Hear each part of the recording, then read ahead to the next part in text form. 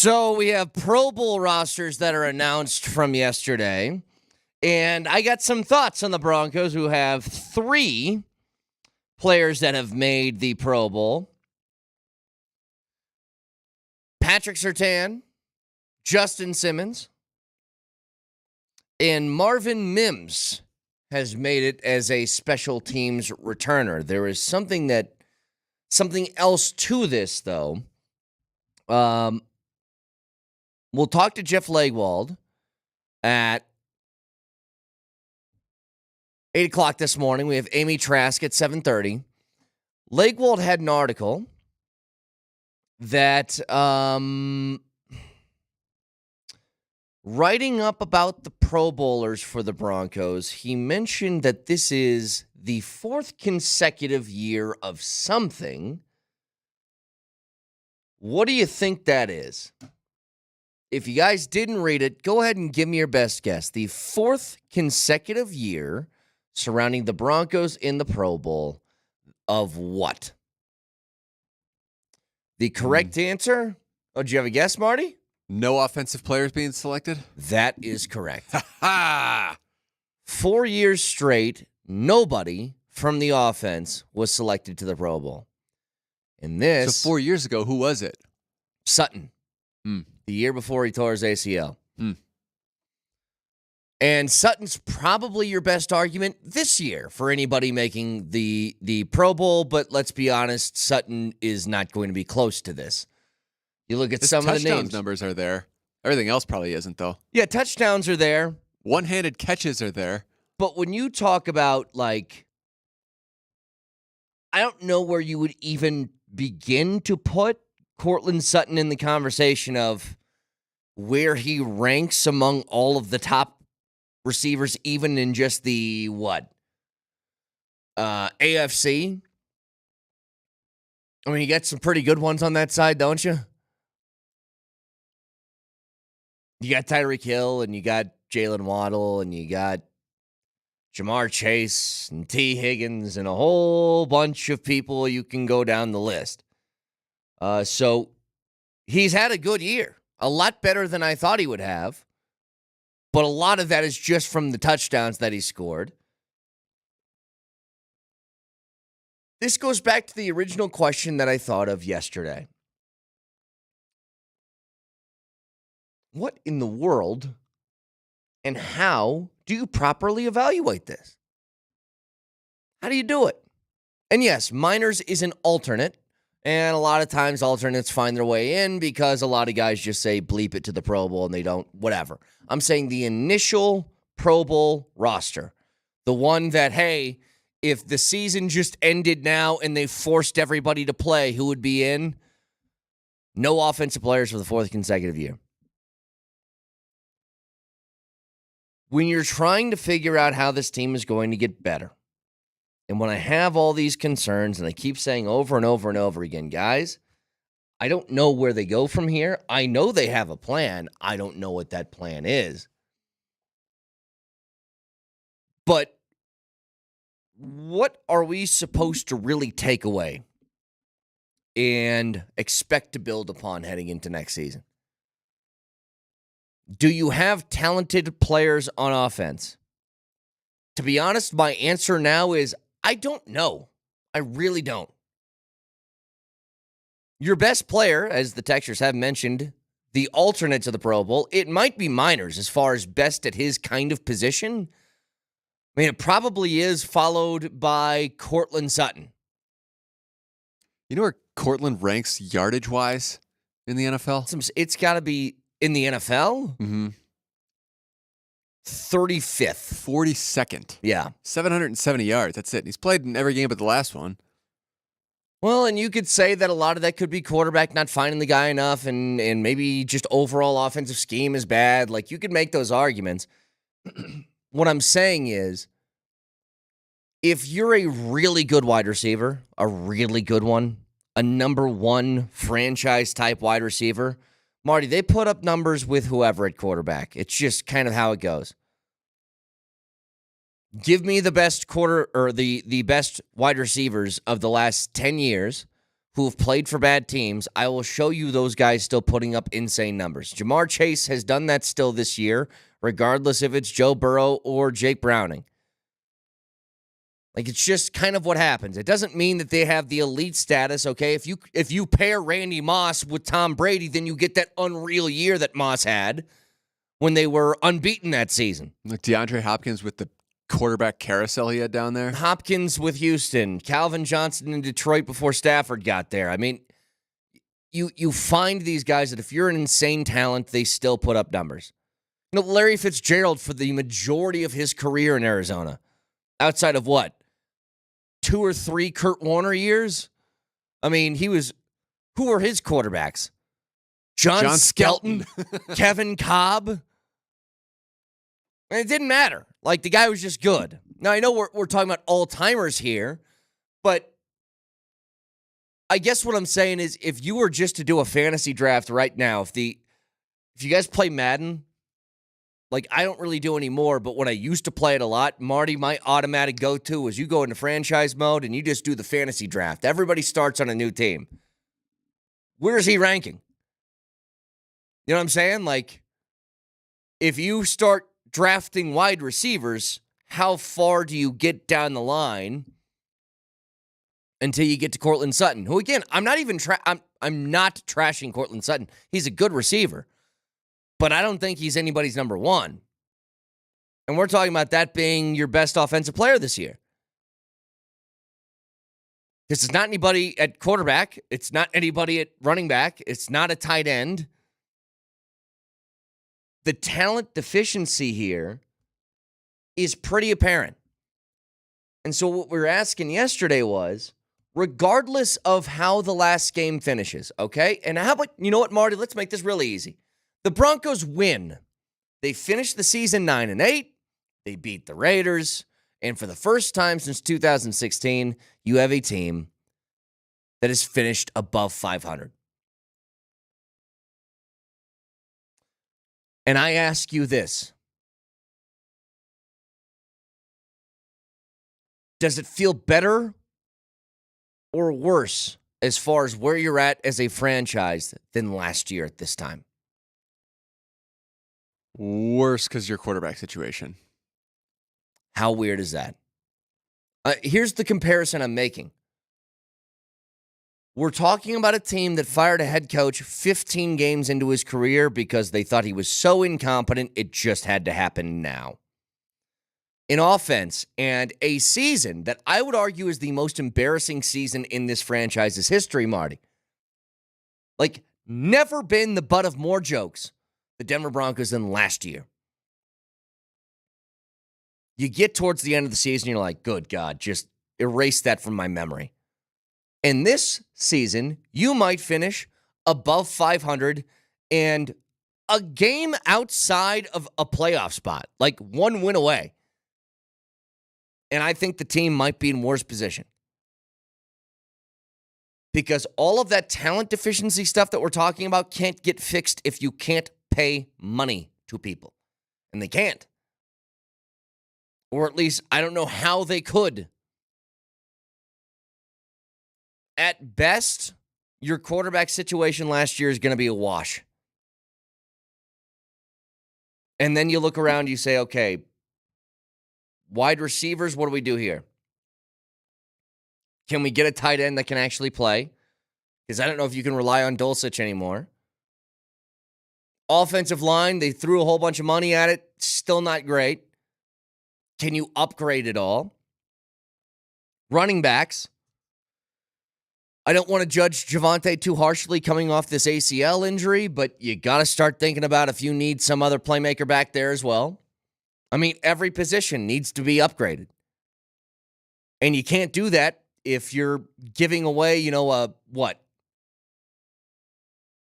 a seventh of the salary cap because you want to get rid of a quarterback. That's just next year.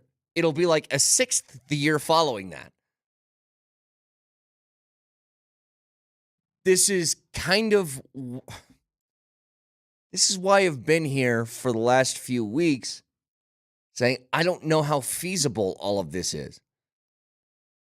the moving on from Russ thing and what we're willing to stomach here as a fan base in Denver. Could you restart? Like, I heard, well, what? Everybody after us, Marty, was arguing with each other on who had the brilliant idea of eating all $85 million next year. Has nobody mentioned something about that as far as all the people after us on this radio station? Remember when I gave you that list of all the things that would have to happen for you just to get underneath the cap? When they were saying, hey, you got to cut or trade Simmons and Bowles and Tim Patrick and Cortland Sutton and Ben Powers and all these different guys. And that was to get to $7 million in cap space. Did anybody think about how you replace all of these players with $7 million? You have a first-round draft pick that will be in the teens. That guy's going to make at least 3. That's a single guy who's never played a snap. So how in the hell can you even feasibly go about doing that? It's an impossibility. Unless the NFL will allow them to play with a roster of 40 guys next season. Texture says the offensive line is ranked top 10 across the board. How can you say that group is not good? I don't know what you mean across the board. I don't know where the top 10 comes from. But even, what, PFF? Because even if that were true,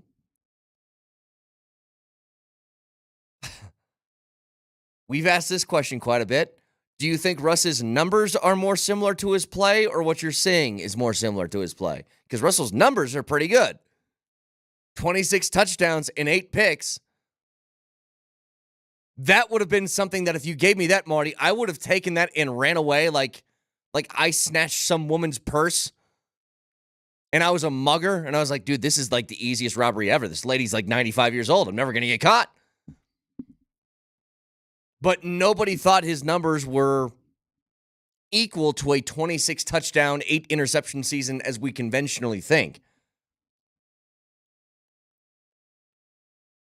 If you guys felt like the offensive line played well this year, then I'd ask you, why didn't they run the football effectively? Maybe reevaluate those numbers, because even just looking at it, I don't know. Russ was under pressure constantly. They had how many rushing touchdowns on the year? I think Russ 4? had 3. Yeah. Javonte just got his first one like a couple weeks ago. Javonte got 1 that I remember. Samaje's got 1 that I remember. I think Jaleel has one and too. Jaleel had 1 like early in the season. That's actually a good question. Let's look this up. On the year, 16 games in, the Broncos have a grand total, I'm going to say just for the running backs. I would say 3. 4. Who's got the extra one? Javonte. He's got 2. I don't know where the other one came from, but he's got 2. You're running the ball for an average of 4 yards a carry this year. And that includes Russell Wilson taking off, and he averages 4.3. I mean, your lead back, who's got 208 carries, that's Javonte Williams, has 3.6 yards per carry. The longest run on the year for Javonte is 21 yards. That certainly isn't something that's sustainable if you want to keep a running game to protect the quarterback. So those passing numbers are great, but you couple them with pretty much no running production, they're not so good anymore. And I would argue that that is almost more important than the pass protection, because at least if you ran the football effectively, play action could buy you more time as an offensive line. So, I mean, there's a host of issues here that still remains. It's going to be some lean times. It feels that way. I mean, I don't know any other way around it. I really don't. So it feels like it's going to get lean here. But I don't even know what the roster looks like. Like, part of me thinks, is there a chance that we go back to the mindset that we were at around the trade deadline, Marty, where it's like, hey, trade everything and just start over? And I'm saying that for a team that might finish above 500 and a game out of a wild card spot or a game out of the division. Who knows? So 303-504-0925. Champ Mazda text line. Couple things I wanted to get to here. There was something that was said by Deion Sanders regarding the college football playoff that I'd like to bring to you guys, along with the Nuggets play Golden State tonight. And I was going to start this by asking, do you fear Golden State anymore? And then I looked at the standings. And Marty, I'm going to ask a more broad question. Who do you fear in the Western Conference, period? We'll get to that next.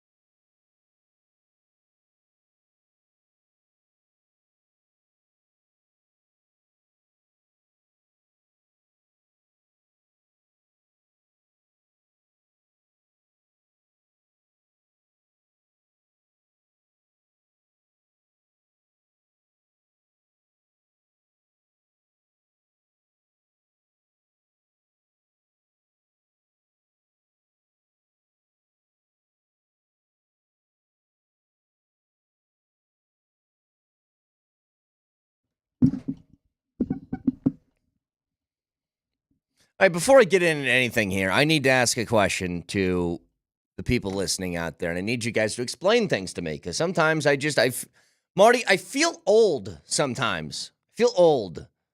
Like I'm crossing into this place where I used to make fun of people. You just don't get it, old man. What's with these Stanley tumbler cups that everybody is they're camping out at like 5 a.m. for these? What? That's happened?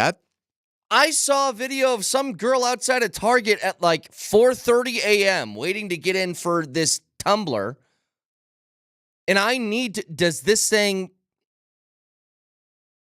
Oh, yeah, how about that? Target shoppers getting trampled over a limited edition Stanley Cup. But what... There's only one Stanley Cup I care about, Jack. I was asking Marty during the break, I said, do you know what all the hubbubaloo, whatever the... How do you say that? How do you say that? Hullabaloo. Hullabaloo, yes. Do you know what all of that is about the Stanley Cup? Yes, I know exactly what it is. It's a trophy. I was like, all right, not that one. Teams battle for months to get their hands on it. The one that these women are camping out in front of like Targets for. What is with the tumbler? Because I have plenty of those cups. They're humongous, too. They're huge. I don't even know if they fit in a cup holder in your car. So wait a minute. The one that we got from that great listener, I forget your name, I'm sorry, but thank you so much for those, that had them personalized for a lot of the people at Altitude. Is it any different than that? Is it the same thing? Yeah, it says Stanley and it's got the little dude on it. Ours does not. But you need the Stanley one because it's a status thing. See, and this is why, you know what? Whenever Vic and Mo start talking about clothes and they're like, Brett, you dress like you're 12 years old. Vic texted us. Do you remember this like from a year ago, Marty? He texted us for like a month saying, hey, if you use this thing that I got, you get X% off Lululemon. And I went on there and I'm like, I'm not paying this much money for clothes. Oh, you've never had Lululemon before. I can't defend you here. I wear comfortable things already. So what's the difference here?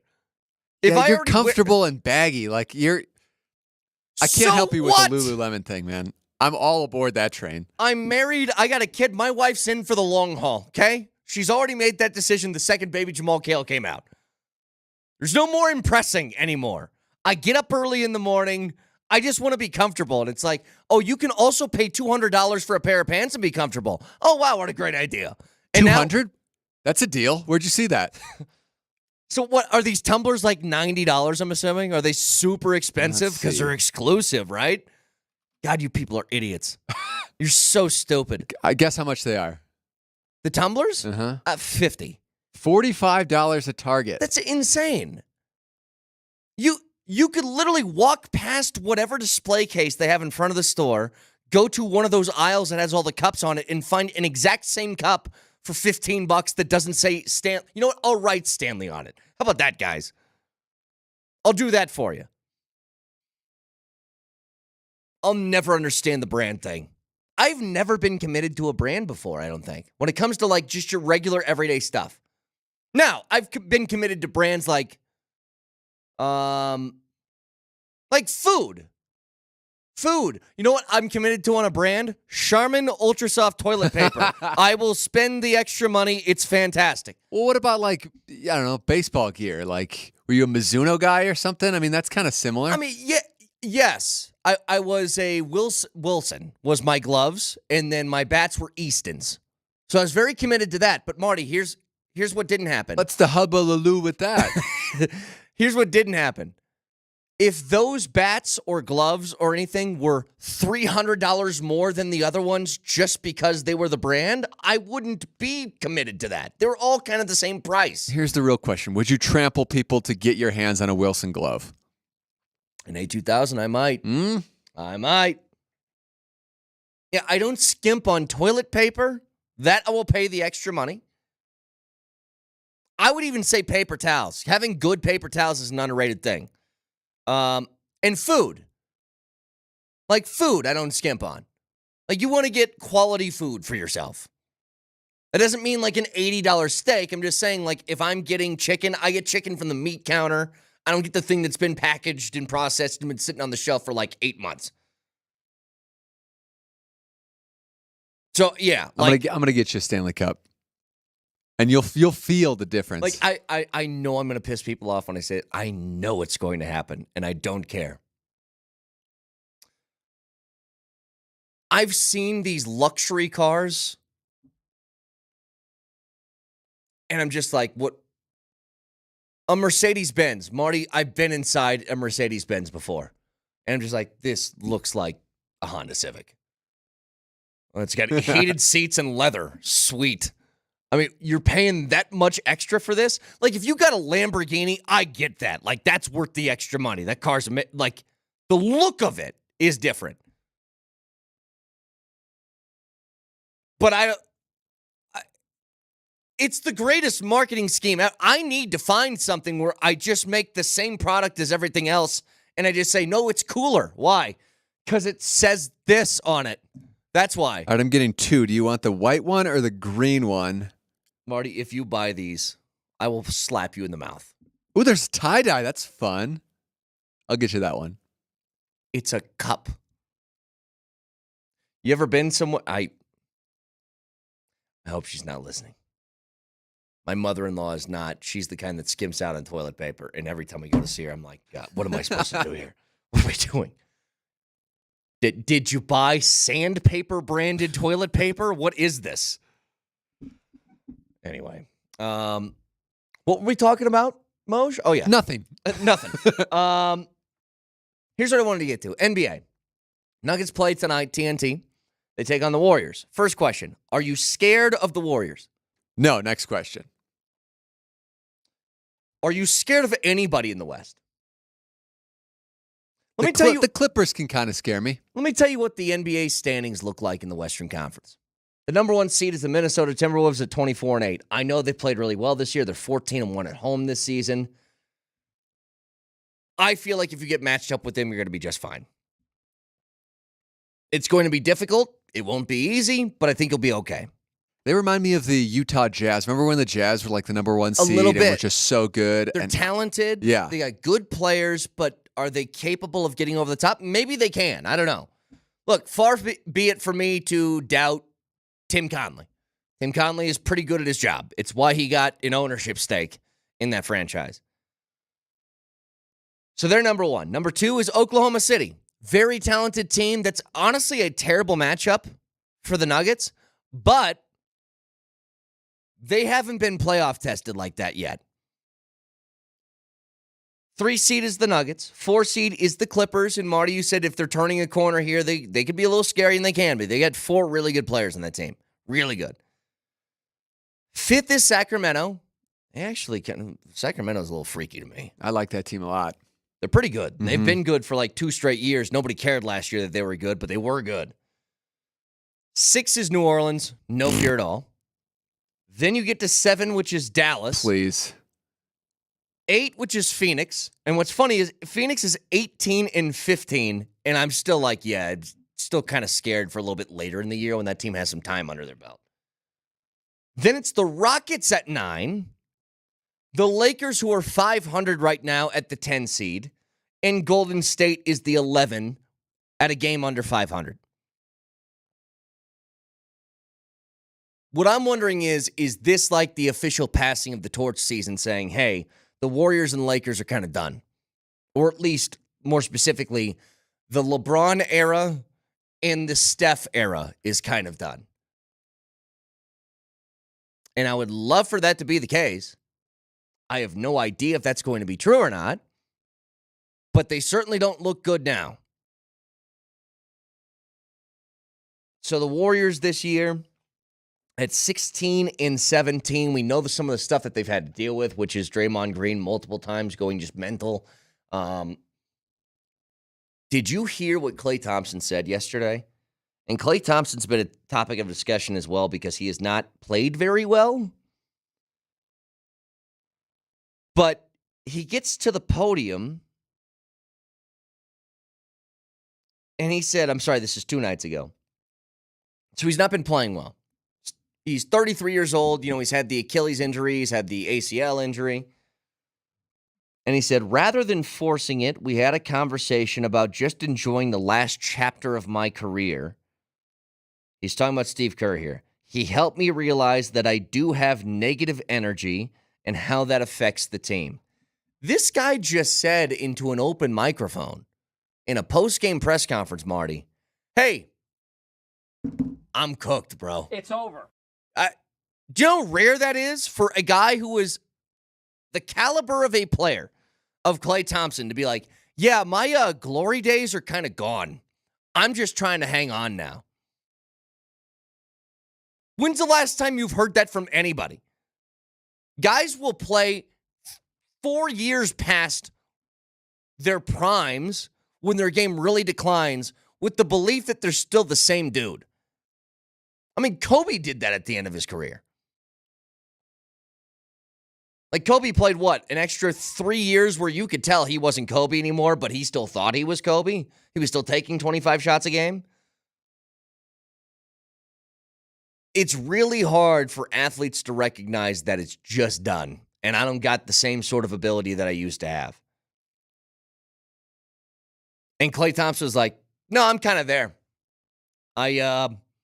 My tank is running on fumes, and there's not a gas station in sight.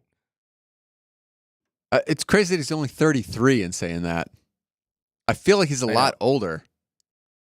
Yeah, Marty, look at this old-ass guy that we got up here who used to shoot threes and be on highlight reels. Now he deserves to be in retirement. He's a year younger than me. Yeah. Isn't that funny the way we talk about athletes that way? Joe Flacco, this ancient human being who is only 4 years older than I am. You're like, what? So Klay got drafted in 2011. That's what? And they were good 2 years later? When was their start? Yeah, about there, right? Mm-hmm. Because it was, because 2013 to 2016, was that the 4 straight years of the sounds right. Cavs and Warriors stuff? Or maybe it was a year after that, because I think they got one more after LeBron won. But still, I was just looking through the standings yesterday. I'm like, dude, the top 6 teams in the Western Conference, we're about 32, 33 games into the season. Like, we're approaching the halfway point, and it's Minnesota, OKC, Denver, Clippers, Kings, Pelicans. That's the top 6. That's the season ends today. These are the teams that are in the playoffs without a play-in tournament. Wild. What do the Thunder do? They have like 1 million picks still, and they're already good. Like, they don't need to get younger. Oh, I think you package all of those picks for like another guy or two. Mm-hmm. Because they still, Shea has the max, and is that it for now? Is he the only max contract in that roster? I don't know who else would even warrant a max on that roster. It's not Dort. It's not Dort. Yeah, I mean, it's not Chet Holmgren. It's just SGA. I mean, they got, man, what a position they're in, dude. They're way ahead of schedule if this holds. Way, way ahead of schedule. And look, getting lucky on the Shea trade, because not only did they get Shea Gilgeous-Alexander, who's a better basketball player than Paul George, because he was in the Paul George trade, right? Not only did you get that, you got all of these first-round draft picks on top of it. Let me trade you a really good player for an MVP caliber player along with like 3 or 4 first-round draft picks. How's that sound? God, he's only 25 too. Yeah, he's going to be here for a while. You know what I'm really tired of? Like, incredibly tired of? Jim Harbaugh being mentioned for head coaching opportunities in the NFL. Is this not like the weirdest thing in the world that this coach, who has been suspended twice this year, and his team is now in the national championship game, he could very well win this against Washington. Do it or not. Like, go to the NFL or don't, but can we just stop? Can we go to Michigan and Jim Harbaugh? Can we get them in a room as sports fans and just say, this is the last time. If you don't take an NFL job this season, you have to coach at Michigan for the rest of your life. Can we all make an agreement? Because Nobody enjoys every single year having these conversations about, is this guy going to leave or not? Like, if you've gotten to the point, Marty, where you've made the playoff, is it 3 consecutive years for or 2? 3? I think it's 3 consecutive years, right? Because last year they lost to TCU in the opening round. The year before that, I believe they lost to Georgia. So I think this is the 3rd straight year. If you make the playoff for 3 years straight, and check me on that, Marty, I think that's correct. But I'm going to keep talking as if it is. 3 years straight, you make the national championship game, and let's say you win one, and you're still talking about, is this guy going to jump to the NFL, then what the hell kind of operation are you running over there? You know who I don't see every year in the head coach vacancy opportunities? Nick Saban. I also don't see Kirby Smart. So why is Harbaugh's name there every single year? You're right. It was 3 years straight, by the way. 3 years straight. I mean, if nothing else, how about we do this? Harbaugh, you win the national title, and then you say, I've done my job at Michigan. I'm going back to the NFL, and then we're done with it. Although you know what's going to happen after that. Then what happens is Harbaugh wins Natty, goes to the pros. Let's say he starts coaching the Chargers or Raiders or something. 3 years later, that team stinks. Michigan's new head coach stinks. And now are we doing it the opposite way? They're talking about Harbaugh coming back. Sources are telling me Jim Harbaugh is very open to going back to Michigan. He, quote, misses Ann Arbor. Yeah. Back to you, Brett. By the way, did you see Tyreek Hill's house caught on fire yesterday? That is like one of the most horrifying things I can imagine. So I saw a picture of him outside. Was he in the house at the time? So he was at practice. I think the story is he was at practice. He had his family was in the house. I don't know if he's got kids or not, but wife, kids, whatever. They were there. They got out of the house. Somebody told him at practice, your house is on fire. And so he left, and that's where you got like the TMZ-style helicopter video of him just kind of standing outside. But that would be scary. Somebody walks up to you at practice. Have you had that? People walk up to you at work like, hey, you got an urgent phone call. You got to take this. And that phone call is, your entire house is on fire. You need to leave and go home. Freaky. 303-504-0925. Back after this.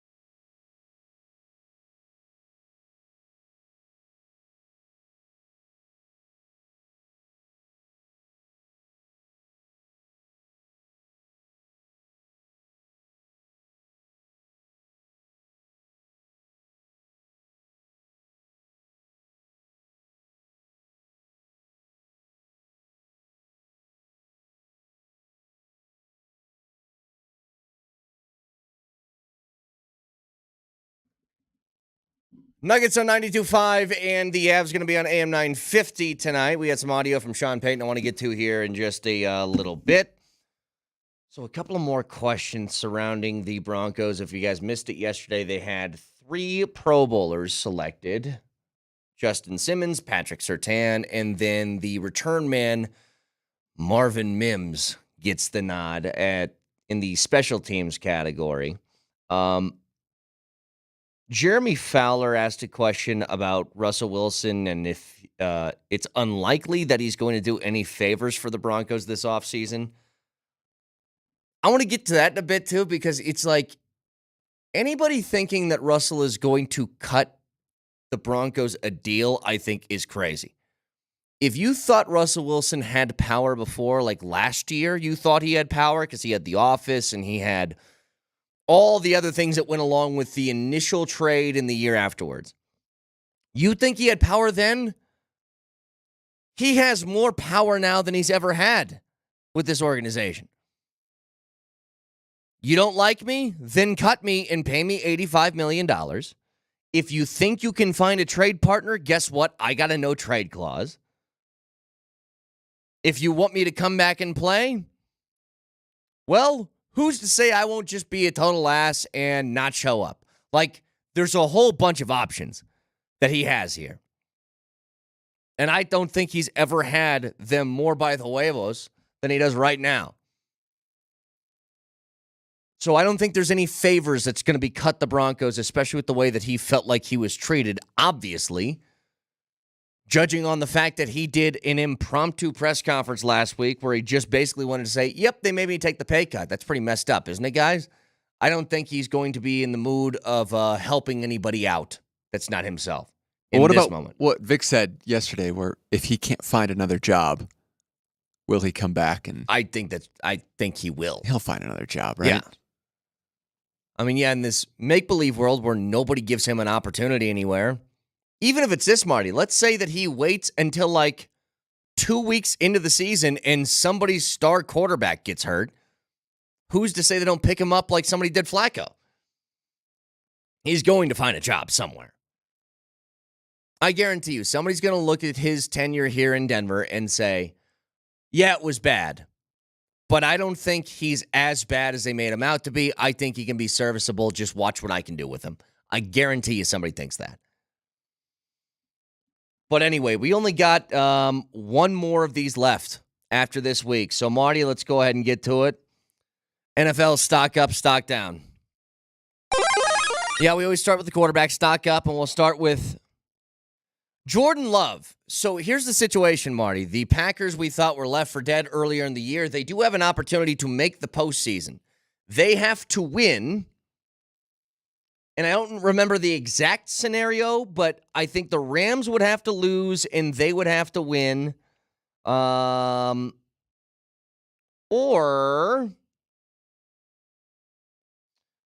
the Seattle Seahawks would have to lose.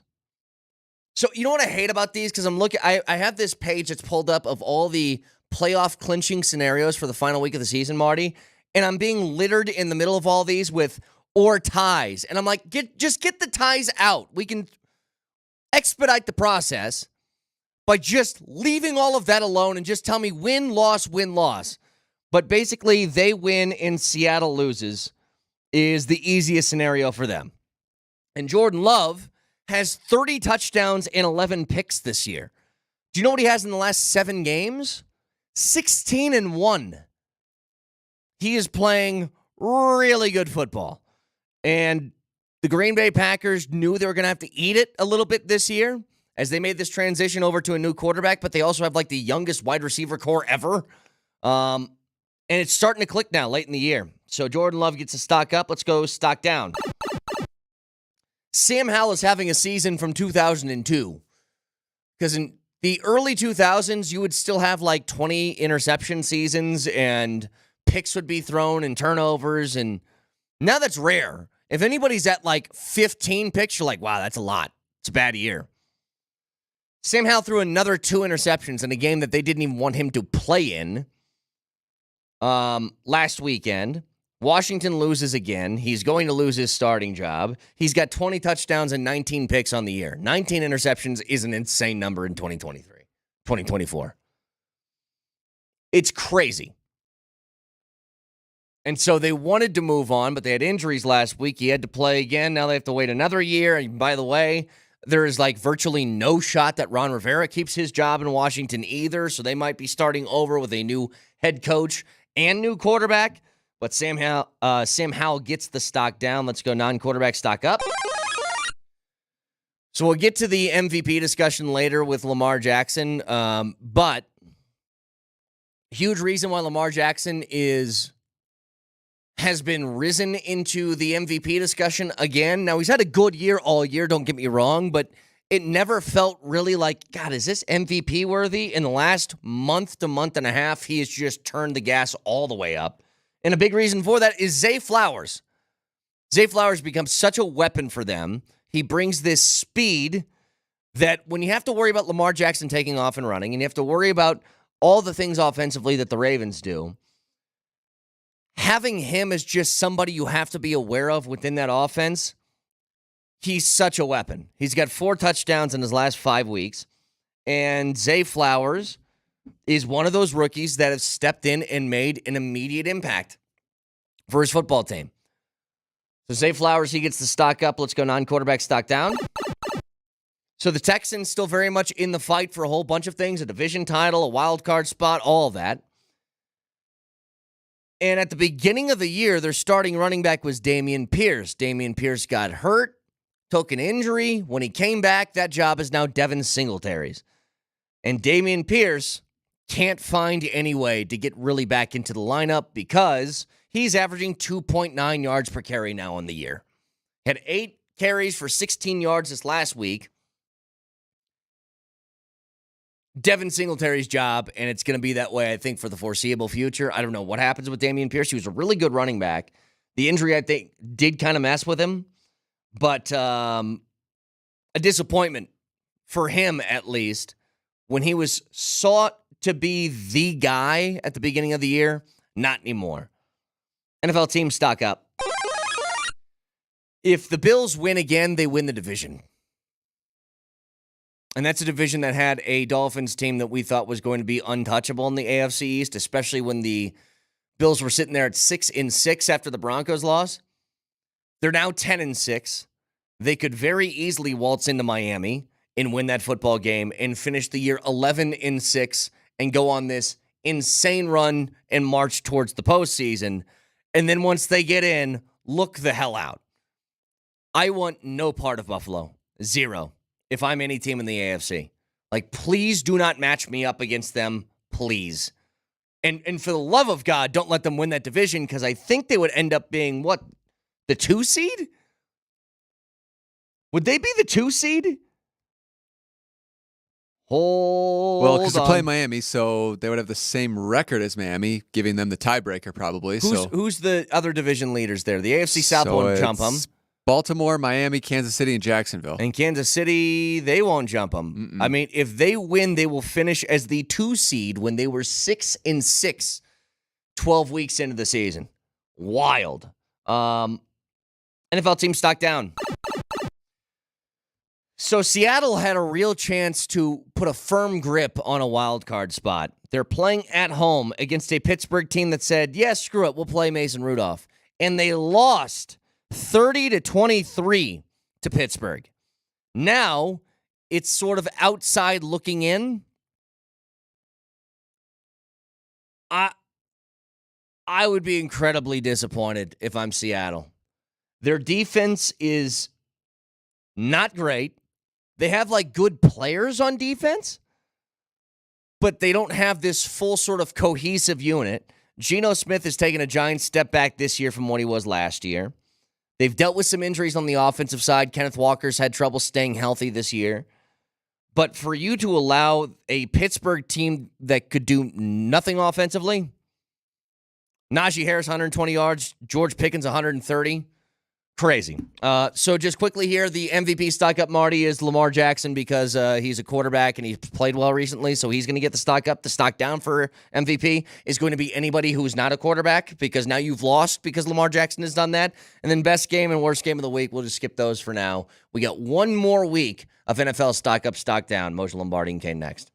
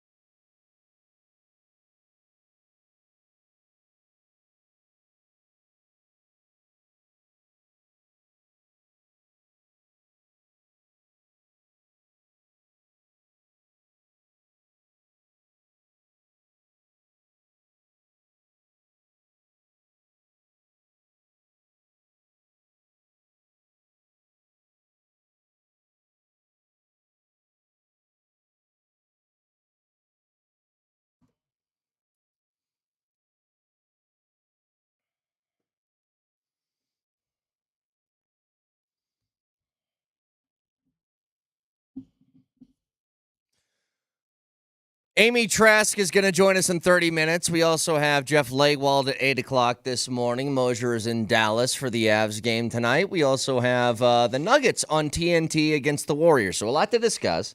But can I start here with the Pro Bowl rosters being released? I know this isn't a huge deal. This is a lot of fan votes and stuff like that. That's why, well, the Niners are good, but it's also why they were like number one in every positional category. But if I tell you guys that 3 players from the Broncos have made the Pro Bowl, Justin Simmons, Patrick Surtain, and Marvin Mims as a return specialist. For the last 4 years, the Broncos have not had a single offensive player make the Pro Bowl. Not one. That feels like a very long time. I am surprised that Courtland Sutton did not make that list.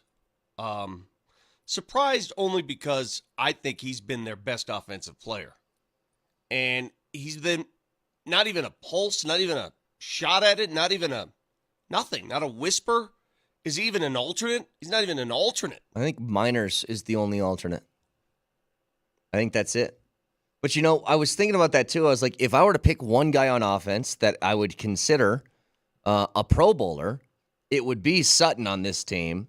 But then, Vic, you see Tyreek Hill, Amari Cooper, Keenan Allen, Jamar Chase. He's not better than those years. Yeah, you're right. You know what I mean? You're Like, right. and so the Yeah. closest that you get is Courtland Sutton, and still, I don't even feel like he's top probably 8 in the AFC this year. Yeah, you see a stacked position. And then when you see that stacked position, you say, okay, and now I get it. But that just goes to show you then, if that's the case, how much talent do they really possess offensively? And that's what I'm saying, Vic. You're like, that's a stacked position. I was like, well, then why can't you stack? Where's your stack? You can stack, can't you, Moj? Can't you get a stack in there? Well, you'd think that there'd be an opportunity to get a stack in the offseason sometime. Yeah, I think that when you look at Marvin Mims, maybe he stacks into a wide receiver position at some point. Why would any of this surprise you for an offense that's been boring and dog butt for years? I mean, it doesn't matter who, Brett, you said it yesterday. It doesn't matter who the coach is. Doesn't matter who the quarterback is. Doesn't matter what you do with the offensive line. Doesn't matter what you do with the tight end. Doesn't matter what you do with the wideout. Doesn't matter what you do with the running. It's all the same no matter who the coordinator is, who the coach is, who the players are. It's just what it is, man. Okay, but hang on a second. We're living in offensive crapness. This is why I wanted to bring this up yesterday, though, when we were kind of talking about, hey, the Broncos have a chance to finish over 500 for the first time since 2016. They could finish this year 9-8, basically a win outside of a playoff spot. And do you feel better or worse right now than you did last year at the same time? And we all said worse. And here's the thing. We have crushed this team over the past few years for inconsistency, right? We're always firing a head coach, or we're firing a quarterback, or we're firing a GM. What's the one thing that's remained constant for the offense? You want to know what it is for like 3 straight years? It's like the exact same offensive team outside of quarterback. Think about it. Jerry Jeudy, Courtland Sutton have been there for years now. The running back group, at least, what? Yeah, with Javonte, 3 straight years he's been the starting running back, or he's been part of the running back group. Like, that stuff's remained the same. So is there any indictment on that stuff? The one development is Miners. At least the rest of the NFL Miners been good. acknowledges he's in the conversation, right? You're an alternate. Yep. And being an alternate at least puts you in that conversation. He's can you remember the last offensive lineman that's been in a Pro Bowl besides Garrett Bowles? Because Garrett Bowles was a Pro Bowler. He was a Pro Bowler. Outside of that, who was the last Broncos offensive lineman in the conversation? Good luck. Yeah, it's been a while. By the way, I think the question today is this: Vic, why are you talking like this? You're the same way in my ear, dude. The same way. You're like really loud in my ear, and I'm really loud in your ear. And there's nothing I can do about it. Maybe we should call each other during the break and just be loud in each other's ears without ever having to disturb Brett. Look at his face. I should think Look you at his guys Detroit sound- Lions wearing I think face. you guys sound great. In my ear, you are obnoxiously and repulsively loud. You. I can hear your heart beating in my ear. Well, to us, it all sounds good. So I don't know what the issue is for you guys. It all sounds great on this end. I can hear the blood coursing through his veins. That's how weird it is. I can hear the That's spit neat. going down your throat. That's how loud you are. I can hear your synapses firing back and forth with All each right. other. You're trying to form a sentence. You know what I saw yesterday, though, on this sort of subject? I'm trying to think. Well, a texter had this earlier, and I just want to make sure this is right. Has it been 3 years, 4 years since the last time the Broncos had a 1,000-yard rusher and receiver? To have those on offense? Because you're missing that. I mean, Javante's got 742 yards this year. Cortland Sutton's got 770 leading the team. By the way, I think that's a big factor, Vic, in why Sutton wasn't even sort of in the conversation. 770 receiving yards puts him at, what was it, Marty, 42nd in the NFL this year? 42nd? He doesn't have the numbers. Like, he's got Doesn't have the numbers. touchdowns. He's got touchdowns, and that's kind of it. But You know, Brett, this to me, in all seriousness, it's easy to see. We overvalue their talent over the years. We seem to do it year after year. We overvalue their talent just because perhaps we want to believe. We want to think that they're going to be okay. They just don't have any game breakers on offense. They don't have a game breaker at quarterback. They don't have a game breaker, at tight end or wide out or whatever. You got good players. You got good players. You don't have any game breakers. You don't have any star guys. You don't have any big-time jam. You don't have it, and you haven't had it for years. Moj, Why don't we just you know wake what up it and is? face the music and be done with it? Moj, you know what it is? It's relative to what we watch every Sunday is what it is. Like, I said it maybe 3-4 Sundays ago after Cortland Sutton made a great catch in the game. I said, Cortland Sutton is having a Pro Bowl season. Well, of course, because we watch the Broncos every Sunday, and it's relative to the offense we watch every Sunday. But when you compare it to the rest of the league, it's not, you just gave us the stats.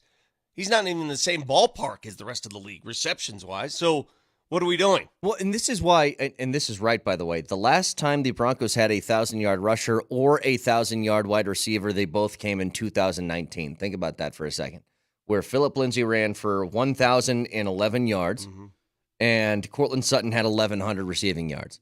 And so, again, I guess why I'm bringing this up is I just don't want to be overly simplistic on things. And I think it's football, it's easy. You say it's the coach's fault or it's the quarterback's fault because we've played that game now for the last 4 years. We've done that.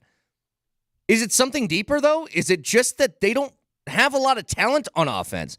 How come, Moj, no matter who the quarterback is, who the head coach is, who the play caller is, they always end up at 16 points? And Brett, maybe you the question just we should answered- be asking is, well, what about everything surrounding those two spots? Yeah. What about everything You else just that goes answered- into it? You did a great job answering your own question. It's because they just don't have the players, and they have not had a quarterback. Again, if you put Patrick Mahomes in this offense, would he do better? Well, you're damn right he would, because he's Patrick Mahomes, and he makes things happen. But even the best players at quarterback are going to need weapons to throw to. Why do you think when the New York Jets, got Aaron Rodgers, all they did was try to hire all of his buddies to catch the football because that's what he wanted. Quarterbacks need stuff around them. How Tom Brady did it over the years with the mismatches is beyond me. I mean, that's pretty amazing. But he also had some studs in there at times, including he had Gronk the great Randy constantly. Moss. Yeah, he had Gronk constantly. He had the great Randy Moss for a time. And so he had all of these things come and kind of go. But the Broncos haven't really had any of that at all. And this is not, again, this is not an indictment on the players themselves. Nobody blames Jerry Jeudy for being drafted where he was drafted. That's an organizational thing. But they just don't have any super high-end game breakers. Again, when we watch the Lions game, what's the one thing that stood out to you, Kane, or the main thing that stood out between the two offenses? They had weapons and speed. Speed and weapons, man. And Like you were again, scared of people. You were scared of people Yes. that were on the field. They had four guys on offense who were faster than any Bronco offensively. They have the new tight end who's catching passes, incredibly dynamic. They got a two-headed running back attack, and these guys are dynamic, including the rookie Gibbs. Now, they've drafted well, Detroit has, but they've drafted for their offense. We'll give Sean Payton an opportunity to do that too, and hopefully it turns around sooner rather than later. But I don't have a whole lot of hopes that it's going to turn around anytime quickly. That's me. Then you got the Niners who have 9 Pro Bowlers. You got teams like that are just Good stacked, God. right? And then you're wondering why they are where they are. I remember the days when the Broncos would get 7, 8, 9 Pro Bowlers. I remember those days well. Back-to-back Super Bowl championship teams where you're sitting there going, who's not going to make the Pro Bowl? I mean, it was 100%. very similar. Hey, how about this? The Miami Dolphins have Tua, Mostert, Alec Ingold, Tyreek Hill. They have Taron Armstead, their left tackle. So that makes, what was that, 5 guys I just mentioned that were Pro Bowlers on just the offensive side of the football for Miami, including their fullback, because why the hell not? I mean, between them and the Niners, Vic, you just see it, you're like, how do you put all that together, and how do I get some of that? Just a couple ones. I just want a couple of those, and I can throw them on my team, and then maybe things are different. I think what the Pro Bowl team does, and when they release these names and these every year, because the game really, are you guys really anxious to watch the game? No. Do you really care? I don't even know what time out, iteration of the Vic. Pro Bowl is there. Yeah. Where do they Time play it out. anymore? What is it? Time out for 1 second. This is no longer a game. It's a series of activities, fun activities. Pin the tail on the donkey. So Right? then why did we spend 12 minutes of this show talking Three-legged, about the Pro Bowl? because it's about the honor. It was about the it's Pro about, Bowl. It's about it wasn't recognizing. about the players. It was about who gets the credit. It's Yeah, exactly it's right. about what I'm saying. it's about who has the best players, but it's a three-legged race. It's the carry the egg on a spoon, right? I mean, it's field day is what it's no longer. There's no football game anymore. I mean, the only Pro Bowl that I know, and you can call me a boomer if you want to, all you nerds out there, if you'd rather watch them go to the 50-yard line and play tickle fight on a grass turf, then that's good for you. You live your life the way you want to live your life, you youngins. You go right ahead. The only Pro Bowl I know were guys with giant shoulder pads sitting there in Honolulu smacking the hell out of each other for fun. That's what I know. Thank you, Moshe. Tonight we got 2 games. We got the Avs playing on AM 950 is where you can hear them. The Nuggets will be on 92.5. I'm onto something too, Brett. I'm onto something. Before you continue on, I'm onto something. Which is? I was I know watching you're a on game something. I don't know if you. I know you're on something. I'm not sure. I said if I'm you're on to something. I was watching a game last night from 1993. It was the Bills. I was watching the Bills and the Oilers. Vic, you remember the Oilers were up 34-3 on the Bills, and Frank Reich led the Buffalo Bills on that big comeback because Jim Kelly was hurt. You remember that? 100%. I remember that. Warren Moon was the quarterback of the Houston Oilers. Damn, were the shoulder pads still big in the 90s. The shoulder pads were big. You know what I mean? I mean, running backs, big. Wide receivers, somewhat big. Linemen, So big. Are you going to make the same point I've made like 7 times on this show, that part of the reason why helmet to helmet is such an issue today is because the helmet sticks out, as opposed to years ago when the shoulder pads actually were part of the whole makeup. The shoulder pads were so big, you hit with the shoulder. I think so, but you know what's also funny? I think you're right about that, Vic. I think that bigger equipment with the more, the absorption of the impact. Sure. I think that would go some way to helping these guys. But watching Frank Reich and Warren Moon in their 7-step drop, watching these guys drop back to pass, I swear to God, and I lived through this era, Kaner, but it's like, he's going to go back, he's going to throw the football downfield, he's going to find a wideout, Dude, they look so comical. I mean, compared to today's quarterbacks, they look like absolute jackwagons. It's hysterical to watch these guys drop back to pass. When is the last time you've seen a quarterback take a snap and actually take 7 big strides backwards, plant, and throw? 7 of them. It doesn't happen no mo. It doesn't happen no mo. Brett, I'm telling you, man. I want to tie you to a chair, Brett Kane. I want to pin you. I want to pin you down in the chair. I want to tie your arms behind your back and your legs to the legs of the chair. I don't want to force you to watch old timey football and get your opinion on this because I don't think you'd be able to handle it. Can I ask you a question? No.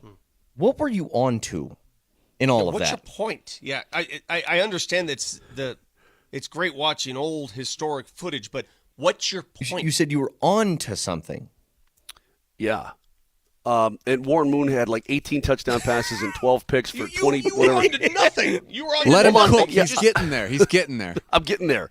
Give it to him, And Moshe. he was like number 2 in the AFC. I mean, like their numbers were paltry compared. The game has changed so much, but What I was on to was the pads. They're bigger. Back in the yeah, day. You gotta be yeah, kidding right. me, Didn't dude. get hurt, Of course. Yeah, that was Yeah. what I was on to.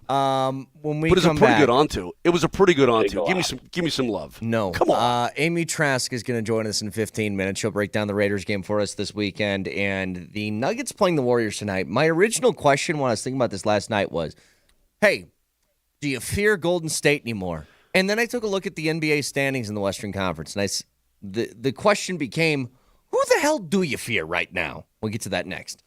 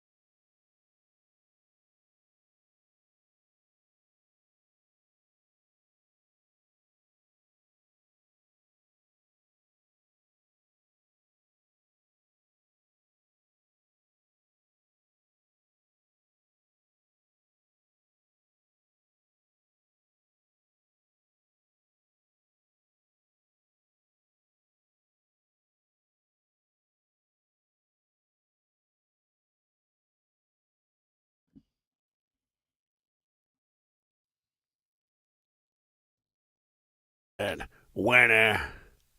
Nanny, manny, wanna, nanny, wanna.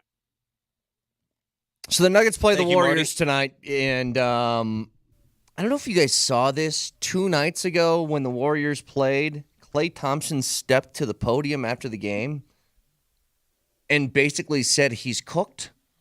You guys see this? Like, He said this twice already this year. He said twice he's playing like crap. He doesn't feel the same. Yeah, it's a weird. Isn't that weird? That well, he's here's saying it? here's why. Here's the quote. Rather than forcing it, he's talking about him and Steve Kerr. We had a conversation about just enjoying this last chapter of my career. He helped me realize I do have negative energy and how that affects the team. Do you know how rare this is, though, Moj? That somebody who is a very, very good player, and Klay Thompson will be considered one of the greatest shooters to ever live. I don't know where he stacks in that conversation, but he will be one of the greatest to ever live. And that guy is still 33 years old, has basically said, yeah, I recognize I'm not the same anymore. And a lot of guys who are his level of talent, that doesn't click for them until it's like completely over. You know what I mean? Those guys, we can all see it. We can all see, oh, he's not the same. He can't play the same. And they're the last ones to recognize it. And Klay Thompson's like, nope, I totally know that I'm not the same guy, and I'm frustrated by this entirely. We've seen it in pro sports a lot. I've seen it in hockey a lot, where players, they think that sometimes they trick themselves into thinking that they're fooling everybody else, that, I can still get it done. You know what I mean? And sometimes they just don't even understand that they are done, but you can see it from the outside looking in. I've seen that before where guys are like, why didn't I get another contract? Well, nobody's going to give you a contract, buddy. You know, I mean, I love you, but it's just not the way it's going to work because you can't play at that level anymore. At least he's got that self-awareness that allows him to, and the contrition to step in front of a microphone and explain that to people that, you know what, I'm just not the same guy anymore. That being said, I don't care. Yeah. That being said, you know what? Screw him. Screw them. Go get bent. Go away. I could not care less. Now, I admire him, the player. One of the greatest shooters this game has ever seen, Klay Thompson, okay? And Klay's I think he's been the most likable guy in the Warriors during this run. He probably has been. I don't dispute that either, but I don't care. You know what? I'm glad you lost it, buddy. I'm really, and I'm not trying to be flippant here, Vittorio. I'm not trying to be a jerk here. I'm like, you had your time, man. And you know what? When you had your time, that whole organization was so obnoxious about their time. Their whole run, that whole thing. God, were they so obnoxious. I saw Steph the other night giving one of these, one of those, and I'm like, dude, you're ancient. Dude, your team's not going to make the postseason. Dude, hey, listen, 2013, 2015, that's cool. 2024, that ain't going to fly, brother. Well, you look at the standings in the Western Conference right now, and we're at that point in the season where the standings pretty much tell you who's going to make the playoffs. Now, things will change. Teams will move up. But standard practice is when you look at the standings after the first of the year, and the same thing applies to hockey. When you look at those standings, those teams up front are usually the teams that are destined to make the playoffs, right? They're in. So yeah, Vic. Once you get to December 1 in the NBA or December 15 in the NBA, yeah, the teams that are there, Brett, about 80% of the time, those teams are the teams. I mean, that's it. Period. End of story. Same with the National Hockey League, but it's even earlier. If you look at the standings in the Western Conference, I watched the Lakers lose again last night to a Jimmy Butler-less Miami team at home. At home, the Lakers have lost 8 of 10 since the NBA Cup. The Lakers are under 500. They're 17-18. The Golden State Warriors are sub 500. They're 16-17. You want a stat that's going to make you eat that microphone? Tonight, the Denver Nuggets play the Golden State Warriors, a sub 500 team. The Denver Nuggets are the only team in the NBA with a perfect record against sub 500 teams. They're 15-0. Eat it. This is what I was thinking of, though, Moj. When I was going to ask the question today, do you still fear Golden State despite the record? And then I looked at the standings, as Vic is talking about. This is the Western Conference right now, okay? January 4th, 2024. The number 1 seed in the Western Conference is the Minnesota Timberwolves, who are 24-9. The number 2 seed is the Oklahoma City Thunder. The number 3 seed is the Nuggets. 4 is the Clippers, who have now won, I think, 15 of 17 games or 15 Best of 18. record. Best record in a month, yep. The 5 seed is the Sacramento Kings, who, if you remember from last year, didn't they finish as the 3 seed last year? Weren't they the 3? Somewhere right there, yeah. 6 is New Orleans. 7 Dallas. 8 Houston. 9 Phoenix. 10 LA. 11 Golden State. What is that? Like, is this a changing of the guard, a passing of the torch to maybe some of the teams with some younger, less seasoned talent in the Western Conference? Like, do I need to start taking a long look at Oklahoma City and say, I know that they haven't had a lot of postseason experience, but that's a team I got to be scared of? Do I got to look at a team like Sacramento that now has been in the postseason for a year, has young talent like Sabonis and De'Aaron Fox and guys like that on the roster? Do I look at them now? What is it? Sometimes reputation changes your vision, right? Reputation of a team will affect you greatly. And you still look at Phoenix and look at those 4 stars they have and say, wow, that team has to be good. Well, they're not. You look at the Lakers and say, well, man, wait a minute. They got LeBron and they're not. They're not good. Golden Vic, State's last year they're not good. Last year in the postseason, we were talking about the Lakers, and you had an immense amount of fear and respect, and I dig that. Yeah.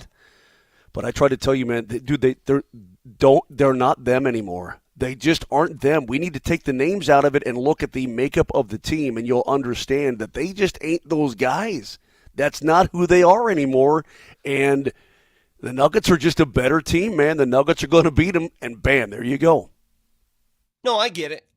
It's hard for me to do that because they are the Lakers. And it's hard for me to do that against Golden State tonight, right? Because you're playing a team on national television, and you know they're going to be up for it. It's national television. And the worst thing is to watch Curry do his shimmy moves on national television. But at the same rate, the Denver Nuggets, fundamentally speaking, should beat them tonight. They have not lost to a sub-500 team all year. Mm-hmm. They haven't. I think this will be their stiffest test in that endeavor. It's a sub-500 team barely under 500, and it's on the road, and it's the first game of a back-to-back. I'll say it right now. Tonight, Golden State. Tomorrow night, they have to turn around and play Orlando at home with very, very little rest. I'll take a split right now. Give me a split. And before you say, "Oh, come on," I'm gonna take a split right now. Give me 1 or 2. Give it. We're gonna take Amy on the airwaves right now, so you can just think about your split. Yeah. Let's head out to the Ramos Law Hotline. Car accident, you need Ramos Law, medical doctor and attorney, ramoslaw.com. Always appreciate the time when we are joined by Amy Trask. Amy, how are you this morning? I am well. How are all of you? We're doing great. And again, appreciate the time. You know, both of these teams are kind of in a similar spot here. They're starting over in different kinds of ways. The Broncos are benching Russell Wilson. It looks like they're going to cut him in the offseason. And the Raiders earlier this year made the move from Josh McDaniels to interim head coach Antonio Pierce. But it feels like Pierce has a real shot at that Raiders job. What kind of odds do you give him to stick around and be the permanent coach? Well, before I turn to that, and I will answer your question, although I don't do odds because that involves math, but I'll give you my thoughts on that. No, seriously, when people want to talk to me about odds, I'm like, no, that sounds like a word problem. I'm just not going to do that. But there's another similarity, which I think is very either coincidental or karma or something, but the Broncos obviously chose to sit Russell Wilson for the final 2 weeks of the season. Last year, the Raiders chose to sit Derek Carr for the final 2 weeks of the season. Ostensibly, each of these organizations did it for the same reason, not wanting to trigger an injury guarantee with an injury in those final weeks. But in both instances, Jarrett Stidham was the replacement, first for Derek Carr for the last 2 weeks last year, and now for Russell Wilson for the last 2 weeks this year. So what I'm thinking is if you are a quarterback on a roster and you've got an injury guarantee and your team signs Jarrett Stidham, you better think about that because, you know, he's 2 for 2 right now. As to your question about Antonio Pierce, again, really, I don't do odds because that involves math and that's just going to get me all upset. Look, he's got that team playing very, very hard. You can see the difference in the level of passion and just on the field. You see the difference between the way they are playing for him and the way they played for the prior head coach, for Josh. As to what Mark Davis is going to do, I don't know. Presumably he's going to look at alternatives, but my understanding is everyone in that locker room wants him to keep Antonio as coach. Amy, I love the fact that you're on here because you've got such great perspective on this. If you were offered the job of taking care of the Broncos the next couple of years, and you probably wouldn't want it, I wouldn't want it, but let's say you said, okay, I'll take the gig. How do you eat 35 this year and 50 next year or 85 at one? How in today's modern National Football League can a team even remotely survive eating that kind of bread? And what would you do if you were in that situation? Because you've been there in the front office for an awfully long time. Well, there's two issues. There's the cap ramifications and there's cash. Let's look at cap first for a minute. The cap is a method of accounting, but it does impact what a team can do as it's jiggling and juggling that accounting. So there is going to be an impact on what the team can do in terms of creating more cap room, finding cap room, being constrained by a lack of cap room. And then there's the cash. Now, look, different organizations look at cash and cash expenditures differently. During my years in the league, and I've been out for a number of years now, so this number may have changed. Presumably it did. Let's assume it changed. But during my years in the league, the difference in annual revenues between the highest revenue club and the lowest revenue club was over $250 million a year. That's a big number. No matter how much the teams are worth, no matter how wealthy an owner is or ownership groups are, that's a lot of money. Now, that number, as I said, that gap, that $250 or so million gap may have changed since I left, and certainly some owners have more financial wherewithal than others. That said, they don't always choose to use that financial wherewithal. So the Broncos have two issues to confront. One, the cap ramifications, and two, the cash and how they view the expenditure of, essentially wasted cash. You asked me how I would approach it. I think Russell Wilson remains a very good quarterback. When they chose to bench him, he was, and I apologize if I get this wrong, but my recollection was that at the time, and if I get it wrong, it's only by a number or two, he was within the top 10 quarterbacks in the league. So, you're asking me what I would do if I were with the Broncos, and I would only be with the Broncos if they happened to move them to Malibu. But that aside, and I'm being silly about that, of course. I'm not looking to be with any team, but Malibu would work for me. I wouldn't have sat him. I still think Russell Wilson is better than the vast, vast, vast majority of quarterbacks. And, maybe they look to trade up in the draft and get an inexpensive draft pick high enough that he can perform quickly. Maybe they sign an inexpensive free agent. I still think Russell is a very, very good quarterback. Well, they sat him, presumably, because he would not waive that injury clause. They sat him because they feared that in these last two games, if he had a devastating injury of some sort, then he wouldn't pass his physical, and then they're on the hook for that 2025 complete salary guarantee and all that. That's why they sat him. If you bypass all that and take that gamble, aren't you basically saying we're going to stick with him through his contract? Well, there's different ways to go about asking a player to renegotiate. And look, I understand the business reason why the Broncos opted to sit him. You just stated it perfectly. They were trying to minimize that risk. But to do it in the manner they did, coming off an enormous, enormous victory for the Broncos, defeating the Chiefs for the first time in umpteen years, during a bye week where you want your players to have a moment of peace with family. And I don't think they went about it eloquently, or elegantly, I should say. So, I do understand why they wanted to renegotiate. I don't know whether Russell would be willing to do it if they approached him in a different manner or if they approached him again. But I certainly do understand from a business standpoint, you don't want to be on the hook for that injury guarantee. Again, that's why the Raiders sat Carr. That's why they sat Wilson. But the difference is the Broncos are on the hook for salary, that injury guarantee notwithstanding. Amy Trask with us of CBS Sports, former CEO of the Oakland Raiders. Can I ask you a question on that subject? Because you made the comparison earlier between this situation between Russell and Stidham and last year between Derek Carr and Stidham. Is it more respectful in your eyes of what the Raiders did, which told Carr, hey, we're not going to play you, we're going to play Stidham, why don't you just stay at home? Or the Broncos, is their route better by saying, we're not going to play you, but you can still be around the team? Which one's the better approach, I guess, from a more human standpoint? I like the Broncos approach. I like the Broncos approach a lot more. I thought it was not the right thing to do what the Raiders did to say, oh, and stay home. That's like, when you're disciplining a kid in school and then also telling him he can't be around his classmates. And look, I was the kid who always got sent to stand in the corner. I was always the kid who got sent out of the hallway or got, kicked out of the classroom. But you still want to be around the kids at recess. And, I'm drawing a kind of tough analogy. My point is, sitting a player is rough enough on a player. Basically saying, stay home, even if you phrase it, you can stay home. I didn't like that at all. I think you do want a player to remain around his team, and I like the way the Broncos handled that better. Amy, bigger shoulder pads. Thoughts? Bigger shoulder pads? Wait, what? No, I was watching the game from '93 last night when the Oilers came back against the Bills.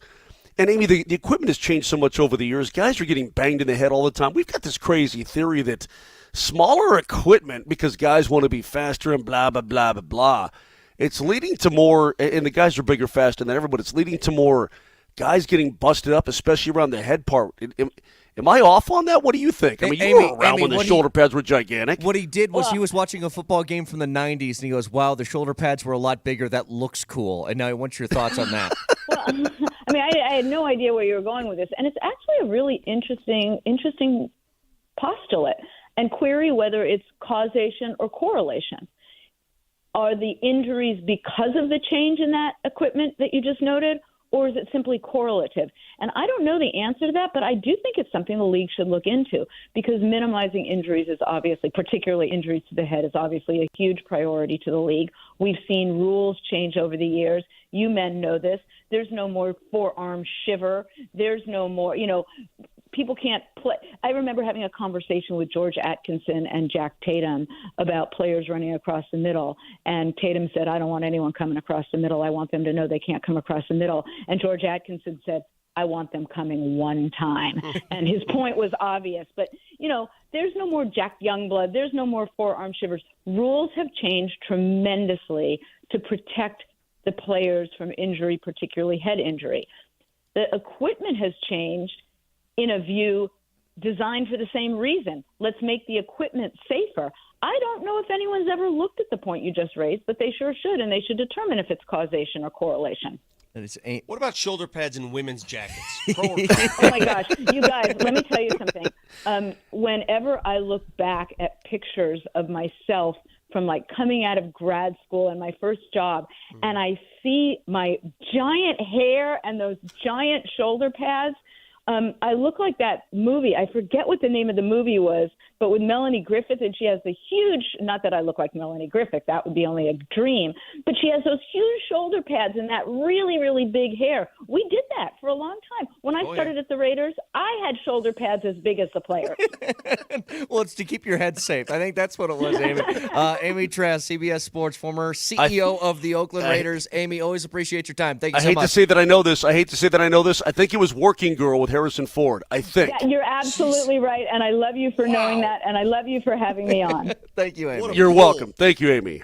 It is Amy Trask who joins us on the Ramos Law Hotline. Mosier, you better thank the Lord that Amy is such a nice person, because I don't think she wanted no business answering your shoulder pad question at all. And then she just tried to entertain and humor you. She's been on this program many, many times. She knows we're knuckleheads, and she knows she's going to get a shoulder pad question from time to time, and she handled it like a total pro. I had a list of very pertinent questions that could have changed the tone and tenor of this show today. Like? No, you didn't. Like what? Like what? Well, I'm not going to share them with you now. Yeah, of course. It's a total lie in an empty phrase. All right, 303-504-0925 back after this.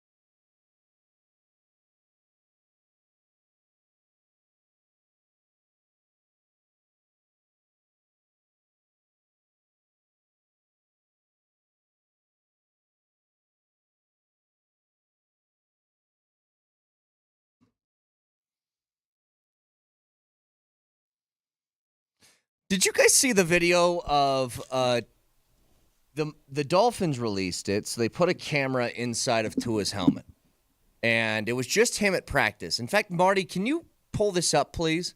I think I sent you. Is the that tweet what was last on? I night. just saw the picture of him on the field, or the video of him on the field, and it looked like he had a GoPro on his forehead. Is that what you're talking about? Yeah, that Okay, whatever that okay. perspective was, that camera that was inside his helmet.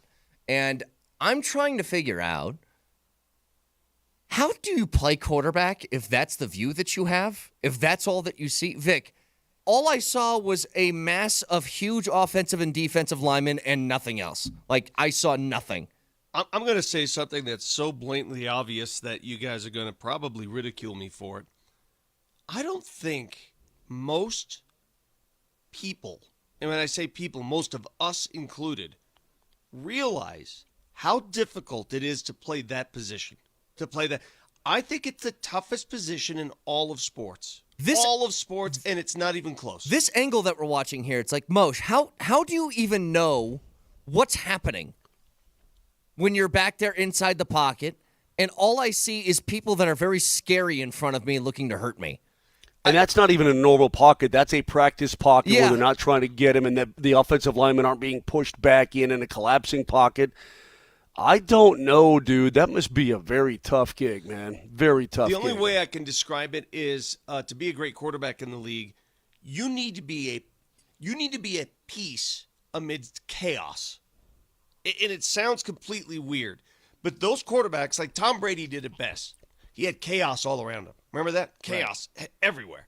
And yet he was at peace. He was calm and collected, climbed the pocket, found the receiver. Aaron Rodgers at his peak, peaceful among all the chaos. And those are the best quarterbacks because it is nothing but chaotic. When you see those GoPro vantages and you see what they're looking at, and you imagine yourself now as Russell Wilson, you're not seeing as much through no fault of his own. But you're not seeing as much as these other taller quarterbacks are. The 6'4", 6'5", 6'6" guys. You're not seeing the field. All you're seeing is arms and hands. And so now you're Russell Wilson. You're trying to jut around there. What can I see? And will I see it long enough to make the pass?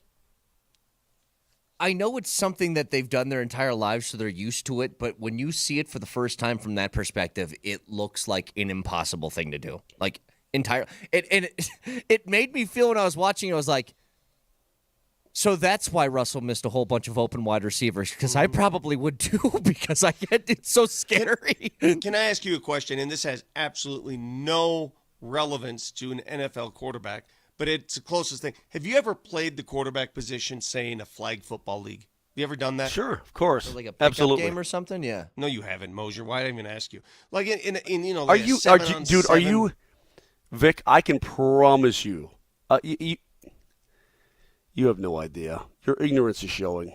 I'm sorry about that. I'm sorry for you. I'm sorry for the listeners. I'm sorry for history. History writes a different story. About what? What? About what? About quarterbacking in football. I just was never tall enough to be able to eventually. I mean, I'm 5'11", but I was even a late spurter then. But you talk about being able to throw the pig.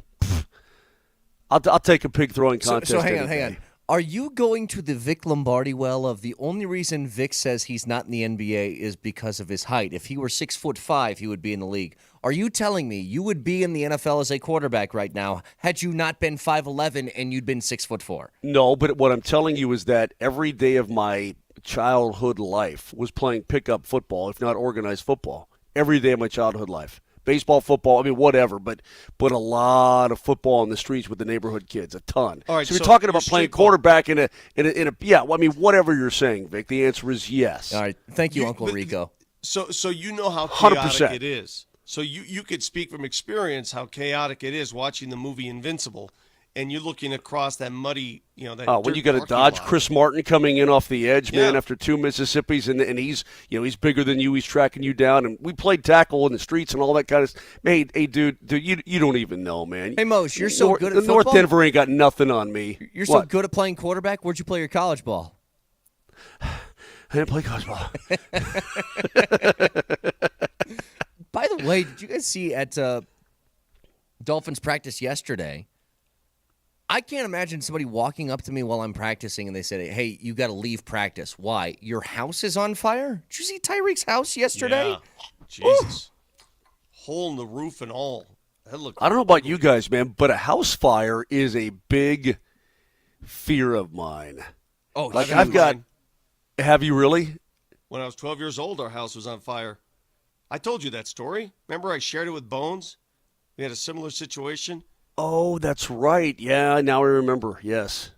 Well, you know what my fear is, and I've seen a couple of these stories over the last month, the exploding gas tanks in your basement that blow up the house stuff, like that stuff. Because I sit in an unfinished basement right now where that thing is staring me in the face, and I'm like, every night I look at him like, just stay there. Please don't do anything. Explode. Please don't blow up. Yeah. Well, that's how ours happened. My dad was laying tile in our basement, and he was cleaning his hands off with, turpentine? Is that what they use most? Yeah, turpentine. He Yep. was cleaning his hands off, and the turpentine leaked into the furnace. Oh, God. The It was fumes. going The fumes. No, the actual turpentine, the liquid, because he was doing it in the furnace room where he was washing his hands. It got into the furnace, and that sucker just took Yeah. down the house. Jeez. Wow. Yeah, that's Wow. wild. Anyway. Glad he's okay, man. That's scary. Honestly, I saw Tyreek's house on fire, and I'm like, whoa. You remember Andre Rison when his house burned down? Well, that's because Lisa Left Eye Lopez Left went Eye crazy Lopez. on him. Yeah, she burned it down. Wait, she lit it on fire? Oh, yeah. Yes, she she said no, completely man. lit it on fire. Yeah, she She completely said, "I lit ain't it on playing." fire. Don't go chasing waterfalls, and then, yeah. Hey, there's a couple of things that I want to get to a little bit later. We'll talk to Jeff Legwold here in about 5 minutes. But Coach Prime, I guess, was on the Stephen A. show, and I've tried to find audio of this, and I can't find it, but he was talking about expectations for next year for CU, and he said he expects them to make the college football playoff, and that sounds crazy. But I want to know, is that actually as crazy as it sounds, considering it's going to expand to 12, and the Big 12 will have its top two behemoths out of that conference? Like, you're going to have at least a shot at it next year. I don't think it sounds as nuts as maybe people are making it out to be. So we'll get to that in a little bit. Got Jeff Legwold in 5 minutes. And, Vic, I know you weren't here for a conversation with Jeff last week. Jeff was fired up about this Russell Wilson benching because he wasn't fired up so much about Russell getting benched, but he was like, he basically told us, I don't know how they're going to afford a roster next year. That's kind of what it came down to. So I want to see where he's at about a week removed from that. We'll talk to Jeff Legwold next.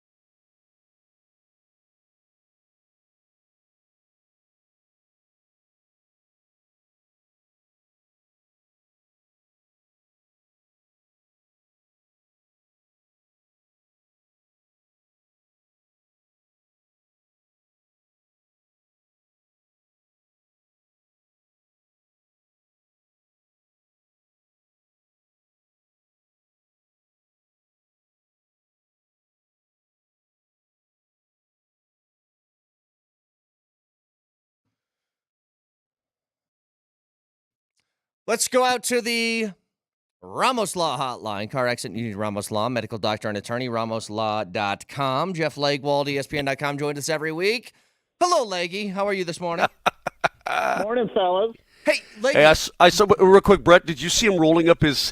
He's get my pulling up sleeves his rolled sleeves. up. He's like, all right, let's get it on, baby. Come on now, let's roll. You're pretty fired up Get last ready. week. You're fired up last week, so I'm into this. And now we've seen 1 week of this football team without Russell Wilson under center. But I think you and me are on the same page here. What you talked about last week was a lot of not the last 2 weeks of this season, but what happens beyond that. And that's been my main question in all of this is once you take the dead cap on from Russell Wilson's contract, you told us last week they're already $20 million over the cap before they would make this decision. How do you go about fixing this? How do you go about having this team getting better? And the funny thing, Leggy, is this team could finish 9-8, a winning record for the first time since 2016, barely missing out on a playoff spot. And if I ask you this question, are they better off at this point this year or last year? What would you say? Well, they're better off in December this year than they were in December last year. Will they be better off in June is the real question, and that's really the rub here. You know, they've made a decision, in my opinion, a year too early. I mean, they already have $10 million of dead money already on their 24 cap too. So I mean, they're projected to be $20 million over the salary cap. They already have $10 million dead money already before they've done anything. They don't have many draft picks, and they really don't have many prime draft picks, only 2 on the first 2 days. And, you know, again, I continue to ask the question, you know, whether they discover a long-term plan at quarterback this offseason, and then we see that. But in 2024, when they line up in the opener, I think there's almost zero chance they have a better player than Russell Wilson at quarterback. Forgive me, I've got a two-part question for you, Leggy. And the first one is this.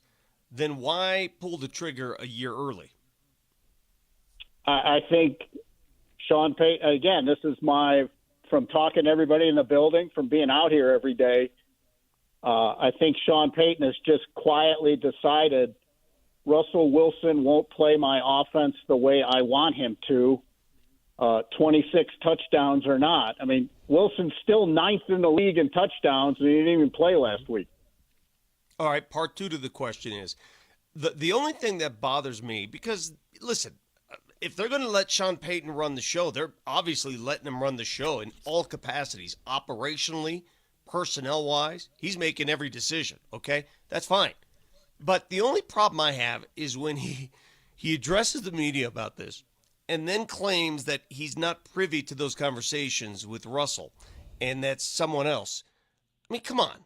Those conversations stem from him. They come from him. He's the one who sparked that whole thing. What is your reaction when you hear those words from the head coach? Well, Vic, you know, in this job, you're going to hear stuff like that almost every day. Someone's going to look you in the eye and tell you something even they don't believe. And my response to people is often, "Hey, let me go get my moron sign so you can finish this thought." And I'll just wear it while you're telling me this complete line of crap. But I think what we're really talking about here is he is doing what a lot of people do in this day and age. He's splitting a very thin semantic hair, which is he wasn't in the actual discussions while they were happening in real time. But he told them what to say. But he told his people exactly what to do or say. Well, he didn't tell them 100%.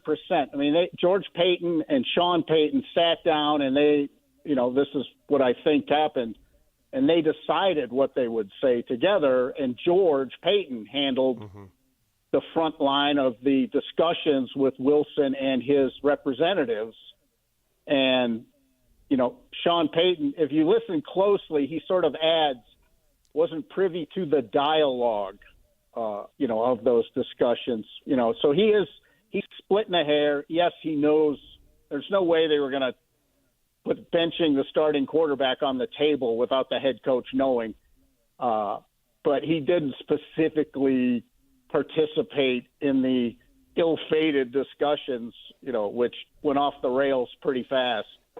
I think the Broncos, in their mind, thought they were pursuing compromise, and I think Wilson and his representatives heard a threat.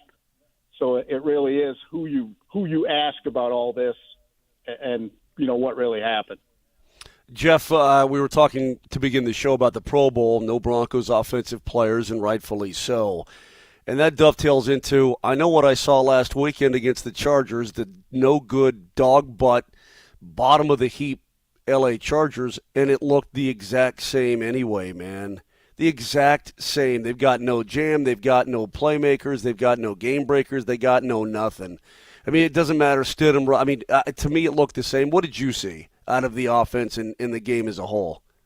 Well, Moshe, I don't think you were going to see much explosiveness. I mean, Mims and Sutton don't play, Right. and those have been their, Cortland's still third in the league in touchdowns, and he's missed all but 9 plays in 2 games. So, I mean, that tells you what kind of – I thought he should have gotten at least a look at, some kind of alternate spot in the Pro Bowl, but he didn't even get an alternate, spot. So, but yeah, they lack impact right now on offense, and whether that's philosophically it's not happening the way they want it to, or guys just aren't winning matchups. But they weren't going to look good with no Sutton and no Mims. Those have been the only 2 guys who've really stressed defenses consistently all year anyway. And when you get away from Sutton and Mims and Judy to a certain extent, they don't have a hell of a lot of team speed on offense. Jaleel McLaughlin, and they started to use him more, and we've seen it. That can have some impact there too. But they need an infusion of a little more explosiveness on offense, especially at tight end. That's where Dulcich being out most of the year has just crushed them. Because when you face all these nickel defenses, that's the matchup you can just win all the time if you've got a tight end. So, and again, 6 draft picks, no second rounder. They're going to have to get a lot of middle of the board, bottom of the board picks right next year, and they're going to have to be extremely lucky throughout the year next year for 2024 not to be a struggle. So they need to do a Rams thing. They need a Kyron Williams and a Puka Nacua to find the 5th round. I've said, but the Rams were younger when the Rams had the second youngest team when the season started. The Packers had the youngest team when the season started. That's the only reason those 2 teams survived all the dead money they had. They were among 2 of the 4 teams who went into the year with $60 million in dead money. And wow. They've survived because they are the 2 youngest teams in the NFL. And guess what?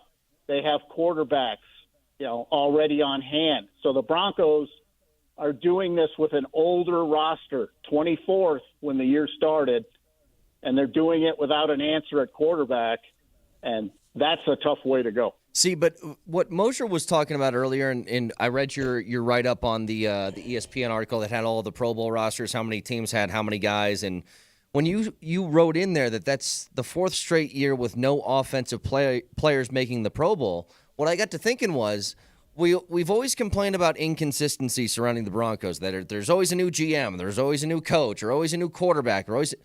Well, the things that have remained the same are the wide receiver room's been pretty similar over the last few years, save for some injuries. The running back room's been pretty similar. You know what I mean? Like, there's been a lot of similarities outside of those major spots, and you haven't had a 1,000-yard rusher or receiver in 4 years. So, I mean, is that part of the problem too? Well, I guess I would say the turnover at quarterback's going to impact that. When you're on your 12th quarterback, behind center, it's hard to have the timing. The NFL is life in tight window throws. It's not like college where you can switch quarterbacks and the receiver's got 5 yards of separation on every play, and it's fine. This is a league of tight window throws, and timing is paramount. And if you keep switching quarterbacks, you're not going to have that. A scout friend of mine a long time ago told me if the mailman doesn't know the route, you're not getting a letter. And that just means if the timing isn't there, you're not getting the ball. And I think that's a big part of it too. Man, Jeffrey, we let me don't have think. enough, Vic. We don't have enough old timey sayings anymore like that. Nobody comes up with stuff like that anymore. You know what I mean? The world was a better place Nobody when you gets had a letter guys. anymore. Are you kidding me? Yeah, Bob? well, Nobody true. gets a- But guys whittling on a piece of wood with a corncob pipe, saying, "You know what? If the hog don't eat in the morning, the pig don't give at night." I mean, or, whatever. I don't know. That kind of stuff. Most that was a borderline drunk take right there. Oh, you're probably right Yeah. about that. Yeah. So I want one final question regarding Russ, because I'm trying to think this through. Is there any scenario, Jeff Legwold, where perhaps the relationship can be salvaged for 1 year, where the Denver Broncos sit down with Russ after he's a little less angry after the season, and they work out a deal where they tell him, all right, listen, 1 more year, come back, you're comfortable here, you have a home here, we'll let you compete for the starting spot, we'll pay you your money, everything's fine, but you're not assured the starting spot, we'll let you compete for it, and if you win it, great, if you don't, no. Is there any chance of that happening? Well, I never say never, Vic. You know that here. I mean, we've seen too much here to say never on anything. But I think they missed their opportunity. I think the richest ownership group in the league by a long margin could have simply said, hey, why don't we give some of your future money to you in cash right now in your hand, and you give us a break on the contract? I think that would have gone pretty quickly. Maybe I'm naive. Maybe, I'm not, little Jeffy, the sports writer and whatnot, but I think the resources the Broncos have, because he's getting his money anyway. So why would Regardless. you care? Why would you care when he gets it? That's the part I can't get past. They tried to do this on the cheap, and they did what everyone thought this ownership group would not do, which is do something on the cheap. They tried to do this a little bit on the cheap. In the NFL world, I'm talking. Look, everybody makes a ton of money. Numbers I can't even comprehend. I get that. I'm talking in the football world. I think there was an easy solution out there, and I think they went flying past that exit to try and get, something better. That's counterintuitive to everything they've done so far, because this ownership group has spent Yeah. money. They've spent money where No, they it's haven't had to crazy. spend money. They're on the going to build. field, They're going on to build a. They're going to build a palace out here, Vic, with their own money. I mean, This is going to be the best, facility in the league when they're done. That's why I can't get past this. Are you really that mad at Russell Wilson? You can't find the compromise that would work, and apparently they are. It just seems like an emotional decision they made too quickly. And I really don't know how the hell you sit a guy down after you beat the Chiefs for the first time in like a century. And, and then you tell them that. And then guess what? They go on to win 6 of 8 games and are in the playoff hunt. And then, you mess that up because you decide you're going to bench the guy. And look, You know what's crazy? If they lose that game to the Chiefs, he's probably benched then, and this is not even an issue. Now you're like, nobody okay, well, says anything. exactly. No, they just kept winning games. I mean, I don't know what you want from the guy. That's what I'm saying. We all want it. We've made a cottage industry about talking about how bad Russell Wilson plays and how much people don't like what he says. Well, in my book, he was the only guy scoring touchdowns, and they were winning games, and they were in the playoff hunt. And then they decided that wasn't okay and that they should embarrass him and basically blame him publicly for everything. And then they score 1 touchdown, and the only reason they scored is little Jordan Humphrey breaks like 19 tackles to get in the end zone. Yeah. Well, Jeff, I think what you're trying to say is you can't make a silk purse out of a sow's ear. Is that right? Wow. You decided the old saying. Did you just Google that, or Yeah, I did you did. like pull that out of your Yeah, I thing? I'm going to start Googling old sayings. Yeah, Google dude, I love 'em. oldsaying.com. Well, Jeff, Deezer.com. Go on there and get that. Jeff, we always love talking to you. I love you a bushel and a peck and a hug around the neck. We'll talk to you next week. God, get off the internet, man. That ain't right. All right, see you, Jeff. Hold on a second. I got a few of those. Jeff Legwell, ESPN.com. Hang on 1 second. All conversations with Leggy brought to you by BetSafe Colorado, the exclusive club for passionate gamers and bettors around the state. Any job worth doing is doing. I messed that up. Never mind. Wow, dude, really? a Vic versus the internet like on the 4th day of the new year? I think it goes like this, Vic, and I'm not looking at it. Any job worth doing is worth doing right. Well, Nope, that's not it. You can't make an omelet without breaking a few eggs, Moshe. Yeah, And everybody knows I that. think the Broncos are trying to make an omelet, and in the process, they've broken some eggs. Yeah, well, that's what you're saying is that you've got to make some tough decisions and maybe crack a few eggs in order to make something good. Well, the Broncos have broken eggs and they fell on the floor right now, and you're trying to scoop them up into the pan, but the yolks have already broken, and now you got a big pig mess. You got to call the dog in, and he's got to come in and lap the whole damn thing up so you don't have to clean as much. hang on a second. Can you guys explain this one to me? I've heard this one a few times, never in like casual conversation, but I've heard the phrase before. Never look a gift horse in the mouth. What is Yeah. a gift horse? Is that like somebody gives you a horse as a gift, and all of a sudden you turn to it and say, "I like your mouth"? What? No, it never that look a mean? gift horse. What it means is that That if sounds somebody's right, doing, Dick. if somebody's doing something kind to you or doing you a favor, whatever, you don't kick you don't kick them, you don't scrutinize them as much. You don't but get the on their actual bacon. Yeah, but how does that come from looking at a horse in the mouth? I don't know, man. It's just back to the biblical times when Jesus is walking around saying, "God said, don't look a gift horse in the mouth." I don't know. What's this one? I don't know. What's this one? You are the cat's meow. What the hell does that mean? That means you're really you're the I know hot what it you're hot to means. try. You're the good I know you're the what goodness. it means. I know what it means. I'm trying to figure out when did somebody look at a cat and determine that's what we're going to go with. I don't know, maybe because it had a different connotation back in the day that a cat's meow was a cool thing, a good thing. Either way, it means you're good. You're good. You're a good person. Why would anybody ever throw the baby out with the bathwater? By the way, keep the baby, throw the bathwater Right. out. What are we doing Well, here? It must have happened. It must have happened at one point. Like old lady Smith, she had the baby and she's throwing it out the window like you did back in the 1800s, and that baby went flying into the pig pen. Hey, this isn't my first rodeo. 303-504-0925. Vic, go ahead and look at the rest of these, and we'll see if you can get one right when we come back.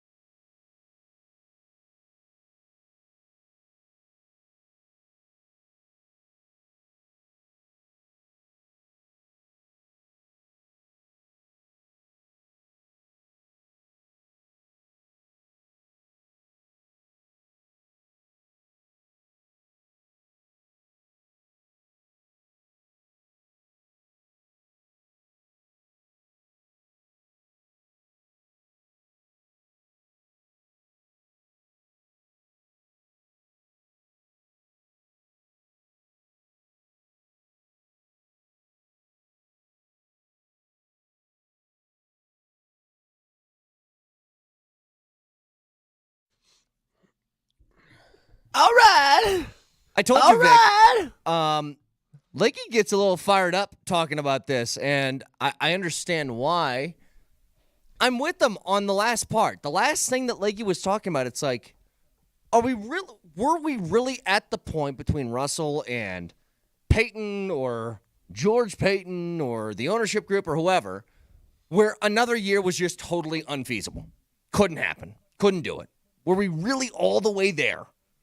Well, apparently Sean Payton is in a bigger hurry than we thought. But a bigger he's more hurry to impatient what? To get to his level of play.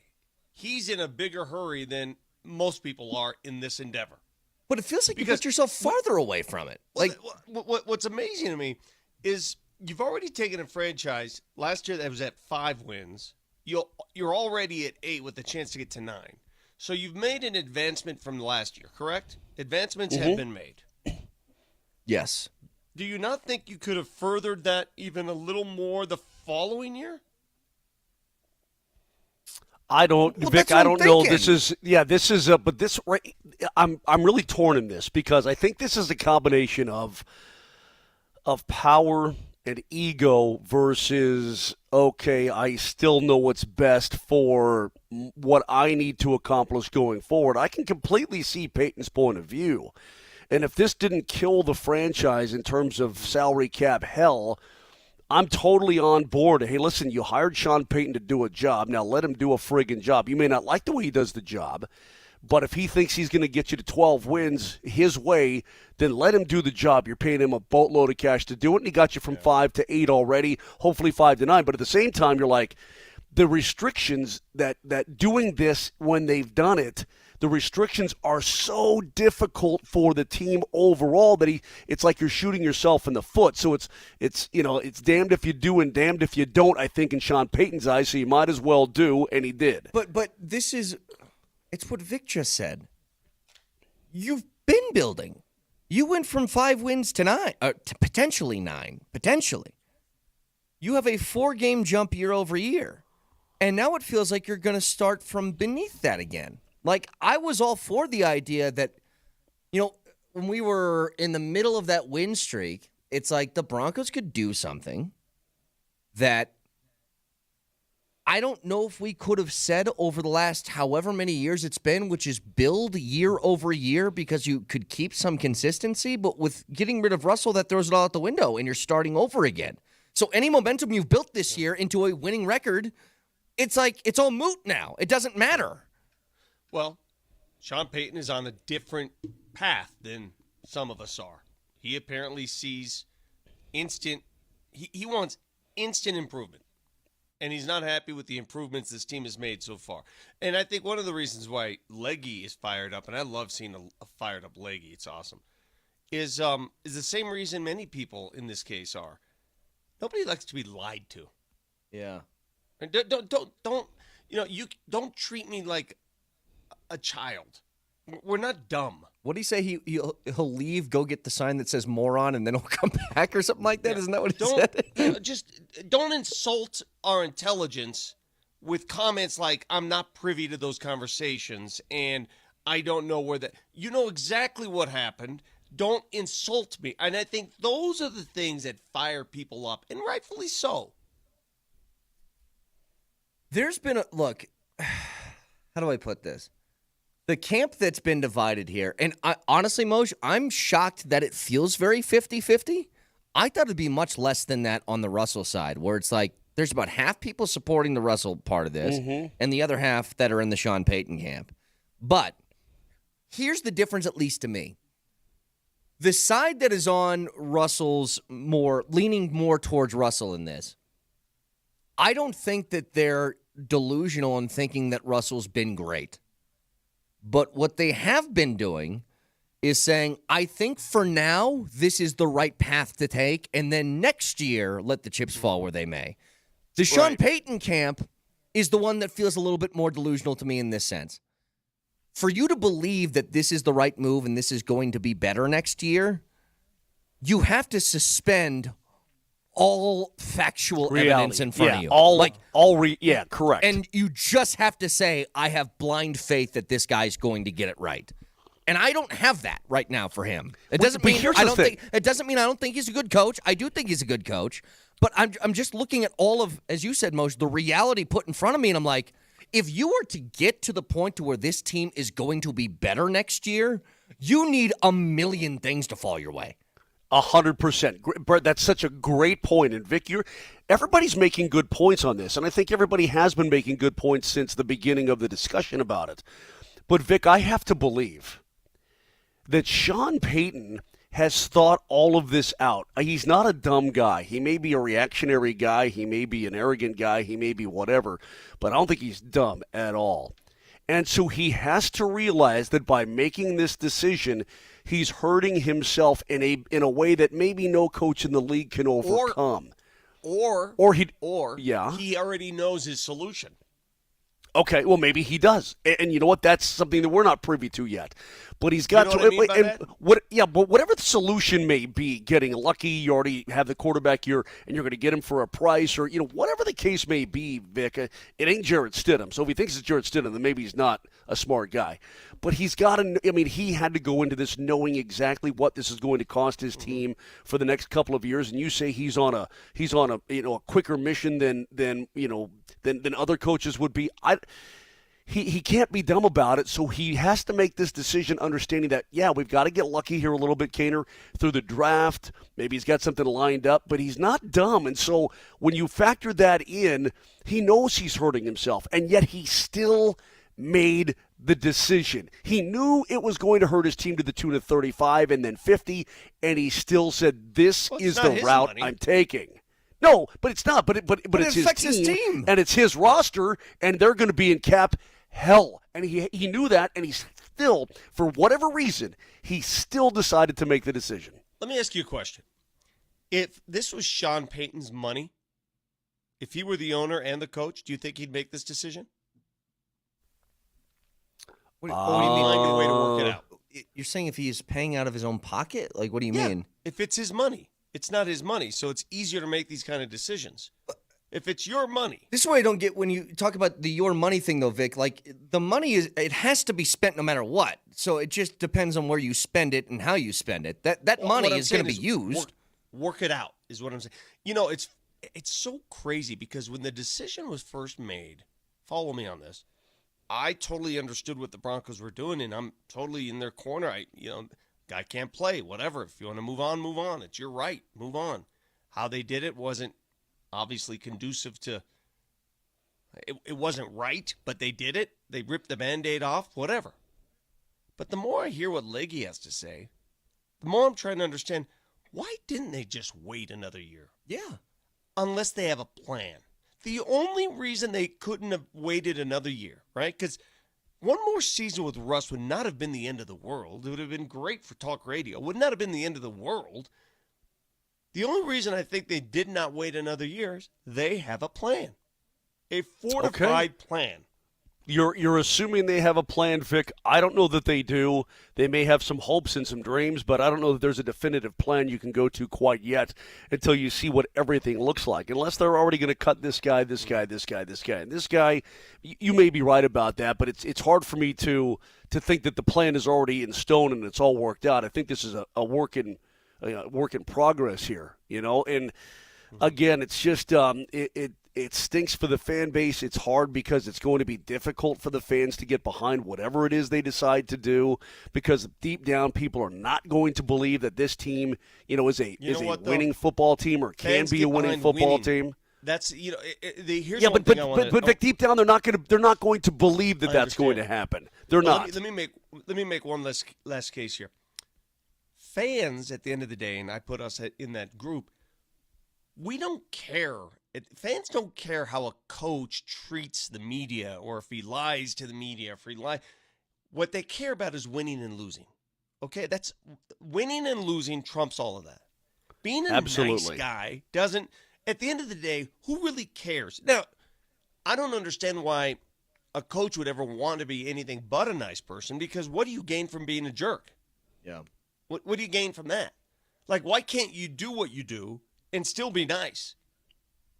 Still be approachable. Well, yeah, no, I agree with what you're saying. One last thing in all this, Kaner, and anybody talking about, well, maybe there's still a chance they can work it out, or that ship is so far gone, because you know that the story of the going to the agent and talking to Russ after the win over Kansas City, that story did not come from the Denver Broncos. That story made it out to the ether world, the Ethernet, and all that kind of stuff. That story made it out via Russell's camp.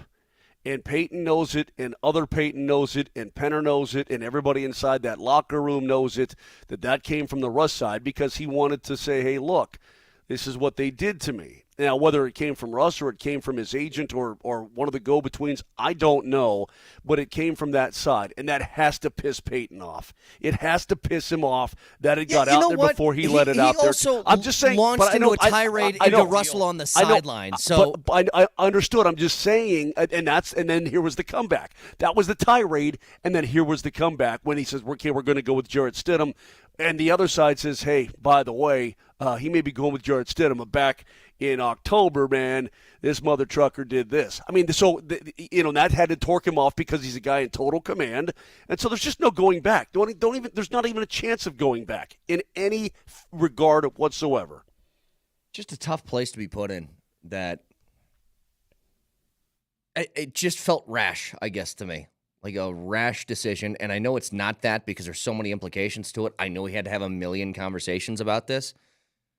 But I'm with Vic. The more I hear Leggy talk, it's just like, you couldn't just one more year, and then that guaranteed money goes down less. You spread that out over 2 years, and now it's a lot more manageable than it is now. It's weird. 303-504-0925. How's this, by the way? Tell me if you guys have heard this story before surrounding a team involving LeBron James. There's currently a growing disconnect between Darvin Ham and the Lakers' locker room, stemming from disjointedness around rotation and adjustments, according to Shams. So wait a minute. The LeBron's team is doing poorly midway through the year, and the coach is now in hot water. I've never heard that before, ever. I thought they just won a Magical Kingdom title. They hung a mother trucking banner in the mother trucking gym. Shams. Shams is reporting that LeBron is not happy with the coaching. Well, he didn't say LeBron specifically. He said Darvin Ham in the Lakers locker room. So take that for that comes from LeBron. Yeah. Hey, listen, maybe I'm not keeping up on current events. They just won a fancy deal. I mean, they just won something that has never been done in the history of basketball before. How could they have so many problems right now? What a bummer for them. I couldn't give a rat's rip less. Good. So let it all burn. Burn to the ground. The Lakers unveiled a different starting lineup because they're trying to generate some offense at the beginning of the game, and they immediately dug themselves a hole. Miami goes to L.A. last night. The Miami Heat, without Jimmy Butler, could not play. And they beat him by double digits. That's a bad loss. They're at home for most of January, the Lakers are. They were on the road for a lot of December. They've been in a tailspin, and they can't get out. Golden State's in the same boat. They're sub 500. Again, the Nuggets take on a Golden State team tonight. Golden State is sub 500, and the Denver Nuggets are the only team in the league not to have lost to a sub 500 team. They're currently 15-0 against teams with losing records, looking to extend that streak tonight. I'm going to ask a real serious question here, Brett, and I'm being serious about it. Look at my face. Do you guys like my face? No. Okay. I think the silence speaks volumes.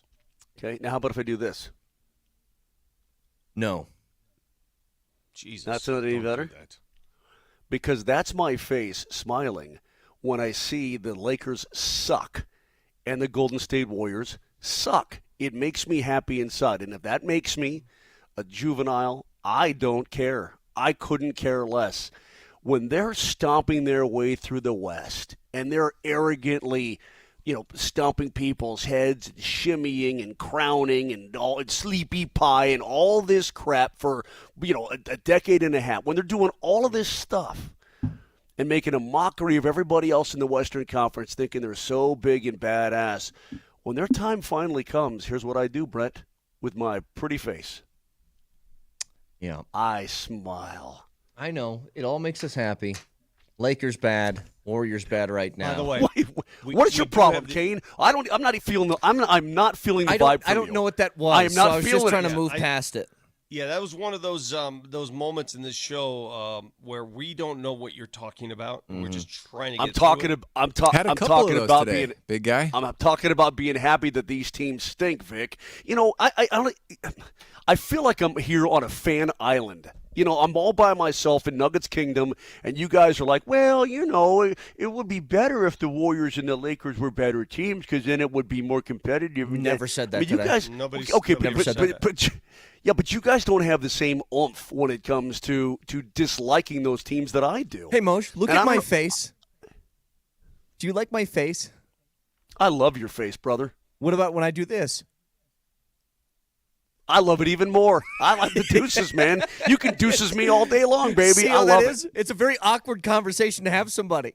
It's very Vic, awkward. I like, Especially Vic, on I a like radio your- program. All right. I'm glad you like my face. By the way, I have the definition when we asked what is the saying, don't look a gift horse in the mouth. It emanates, thanks to Doug and Nellie for giving us the explanation. Back in the day, if you received a horse as a gift, you could judge a horse's health and age by its teeth. So Right. don't look at it in the mouth immediately because you got it as a gift. It shouldn't matter how old or healthy it Oh, because is. it would be Right, disrespectful. Yeah, it's like as Nelly, it's like giving somebody free tickets and somebody asking you as you give them free tickets and where they bitching. located. Where are they? Yeah, where are Yeah. we in the 300s? Yeah, That makes 100%. You sense. don't do that. Yeah, you don't do that. So, speaking of looking a gift horse in the mouth, Mose, let me look in your mouth. Jesus, I don't want that gift. There's some long teeth. At least I don't have too many. Back after this.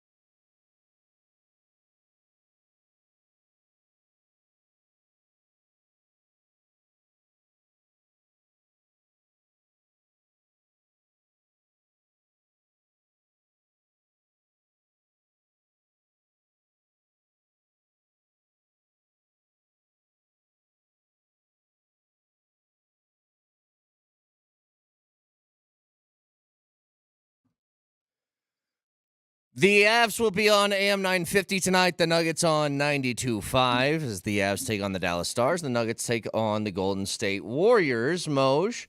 I can't wait to get back. I can't wait to get back tomorrow. Kaner, I got to put you in your place. Vic, you got to. We got to put this cat in his place. You can't go during the commercial break to the new hoop area and whine about feet placement and stuff, okay? What you need to do is you need to take your medicine when you lose, and you need to do it right. You need to act like a grown-up and take your medicine on a free-term sentence. Hey, you know what's funny? When Marty shot from the proper shooting area, he never did it again. Imagine that. Moved Weird. back 1 inch. I had him on his knees for 4 terms, Moshe. Inches matter. Thank you, Vic. That's what she said. You got the Dallas Stars tonight, Moj, and they are at 48 points on the year, 3 behind the Avs right now. The Avs going on a little bit of a run here, thank God, so we can get that out of our heads. I still think it's funny that this team is tied for second, or at least was yesterday, tied for second in the league in points. And we have discussed this team, and I've heard conversations about this team as if they are somehow in a mess. Not been the case. A little bit of an overreaction, but what do you see with Dallas tonight? Well, yeah, it's going to be a tough game. There's no doubt about it. Dallas is coming off a game where they lost 4-3 at home to Montreal, which was very surprising that the Habs came down here and got them, and the Stars had a 1-0 lead, and then Montreal put like 3 in a row on them. It was kind of crazy. But, Brett, I think that Jared Bednar said it himself on Tuesday when he said, the reason is we have high expectations around here. And we have high expectations of ourselves, but certainly the fans have high expectations of our team. And so, and I remember I asked him, I said, okay, what percentage are you at where if you think your team is humming and you're doing everything right is 100%, where are you at right now? And he said, we're north of 80%. I guess he gave it, 82, 83, 85, something like that. But then they have these times when they're off. They have these times when the half the second period doesn't look right, or the other team inflicts its will and that sort of thing. And he tried to explain that, look, other teams have good players too, and sometimes that team is doing what they do best. So you have to look at it that way. I don't want to get into the whining and moaning too much. I just want to let the season play out, but I want to keep in mind that in games like tonight, hey Vic, these are big games, man. I mean, you're sitting here inside the Central. You've got the division lead at 51 points, but you've played 38 games. Dallas is 3 points back of you, but they have 2 games in hand. They've only played 36 games. So you win this, you're going to vault yourself to a 5-point lead, and Dallas will still have those 2 games in hand. But even if they win both, they can't catch you. That's why these games are these 4-point games are just so huge. And again, this game tonight here in Dallas, it's the second time in Big D. The other 2 matchups will be at Ball Arena as the season goes on. And, bro, and then looking forward to next week, you got Boston and Vegas coming to town. This is a big stretch. It's a very revealing stretch for what the Avs are and what they can do. And I want to ask you guys, have 3 home games this month, by the way? Yeah, dude, we see this team go on the road. They're going to be on the road for a week and a half, and then right after the start of February, they're back on the road for 6 games in 12 days. I mean, they're going to be away from Ball Arena a lot, which means they've played this amount. They've played 20 home games. They've played 19 road games, but they're going to have a lot of home games coming down the stretch, and they've been great at Ball Arena this year, so that's going to be very important. But you guys are right, and I want to ask you. Do you right now look at these stretches of games against these other big teams in Boston and Vegas and all this kind of stuff in Dallas tonight? I mean, do you like litmus test games at this point? Sure. Do you take them more seriously than you would? Yeah, I mean, let me give you an example of a litmus test game where everybody overreacted, and it didn't matter at the end of the day. Do you remember last year when the Denver Nuggets went to Philly on national television and blew a lead? And Embiid went off, and everybody said, well, the Nuggets aren't for real. Embiid's the MVP. Joker can't compete with them. The Sixers are the better team. Do you remember that? Does everyone remember that game? Sure. Yeah. And then what happened? And the Nuggets won the championship? Yeah, they kicked some serious butt, yeah. I mean, you can look at these games and say they're revealing. Yeah, you can. But at the end of the day, they're not. Now that They game, are and they're not. that Sixer game was much more of just a Joker Embiid sort of matchup than it was like, let's see how the Nuggets stack up against a good team. But point remains. Well, and just because a very good team loses its attention span during the course of a game against Arizona or whomever, and I'm not making excuses, because Arizona did some really good things to come back from a 4-0 deficit down in their joint, a couple weeks ago, but it seems to me that in games like this, when you're playing Vegas and you're playing Boston, you're playing Dallas coming up tonight, and the Stars score a lot of goals, dude. I mean, Joe Pavelski at 39, he's still racking up goals. Matt Duchene had a great December. He's a great signing for them. Jason Robertson's now starting to pick it up big time. I think the attentive nature, your attention span in these games has got to be 60 minutes. And that's what I'm looking forward to. You're not taking periods off. Now, if you get beat, if other teams just make great plays because they have great players, that's fine. That's great, because that's going to happen to everybody in this league. But don't make it because you're not into the game, or you're not, your attention span is too small during the course of a 60-minute game. Make it because you played a hell of a hockey game and they beat you. And I can live with that all day, and I know Jared Bednar can as well. A texter says, but Georgie's save percentage sucks. And I think that's where most of the angst comes from when the Avs are playing poorly, is they look at goalie, and Georgie has had a lot of moments where he has not been sharp this year, and they want to know if they can rely upon that. Because as good as this team is everywhere else, you don't need the goalie to be great. We've been saying this since, Grubauer, Darcy, that you just need your goalie to be fine, and then the team should be able to make up for the rest. But it can't be bad. I mean, you can't get through that. That's an excellent point. What we can't say, Vic, what you don't want to say after the game is, man, I wish he wishes he had that one or those two back. Now, if you get beat, I mean, again, I look at the third goal the other night against the Islanders, and that Holmstrom kid comes down and he goes top shelf with a wrister, and it was a gorgeous, gorgeous goal. Hey, man, you got beat.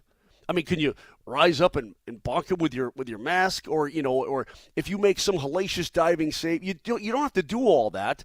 Just don't give up goals you shouldn't give up. The puck is going to go in the back of the net. Other guys are going to make great plays.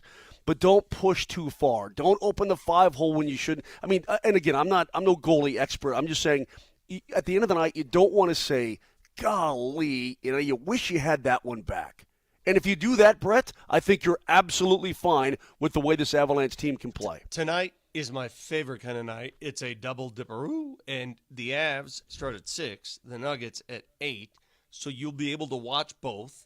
And obviously the Avs will run into the Nuggets a little bit at the end, but it's awesome. I am set for tonight, both games, back-to-back, both on the road, both against teams that and you're not even working. You're just before. You're just home in your office being a dill wagon, correct? Oh, I'm enjoying it. Yeah, tonight I'm enjoying it. I am not working. Obviously, the Nuggets game's on TNT. And the Avs are going to be on AM 950 today. The Nuggets will be on 92.5 if you're in your cars, listening on the radio, whatever, during that process. There's something I want to get to in a couple of minutes, by the way. We mentioned this earlier. And Marty, I've been trying to find the audio, see if you can for me. I guess Prime was on the Stephen A. Smith show, according to a Blue Bloods bias on Twitter. He was on there, and they talked about a number of things, but one of them was what expectations were for next year. And I kind of want to get into that. Like, what should they be? Because you had this meteoric rise at the beginning of the year where you start 3-0 and you get all the attention in the world, and they were somehow in the middle of a NFL beginning of the football season. It felt like CU football was the story in sports no matter what else was going on. And then they dipped. And then they lost 8 of their last 9 games. And you started to question some things. You're like, okay, is this going to be good enough? How much can get fixed in a hurry? And blah, blah, blah. But because this is expanding to 12 teams next year, because they're moving to a new conference, and that conference doesn't really have a juggernaut in it. You know what I mean? Like the Big 12, who would you say right now is the best team, the most blue-bloodiest of the Big 12 right now? Is it Okie State? Oklahoma State, sure. I mean, maybe... I think that's probably it, right? That or yeah, but you're bringing Utah with you. You're bringing Arizona with you. You're bringing Arizona State with you. I forgot about you. I forgot about Utah. And an Arizona team that's much improved. Yeah, you're bringing some friends with you. Brett, it's not going to be easy, but you know what? If I'm Prime, or I'm any of these coaches, heck, if I'm Arizona, Save this, Moshe. Save this for a second because we'll get to it in a few minutes. You got me all hyped up, though. I know. We'll get to that in just a second. Stick around.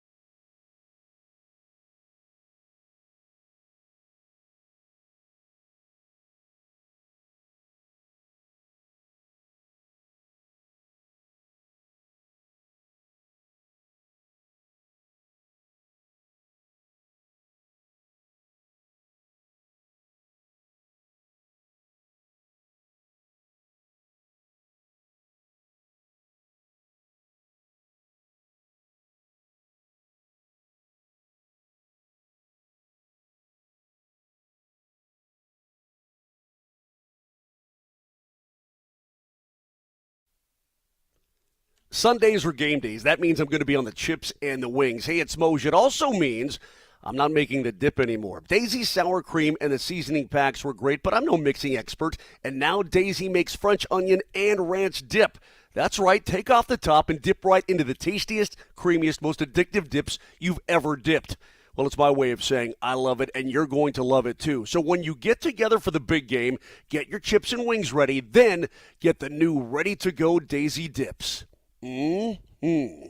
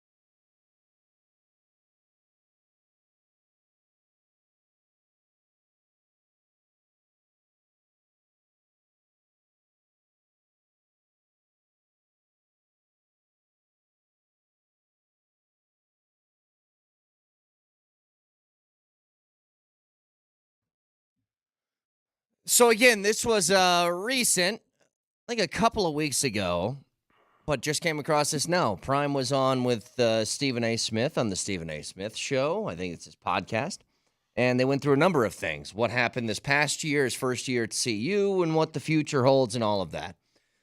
As sort of a recap of a lot of the things they talked about, he said he thinks the culture's been laid down, and now it's time to actually make a jump here. The CU over-under for next year is currently, they're projected to go 7-5 next season, but Dion thinks that next year they expect to make the college football playoff. All right. And? I mean, Dion expects a lot of things. Mm-hmm. Do you believe? I don't think it's out of the question. Well, no, but I mean, what's he supposed to say? I Well, guess look, is my look, Vic, when you take over for a team that's 1-11 and the worst team in at the FBS level 2 years ago, saying I expect to make the college football playoff in year 2 probably isn't something that most coaches think or believe. I actually think that Dion believes that, and I think it's a possibility, which is weird. Now, they need to be right on a whole bunch of things this offseason. They need to be right on a lot of these offensive line transfers. They need to be right on a lot of things. But at the end of the day, you aren't talking about winning the SEC. You aren't talking about winning the Big Ten. You're winning a conference that's in flux right now with no real blue blood, scary villain in the middle of it. All I'm saying is this. I'm not going to fall for what is said anymore. I want to see what's done. What is said doesn't matter. There's going to be a lot said between now and next August. A lot. Mm-hmm. A lot is going to be said. Great. Let's see what's done. I want to see the team play again. And I'm going to give them this. I do think they can make the playoff for this reason. All right, so Utah moves to the Big 12, right? That's going to be a big threat. I do recall at the end of the season, the Buffs going to Utah and playing them tough with a backup quarterback. Yeah. Do you remember that? Yep. They didn't have Shador for that game. And the Buffs looked pretty good. So maybe Utah isn't what it normally is. Arizona, I think, is going to pose a threat moving to the Big 12. Arizona's a good team, and their quarterback got better by the week. You guys are There's getting going to be involved some in all of teams. the you're getting involved in all the who's good enough and who's better than who and all this kind of thing. I Well, don't here's want what to I'm getting spend at. 9 months talking about what Dion says because it doesn't matter. I want to see them play. But Vic, what I'm telling you is that I think Coach Prime is in a similar position to maybe every other damn coach in the Big 12, but other coaches in other conferences. The fact that you've expanded now, man, you don't need to be a top 40. You don't need to be, 12-0, 11-1. You don't need to be. You just need to be good enough in the eyes of the voters to get yourself into the top 12, essentially, right? Because you have all of your conference winners, okay, fine, well and good, so on. But then you're going to have those a couple of opportunities for at-larges because I think one non-Power 5 gets in. You're going to have an opportunity just to play your way in, man. Now that it's expanded to 12. Max. 3 losses That's max, correct. and No, you're lucky, you're correct lucky about with 3 that. losses. But I think what it does for all these programs, Brett, it gets the fan base an opportunity to have some optimism going into the season that, you know what? If we play our cards right here and we're a smart, good football team, we have a shot at the playoff. And I think there are many programs that go in thinking we don't have a shot whatsoever. Even in any conference, whatever. But now, you know what? We do some things, man. We can make the top 12. And I think that's a carrot that's out there for everybody to go and try and grab with your teeth, including the CU Buffaloes, if things go incredibly right and they really, really improve. Doesn't that make things better, by the way, for college football? For the amount of people that were belly aching about the idea of why do we need to expand it to 12? There's 4 teams that are worthy of this, and sometimes it's even just 2 or 3. Isn't the beauty of this that what you just said, Moj, there's about, I don't know, maybe 30 teams, maybe more than that in the country starting next year that thinks that they can make the college football playoff, that they Totally. can put Yep. themselves in the conversation. Isn't that always a great thing, that you can let more people into the tent and you can keep them more interested late in the year? Like, how many Vic- teams at the end of the season, we were down to what, 5 or 6 teams that were like, okay, maybe 5 or 6 can get to a national championship? Now, imagine that number being 30. Wouldn't that Yeah. be great? Brett, you're so right. And Vic, it even works for the Big East, too. It works for the other teams in the Big Ten and the other teams in the SEC where they say, you know what? Like an LSU, let's say, or I mean, just we're not Georgia, we're not Alabama, but for crying out loud, like Mississippi. Mississippi had their first 11-win season in the history of the program. Well, maybe we're not going to win the SEC or even be in the SEC title game, but you know what? We can damn well be in the top 12 and get a shot back at our conference mates and the Big Ten and the Big 12 and so on. I'm just saying, Brett, it gives everybody. You're right. It expands the optimism field a lot more around college football, and I'm all for it. I am all for it. Well, I'm here to tell you that I think CU basketball has, if not a better chance, just as good a chance. No, I am here to tell you. CU basketball has a better chance of making the top 12 this year than CU football does. Okay, and you may be right about that. Hell, they got a huge game tonight against Arizona. Big basketball I'm going to give you the game. schedule. I'm going to give you the schedule, and you tell me, all right, we all agree that 7-5 ain't going to get you in the top 12. Ain't going to get you in the playoff. No. It's nowhere close. Hey, why are the Buffs 11-2 with a big win over Miami and all this kind of stuff, and they're not in the top 25? What's going on there, man? You tell me. Well, there's a lot of teams you got to deal with. CSU beat them, so CSU's going to stay ahead of them. But let me give you these games next year for CU, and you tell me the most they could lose is 3. And again, losing 3, finishing 9-3 may not get you in. The only Probably assured won't. Not from the Big 12. probably won't. No, it won't. 10-2. It won't. No, it won't. 10-2. So all right, here we're going to start. North Dakota State's the opener at home. Win. That is August 31st, the opener at home. Why does it matter the exact date? No. I think it's hilarious that Mosier's going through without knowing anything about this football team on January 4th. He's given you the full win-loss prediction already. Mosier, do you know about the history of North Dakota State and what they've done to FBS schools? I'm just curious. Of course. Do you know what they can do? Yes, of course I do, Vic. They've provided some major upsets over the years. The Bison. Game 2 at Nebraska, September 7th. Wait. Which one's the Bison? Is that state or is that North Dakota? That's North No, Dakota. that's North Dakota. Yeah, so it's the state. North Dakota State's the Bison. Yes. Game 2 at Nebraska. Win. Game 3 at Colorado State, September 14th. Dub. All right. Shut him off. Shut him off because he's just going to say win every time. Game Well, 4. in fairness, Vic, they started 3-0 this past year. I know. Game 4 at Arizona.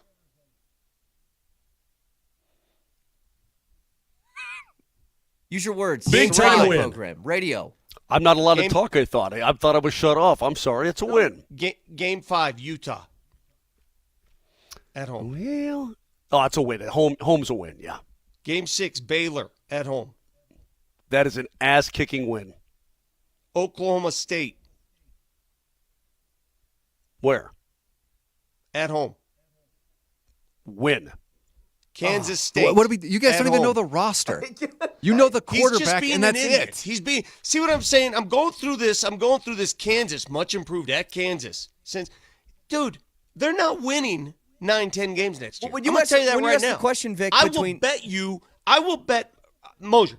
I will bet you our car titles. They're not winning 9 or 10 games. Pink slips, pink slips, pink slips, pink slips. Are you going to do it?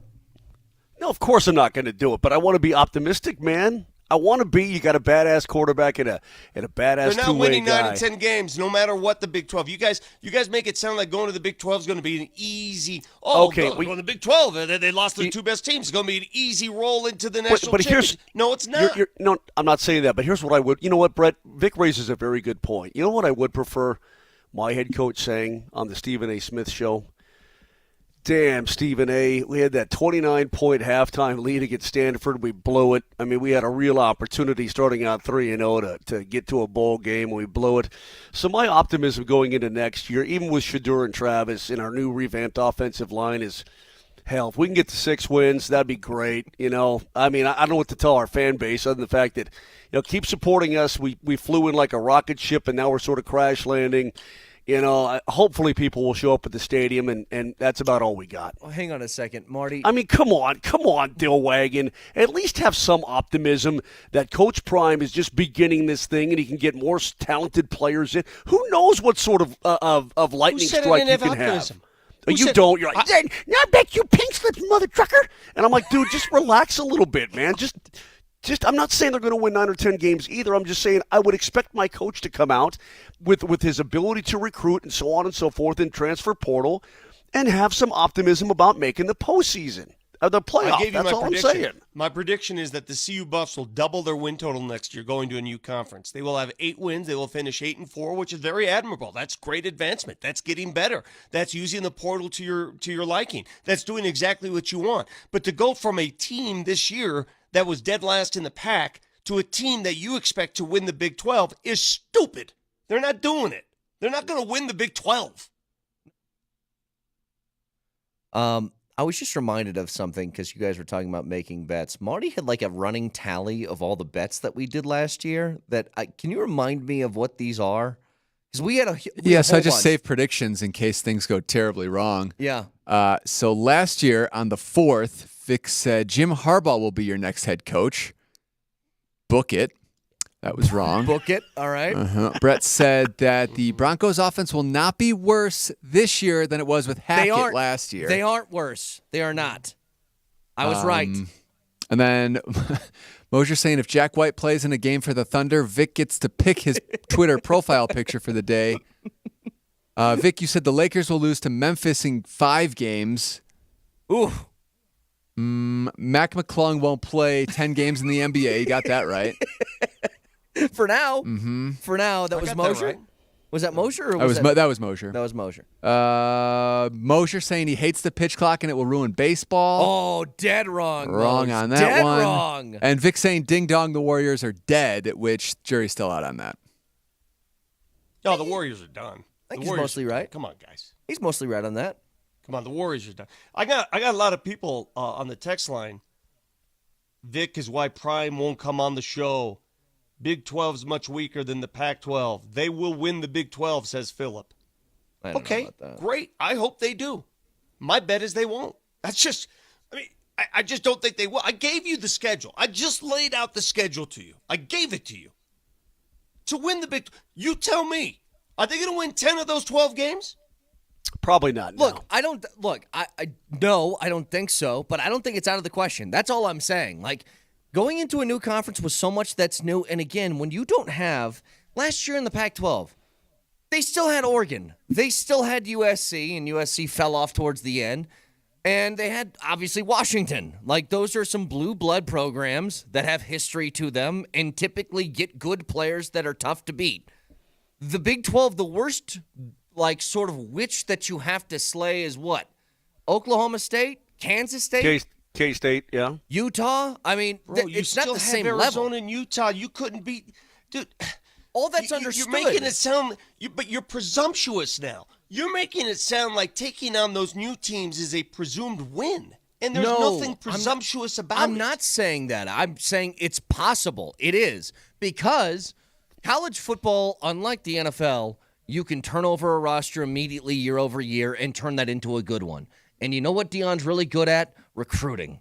And so you have to see if, look, where they were deficient last year was very obvious. It was up front. They got beat up by everybody they played, especially late in the year. If he can get that fixed, and he's tried to with a lot of these transfers, you get the number 1 offensive lineman in the country, like, it's a possibility. That's all I'm saying. It's possible. It is. It is. But I guess going back to our original point that you made at the beginning of this segment is Deion going on shows and saying he expects to make the playoff next year. That's great. A lot of teams expect it. And every coach should have those expectations. I agree. I agree with him. Every coach should think that way. I could think of 40 coaches who are probably thinking the same way. Well, Okay, and those no, 40 right. coaches. Okay. My Okay, fine, favorite part, though, fine. Moj, those 40 coaches Vic's talking about, there wasn't 40 last year. There's 40 Right. now with 12. Boom. That's the Boom. difference. Boom. See, Vic, you're just trying to guarantee argue you this. against. Arizona thinks they're going to make it. They should. Of course they Utah- do. They should. And Utah they should. thinks And they're they, gonna make and it. they They should. should. Guess what? Okay, they should. Kansas Stop. much improved. Kansas thinks they're going to make it. Kansas. You know gotta sit something, down. Pork Rind? You are wearing me out. Can you just hang on for a second, please? Please, I'm begging you. I'm just going to ask you a hypothetical here, Vic, and I want your honest answer about it, and you better be intellectually honest and not a dill wagon. Here we go. Yeah. Number one, can the Buffs be better than Arizona?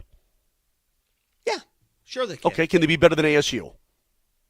Yeah, but they're not playing ASU next year. I didn't ask you to say a freaking word other than yes or no. Can they be better than Baylor? Yes. Can they be better than BYU? Yes. Central Florida? Yes. Cincinnati? What are we doing here? I'm going through the Big 12 next year. I'm just asking you yes or no. I want to prove a point. They can be better than all of these teams. Yes. They Houston, can. Iowa State, Kansas, They can be better than K-State, all of them. Okie Yes. State, Uh-huh. TCU, Tech, They West can. Virginia. Yeah. Okay, Yeah. so what I'm telling you is Brett raises a very good point, him sitting there with his teeth in his mouth today, that you're right, Vic. The odds are they are not winning 9 to 10 games and winning the Big 12 title. I mean, to me, that's a pie in the sky type of deal. But we just went down the roster, and everybody but Utah, which is a damn fine football program, everybody but you, and who knows what the story is at their quarterback going into next year, everybody but Utah, They're bringing back you Cam think Rising. that they can, yeah, what's that? They're bringing back Cam Rising next year. Well, we'll see. Yeah, but he's a balsa wood player, man. He's made of glass. He breaks down like I do. The point is that out of every team in the Big 12 next year, except Utah, you just acknowledge they can be better than every one of those teams. And if they are, they got a shot. That's all I'm saying. That's all that Brett is saying, and you're being a hell of a You naysayer. don't say. Huh. You don't say. They got a shot. 303-504-0925. I swear to God, I don't have my iPad anymore. I would, and I've got this damn MacBook Pro now. I would absolutely putter throw you right now if I didn't want to spend more cash on a computer. Wait, putter throws are dead? The only thing I'm trying to dismiss, guys, listen, and I'm not being anti-CU here. I hope they win it. I do. The only thing I'm trying to dismiss through this segment is the presumption that moving to the Big 12 is suddenly a direct, oh, my God, we're going to the Big 12. We're in the playoff. That's easy. That's, oh, my God. No, it's not. It's not easy. Don't assume it's easy. Didn't assume it was Because easy. you know what? You know what? The easier part of the Buff schedule was the second half of the schedule this year.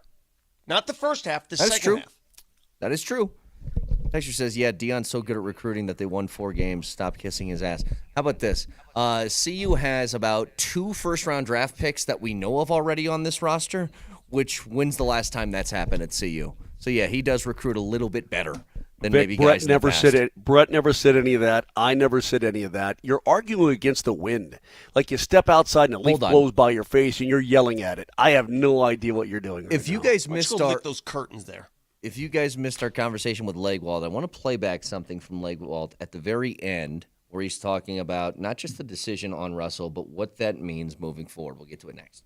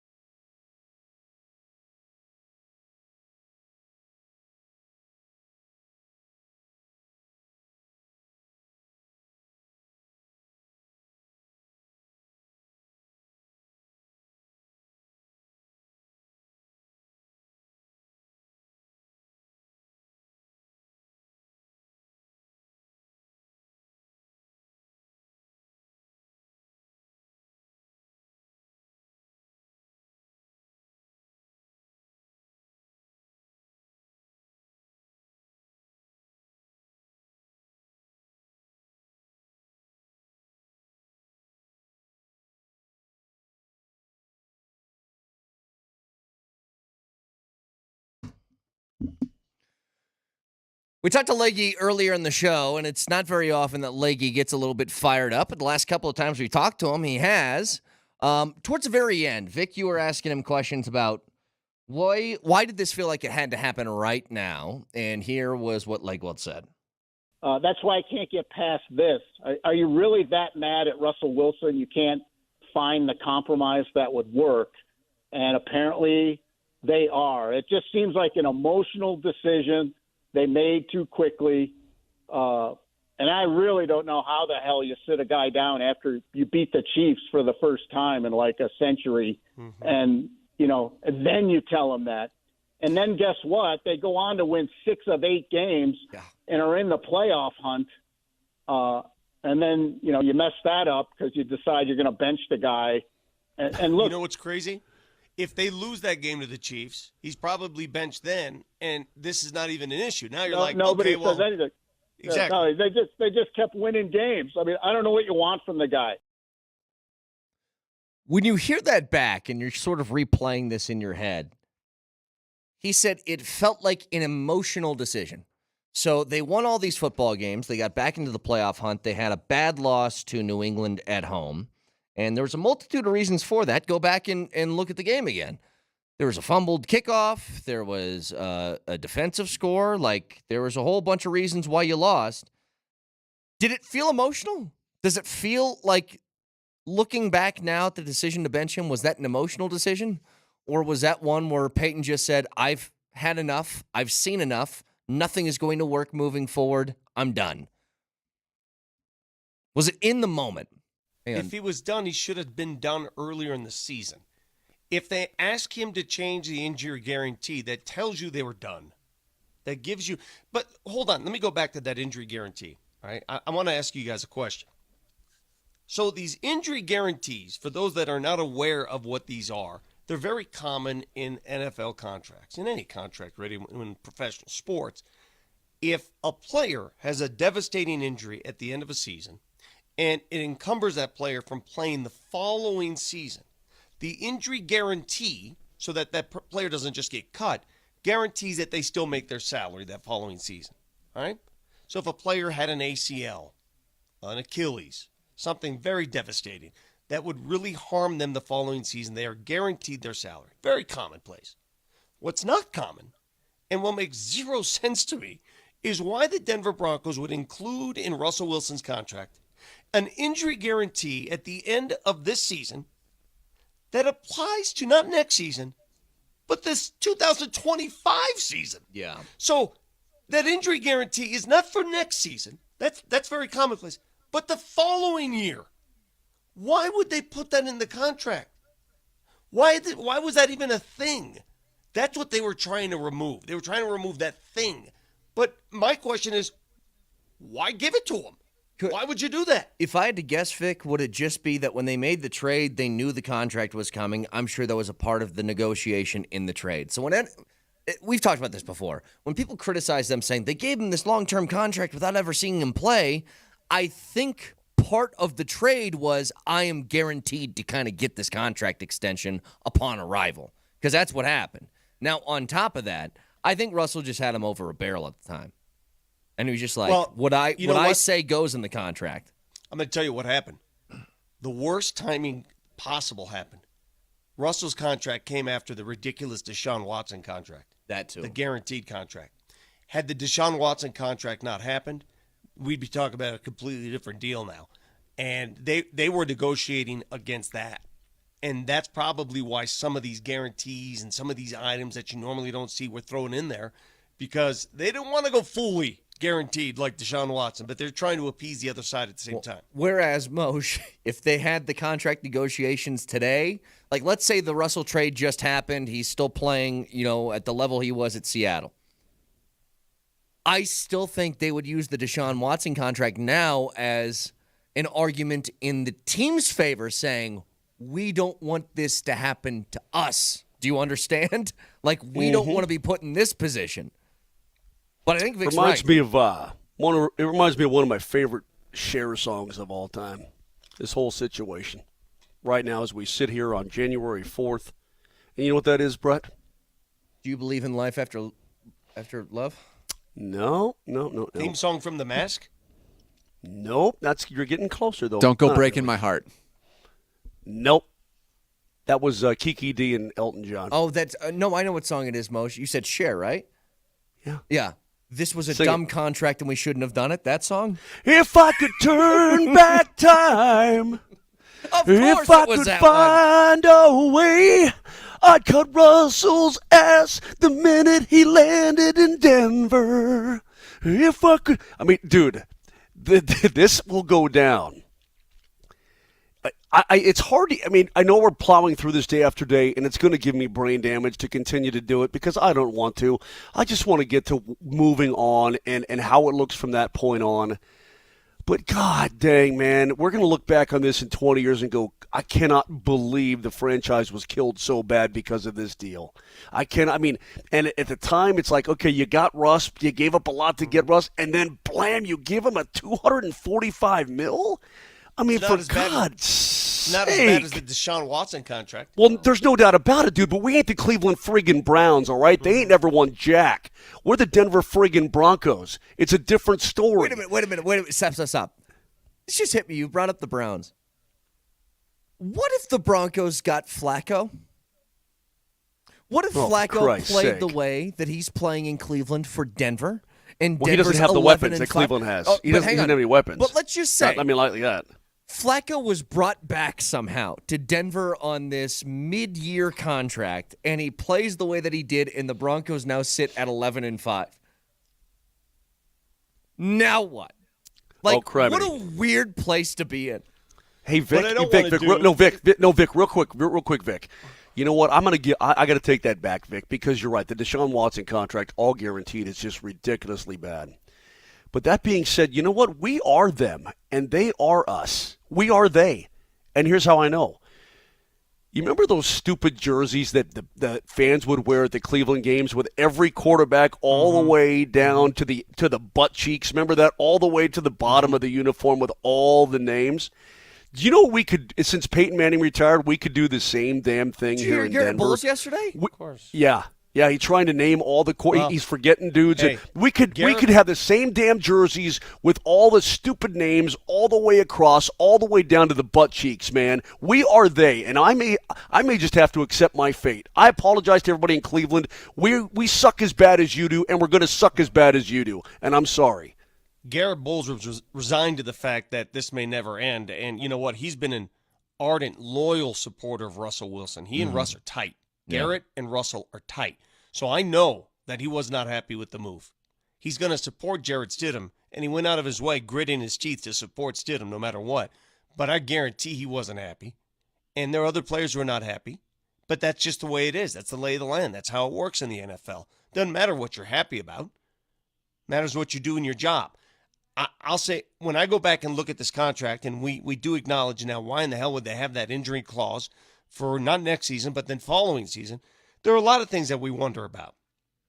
What I don't want to do is pretend that not every single one of us on this show, we were doing cartwheels when Russell Wilson came to Denver and the adjoining contract was okay, we were okay. doing, nobody complained about the contract. Dude, Nobody sat on this radio show the day after the Denver Broncos extended Russell Wilson and said, oh, nobody did that. I want to go back. Oh, I'll take God, it a step Marty- further. No, hang on, Moshe. I'll take it a step further. Moshe. Vic, I was yelling at them to get it done sooner than they did. Because I'm like, don't Exactly. let another Burrow contract come up where it's going to raise the price again. Hey, man, Marty, how do we find that show from last year where he got the 2022 when he got the bread? How do we find that? How do we find that show? Do we have any sort of like, I don't know, Archives? reel-to-reel tapes? Yeah, some sort of. Is there anything stored on some hard drive someplace where we could yank that whole show? I would love to go back and listen to exactly what was said because I was not. My recollection is I was not thrilled about the amount of money they Oh gave my that God! guy. I'm hearing so many people say this. There's I'm no hearing way so that's many true. people go back, and I'm so tired There's of no you way that's people. true. I'm so tired of you people who puff Say your it to me. chests out. I'm here. I'm here on the show. Say it to my face. Say I'm right here. Say it. I never liked the deal. And there, you guys are just, you know what you are? You know what you are?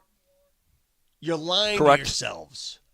You're liars. You are a bunch No. of liars. No, Vic, because I don't go through life like you with these orange-colored glasses on. Just No, you're a most- sycophant at times. You think everything is going to be right, and they're doing all the right things. You overvalue the talent. I'm not like that. I'm a big-time fan and have been for 30 years. But I'm not like you. I'm not built like you in that regard. I had reservations, but it doesn't even matter now. It doesn't matter whether you had reservations or not. The deal was done, and you are stuck between a rock and a hard place, and there ain't no wedging your way out of this, man. There just isn't. And maybe that's the worst part about all of this, Kaner, is that there's no friggin' path to freedom. There's none other than time. That's it, just time. You are doing time in a prison, a quarterback salary cap prison, until your sentence is over. That's exactly what this is. There's nothing you can do about it. First of all, Moj, I think that you are entirely lying about you having reservations about the contract. Such a liar. Because I would have called you an idiot, and I don't remember doing that. Secondly, we would have debated for a week. You're such a. I hate liars. You know, Jeff Legwell came on this show, and the reason he doesn't like what's happening is because he doesn't like getting lied to by Sean Payton. He's lying to people right in their face. Mosher, don't lie to my face. There's no point on this show where you ever had reservations about the contract. You're trying to prop yourself up. well, and people are like, I get texts saying, I said that it was way too much money. That was the going rate for a quarterback who's a franchise dude. There was no getting around that number. It's either you sign him to that number or he left and he got it from somebody else. I mean, Martin, that was the problem in Seattle, actually. Martin, do you have the ability to access old shows on the fly or not? Yes, I do. I don't think there's any way he's going to be able to find this specific thing, though. Let this me sift quickly. Well, dude, through we the- talked about the we 3 talked about hours it here. all day long. Yeah, we talked about it all day long. By the way, I don't stand for you saying that Vic has orange-colored glasses when you've predicted the Broncos to win 11 games every year the last 3 years. Not only is he a liar, he doesn't even know how to lie. I'm going to tell you what you do. Vic, you take your gift horse, okay? Yeah. Okay? And you go to the hog pen and you shove it where the sun don't shine. That's what you do. Because, look, it's easy to get on my bacon or your bacon or anybody else's bacon now for what we did or did not say, a year and a half ago, almost a year and a half ago when the Penners finally took over in the summertime. But it was understood he was going to get a new deal. But that was a hell of a big deal. It's just what do we do? In fact, no more bitching and complaining about You're right. about Let's look what was. It's okay. Where do you go from here? And the All right. problem is that there's unless you get lucky. Again, we're talking about the draft here, and who knows? I think there's a lot of capable dudes out there. If you go that route, if you get somebody on the cheap, you get lucky with third, fourth, and fifth round picks. You only have 6 draft picks. If you get sort of lucky, then things can be okay. But right now, dudes, things are tough. Let me give you And three so you choices just have to then. eat it. Okay, do it. All right, let me give you 3 choices. Let's make the assumption, safe as it is, that Russell's not going to be here next year unless something crazy happens. Let's make that assumption now. I'm going to give you 3 choices. I do believe that the Broncos moving forward, Sean Payton and company, have a plan. They would not do what they've done without a plan. A plan is in place. So let me ask you on this plan. Is it A, draft one of these capable rookies? Well, they look capable. We don't know if they will be. One of these young rookies, hotshots, move up in the draft to get whatever they need. They can't move Or up. B, But they can't move up. B, I'm just giving you the 3 options. Okay. Draft one of those guys. A, B, go get somebody that's out there. We may not know who it is. Somebody out there that's playing right now, a veteran that can come in and handle the position. Or C, Stidham is the future. A, B, or C? Which do you think is most likely next season? Most likely, I think it's C. I think that's most likely. Stidham. I think- Stidham is your guy going forward. Well, Moj, here's your other options. They go out and sign somebody with no money. Okay, well, that's not going to happen. So, A, I guess is possible. What if but- there's a dude that? but- What if there's a dude that Peyton really, really likes In the draft? Matt? Yeah. Okay, then how about this, Moj? A guy he really likes. Like who? Give me a name. Give me a name. Who does he really like? Dude, I have no. I. Let's say it's Okay. Penix. Okay, then Okay. I think that you wait and you pray to God that he falls to you.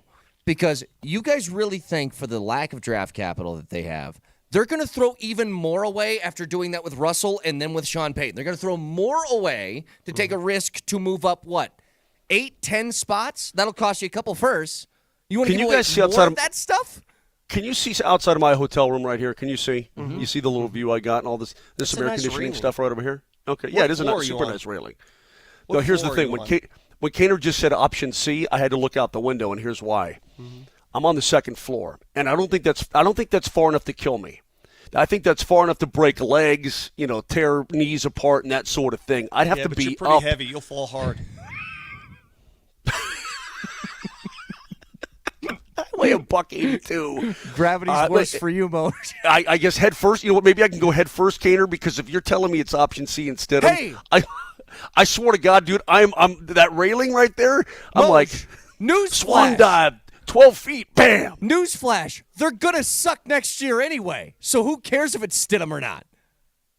Like, I know, that's- dude, but what do you think they're going to try and win 13 games next year? It's like impossible. The Denver Broncos, I'm only being partially funny about this. They're going to send me to therapy. This whole thing is going to send me in front of a shrink, man, and I'm going to have to talk it out on a weekly can I basis say one because thing this real is good. This is out. If my gut is correct, and I hope that it's not, this is really going to suck. It's going to suck. One thing real quick, because I want to get to an Avs and Nuggets preview for tonight. Vic, what I was just saying earlier, do you think it's anyhow likely, like in any way, shape, or form, that they would give away first-round picks again to take a risk on a quarterback in the first round? Because I don't. I think they're done doing that. They've done that mean for 2 straight years. Future first-round picks? Yeah, because that's what it'd take to move up. If you want like a guy in the top, 6, 7, you're going to Let me give tell away you why I'd multiple say firsts. no. The reason why I say no is the reason Sean Payton's making this move now is because he's in a hurry to get things going. He's not happy. He's not satisfied with Russell Wilson picking up his offense, right? He's in a hurry. Why in the hell, then, a guy who's in a hurry to get things going, why would he show the patience for a rookie to come up and pick up his offense? Yeah, it's not going to that happen. too. That That's too. why I eliminate Okay. the rookie from my and I'm going to ask you this question one more time, Mosier. You didn't answer it correctly the first time. What floor are you on? I already told you. I said I'm on the second floor. I said Carpet! Oh, Carpet for or Christ's tile? Come on, man. I'm He on. put it on a tee. Okay, ask me one more time. Mosier, what floor are you on? Carpet. All right. See? Now it works. All right. We'll get a preview on the Nuggets and Avs games for tonight next.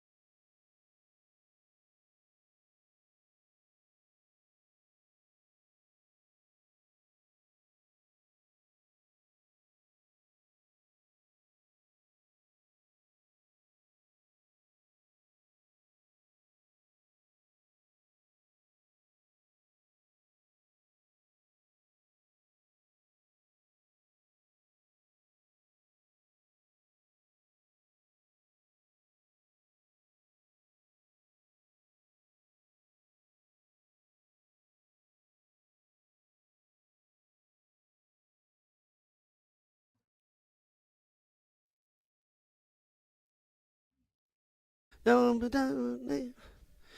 games tonight. The Avs will be on AM 950 with that puck drop at 6 o'clock. The Nuggets will be on 92.5 with that tip-off supposed to start at 8, but it's national TV. Who knows? Since we're first tonight, let me go first here in the wrap-up and tell you what to look forward to. This game scares me. The Stars have won 3 out of their last 5. The Avs have won 4 out of their last 5.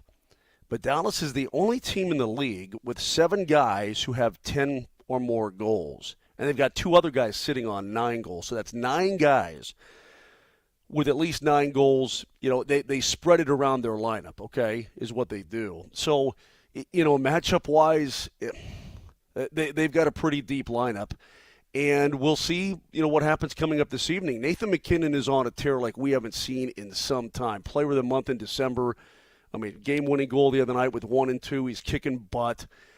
But that being said, he only has 1 assist in his last 8 games in Dallas, which is really weird. So something's got to give tonight. Something has to give. Big game. Big game for them to continue this momentum they've been on. Continue to play well on the road, please, because this month is just going to be all road games. Yeah. And you know, Jake Ottinger is day-to-day. He's been out with an injury. He's day-to-day. I don't know what – I'm not at the rink right now. The Stars are on the ice as we speak, so I don't know what the hell's going on. But, you know, it makes me nervous a little bit. Montreal's coming off that 4-3 win inside this building, so they can be got here. Remember what happened the last time these two teams hooked up? Remember the Avs were down 3-0 and then scored 6 unanswered to win 6-3 with a crazy, crazy game. Wait, was that a home or road game? That was here in Dallas about a month and a half ago. The Stars right now are favored going into this game at -128. So that tells you how the betting public looks at it, I guess. But I don't know, man. This is a game that, as far as I'm concerned, is a battle for first place. You go on out there and you take it.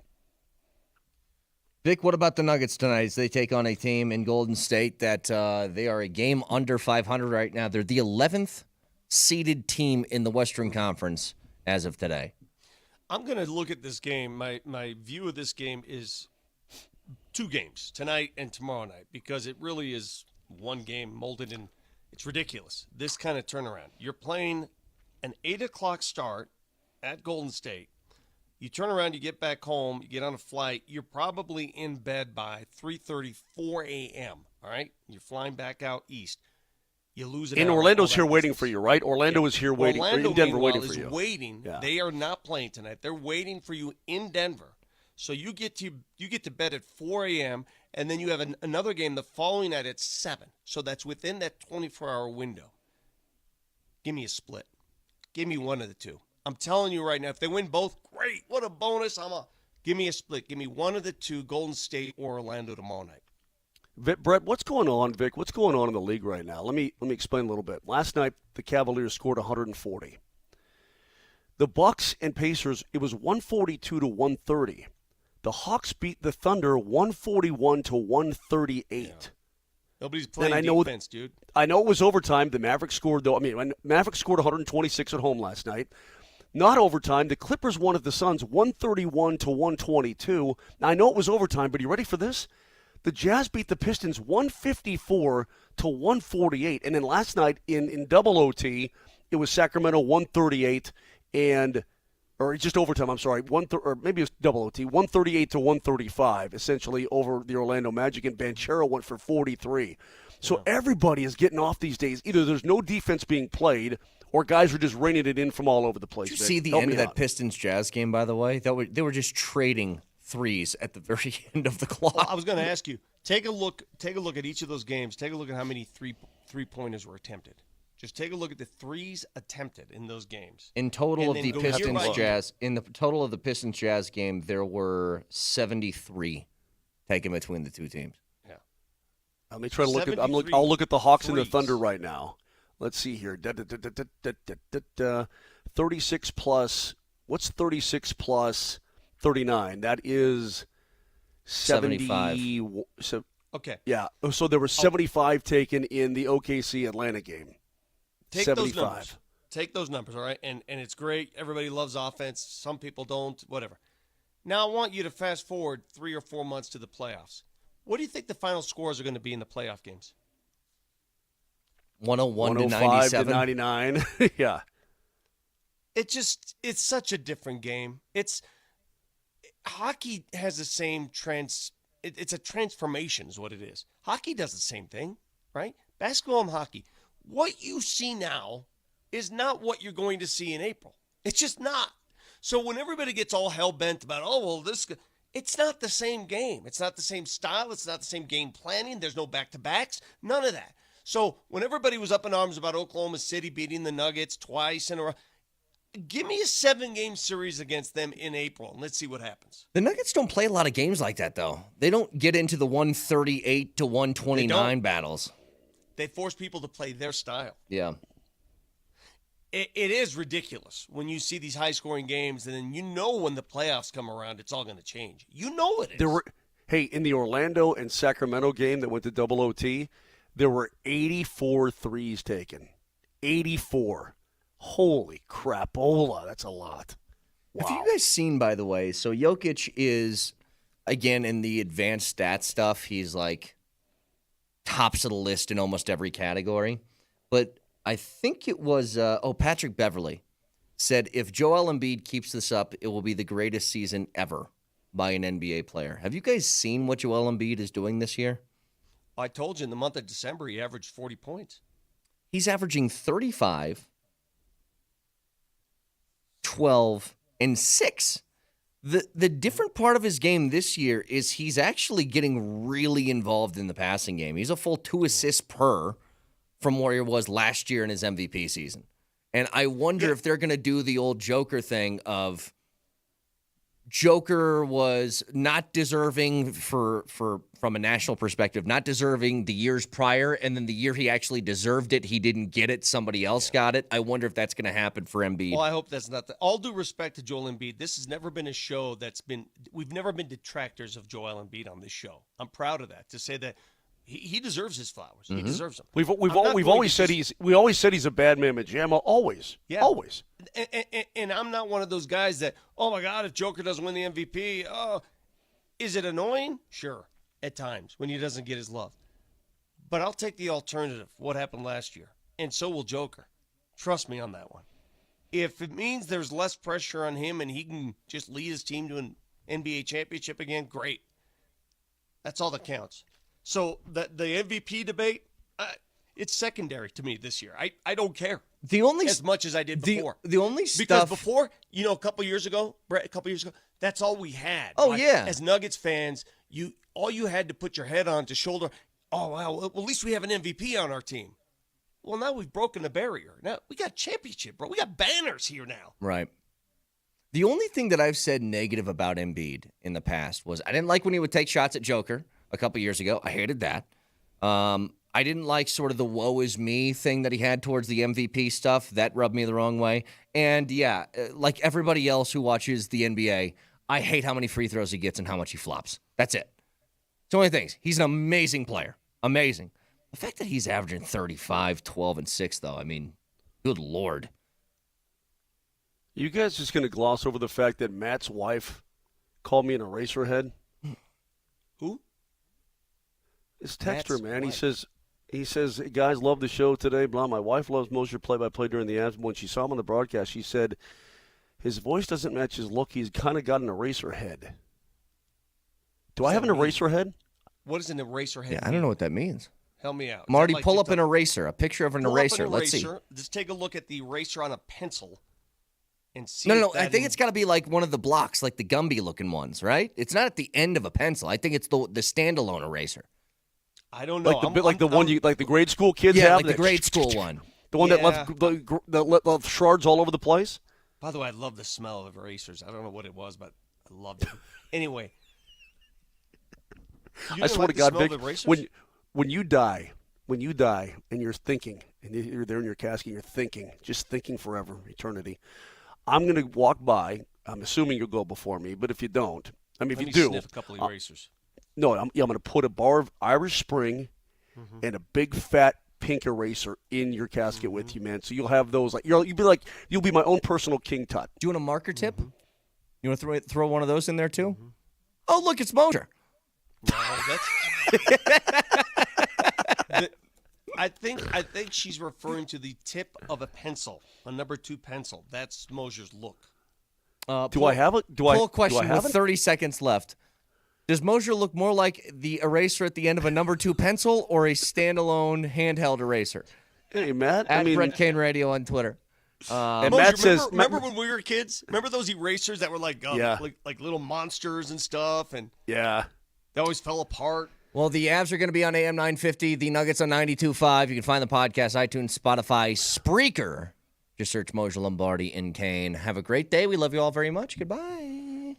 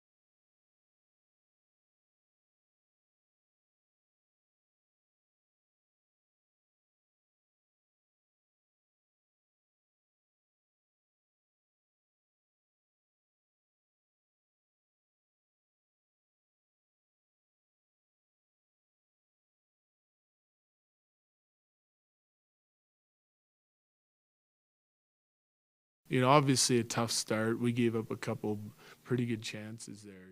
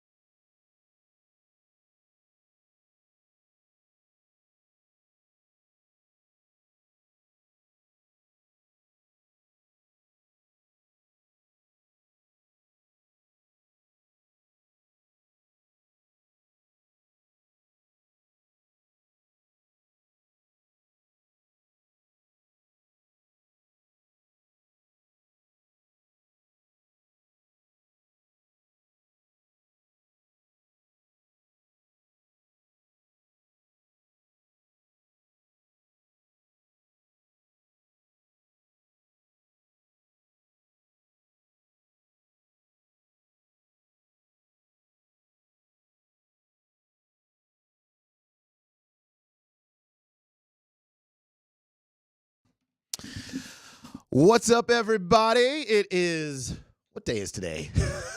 It's Thursday. It's Kim Becker Friday Thursdays. Junior. Friday Junior. Welcome into the program. You got Dempsey and Company, Christopher Dempsey, Kim Becker, Steve Nelson, Josh Grismer, and you. Altitude Sports Radio 92.5. Just had to take 2 seconds to put the headphones actually on so I can hear myself here. He's too old to do that. It's Right off the bat here. some days are a struggle. Like I'm on the struggle bus some days. Today, not so much, but put the headphones on here, Dempsey. Kim, good to have you back. How was your Happy New Year to you? How was all your holidays and everything? Happy New Year to you. Holidays were good. Christmas Eve, of course, we chatted about that. A little bit of a bummer at the Broncos game, but New Year's Eve, that game was fun. Got home about 6:30ish and was asleep, I think, by 8:30. Woke up to a fresh start of 2024. I did not stay up till midnight. Do people still do that? Did you guys stay up? I was not up at midnight. No, I was not either. No. It was underwhelming to me, but whatever. You get older and Yeah. you go. I spent a few New- New Year's Eves like in Stockholm, Sweden, on a rooftop of a hotel, in London, England, when I was with Disney on Ice. so you've done all the things. Well, that's what I'm saying. So it's like nothing will compare to those. Oh, good for you. Thank you very much. So I'm just saying that now I don't care. I've lived it. I've hit my peak in many different ways in my life, and I'm fine being on the downhill side of it. You guys, okay? We're fine. On the uphill side of things are some Broncos. They were voted to the Pro Bowl, and it's the names that you expect, right? Pat Surtain, Justin Simmons, Marvin Mims may not have been a name you actually expected, but he is in for what he has done over the season. Special teams, just returning kicks. I mean, he's just been obviously really a standout individual in that aspect. Quinn Meinerz and Burton are the reserves from the Broncos team. Are we surprised that Courtland Sutton didn't make it at all? No, just looking at the wide array of wide receivers that are across the league, I think he's great for what we have on the Broncos right now. I think he did a great job with Russell Wilson this year. But just when you look at the scope of all the receivers all across, it doesn't surprise me, just knowing the numbers and how many guys can make it and who can't. Mm-hmm. What about you? You seem surprised. Well, no, not really. Yeah. The touchdown standout, right? Sure, of course. And that's really why we're kind of even having the conversation is because of the touchdowns. The catches and yards, it's just they're average. It's an average season. So not going to even walk down the road of Courtland Sutton being snubbed because I don't think we think that. But good to have some Broncos voted to the Pro Bowl. And hopefully many more to come. We will see the Broncos, meanwhile, getting back to action this weekend. Season finale. Oh, boy. Will they get a winning season for the first time since 2016? Does it matter? I think for those of us Denver Broncos fans who want to have just a little glimmer of hope, something positive to take away from this season, perhaps having a winning season matters. I did see a lot of the local journalists in the locker room this week talking to some guys after practice, I believe on Wednesday, and they said that they seem pretty excited about possibly having a winning season. So again, I think they're maybe just holding on to a tiny bit of hope here. I said at the start of this season that a successful Broncos run would be double-digit wins, and that is obviously not going to happen. But they could be 9-8, which I hate to even say is the next best thing, but considering everything that has gone down in the last 2 weeks, a winning season, I think, would at least give maybe a tiny, the tiniest of cherries you've ever seen on top of what I think is a mess. Thank goodness for 17 games and not 16. Otherwise, we'd be looking at an 8-8 season for the Broncos. All right, so here's how it's gone down. 5-12. We're just going to work backwards here. Okay. Oh boy. Or 8-8 this year. Last 2022, 5-12. Prior to that, 7-10, 5-11, 7-9, 6-10, 5-11, and then you had 2016 when you were 9-7. Okay. That's a lot of losing seasons in a row. Sure is. And I think for me, it matters. Let's actually hear from Sean Payton first. This is what he had to say about possibly finishing the season over 500.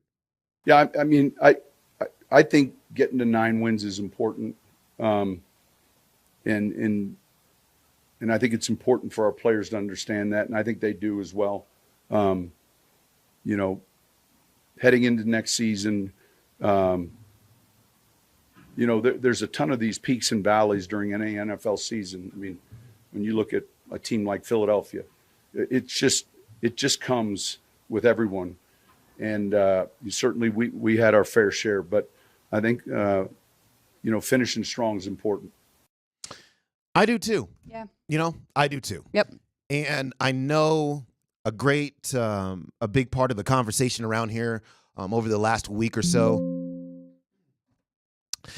really has centered on the dead cap hit that a possible if you release Russell Wilson, what are you going to take the financial ramifications of that, and then what do you do in that respect?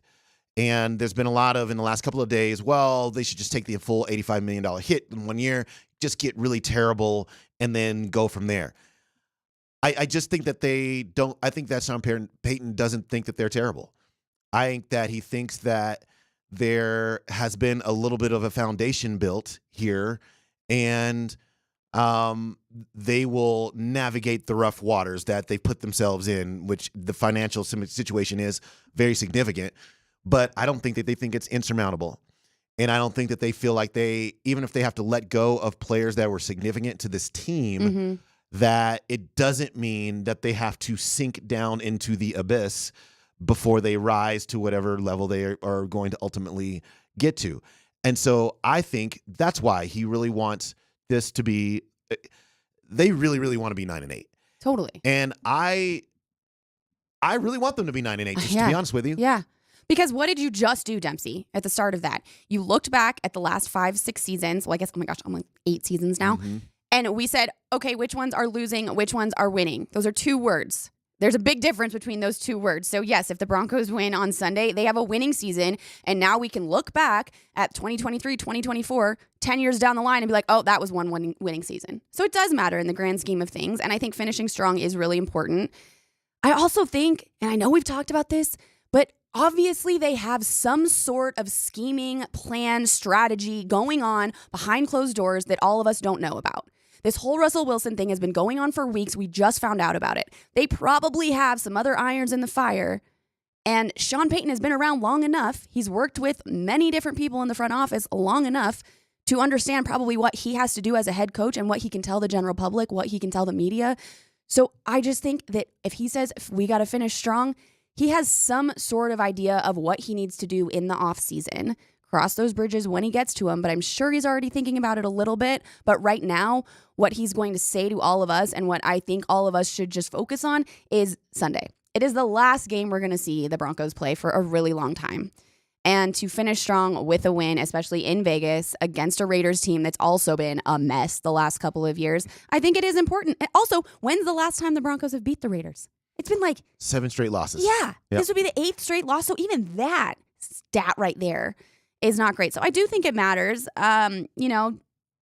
Again, successful season in equation of does it matter? Maybe not the same, because I think a double-digit win would have been obviously more successful, and I think that's what I wanted to see out of these guys, just with all the changes they had made under center and then head coach this past 2 years. But where we're at right now, I think getting a win this Sunday is really important. Now, do I think there's a chance they won't get the win? Yeah, I do. Yeah.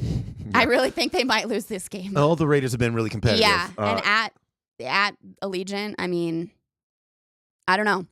I think this is going to be another tough one. Yeah, the Raiders, to your point, their last 4 games. Is that what we want to do? Their last 4 games. Their last 3 games. They beat the Chargers 63-21. They beat the Chiefs 20-14. They lost to the Colts 23-20. And so you see what they've done, especially under Antonio Pierce, has been it's been a really nice change for them. He's given them whatever kind of spark they needed to be competitive, to really prepare and play hard in these games. So you're right to your point. I mean, this is not going to be a walkover by any means. You might not even win this game if you're not really ready to roll, because the Raiders will play hard in this particular game. I think that when you go into a season and what you are trying to do is establish a winning culture, establish what this program is going to look like kind of going forward, and then you kind of fall flat on your face early on in the season. But then to get that sorted out, and by the end of the season, while we can look at this football team and say there's a great many things that they got to get improved, right? Starting at the quarterback position, spreading over to, quite frankly, the entire offense, and can it score points in a consistent and regular way? But what you have done is established, I think, a baseline of, all right, this is how we're going to prepare. We will be competitive in these games. We will come out with wins more often than we are losing a lot of these games. I think that is not a foundation that you want to backslide on. and so I think, to your point, you don't go to Russell Wilson after a win against the Kansas City Chiefs and say, hey, let's get rid of the injury guarantee, or let's push back the date on the injury guarantee, if you haven't kind of thought all this through already. Yeah, and so they know what the ramifications are going to be. They know it's going to be difficult. And I'm actually very fascinated to hear. One, I want to hear at the end of the season, after this game on Sunday, I can't wait to hear George Paton and Sean Payton sitting at a podium talking about what they felt this season was, what the foundation for this team is, and what the vision for this team is. Like, those are the questions that we all want to know. But I think the media assembled that day, the questions have to be that pointed. Like, where's this team going? Where's this, like, what is the plan for all of these different areas? Because I don't think that I believe that Sean Payton believes he's pretty close to having a playoff team, and you're not going to backslide on that by jettisoning a ton of players next year. But also, doesn't matter. I mean, like, is there any route that's going to make next season's team better than this season? That's what's hard, right? Because it's like, okay, he might think that they're pretty close to having a playoff team, which they are. You know, they had a small chance going into last week. Of course, the way that the Chiefs season has gone has helped the Broncos a little bit with those small playoff chances going into the Chargers game on Sunday. But they are close. You've seen, and this is what I keep kicking myself, just being like, oh, you've seen Russell Wilson get the team back in the fourth quarter. The Denver Broncos were like one of the top teams in the NFL with comebacks in the fourth quarter the last 6 weeks or so. Mm-hmm. I mean, now it's pretty apparent Russell Wilson won't be part of the combination, so I guess that doesn't really matter. It's irrelevant at this point. But they were close. And to me, I mean, you heard, I know Nelly said we've got Garrett Bowles talking about all the quarterbacks a little bit later yesterday in the locker room that he has played under center for, or he's been center for. Obviously, this quarterback carousel is not working. You have to have a quarterback that you are building a team around because, like Sean Payton said last week too, I can't replace the entire offensive line. I can't replace every wide receiver, every running back. Eventually so what do will. you do? Well, he's going to have to, right? Because now they keep replacing quarterbacks and it's not working. Yeah, it'll be interesting to see how that goes down. And so Jarrett Stidham gets start number 2 coming up this Sunday against the Raiders as he makes his on-field case to be the quarterback next season. Let's take a quick break. Let's get to Nick Kosmider of The Athletic for more Broncos talk. We'll play you that Garrett Bowles sound as well.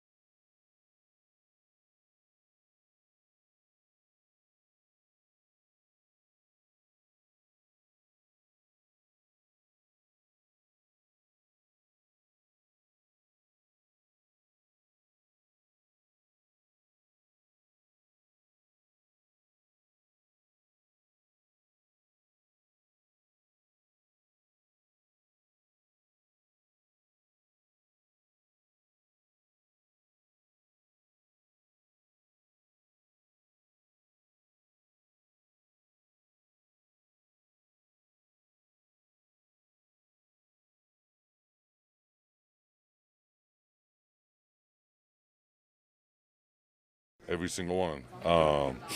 My rookie year, I think I blocked for Paxton Lynch, Trevor Siemian, Brock Osweiler. My second year, 2018, I think I had Case Keenum. My third year, I had Joe Flacco, Drew Lock. What is it? Jeff Driscoll? Does that sound right? No, Brandon Allen. That was Brandon Allen. The following year, I think it was. What was the following year? Was that 19?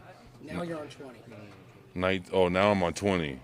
20 was, I think, Jeff Driscoll played that year when we played Pittsburgh. 2020, Kendall Hinton, you have to bless him because he was our quarterback. Drew Lock again. Then 2021, I think it was, give me a second. What was 2021? Teddy. Who's the backup for Teddy? Drew again. Then there's another one. Oh, Brett Rippon was 2021. 2022. Who was 2020? Oh, Russell. And then I got hurt. And then we had Russell and now Case Keenum. I lose count. I mean, that's a lot of quarterbacks now. So. Oh, that's one of the best pieces of audio that you're going to hear in a long time. But kudos to Garrett Bowles for that. Like he's endured a lot of average. He's blocked for a lot of average quarterbacks, but to come up with that list with kind of minimal help there from the media assembled in front of him, that was hilarious. And I can think of no better way to bring in Nick Kosmider of The Athletic than on a list of quarterbacks that for Garrett Bowles has grown by one because he didn't say Jarrett Stidham. Yeah, Case Keenum was what he said at the end there. Okay. Right. Nick, what are we to make of the direction of this one position for the Broncos as Stidham gets set to start his second game here for the team this weekend? Well, first of all, I think that Garrett said Case at the end on purpose to illustrate that time is indeed a flat circle. So I think he's slyer than we're giving him credit for with that. I thought it was really really insightful and interesting to hear from Garrett Bowles yesterday and sort of be honest about the frustration that is for the team, and not just because he's having to get used to the cadence and the various idiosyncrasies of a Baker's dozen starting quarterbacks, but because what that typically signals for a team, if they're changing that all-important position that frequently, is that you're not consistently winning. And that's what it comes down to. Garrett Bowles has played for this team since 2017, and he needs a win on Sunday to have a winning season for the first time in his NFL career. There's been various points at which the Broncos thought that they were digging out of it in large part because of who they had acquired at quarterback or how for a certain stretch a given quarterback might have been playing, i.e. Drew Lock at the end of 2019. But they kind of just end up in the same place, which is having a void now at that spot and wondering who will ultimately be the answer there. But they have a lot more searching to do at that spot, but also within the rest of the roster in order to finally get on a consistent winning path. I mean, you said it, Nick. The most important position has been a carousel for the last several years, and it takes a lot of time to find that cadence, find consistency between the center and the quarterback. And if you really look at it, I mean, they're probably out on the field, maybe like 20 minutes during a game. It's just such a small amount of time. But in your opinion, what's the best scenario for quarterback going forward into next year, into the offseason, into next year? Because I think we're pretty clear Russell Wilson's not going to be it. Jarrett Stidham, who knows how he plays on Sunday? Who knows what happens in the offseason? But in your opinion, what's the best scenario out of probably a lot of really bad scenarios?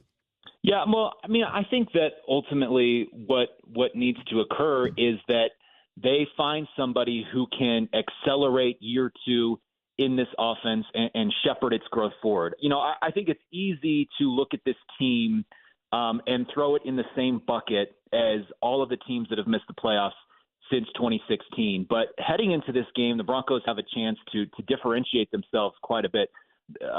We've looked at this offense as one that is struggling, and it is, but You look back, and this is the most points a team has averaged for the Broncos since 2015.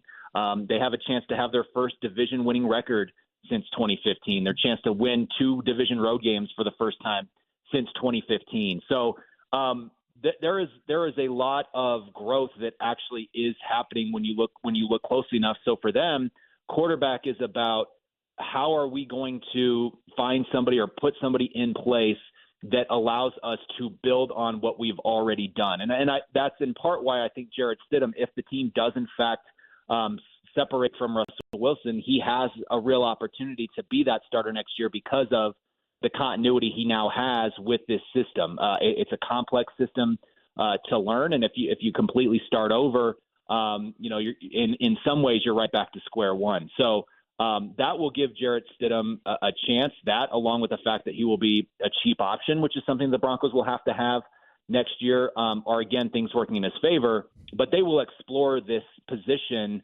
high, low, and every other way in the offseason because they should and I think will be absolutely open for business, whether that's the draft, whether that's free agency, whether that's exploring the trade market. But they will have to be economical in their choices. They'll have to be pragmatic in their choices because, again, it's not just about the quarterback spot for Denver. Yeah, you wrote an article about this recently and kind of just exploring what all that looks like, which obviously Jarrett Stidham here, but a free agent class that doesn't feel like it's phenomenal.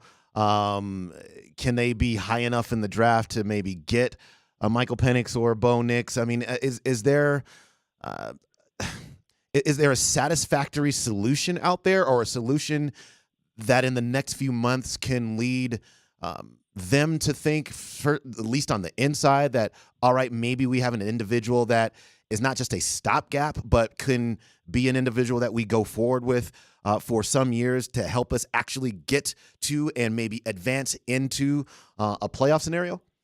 Well, I mean, certainly from a fan base perspective, you do that by drafting quarterback in the first round, right? Like that's where hope springs eternal, that you have got this guy that you selected high in the draft that is going to be able to vault your franchise forward, right? Like you look at a lot of teams, you find success, you can build sort of a championship window by having a productive quarterback on a rookie contract. And with where the Broncos are going to select, will they have a realistic opportunity to go get Caleb Williams or May, guys who look the part, at least at this point in the draft industrial complex? Probably not. But, a guy like, Michael Penix, Jaden Daniels, perhaps they are in range. And with that sort of choice would come, at least for the fan base, this feeling of like, okay, you got your guy. We can see sort of this path forward. But that also doesn't guarantee anything. The Chicago Bears traded, a good chunk of their draft to move up and draft Mitchell Trubisky instead of just staying where they were and taking Patrick Mahomes. The 49ers traded, again, a good chunk of their future draft capital to move up and draft Trey Lance, only to trade him and find a Pro Bowler with the last pick of the 7th round. There's just no guarantees in this game whatsoever. So, in terms of what will feel satisfying come April, May, whenever it is, that would be selecting a guy in the first round who is either ready to start or perhaps more likely, learn for a year. But again, it guarantees little about how they move forward at that spot. And we're talking with Nick Kosmider of The Athletic. On the text line, Nick, somebody says Sean Payton has never developed a quarterback. He's only coached veteran quarterbacks. Is that the complete 100% truth? And then B, does he have a reputation of being able to develop a quarterback, or do we just not know? Well, I think that talking point is quite a bit oversimplified. In terms of who he has had as a starter, as a head coach, he had Drew Brees, and that guy carried almost the entirety of his head coaching career. So you're not going to have a rookie quarterback playing for you in that regard. Now, he's developed guys behind the scenes, like a guy like Chase Daniel, who became a long time backup in the NFL because of his ability to soak up information, which, he has credited, learning Peyton's system and the complexities of that early on of kind of helping him be able to walk in the door just about anywhere and be a competent backup quarterback.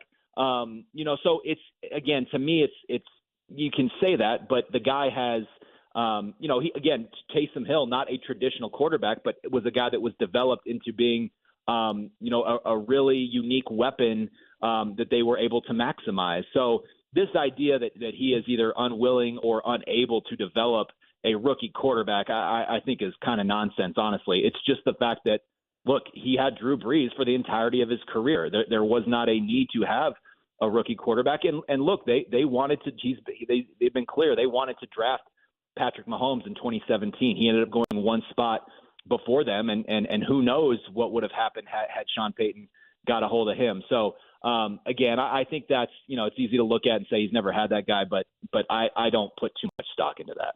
Yeah, I was going to say, I don't think he's unable to. Maybe just we haven't seen that scenario play out, but I don't think he's unable to. However, Nick, you said you also don't think he's unwilling to. I think that's more of the notion going around is, do you think Sean Payton wants to have this brand new quarterback come in? I mean, the Broncos paid him a lot of money to come be head coach. He took a year off. He went and he was with Fox. He was chilling. He was living in Manhattan Beach. One of my friends ran into him in a bar once. He had his Super Bowl ring. They tried it on. They sent me a picture. Like, he was chilling in LA. And that's why, and then he comes back because he had this veteran quarterback. He had this franchise with a great ownership team willing to put a lot of money into it and hoping that they were going to at least make the playoffs or be better than last year. So I just don't know. I mean, if you start over with a rookie quarterback, that's going to set you back a ton of wins. You get what, maybe 3-4 wins? Look at the Panthers. I mean, look at the Bears lately. Just these teams with these new quarterbacks, it just takes a lot of time. And I just don't know if Sean Payton has maybe the patience or the bandwidth in his future career to do that.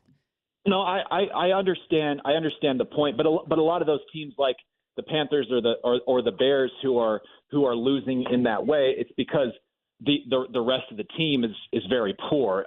There's not a lot around the quarterback to start their career. You'd be talking about drafting a guy into a team that has a chance to win 9 games, that certainly will look back at this season and say, man, we just a few plays here and there that we let go. Could have been a playoff football team. You have a lot of guys coming back. So it's as much about the situation that you would be putting the quarterback into. What I'll say about the rookie thing is that, for him, that you make a good point in that I don't think he's interested in something that would be, starting over or even having to take kind of a step back. If they're going to draft a rookie and then ultimately start him, it's going to be only because, Sean Payton is confident that person can step in and run the offense well enough for them to win football games. And if that means, maybe you sacrifice a little bit of your ceiling in order to develop him, I think that's possible so long as he believes they're still in position to win football games consistently. Like, that's what this will come down to. Now, if they have a player that they think, that we cannot pass that guy up, but maybe he's not ready. Well, look, you have Jarrett Stidham under contract next season at a really low cap rate. So there are a lot of options that they can look at. Drafting a starting quarterback does not mean, hey, we have to put him in here next year and deal with whatever comes of that. But again, I just think there's a lot of different scenarios on the table for Denver. Nick, there's been a lot of talk, obviously, about the 9-8. You just mentioned that. How important should that be to them, and how should we be looking? How should we be looking at a 9-8 season?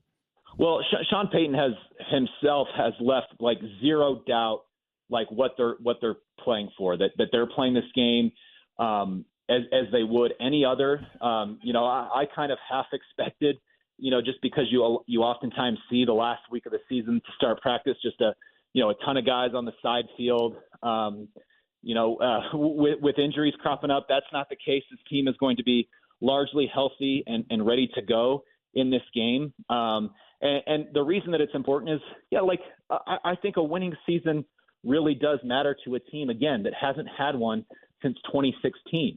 And I laid out a minute ago some of the other things that they can achieve: a winning division record, can have their best offense from a scoring perspective since 2015. There's just a lot that they are trying to finish the season with, and it's a huge evaluation platform for players who, are trying to show that they should be a part of the next iteration of Sean Payton's era here in Denver. So yeah, I understand. I always understand the fan perspective of like, hey, if we lose this game, you get a better draft pick, but you're talking about you're going to change a couple spots, and if you know what you're doing from a scouting perspective, and you have as many needs as Denver does to fill, like, what are we really talking about here? Like, they should be trying to win this football game, and I really believe that's what they're putting all their effort into. So, Nick, do you think they'll go quarterback in the first round? It's impossible to say at this point, just because we don't know how the process will unfold and who will kind of be in that range. I think that they certainly want an answer at that position. I think Sean Payton looks at it and says, hey, if I'm going to be here long term, I want a guy to grow with me, to grow with this offense.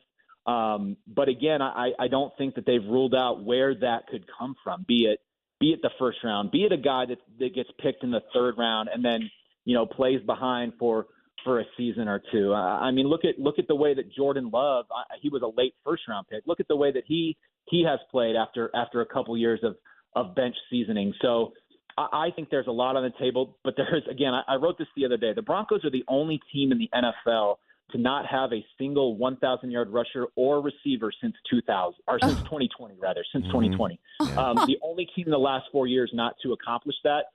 They're one of the only teams within that same time frame that has not produced a double-digit sack player. So that, again, those aren't like some magic numbers, that mean everything, but it illustrates that this team is deficient in overall talent, and that's before we even talk to the need of developing depth on both lines.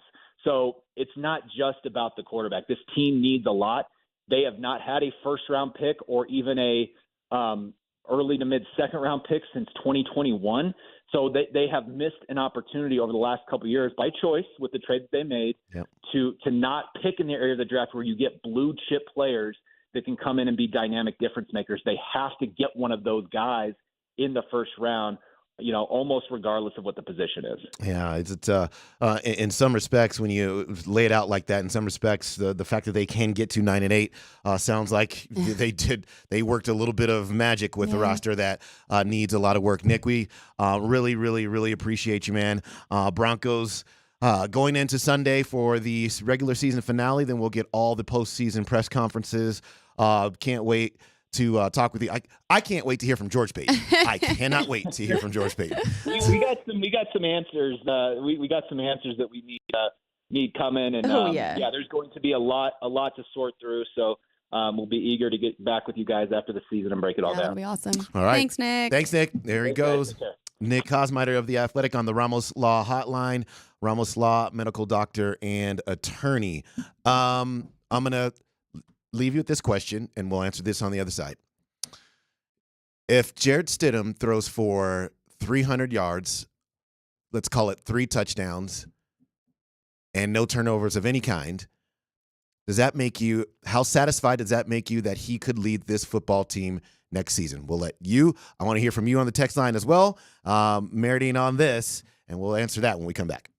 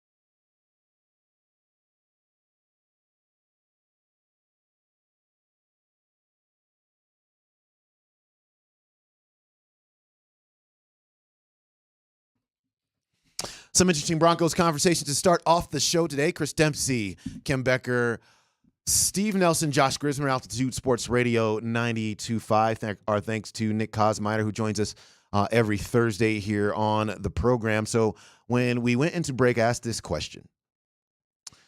If Jarrett Stidham throws 300 yards, 3 touchdowns, no turnovers, Broncos win, snap a 7-game losing streak to the Raiders, we cool with him being the quarterback next year? Or are we not cool with that?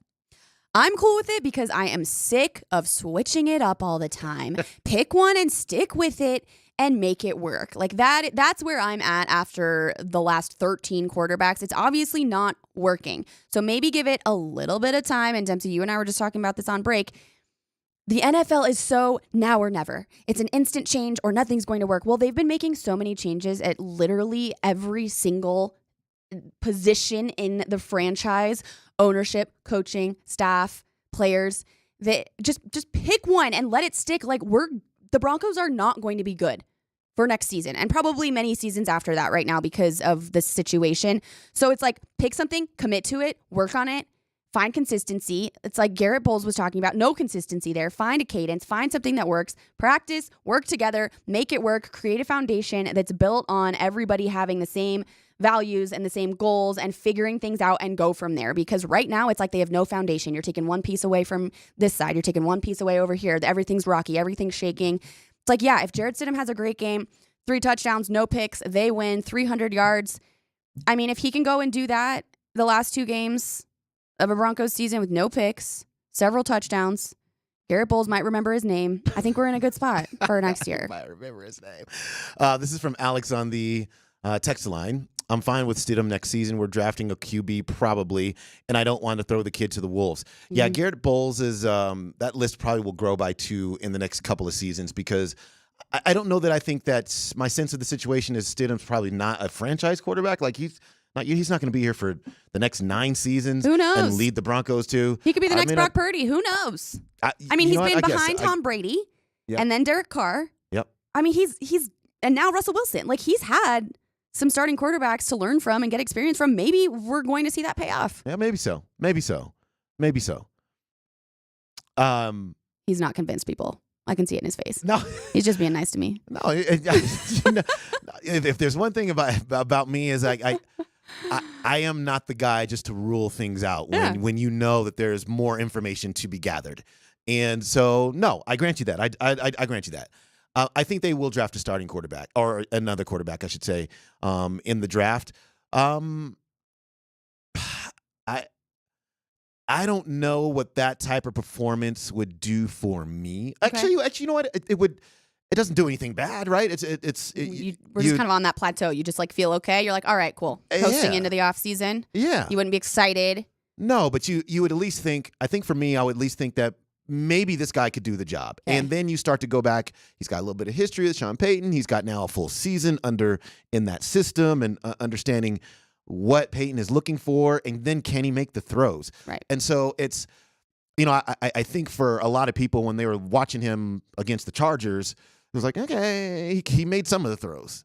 And then he didn't make took him a little bit. Right. Mm-hmm. And look, I said this.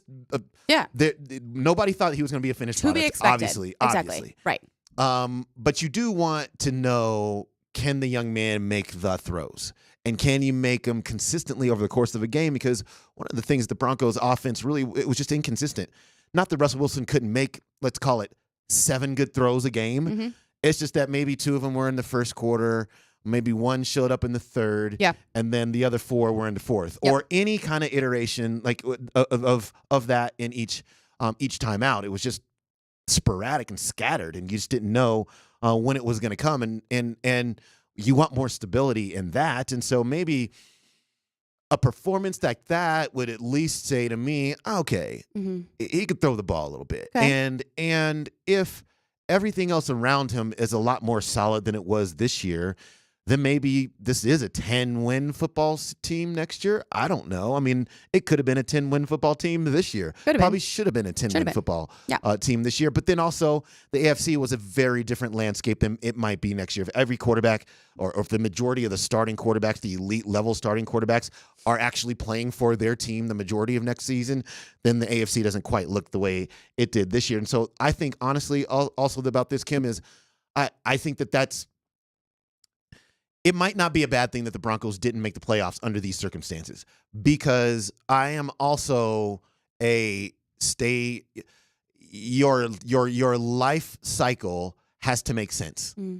And if immediately you're in the playoffs, but you actually weren't that good of a football team, but then when the landscape changes next year, all these average to bad AFC teams end up looking like their former selves, which was really, really good, then you don't make the playoffs. Then you look like you took a step back when you really probably shouldn't have been in the playoffs in the first place. So it's an interesting situation. Let's see, from Mike on the text line. This is a smoke and mirrors. 9 wins. Look closely at the wins. That's not a way to win long term. But see, that's kind of speaks to my. That's very true. Yeah, and a lot of those wins, they came at the end, or they were to against teams that the Broncos should have beat pretty easily, or at home, whatever. There were definitely some, like the Chiefs game, the Bills game, that we weren't expecting wins. But I think he's right. Look, you kind of do have to look at this entire season under a microscope, just like you're going to be looking at Jarrett Stidham under a microscope on Sunday. And if we flip the switch here, what if Stidham goes out, throws 2 picks, has 1 touchdown, only 200 yards, and they lose? Then what do you think happens? Yeah, that would feel a lot worse. Well, that's right. And that's when you're going to hear the wrath of everybody saying, see, you should have kept Russell Wilson in, why bench him for the last 2? I don't think anybody will say that. I will. I probably will. You will. I probably will. And I don't think I'm the only one that will. Because again, it's a risk, and I get it. I enjoy the fact that they're taking risks. It's just the turnover on every single thing, every position, every game. That's what I just can't stand. It's like, just pick something. So even if Stidham goes out and has a terrible game, throws picks, they lose, I still think that they should build on him for the offseason because of the situation that they are in currently. I think, like we said earlier, a rookie quarterback coming in, if that's what they end up drafting, would be good under somebody. Don't go start him right away. And I don't think Sean Payton would, not in this kind of offense that he's running. Pro Football Focus had a recent kind of a graphic go by on Instagram. This was in the last couple of days, and it was the perfect draft prospect for every team. And for the Broncos, they had Bo Nix, quarterback out of Oregon. So we'll see. Let's go to the we have a voice of the people. Yes, it's Bill. Bill wants to weigh on this. Is what he said. I think Stidham can lead the team, but the next question is what's that team look like? What are your receivers? Who's your offensive line? Any playmakers around him at all? But do I think he can lead the team to a winning record next year? No.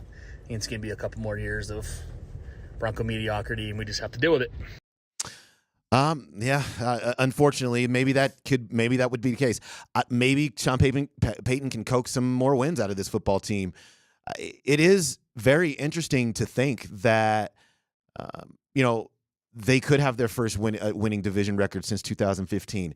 They could have their first winning season since 2015. There's a lot of things that they're kind of ticked off on this season. They ended the losing streak to the Kansas City Chiefs. They can end the losing streak to the Las Vegas Raiders. And it's why I don't like to live as a prisoner of the moment early in seasons, because when you step back at the end and look at exactly what happened, maybe that picture doesn't look as bad as what it appeared to be. Yeah. And it's a tumultuous way to get to 9-8. We'll see if they can, or 8-9, one of the two for the Broncos. But they have done some things this season that we have not seen them do in many seasons. And I think that's a good place to start. Incidentally, you want to be a part of the voice of the people, go to the app. There's a little microphone down there. Record your statement, what you got to say, and we'll play it on air. We will get to more of these text messages. There's so much good stuff here. A lot of people have a lot of thoughtful things to say about this situation. We will get to more of that. And also, Nuggets back in action, Avs back in action, both doing that tonight. We'll talk through that a little bit when we come back.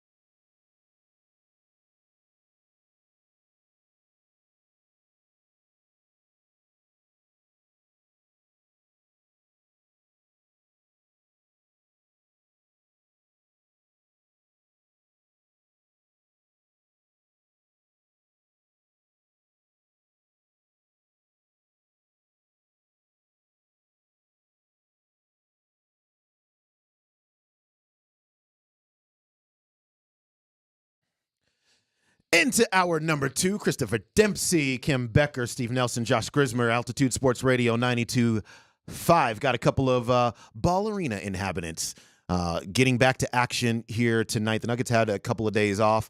They are in Golden State, in San Francisco, to take on the Golden State Warriors. Tonight you can hear that game right here on Altitude Sports Radio 92.5.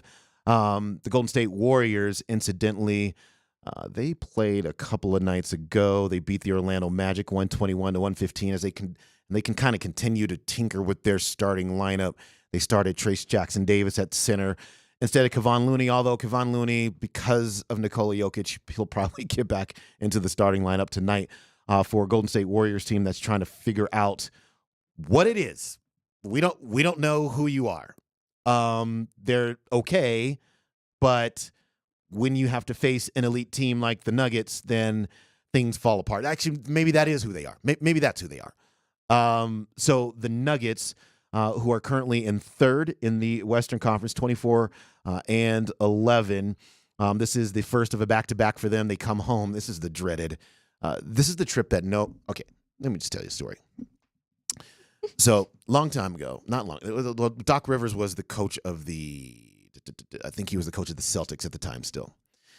The trip from California to Denver, a back-to-back, really, it doesn't even matter where you are. Is it L.A., if it's Sacramento, if it's San Francisco/Oakland, where the Golden State Warriors played. You're talking about a couple of hours, 2 to 2.5 hours. And what that really meant over time was you're not getting into Denver until close to 3 a.m. Your head isn't hitting the pillow until 3:45, 4 a.m. And that is a trip that so many coaches, led by Doc Rivers at the time, complained about, that the NBA largely stopped making visiting teams come to Denver from California on a second of a back-to-back. But it's okay if the Nuggets come from California on the second of a back-to-back. Only applies to certain teams. It just is. There are things, Kim, that I shake my head at, and this one has stuck with me for many, many, many, many years because we just see this happen. And so the Orlando Magic, which played in Sacramento 2 nights ago, they're just going to be sitting here because they gave the Orlando Magic the day off before, so they didn't have to do the flight from the daily double from California to Denver. But the Nuggets will do that. And so they have the Golden State Warriors tonight. They come back to Denver to face the Orlando Magic, obviously an up-and-coming basketball team there on Friday. And it's also the first of 3 games in 4 nights again for the Nuggets. So it'll be, look, their legs will be tested yet again, but at least they're getting a lot of these games at home. They are in the midst of a stretch of 8 of 10 games being at home. So they're through 4 of them already, but this is a good home stretch, a good chunk of home games more often than not for the Nuggets. I can't wait to hear what Steve Kerr has to say after tonight's game. I hope he drops some fun little nugget about the Nuggets, about something that Nikola Jokic did that he didn't like, about all of the fouls. So many fouls. I can't wait. His team fouls almost more than any other team. He's complaining about the referees calling them. Yeah, but how about your team don't foul? Well, that's another one. It only applies to certain teams, right? So like those kinds of things only apply to other teams. His team is scot-free when it comes to that kind of stuff. So yeah, just to go along with the theme of this conversation here. Incidentally, the scores in this league this year just have been unbelievable. I'm just going to really quickly, we're going to the Avs in a second. This is what happened in the NBA last night. Indiana beats Milwaukee 142-130. Atlanta beats OKC 141-138. Ooh. Utah beats Detroit in overtime 154-148. Dang. The Clippers beat Phoenix 131-122. Sacramento beat Orlando 138-135. Hammer the overs, people. Ride the hot hand. Take the overs in all the NBA games this week. This is almost on a nightly basis That's in wild. this league. these scores are out of control in the NBA. You know what? I'm here for it. I'm Fun. It's a lot more fun. Yeah, I'm not here for 87 to 85. Oh, scoring is fun, especially in the NBA. And actually, just for reference, in case anybody forgot, I did pull up the clip of Steve Kerr complaining about the officiating free throw discrepancy the last time the Nuggets played the Warriors.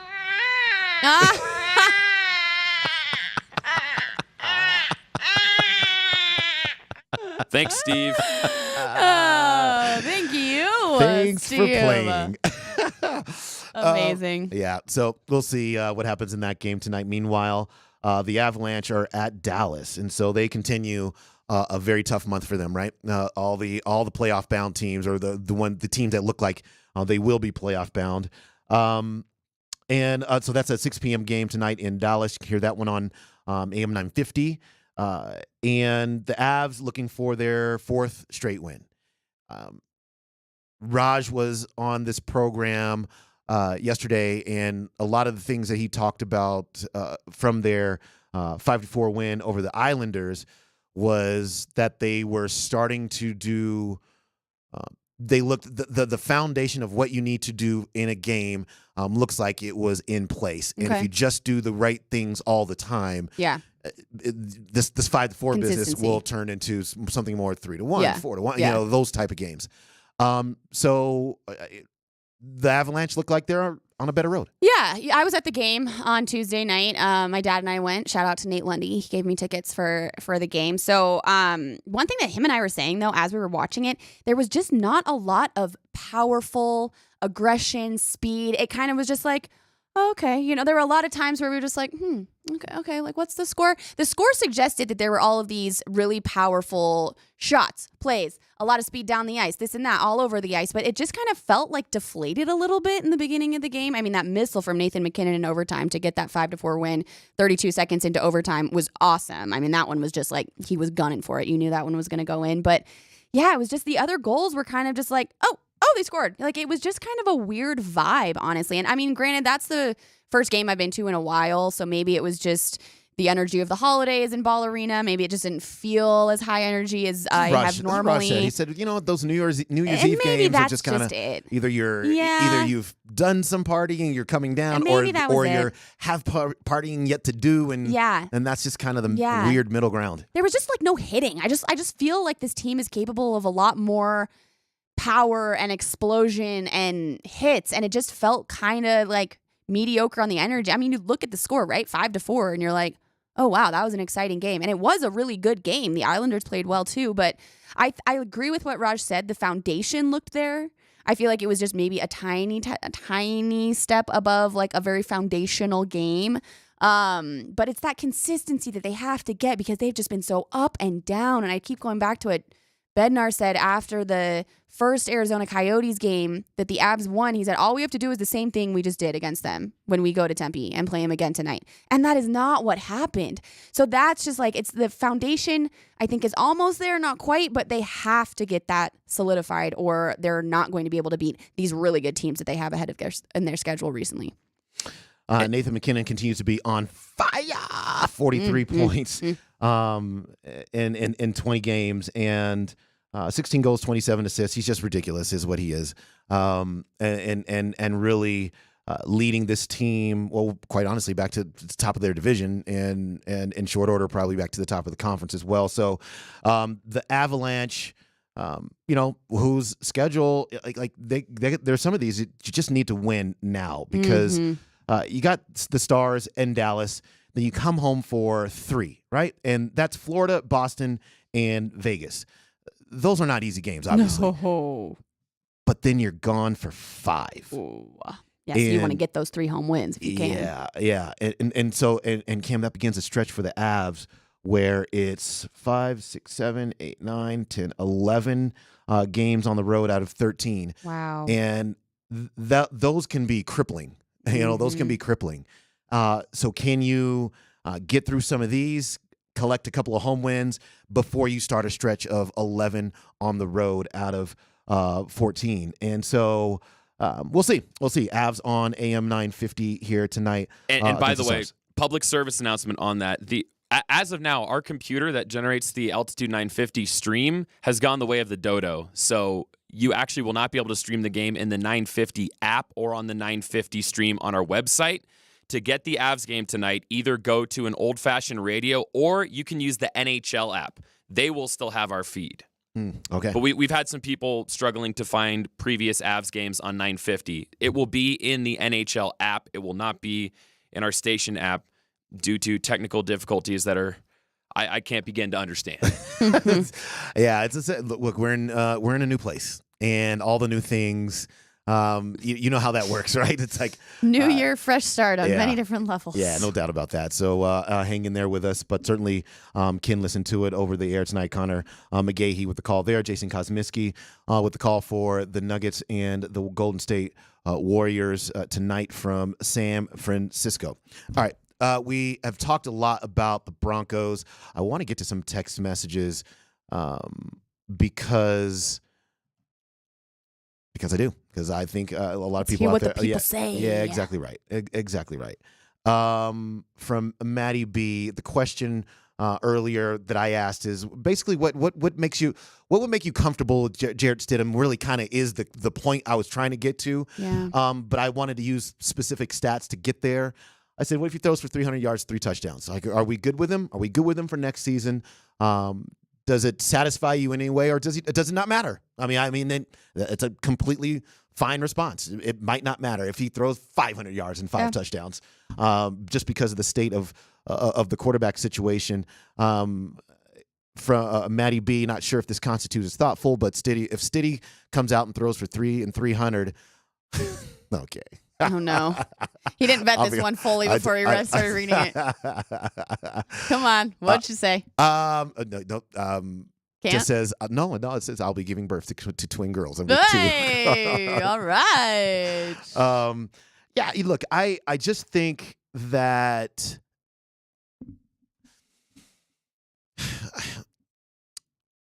I think that they had to go this route. Yeah. Kim, I know Russ is your guy. He's my guy. I'm a Russ fan. I think they had to, though. Yeah. Just because he didn't jive with the head coach, and the sad part is he wants to play here. But Sean Payton says, "No, it's not you, bro. It's me." And and because of that, and because of the way I want things to be run here, then we're not compatible, and so here we are. Yeah. I just don't think it's gonna be. I think it's gonna be okay. I Yeah. really do. I think it's gonna be okay. And you're right. I mean, at the end of the day, Peyton's the head coach. He makes those kinds of calls. If you want to be the coach and run the team well, Russell Wilson, you guess you can go coach somewhere, right? Like, I mean, at the end of the day, that's just what it is. It's his call over Russell Wilson's call. And next week we expect to hear, from everybody, from all the Brain Trust next week, because the season will be over. It's usually about the time that we get the, kind of the postmortems, which are. All right, let's take a look at and let's talk about what just happened here and what we have going for the future. I think these are going to be very. I think they're going to be fascinating interviews. Press conferences, I should say. Especially with the way that this season has gone in press conferences and the way that Peyton has addressed some questions and some journalists around Denver. This is going to be a brutal one. I think all of the media is just going to go like balls to the wall here asking all of the questions, but I wonder if we're going to get some straight answers because we did not get those during the season. Mm-hmm. I wonder if anything will change in that press conference and if there'll be a lot more to the point. And I'm also very interested to see if George Payton will be alongside Sean Payton. What I talk with Russell about is none of your business. Exactly. Are we going to hear that? It's none of your business, or are we actually going to hear answered? It's going to be a very, very anxious one to wait for. Yeah. I'm very much looking forward to that. All right, let's take a quick break. Come back with Nellie's NFL Notes.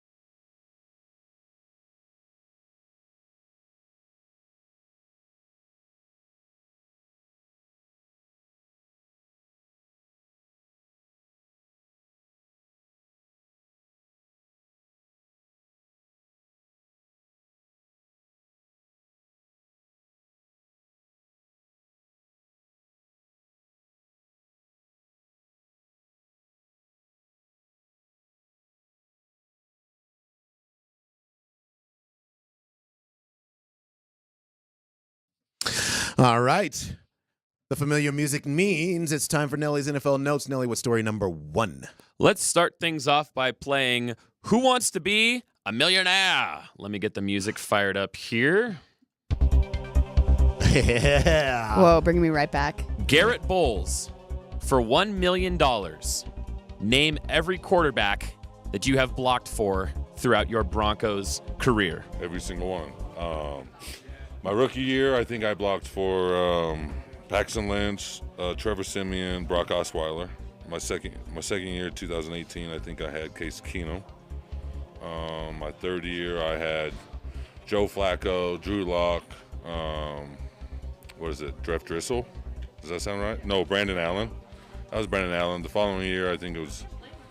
What was the following year? Was that 19? Now you're on 20. Now I'm on 20. 20 was, I think, Jeff Driscoll played that year when we played Pittsburgh. 2020, Kendall Hinton, you have to bless him because he was our quarterback. Drew Lock again. Then 2021, I think it was, give me a second.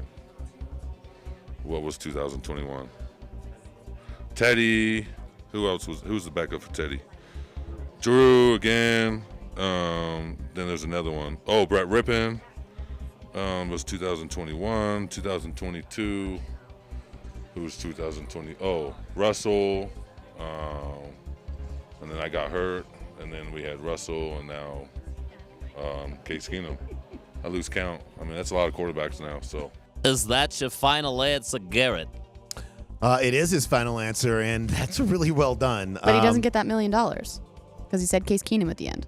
He did. And he forgot Stidham. And I also like the fact that he figured he never enunciated Jeff Driscoll. Yeah, he just kind of said Jeff Driscoll. Because he figured that's close enough that would still be allowed as an answer. Jeff Driscoll. We knew what he meant. That's still really well done. That's good. Or maybe he didn't say Stidham because he didn't actually block for Stidham.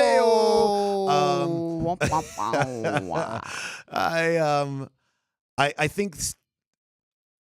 I don't know. I have a soft spot for Garrett Bowles. Yeah. I just do. I know it's holding number 72. I know it is.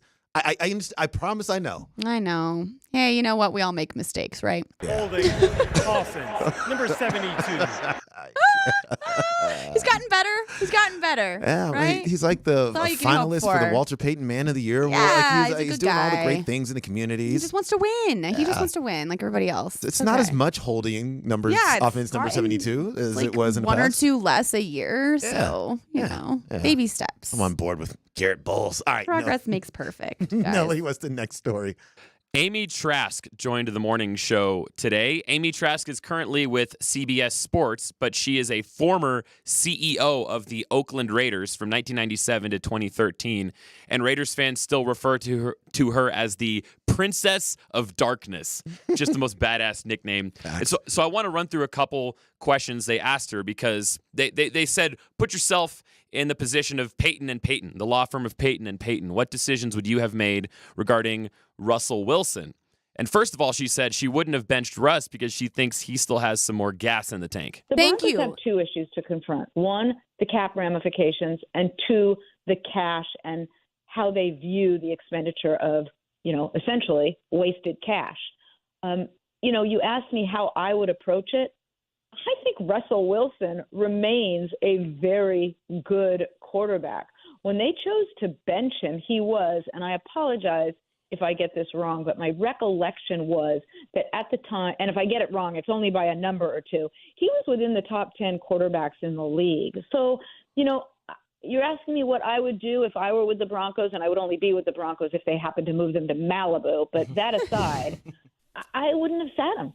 I still think Russell Wilson is better than the vast majority of quarterbacks. And, maybe they look to trade up in the draft and get an inexpensive draft pick high enough that he can perform quickly. Maybe they sign an inexpensive free agent. I still think Russell is a very, very good quarterback. Dude, there you go. 10 minutes ago, I said if Stidham has a poor game on Sunday in Las Vegas, everyone's going to be saying we shouldn't have benched Russell Wilson. And Dempsey, you said, who's going to be saying that? I said, I am. And now Amy Trask and me are saying it. Thank you, Amy.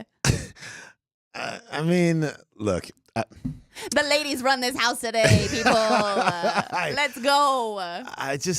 It's just hard for me to reconcile the numbers we saw. Whatever she said, the numbers top 10. It was 6. I remember we talked about this, Dempsey. He was the 6th ranked quarterback in many different stats that week that he was benched, or that he was told he was going to be benched. Okay, all right.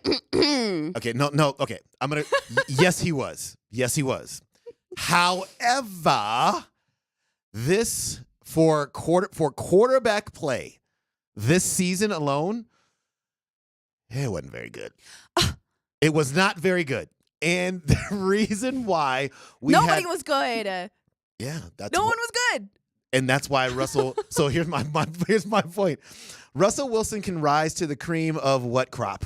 It's a very low crop in 2023, okay? We did not get a lot of moisture. The crops have not risen to their highest caliber. Everyone had the flu. Did you guys have the flu this season? Because I did, and so did Patrick Mahomes, and it was brutal, I will say. It's the reason why Christian McCaffrey's name was so prominent and still is in the MVP race. Why Tyreek Hill's name was so prominent in the MVP race, because we looked at all these quarterbacks and we're like, none of these guys are it. And then Lamar throws for 5 touchdowns and seals the deal. And kind of seals the deal. But I would say, with all due respect to Russell Wilson, you had the numbers suggest that the season was really good, and he did a fine job. It was fine. You know how I would describe that? It's fine. It was fine. It was a mediocre, average dessert. Like a very basic cheesecake. Because Aaron Rodgers didn't play this season. Well, no. Joe Burrow didn't play for majority of the season. No, Josh Patrick Allen's Mahomes been has whack. no wide receivers, so it really doesn't matter if he's playing or not for the Chiefs this season. Justin Herbert had a messy of a situation ahead of him. Yeah, he had a bad So, coach. okay, but that's fine. But I understand what she's saying, and I agree with her. Who else are you going to have in comparison to what is going on in the NFL this year? Russell Wilson was. Oh my gosh! We'll revisit this in a week and see what happens in Vegas. Okay, they both had starts against the Chargers, right? They both had starts against the Chargers.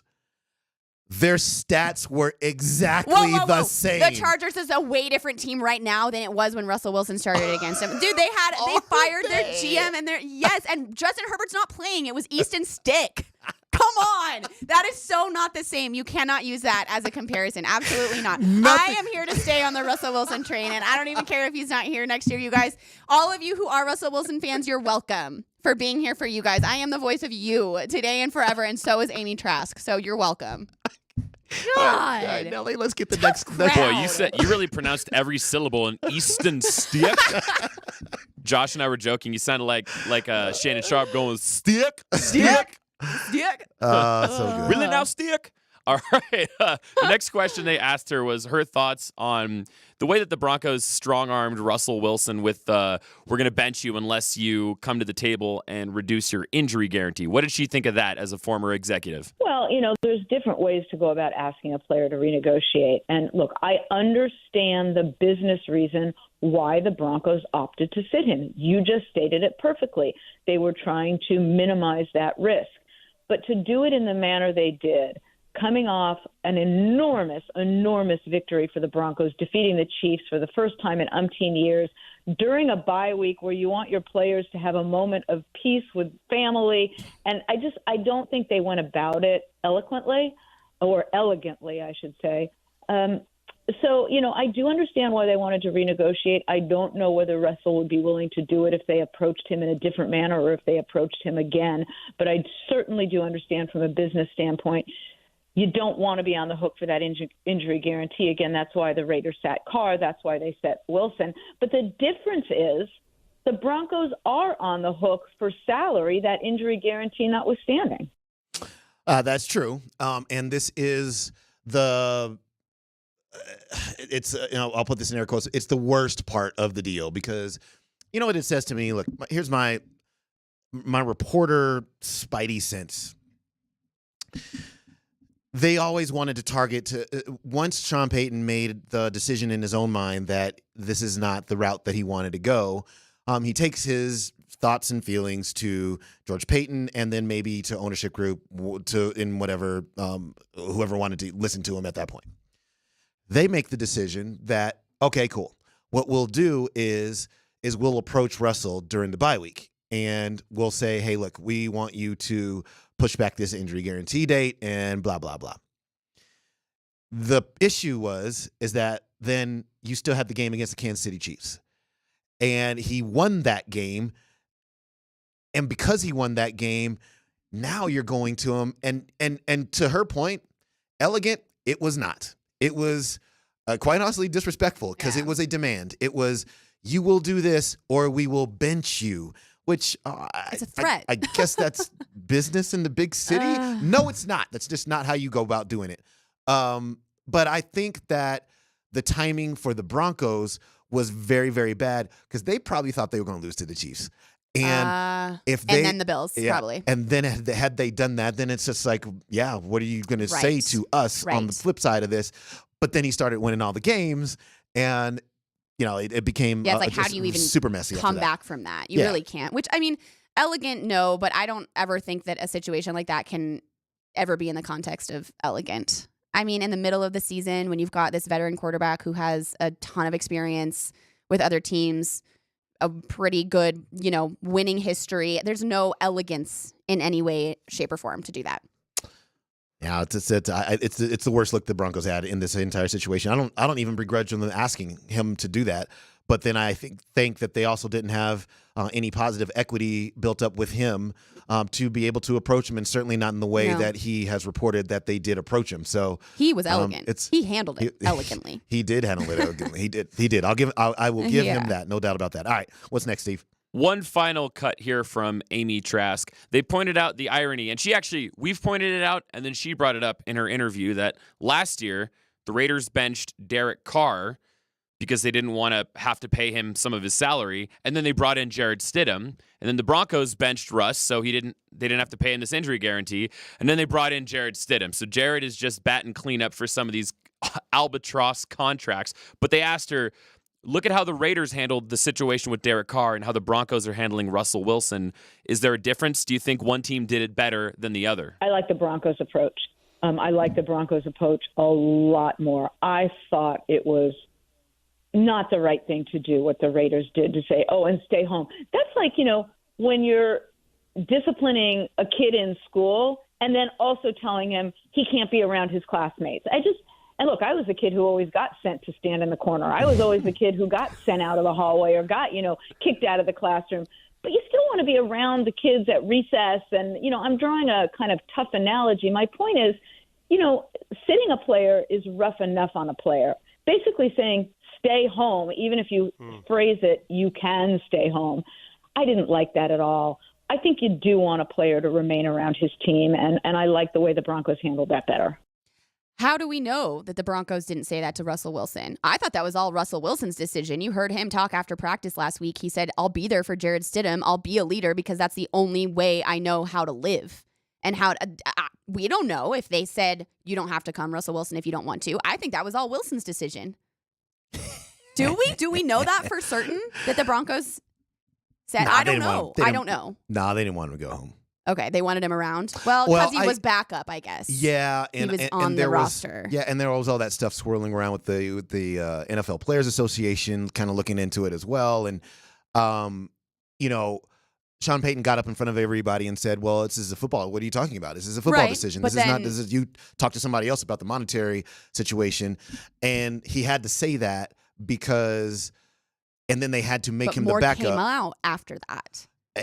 Yeah, I mean. Because Derek Carr was not listed on the depth chart last year as the backup, obviously, right? That was the difference. Yeah, they basically just said, as she said, they just told him. Okay, because Wilson was quarterback number 2, because we talked about that, right? If Stidham were to get hurt, either last week or even this week, if he gets hurt in Vegas, Wilson will be back in. Right. Yeah, so that's which is what the Broncos kind of had to do to make sure that they are as solid in their defense against somebody. Against the notion that this was just a financial situation, and that would just leave them. It would leave them open to punishment from the league. Right. It's just less risky. So okay. So they definitely had to have him stay, and to his credit, to your point, his credit,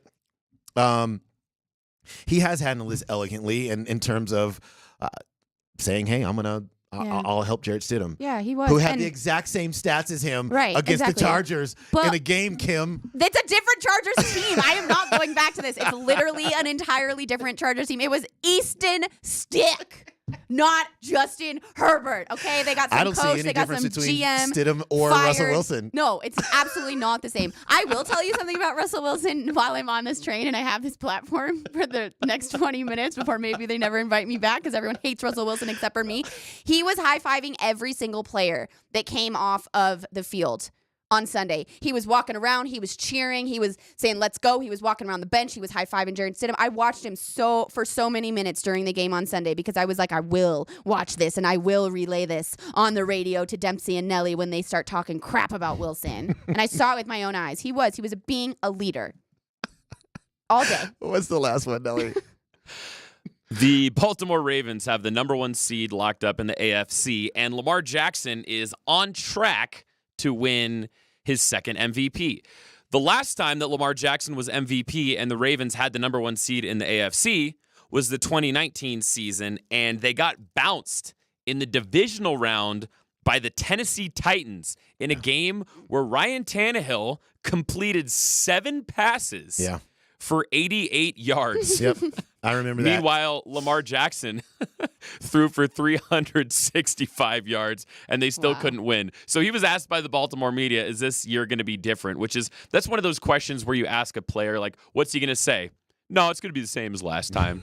It's going to be the same. But the point is, he said this year's the real deal. He really thinks the Ravens can make a deep playoff run and get it done in a way that they couldn't the last time they were the 1 seed. Yeah, it's the reason why I am so scared of the Ravens. They quite clearly look like the best team. Yeah. They do. But there have been seasons in the past where they've looked pretty much like the best team, only to get into the playoffs and have disaster strike and then never even make it to the under Lamar Jackson. I'll say that, because obviously Joe Flacco went to the Super Bowl, won Super Bowl. But I don't know what to think about this year's Ravens, but they certainly have done a heck of a job right now getting to where they are, number 1 seed. You smoke the 49ers and you smoke the Miami Dolphins, and you just look like any other team that calls itself elite. You have smacked them down is what you've done. But can you do that when it actually counts? Right. I don't have a ton of confidence in that, but you know what? I'll sit back and wait and watch, but I'm not going to. I wouldn't put my neck out on and say that team's going to the Super Bowl, because I haven't seen Lamar Jackson do that yet. No. And until he does, I'll just play the wait and see game. Mad credit to Lamar Jackson, who really talk about staying true to yourself. I mean, we talked about this in the context of Wilson this year. Lamar Jackson had no agent. He waited around to try and sign a new deal with the Ravens. He was all over the place. He's like, I'm not getting an agent. I'm doing this all on my own. And look at where he ended up. Now, I do think that the Ravens would feel like a weird team to say they're elite right now, just because they kind of had a slow start of the season. They kind of came up out of nowhere, right? Like they were kind of in the corner. They were not the team that everybody was talking about, because it was the Dolphins and it was the 49ers right off the bat. It was the Bills right off the bat. It was the Bengals. Bengals obviously dropped off. Bills had a weird season. Brock Purdy had a couple really random games. And then all of a sudden it was like Lamar Jackson was just consistent through the last half of the season, through the second half of the season. But the first half, they kind of were irrelevant. No one was really talking about them. And I think that's why they are where they are now, is because they just did what they needed to do behind closed doors, not in the spotlight. And now they're in the spotlight. But like you said, Dempsey, we have to see if they can actually do it. But I think Lamar Jackson is the real deal. And I really like him. He and Russell Wilson are my favorite quarterbacks. Yeah, They stay true to who they are, okay, people? That's the key in all of this. That is the common denominator. Stay true to who you are. Don't get an agent. Thank God every day. Tell everyone how much you love football. Right. Thank you. Okay. Look at the facts. Look at how many wins we have. Be a leader. Be a good person. Help out your friends and family. And football is a gift. And every day is a gift. Yeah. We good? We're done.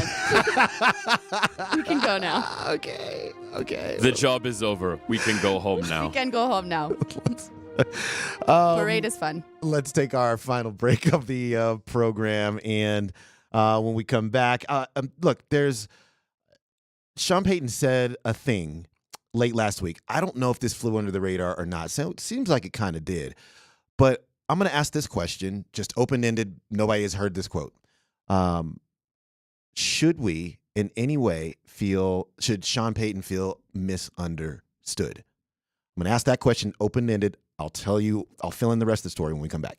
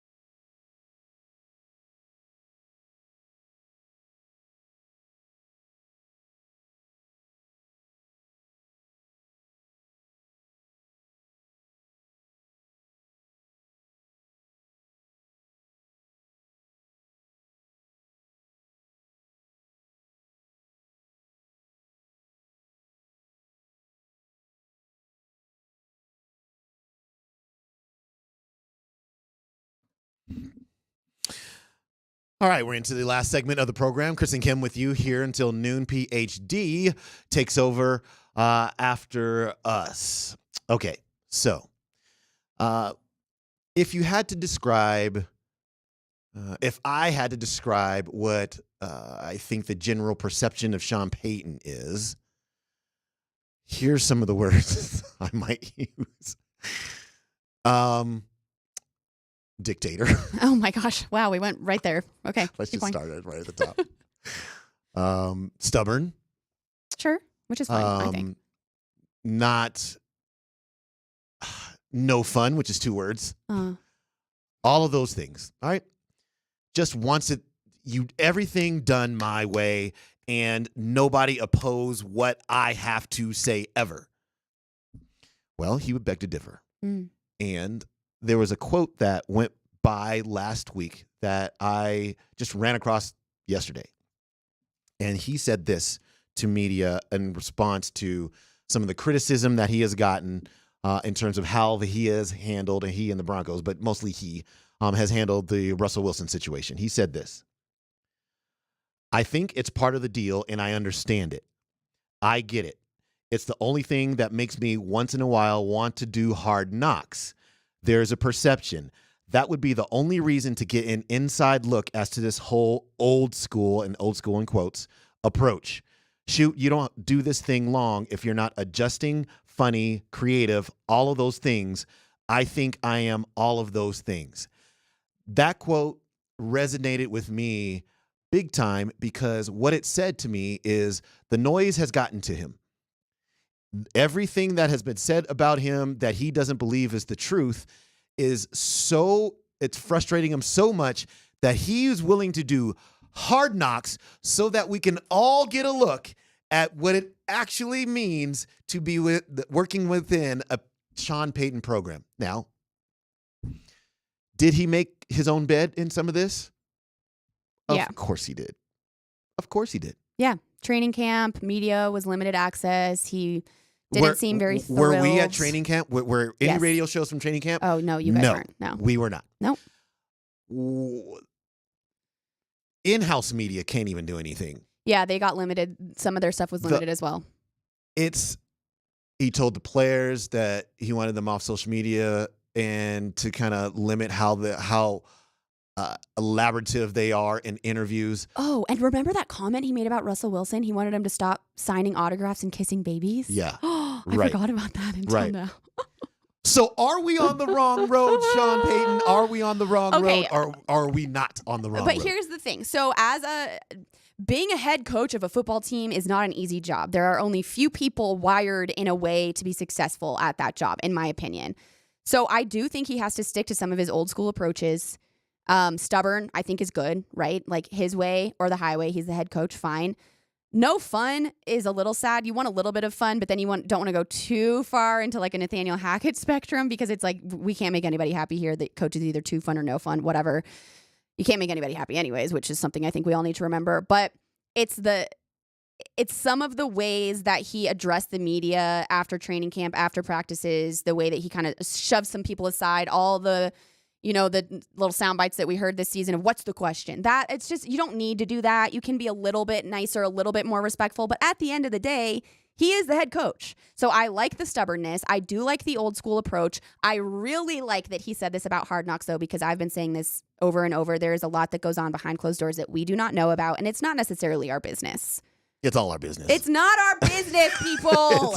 It's our definitely job our business. to have an opinion and to talk about it, but it's actually not our business on what is going on because it's not anybody's business. If it's our business, then it's the Raiders' business this weekend. What I talk with Russell about's none of your business. It's actually not. I agree with him. We do not need to all know what's going on behind closed doors because guess what? Then all the teams that are about to play will know, and we What's don't want the them to question? know. No. That was rude. No. Okay, both No. things can exist. From Rudeness Steve and on the text line. Yeah, stubbornness. no Gilligan hats on the sidelines. No sidelines harsh. interview. This is during preseason, by the way. And then no interviews on the sidelines during preseason because we all know that the preseason interviews Right, that were was- done okay. are the difference between winning a Super Bowl or not. Oh, So wait, there's some they extremes. did that and they won multiple There's some Super Bowls. extremes. Vic Fangio didn't allow music at practice, at training camp. That was an extreme as well, right? And then Nathaniel Hackett implemented it back, and we all talked about it. We're like, this is so fun. We're going to have a party at training camp. Yeah, well, then look what happened last year. Nathaniel Hackett got canned midseason. Like, you can't make everybody happy. You just can't. So I get it, but Sean Payton. You are a top. I'm not saying. You are standing atop Sean Payton hill right now because of that quote. I had not heard the quote about Hard Knocks. I think that's awesome. That puts him up a little bit in my book. I don't like the way that he addresses the media. I think he needs to have a little more respect to people just trying to do their jobs. He doesn't need to say, what's the question? He doesn't need to be so harsh, so rude. But when it comes to coaching and what's going on behind closed doors with Russell Wilson, with other players, I actually don't think that's a lot of our business. So I agree with him. I just think it can be a little bit nicer. That's all. As a former newspaper reporter, I want to know everything. Yeah, I know you all do. the behind the scenes Yeah, I stuff. know. Give it to me. I want to know all the things. But then but it's if he going to wants hurt the team. But you know what? I'm gonna tell you what. If he wants so badly to prove that he's Mr. Fun Guy, that let's do Hard Knocks. Let's do it. But then I would think it's all just an act, is what I would think. And the minute that the Hard Knocks cameras went away, here's the Hard Knocks that I want the Broncos on. Not the preseason one, the in-season one. Ooh. That's the one. Mm. Because if things start going awry, we'll get to see that. And they don't even show you everything. Teams have some control over some of the content that's in there. So, but I would vote for the in-season Hard Knocks because I want to know when everything hits the fan. How are we but we handling ourselves in that situation? We would never actually see that. Have we seen that in any of the other in-season ones? It's hard to hide in that you would situation. never. It literally comes out by the NFL. They're going to vet everything. The editors. That's the one. We're That's the never one. actually going to know. I don't want people. the preseason one. This isn't the Real Housewives, okay? You don't see this. Which is fake. This does not thrive on the drama, but that's what I'm saying. That thrives on the drama. This is not that. They're not going to want to paint any of their teams in a bad light. The NFL isn't. I'm sorry. You're never going to know. From the 720, Dempsey, don't be a crybaby just because the coach is mean to you. Oh, actually, he's never been mean to me. Actually, no, he actually. I've never had any interaction with Sean Payton. Oh, we asked for someone to take charge, and we wanted someone who knows what they are doing. He is that.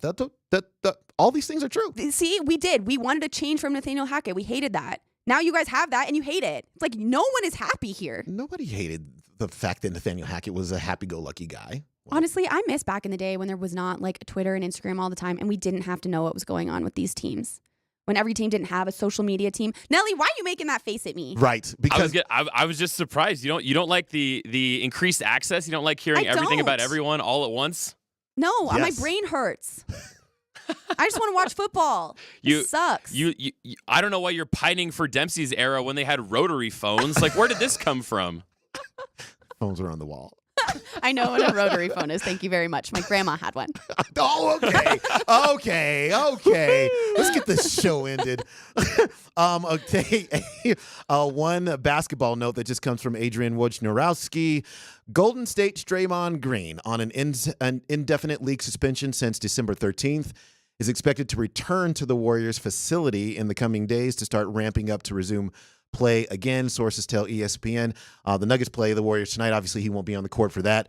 But if you asked what indefinite meant, seems like it's less than a month. That's what that might have meant.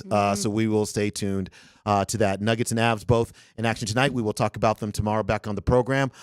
For Kim Becker, I'm Christopher Dempsey, Steve Nelson. We appreciate you. It was Easton Stick. Easton Stick. Anything else you want to know about me, Skip? Sorry, Hastings. You might have a little spit on your microphone coming up here. All I might got have to to wipe say this is guy off. the stats were the same. It's a different Nope. frickin' team. Nope. It's oh my! I gotta go. I'm done here. I'll see you guys on Thursday. See you guys tomorrow. See you guys next week.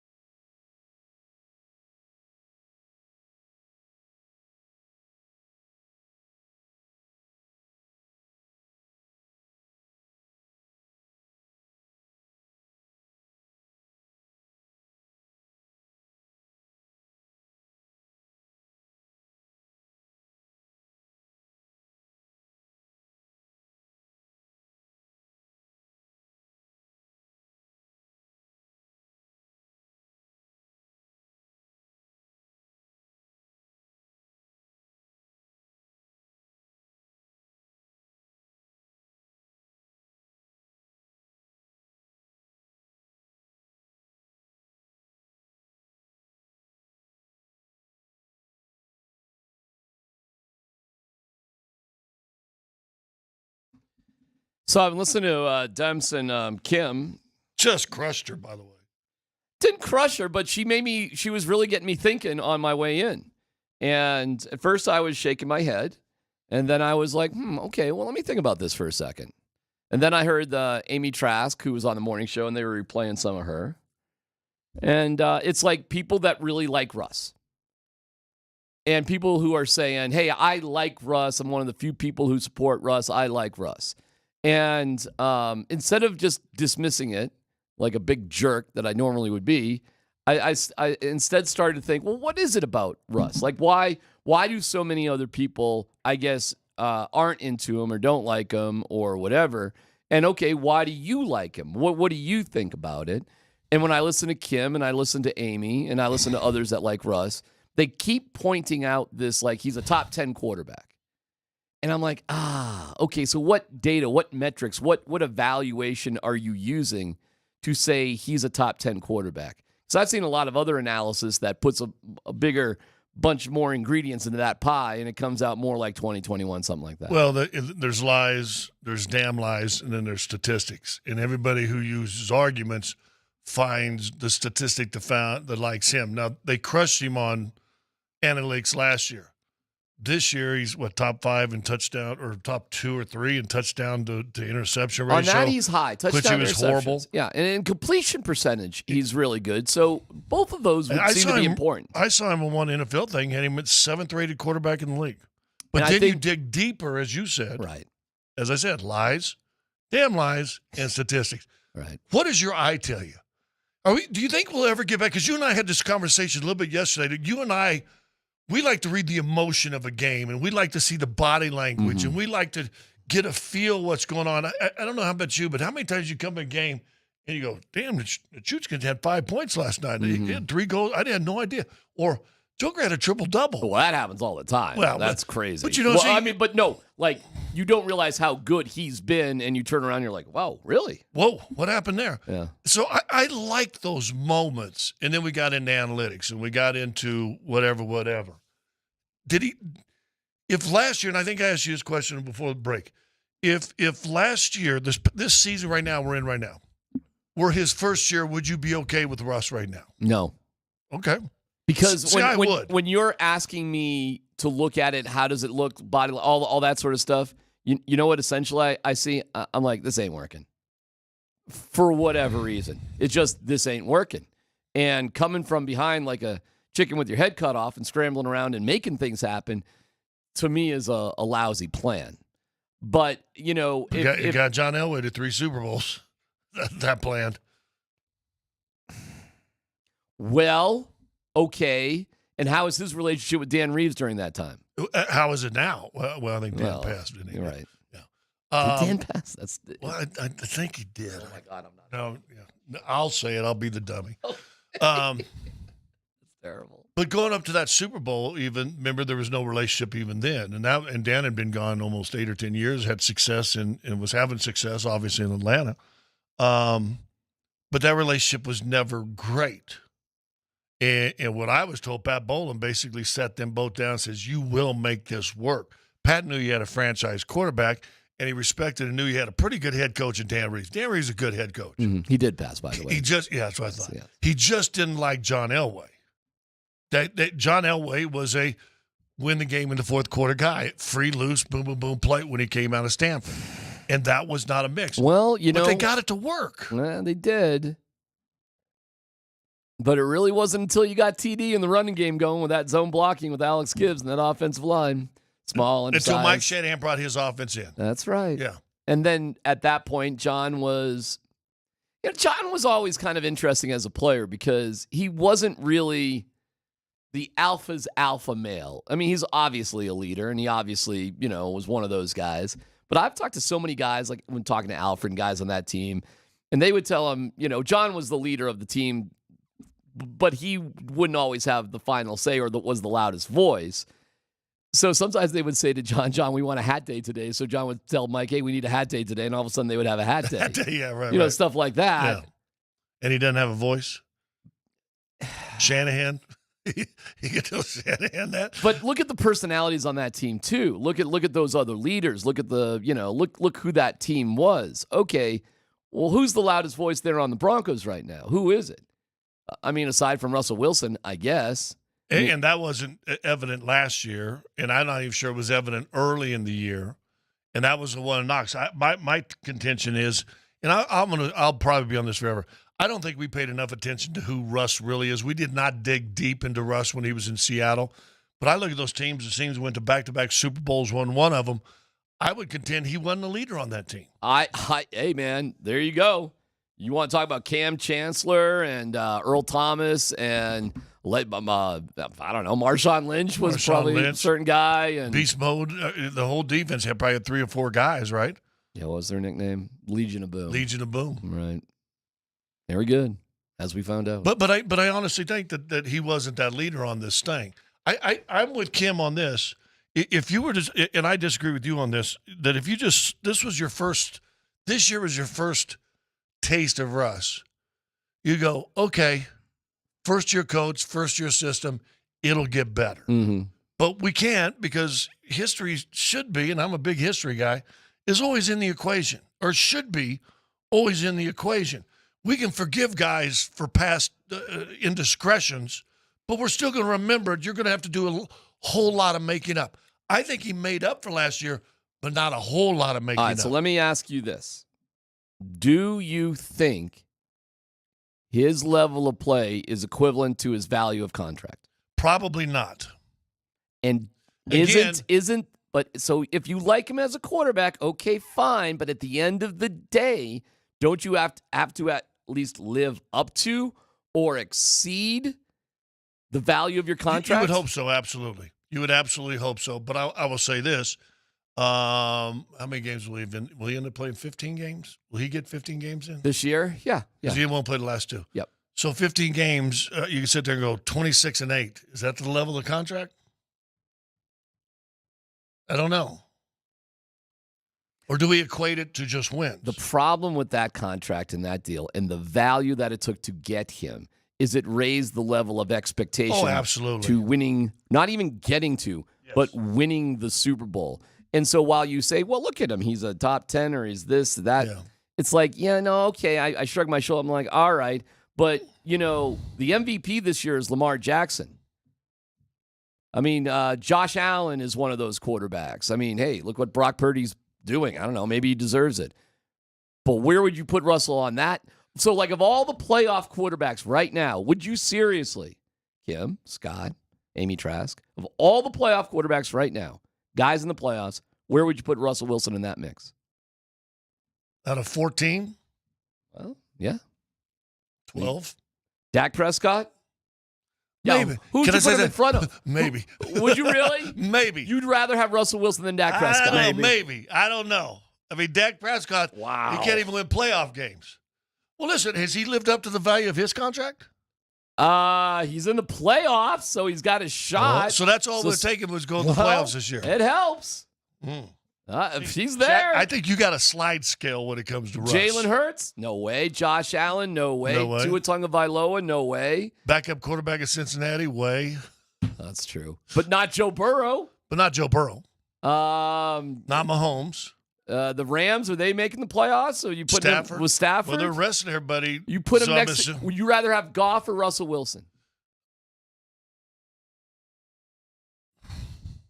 It's Goff. Stop. I'm not sure. You'd rather have Goff. We do remember Goff. See, here's the difference. Here's the difference between Goff and Russell. Russell had booming success and now a couple years of failure. Mm-hmm. Goff had a bunch of failure and now success. Well, he went to the Super Bowl to start. One good year. Okay. Well, one all good right. year. Yeah, one good year. He did go to a Super Bowl. Hey, the Rams gave him away pretty easily now, didn't they? They did because McVay was hammered in Cabo calling the Cronkies. That's such a great story.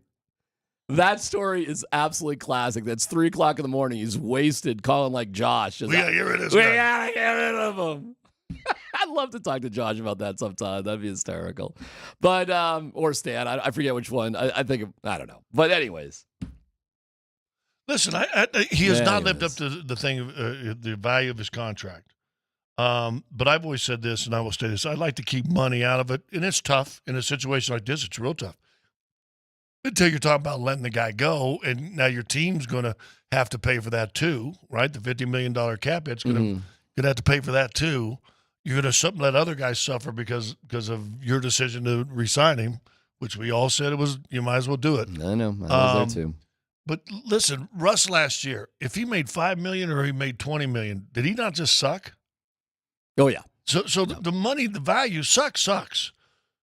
You got backup quarterbacks coming in at $2 million, suck. Right now, is Joe Flacco exceeding the value of his contract? That's the funny thing about Stidham, especially because the stats were almost identical from one Chargers game to another. It wasn't that there was a big spark and things were better. The downside, really, for Russ is that things actually were the same. Well, you scored one more touchdown, and San Diego Chargers had way more people out in that game. So what are you saying?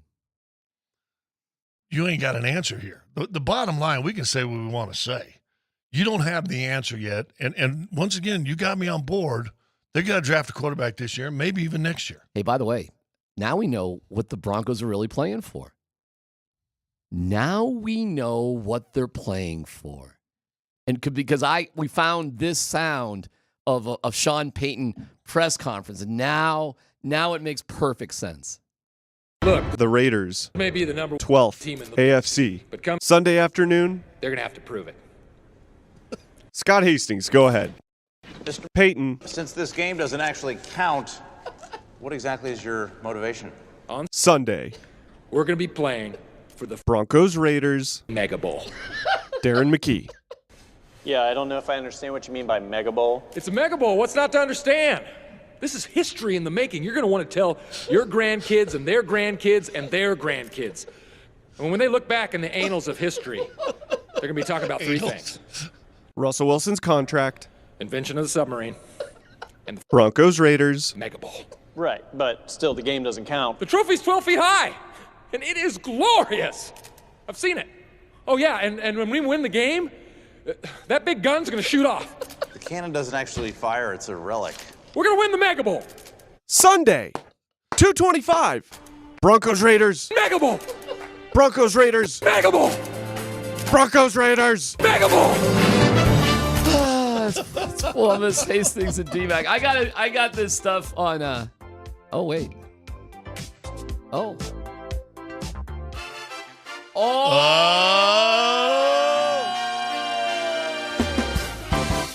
Come on, girl. It's time for the Mega Bowl. It's me, Jackie Murray. What? Don't give me that look. That's right. Mega Let's get Mega Bowl. I'm talking rainforest sweaty. I'm talking swamp sweaty. Let's fill a bathtub full of sweat. Come on, Scotty. What are you saying? Wants to love me sexy. Let's get that Mega Bowl done. Baby, are you ready to lick me sexy? Kick a field goal from the 50-yard line, win $10,000 we don't have. Shoes and sock me sexy. All right, Monich, you can be with my girl. It's all right. We're naked and we're humping sexy. Columbus, Hastings, D-Mac, 925.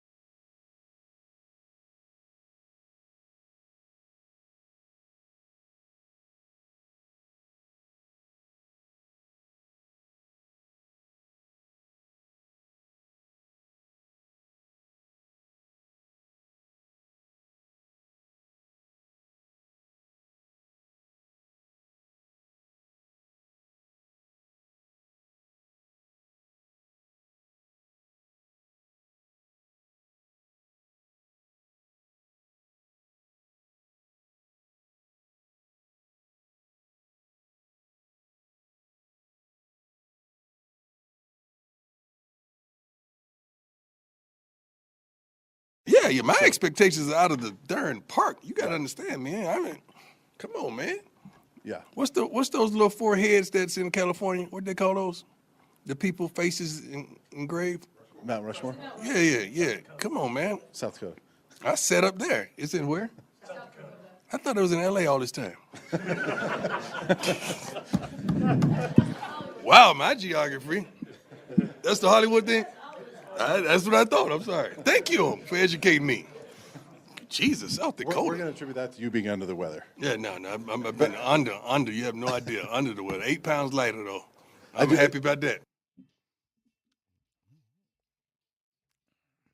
Prime. All right.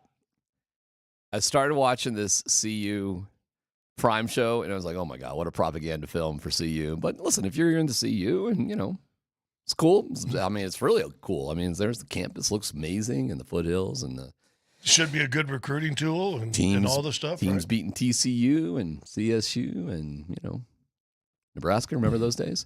And there's the rocks on campus. I mean, it was, what the hell's going on? Pretty awesome, right? But I'm watching this documentary. I'm like, well, we know what's coming. How's that going to go? Well, now we know because I've seen the final 2 episodes. So I don't want to spoil it for you. I probably won't watch it. Okay.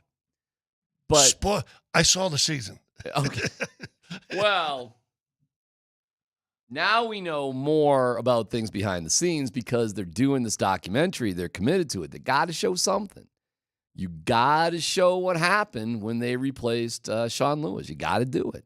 You got to see what Pat Shurmur is doing. And they lost their defensive coordinator too, right? Yeah. He's gone. 2 days ago. Kelly, right? Yeah. We don't know who's replacing him. Zimmer? I don't know. Warren Sapp? And then as the defensive coordinator? Okay. Because here's what we learned in this documentary. If you're friends with Prime, you're on the road. And he's just traveling with like 4 or 5 dudes that he's known since like Pee Wee football. And they're just his guys. They are with him. I don't know if they're qualified for any of these jobs they got, but they are there. And guess what they are to Prime? Loyal. Really loyal. Okay. And now we get into what happens when things go wrong. And I guess it includes against Washington State, Prime getting up in front of the entire team and calling them all quitters. Y'all quit. You're all quitters. Didn't think I had a room full of quitters. You're all quitters. We'll see ya. Bye. Out of the locker room. Yep. Now, sugar full of praise after the Utah game because the game was close. They still lost, but they hung in there. Shadur wasn't playing. And, They competed. I love you guys. You guys are the best. But, man, then we go to the meeting rooms. 77, stand up. In front of the whole team. 77, stand up. Why you this? Why you that? Why you doing this? Why you doing that? What do you know? What do you not? I'm like, the guy's a big guy. He's obviously one of these 77. Offensive lineman. 6'6", 310. I don't know. One of these dudes. But I felt like giving that kid a hug. Because I didn't see a big, huge grown man there. I saw a little kid. He just happened to be a big body. Big body, little kid. I wanted to give that kid a hug. I don't know what he's been doing or not doing or what the hell's going on in his life. I don't know what young person deserves to be humiliated in front of his team and coaching staff and put on TV like that. I don't know what he did. I wouldn't do that. Then another assistant comes up there, one of Deion's guys, tells the starting unit, stand up, and then he yells at everybody, including Shadur, which everybody is rolling their eyes at. Yelling at Shadur means absolutely nothing about you. You could be benched and this, that, the other thing. Shut up. We know that's not happening. But you're gonna. It's like an act. And there's Deion just sitting down. And I'm watching this, and I'm like, oh, they don't know. But now, before I say what I'm about to say, let me tell you this. I think it's amazing what they've done for the economy. I think the diversity of applications for CU, which I'm told is way better, I think that's fantastic. I think there is so much more good than bad that I'm glad Prime's there, and I hope he stays there a long time because I think he brings really, really, really positive things to the university. But I think as running a major D1 program, he is so bizarrely unqualified to do that right now. It just reeks through here. And whether or not you can get top recruits, and I question whether they would get guys, but they did get Jordan Seaton, and they are going to get other guys. But I cannot get over being the dad of a college athlete, I just had the hardest So damn time. you went dad vision. Oh, yeah.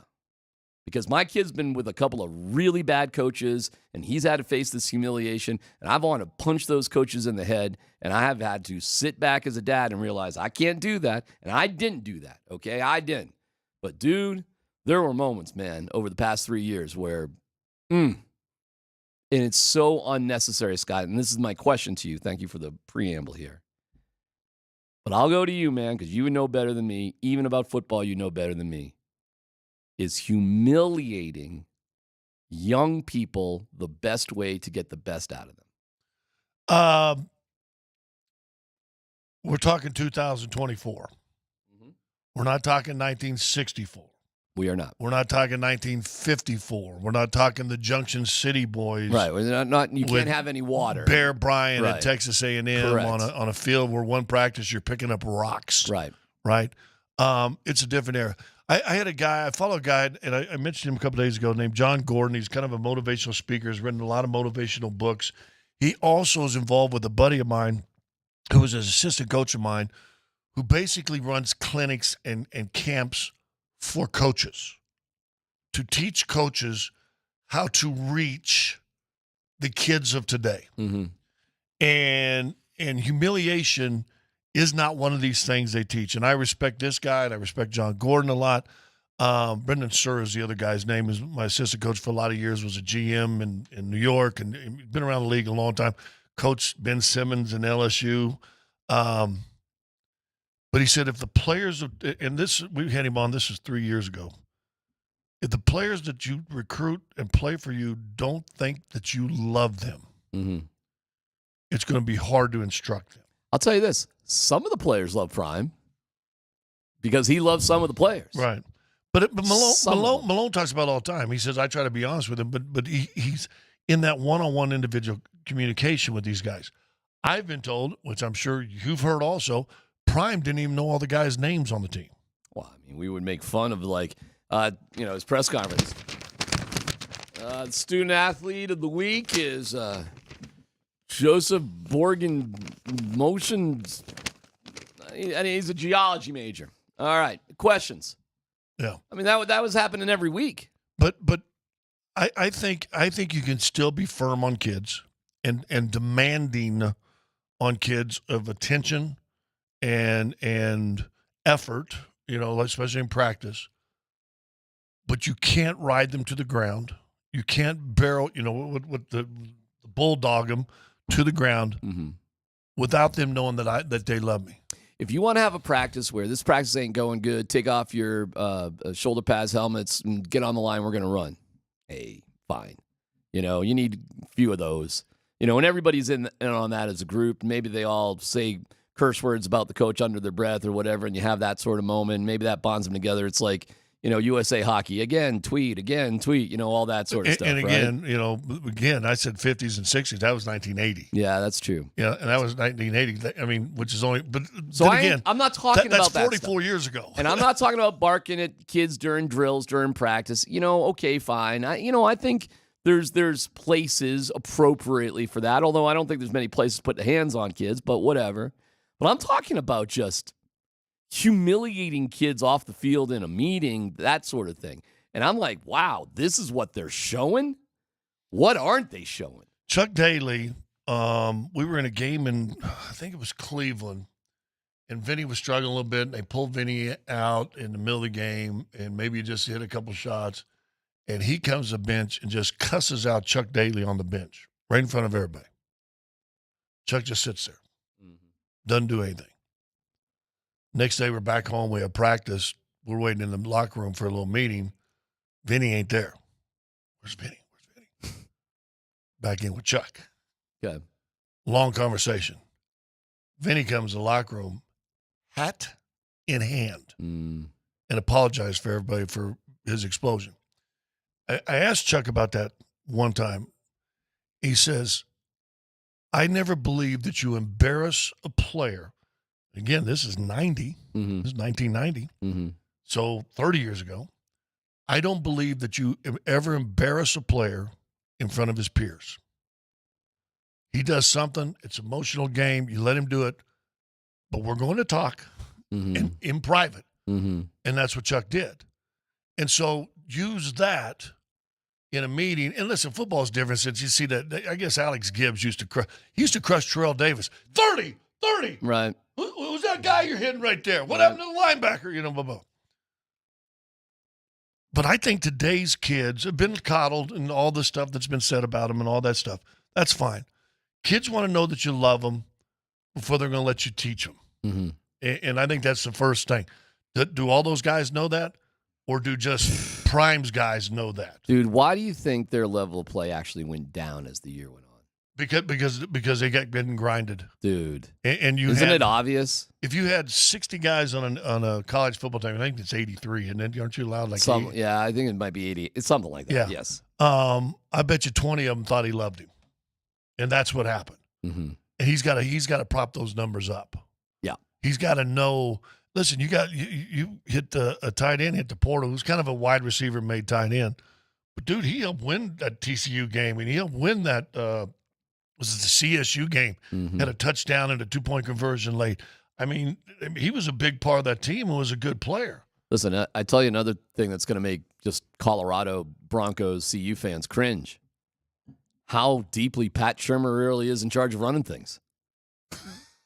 When they made that switch, it was a major switch. Like, Pat Shurmur is now in charge. Do you have more respect for Lewis after taking the San Diego State job for being as quiet and yet and respectful and complimentary as he was? He took the high road because I think he got railroaded, man. Absolutely. I think he was doing the best he could with what he had, and he was made out to be the scapegoat. And they got no better with Pat Shurmur than Lewis. In fact, you can make the argument they got worse.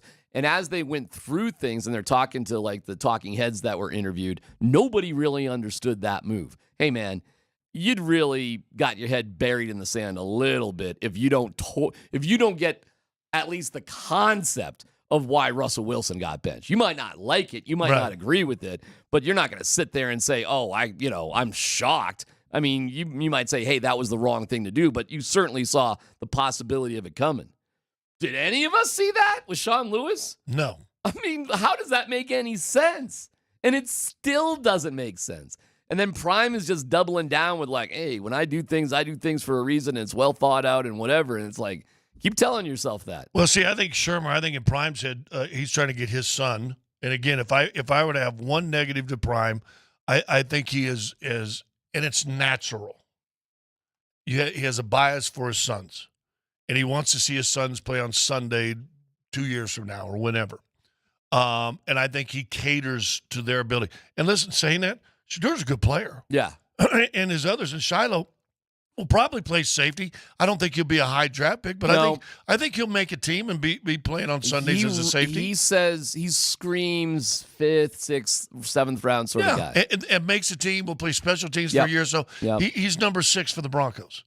Then all of a sudden, PJ Locke. Somebody gets hurt, he gets to start, and you go, hey, this guy's pretty good, and he's on a rookie deal. Like Jaquan McMillan, where'd he come from? Like, wow.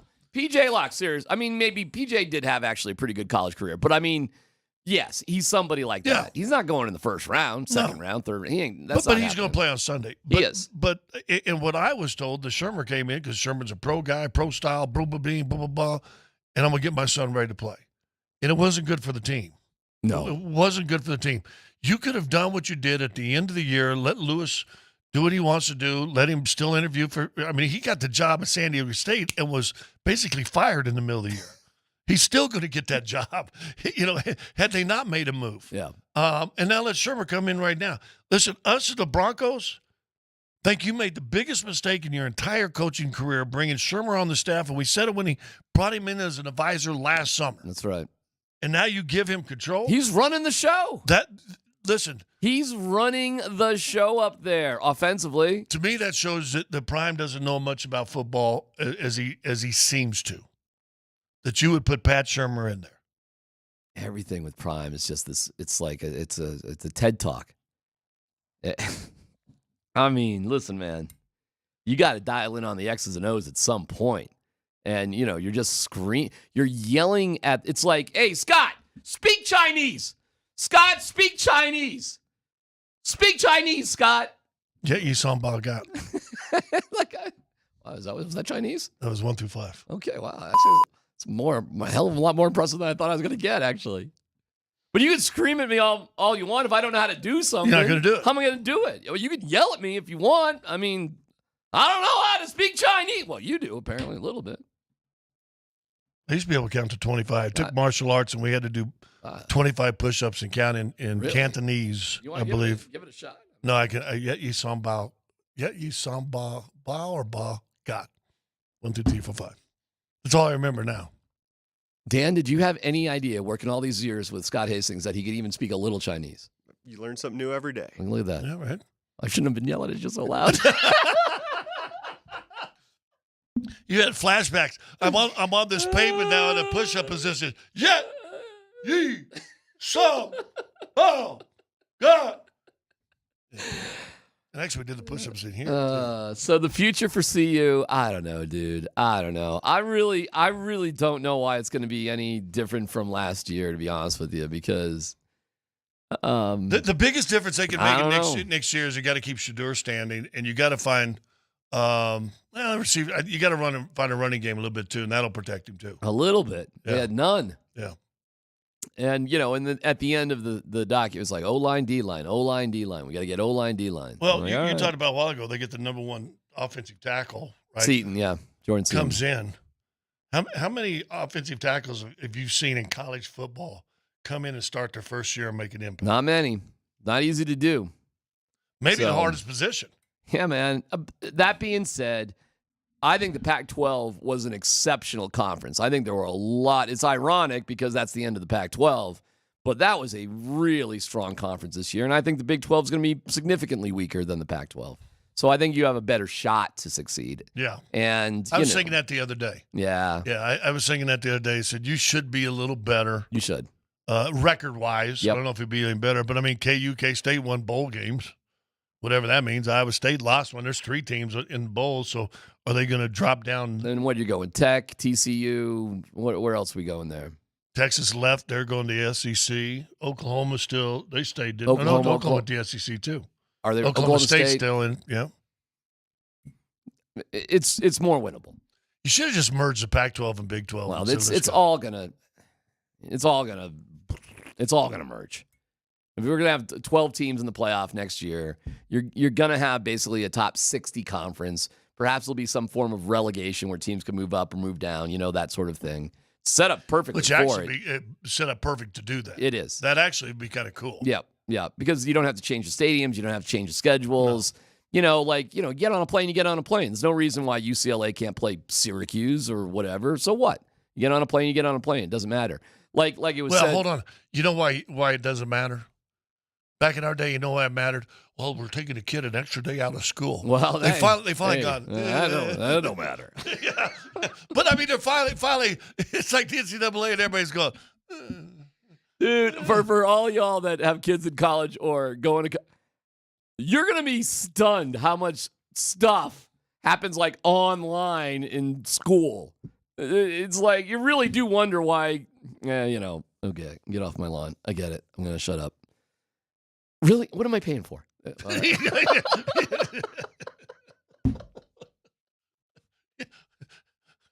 Where'd that 75,000 go? It was 75. You were talking a year, right? Yeah. Okay. I'm talking. What are you talking about? I'm talking mid-90s. Yeah. How old's your daughter? One's 38, one's 35. The one you got to worry about college with. 9. Okay, Scotty, good luck. Start saving. All right.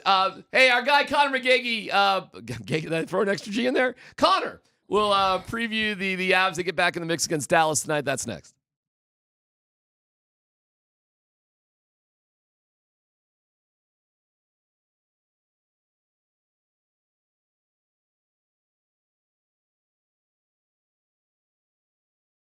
All right, guys and gals, Tyler here, my friends over at Revitalized Health. They can help you out with testosterone, peptide therapy, hormone replacement, and medical weight loss options. I've been working with them for 7 years, and they made a huge difference in my life. They've helped me look better, feel better, sleep better than I have in a long, long time. And who doesn't want all of those things? So if you've gained a little weight, don't feel bad. That's not unique to you. Call Revitalized Health. Their medical weight loss options are changing lives. With 3 locations, they're close to you no matter where you live. You can find them online at revitalized-health.com.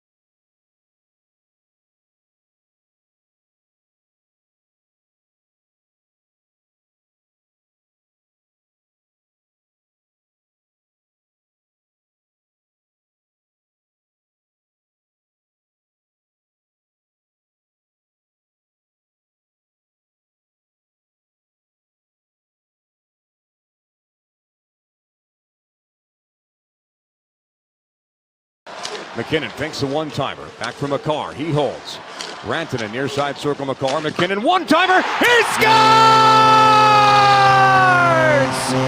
The Mac attack is back, Jack! His third point of the night! And you don't have to go home, but you can't stay here because this party is over! Connor McGahey, amazing. On the call tonight, right here, Altitude Sports Radio, 925, pregame 5:30. Puck drop around 6, and in Dallas, Mr. McGahey. I want to start this off. I don't know if you saw this, but Vic Lombardi hosted a game show at the Paramount Theater with the Nuggets, and it leads me to wonder, between the two of you, who do you think is the better game show host? As I know you have participated in that endeavor as well. I have, and both in the past couple months as well. I don't know. Should we have a game show host off between Vic and I? I think there's presentation, there's the announcing of the prizes, there's the explanations of the rules, there's banter, witty banter. Banter is very important. I mean, Steve Harvey is the king of game show banter. Well, he's the king. He's the king of the silent eye, shock. Yeah. Like Jim from The Office. Just like right. But nothing works as better as a game show host than that. Like, what did they say? The silence, as if you're so surprised by whatever's being said. Connor's got a better voice, and I think he's more in touch with pop culture than Vic is, because he can do a movie reference like that. Vic thinks that everything's a cartoon, I think, and it's not. I think Connor would be on paper the favorite. Yeah. Vic's sneaky though. Yeah. Vic's very sneaky. Very sneaky good. Better dresser, he's Connor or Vic, better dresser, Scott. Ooh. I would say Connor's really good. Oh yeah. But Vic brings it to another level. But let's be honest, his wife picks all of his clothes out because he's colorblind. Hey, it still counts. Still counts. Hey, how was skate today? Irish will never beat Italian in wardrobe. Irish will never beat Italian in wardrobe. Hey, ever. as a fellow Irishman, what will we? As a fellow Mick, we got McGahey, we got McKee. We're part of it. What will we beat the Italians in, Connor? Boy, because I mean they're good drinkers too, aren't they? A different kind. But you know what? I mean, we diversify in our alcohol consumption. I think because we can do beer and whiskey, they can only do wine. Yeah, that's a fair point. We're quicker, a little snappier. There you go. Yeah, yeah. Okay, skate today. We'll get back to hockey here. News? Anything interesting? What's going on? What's this? What's that? What's happening? Nothing really of consequence. Miles Wood didn't skate this morning. Not feeling great, but he should play tonight. Georgiev will start. And, again, he will, huh? Again with Georgiev, huh? All right. But again, this is a big game, D-Mac, because the Stars have 2 games in hand, and if you win, you're 5 points ahead in the division. Mm-hmm.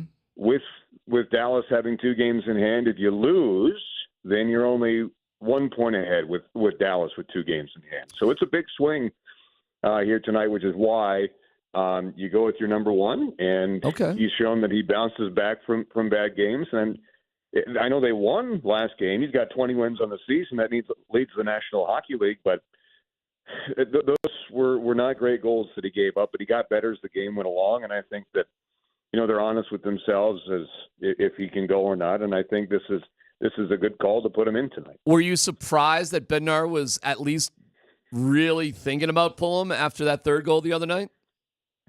No, because, look, it worked in the Calgary game, right? I mean, Georgiev sits, Prosvetov comes in the third, and the Avalanche mount another multi-goal comeback to beat the Flames in regulation. So with that as the most recent piece of evidence, I'm not shocked that he thought about it for a second, but, he is as even-keeled and as thoughtful and is processing as a coach gets, and he put in all the factors, and I think that he ended up making the right decision. And Georgiev held on and was much better as the game went on and got them the win. Hey Connor, and listen, this is what fans do. We wring our hands as well as anybody, and worry and contemplation. I pointed this out to D-Mac yesterday. I said, with you guys and both the Nuggets, still got 40-some games left. I mean, we still got a long way to go. That being said, you're in first place. You just mentioned Gorgie's got 20 wins. I heard you in the broadcast and the call the other day. McKinnon just got his 20th goal for 7 straight years, 9 in his career.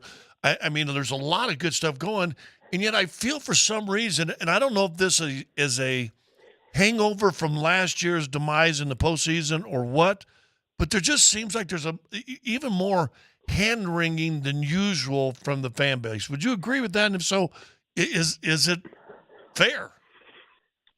I would agree with that, and I'm trying to figure out why. And I don't know if it's just because we don't remember all the normal ups and downs of a season. I mean, do we just remember that the Avs won the Cup and that's the only thing that happened? And you know what I'm saying? And everyone expects the just total domination all the time. But look, the Avs 16-4, for example, on home ice. That's the most wins at home in the National Hockey League. 7-2-1 in their last 10. You're a top 3 team for all intents and purposes in the National Hockey League. I mean, there's really not a whole lot to wring your hands about because the Avalanche are getting results.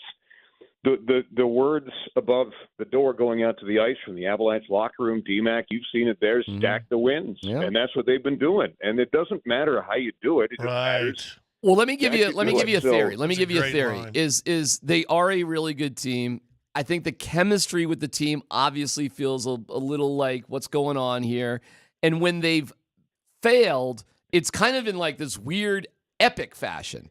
It's allowing 2 goals in the last 30 seconds in Nashville to lose the game. It's getting blown out by the Blues at home 8-2. It's giving up 5 goals in the desert, being up 4-0. But then if you look at the next 2 games, they won that game. They won that game. They won the next game. So it feels, and then you have to remind yourself, wait, they're still in first place, right? Yeah. And it's like, and 40-some games left. Right. And they still have like 4 of the best players maybe in the world. I mean, and I don't know, man. Nichushkin's making a damn good argument these days, isn't he? So without a doubt. I mean, he's 1 goal away from 20. He had 25 in all of last season. Crazy. So it's like there's 1-goal games. I mean, this team is still great. 6-3-3. 2-goal games for 4-1. I know. So I don't know, like. Because you gave up 5 goals unanswered to Arizona because you did get blown out at home by the Blues because you did lose that. I mean, there's just been these other weird moments, Connor.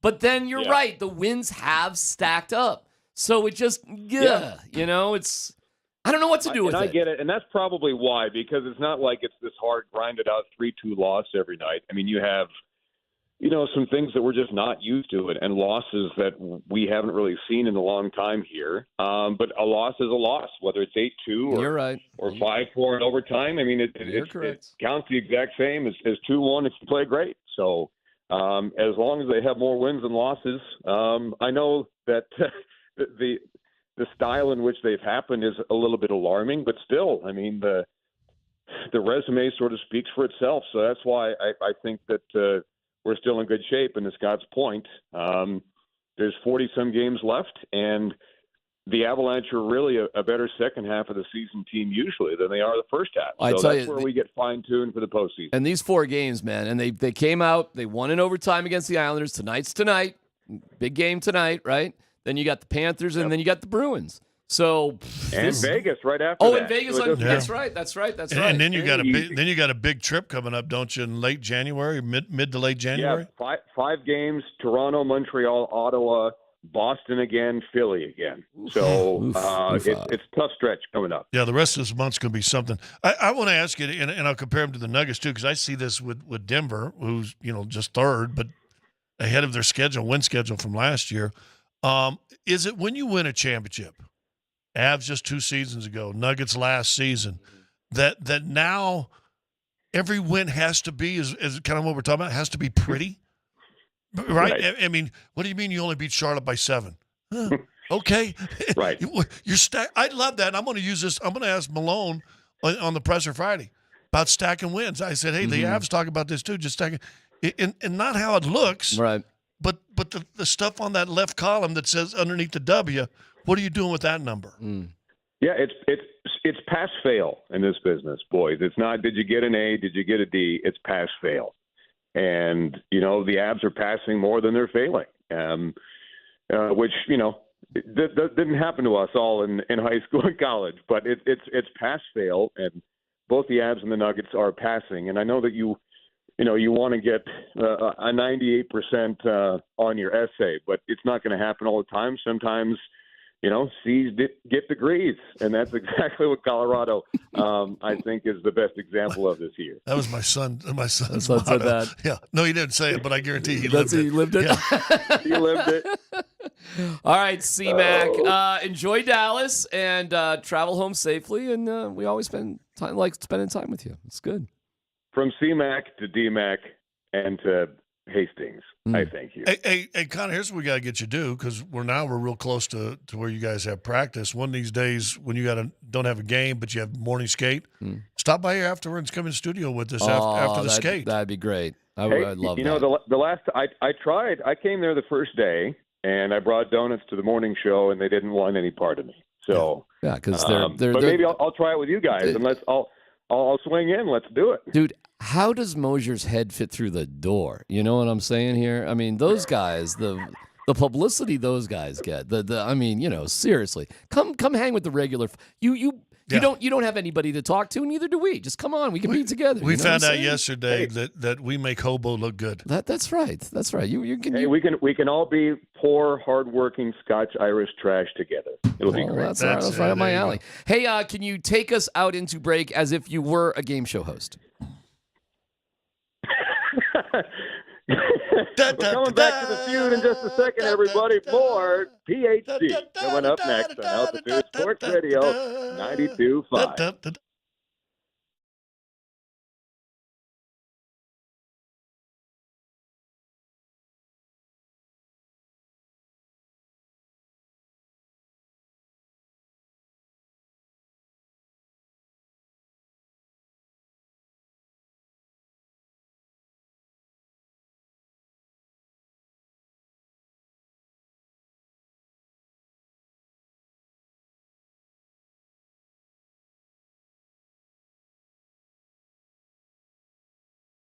Hey, C-Mac for Soda Weight Loss, SOTA Weight Loss.com, SodaWeightLoss.com. Listen, I am getting treated so well with the expert nutritionist. I have Amanda, but there's a team of folks there. And if you want to see the program I'm on, simply go to SotaWeightLoss.com.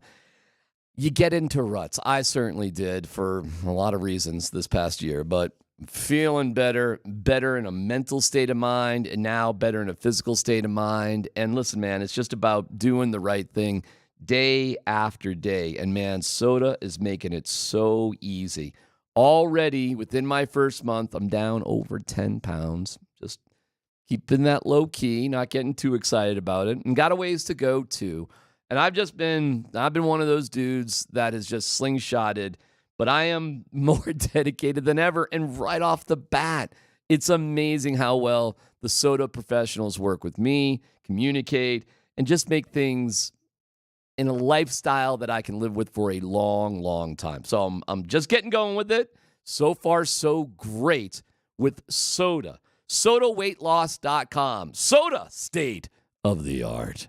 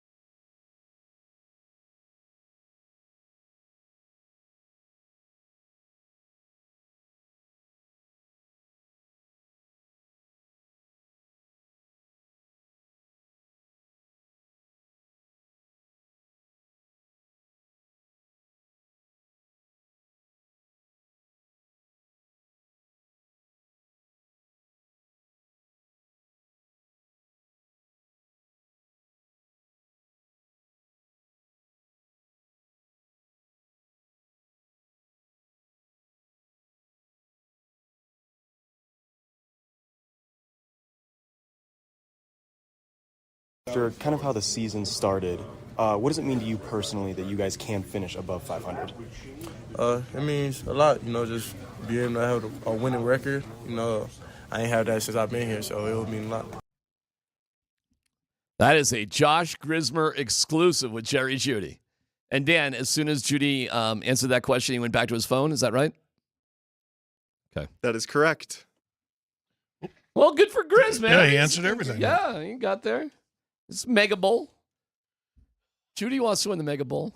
Mega Bowl! We just got to get the Mega Bowl. Yeah, we got to get another Mega Bowl coming up. Yeah. Mega Bowl. Get that 9th win. You know who Garrett Bowles. Let me ask you a tricky question. Think this is the last year we see Garrett Bowles as a member of the Denver Broncos? Good chance, yes. Especially if you cut Russ. Mm-hmm. Why? Can't afford him. Mm-hmm. Now, I would say this, and I don't care what Pro Football Focus is. He's probably not the best left tackle in football, but they don't grow on trees. Well, that's for sure. But is he an $18 million guy you're going to pay out there? Bowles, especially if you cut Russ? Listen, in terms of being a dude, I don't know if you get much better than Bowles. He is a foxhole guy like none other. He's a Walter Payton Man of the Year nominee. The outreach he's done with kids and juveniles who've been troubled is And especially when you know his background. Phenomenal. But every once in a while, he just says something, and it's just like, What? So let me play something for Bowles, which is just so, warm-hearted, but there's a... Okay, here we go. I don't know, man. My job is just to block the quarterback. So, I protect them on the field. I protect them off the field. That's what the Broncos pay me to do. So, I don't. As frustrating as it is, it's frustrating for me since I've been here for so long. And you wait. I don't know, man. My job is just to block the quarterback. So, I protect them on the field. I protect them off the field. That's what the Broncos pay me to do. You protect them off the field? Well, he's got a side gig. Got a little side gig. You see what personal security makes nowadays? Would that be funny? Come out, practice, jump out of the shower, get out of your last meeting, and go there and then stand at the door for Russ and open the door, looking around, got sunglasses, maybe talking into your sleep. You think he's like Ben DiNucci's house? DiNucci. Yeah. DiNucci on the Where's run. Stidham? He's not in bed. Stidham's not in the house right now. Stiddy's rolling. Stiddy's rolling. It's 10:50. We got 10 minutes. Where's he at? DiNucci's got coffee at 10:15. Wait, what time does Russ have to be at the kiosk at the airport to sell his stuff? Now, the cool thing, did you see the other video that was on there that they had him list the quarterbacks he's I got it blocked? right here. You ready for it? And he gets everybody. You ready? But the current guy, right? Here we go. Every single one. My rookie year, I think I blocked for Paxton Lynch, Trevor Siemian, Brock Osweiler. My second year, 2018, I think I had Case Keenum. My third year, I had Joe Flacco, Drew Lock, Jeff Driscoll? Does that sound right? No, Brandon Allen. That was Brandon Allen. The following year, I think it was, what was the following year? Was that 19? Now you're on 20. Now I'm on 20. 20 was, I think, Jeff Driscoll played that year when we played Pittsburgh. 2020, Kendall Hinton, you have to bless him because he was our quarterback. Drew Lock again. Then 2021, I think it was, give me a second. What was 2021? Teddy. Who's the backup for Teddy? Drew again. Then there's another one. Oh, Brett Rippon. Was 2021. 2022. Who was 2020? Oh, Russell. And then I got hurt. And then we had Russell, and now Case Keenum. At least count. That's a lot of quarterbacks now. So. But he meant Stidham. Yeah. Stiddy. But hold on. Case Keenum. He actually forgot one, technically. Do you know which one he technically forgot? He technically forgot one who actually took a snap in a game. Do you know which one he forgot? Dan? What Swag? year? It's in the COVID year, and I'll give you a hint. Here's how the NFL does starting quarterbacks. First snap. And that's it. If you take it's a weird statistical thing, and quarterbacks do get credit for wins and losses, and other players don't. But in order to qualify for a win or a loss, Scott, first snap. All you have to do is take the first snap. So, Dan's got his hand up. Lindsey. So in actuality, it wasn't even hit and start. It was not hit and start. Now, he did block for him, and the question was who blocked for him. But technically, it was not Kendall Hinton that was the starting quarterback in the game, because Philip Lindsay, whatever happened to him? Anyways, Philip Lindsay took the first snap.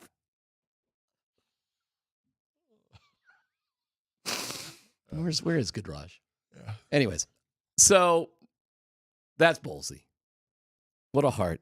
But he Heart says of gold. He says Case Keenum instead of Stidham. He says Case Keenum instead of Stidham. I don't know, man. My job is just to block the quarterback. So don't I block. protect them on the field. I protect them off the field. That's I got to think about him protecting the quarterbacks off the field. I'm telling you, I think it's a side gig. Case I think it's a wonderful side Keenum. gig. I'm sorry. Yeah. So now we got Elway and Bowles misidentifying Case Keenum. Case Keenum. Keenum. Case I'm Keenum. sorry. So now we have Elway. Hey, Bowles is a Ring of Famer. He is now a Ring of Famer. We now have Elway and Bowles misidentifying Case Keenum.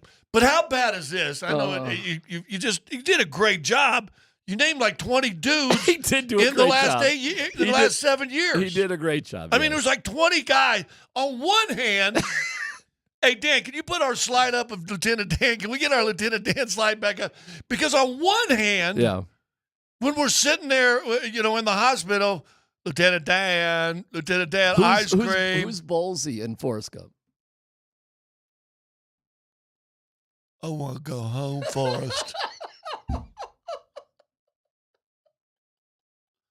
Forrest? Yeah, Bubba. All right, stop. I want to go home, Forrest. Stop. I mean, is that bad? No.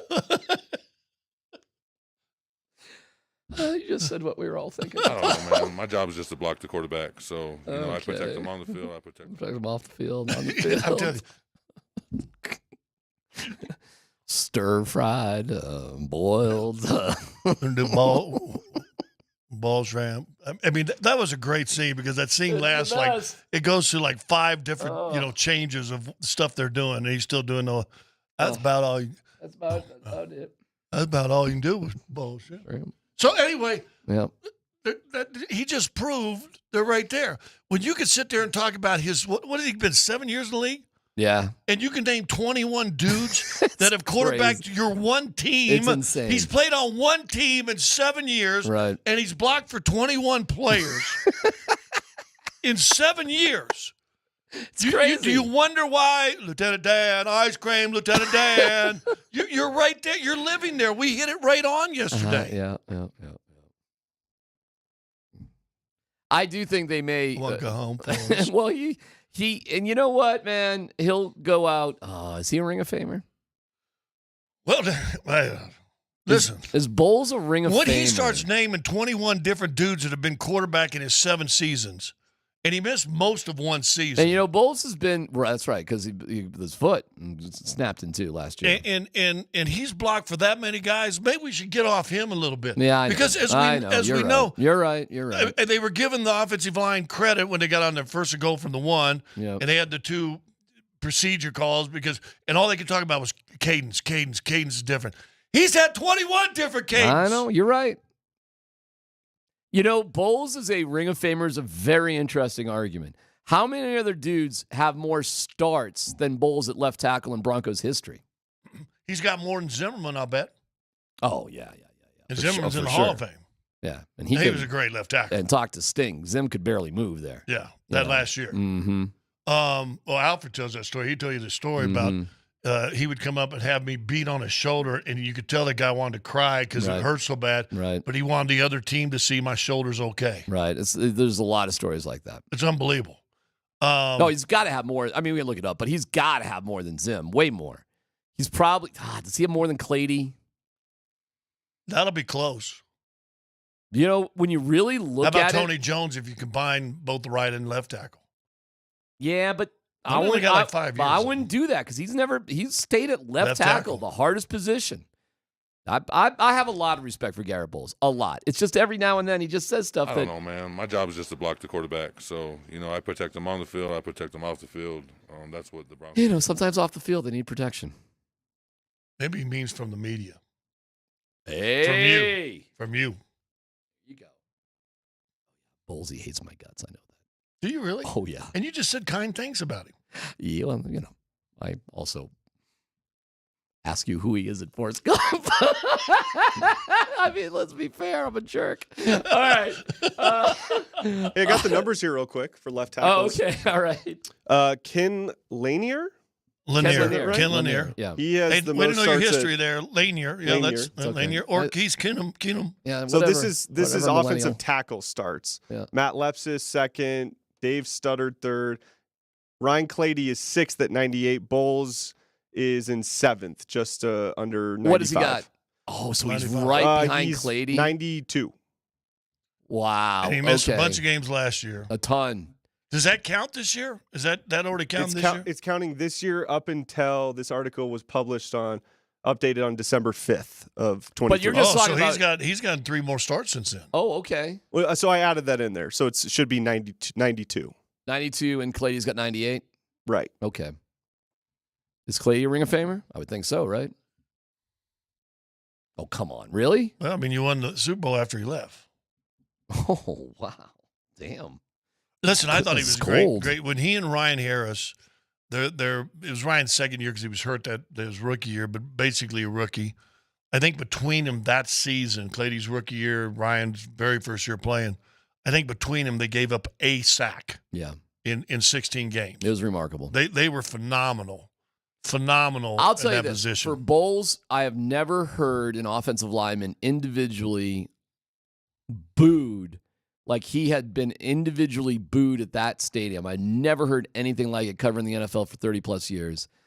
I got to give that dude a lot of damn credit for having the mental toughness to overcome that, hang in there. A lot of guys would just been like, screw this place. I'm out of here. Trade me. I need to go. And he didn't. And good for him. And I'm glad that Forrest. he's. Yeah. All right. Easy. Yeah, I've Bubba. been stopped. That does stop. I want to go home. All right. Stop it. Utah. Okay. Really? I was just setting that up so nicely. Sir, you did a Really? wonderful job. But how many times did you hear in the Boost game, you have a drive, a big play, and you hear holding? A lot. 72. A lot. I mean, that 1 year was bad. A lot. And then you had to overcome that and you had to play well. And Listen, I think he's been fine. So- 92 games starting. Hey, I think Russ is going to go get a latte. He's got to check if Russ is still on the team if he's projecting him off the field, right? I mean, he's got Danucci. Well, hold on. He's got Danucci. He's got Stidham. He's got Keenum. Hold on. That injury clause still in Russ's thing. Oh.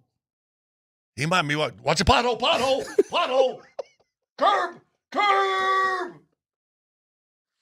All right, no dumb questions on the way. Thank you, Scott. Appreciate that. This is PH. Oh, let's look at the Nuggets and the Warriors too a little bit. See what's going on there.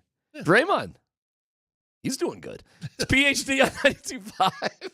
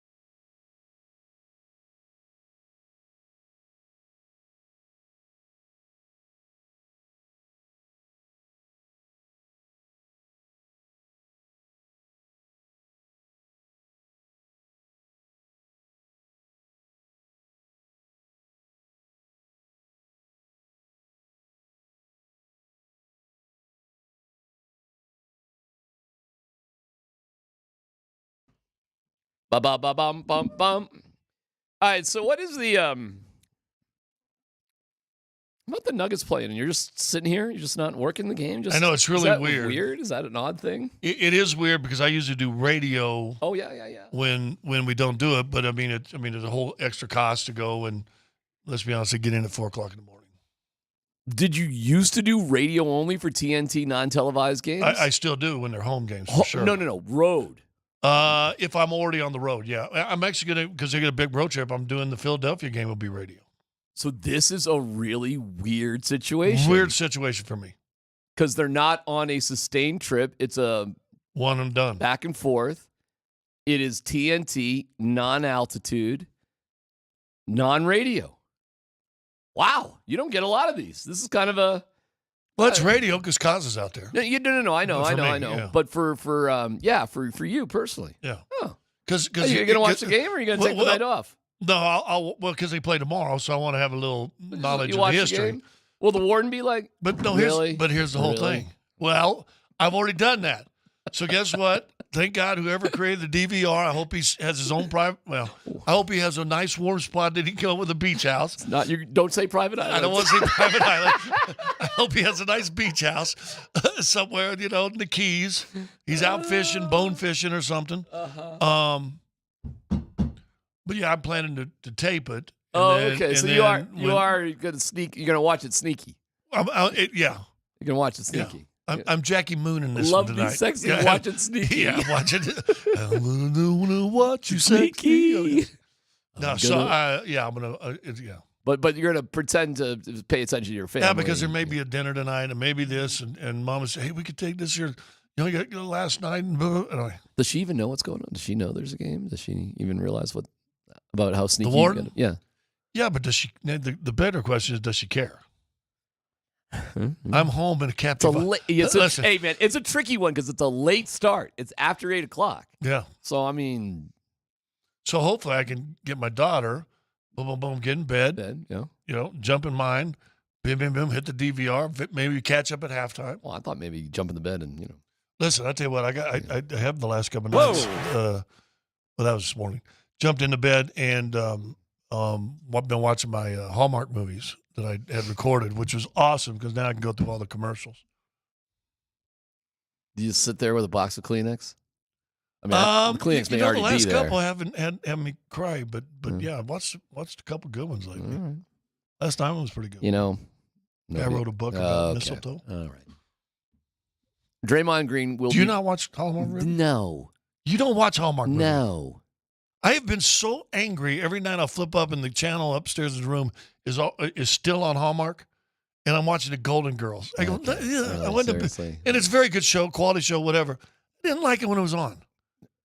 I'm not going to stick up for the Golden Girls. Although you know what's on after the Golden Girls? Facts of Life. Frasier. Okay. Radio thing. Tell Niles I said hi, and let's move on. Okay.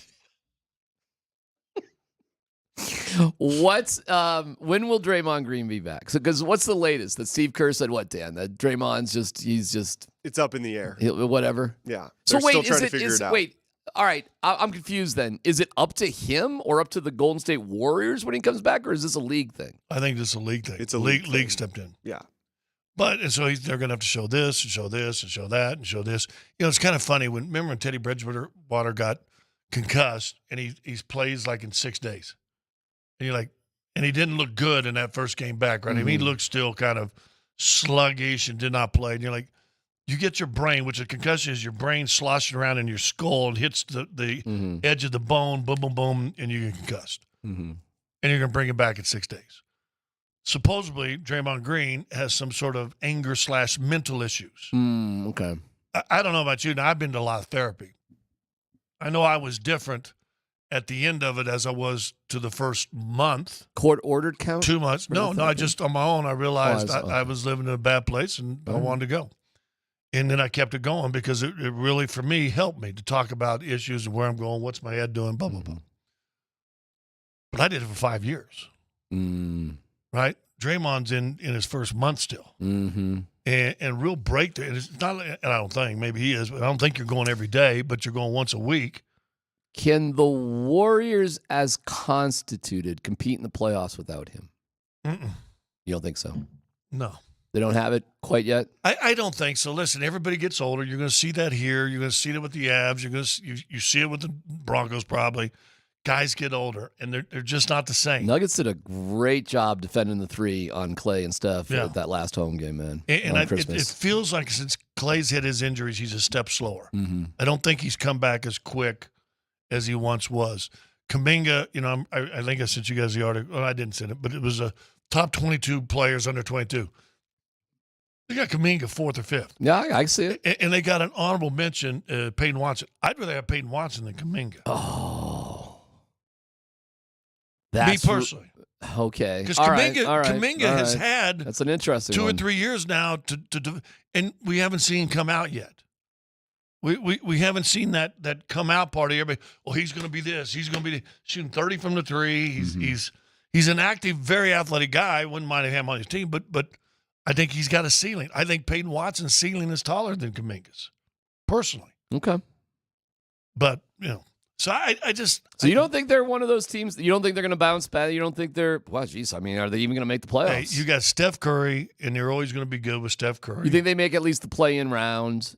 Probably. Okay. I think the league will. I mean, yeah, I think. Somebody I read today said one of the play-in games, as it sets right now, might be L.A. Golden State. Wow. Lakers, you mean? Yeah. Right? Or L.A. Lakers and Golden State. Which, ratings-wise, I'm sure everybody will tune in, right? LeBron and Russ.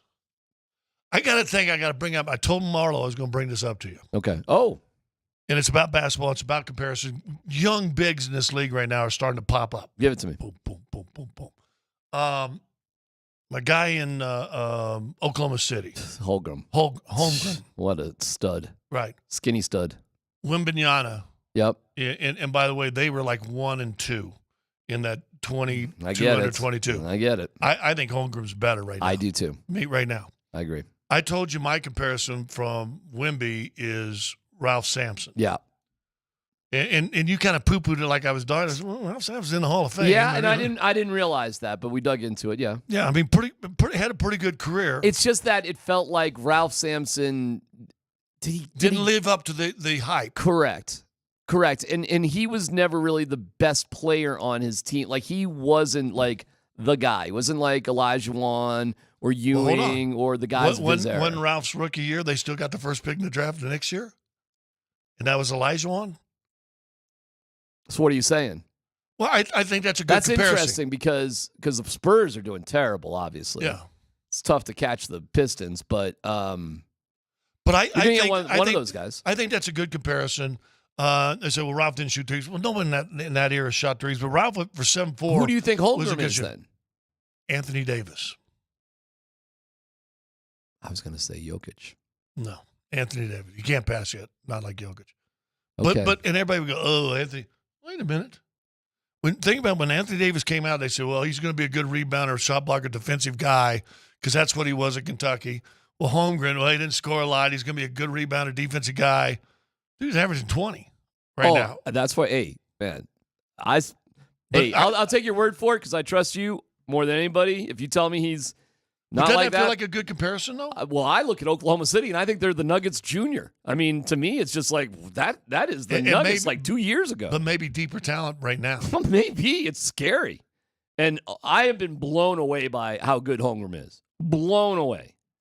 And I do think he's better than Wembanyama right now, and we'll see. But watching these two guys, dude, these bigs with their skill level now, it's awesome. Right. I mean, it's like arguably the best basketball's ever been in terms of skill development because the big guys are back, but the big guys are back because they can do everything. It's well, wild. You're going to see a guy come in Sunday. I believe it's this Sunday in Banchero.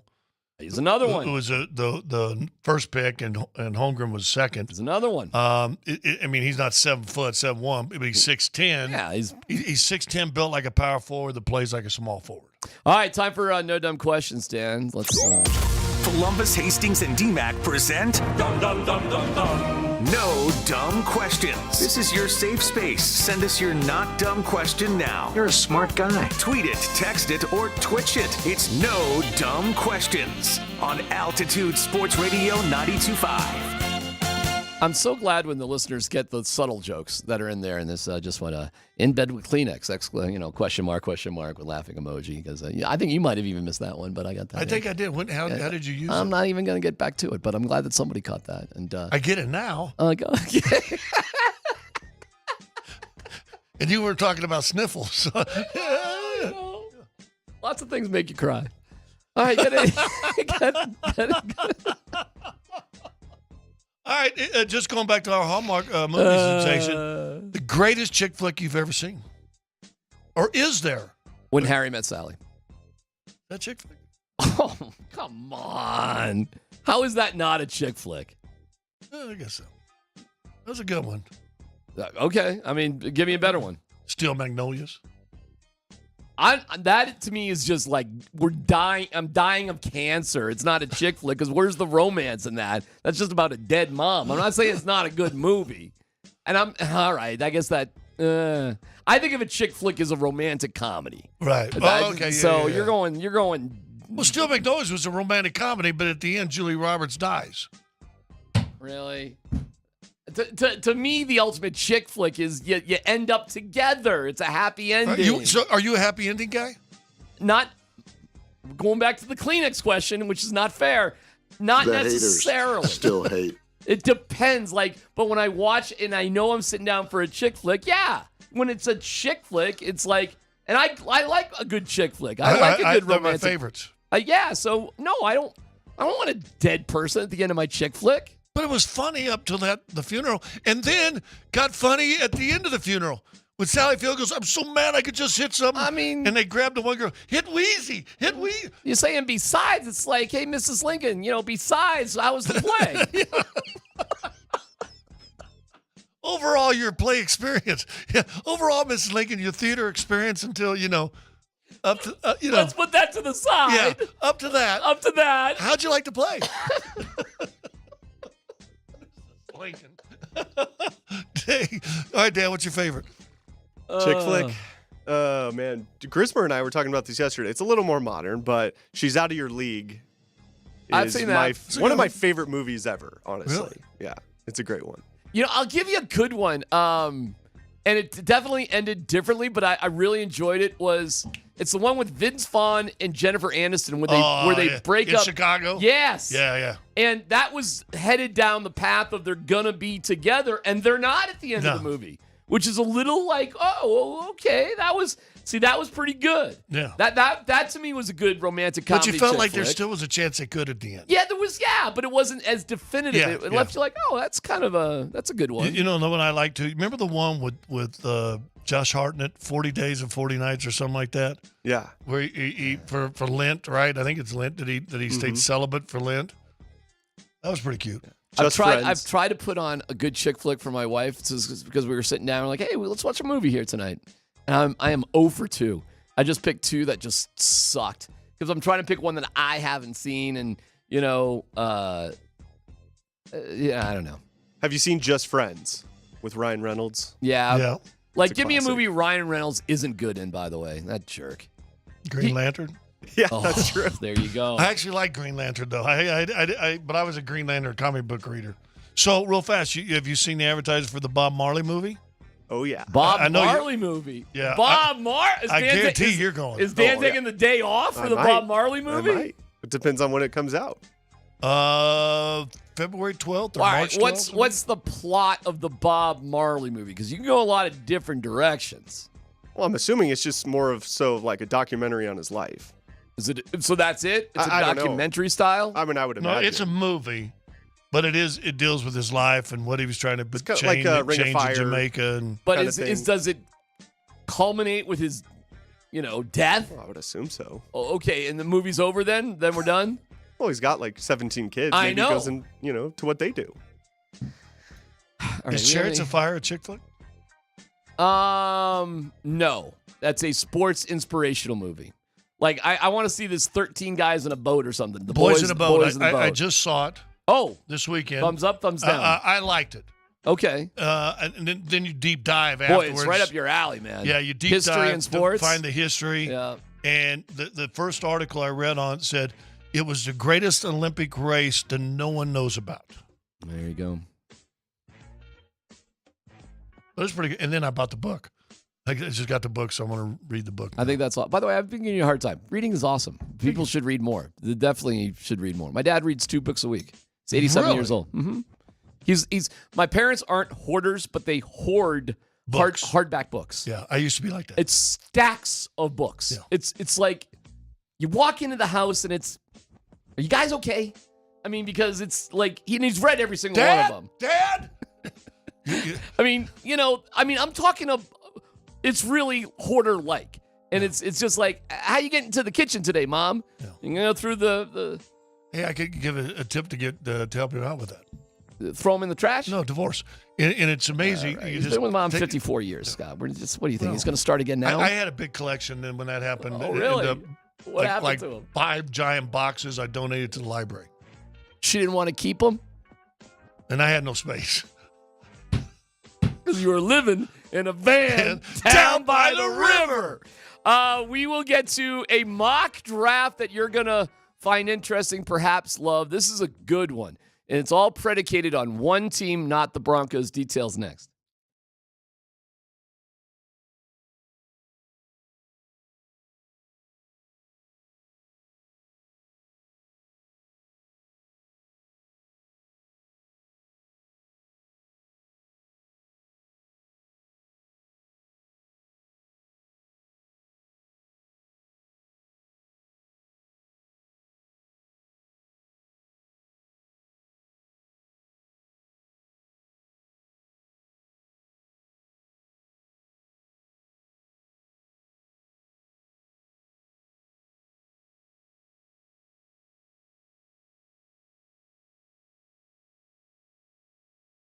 All right, guys and gals, Tyler here with my friends over at Revitalized Health. They can help you out with testosterone, peptide therapy, hormone replacement, and medical weight loss options. I've been working with them for 7 years, and they made a huge difference in my life. They've helped me look better, feel better, sleep better than I have in a long, long time. And who doesn't want all of those things? So if you've gained a little weight, don't feel bad. That's not unique to you. Call Revitalized Health. Their medical weight loss options are changing lives. With 3 locations, they're close to you no matter where you live. You can find them online at revitalized-health.com.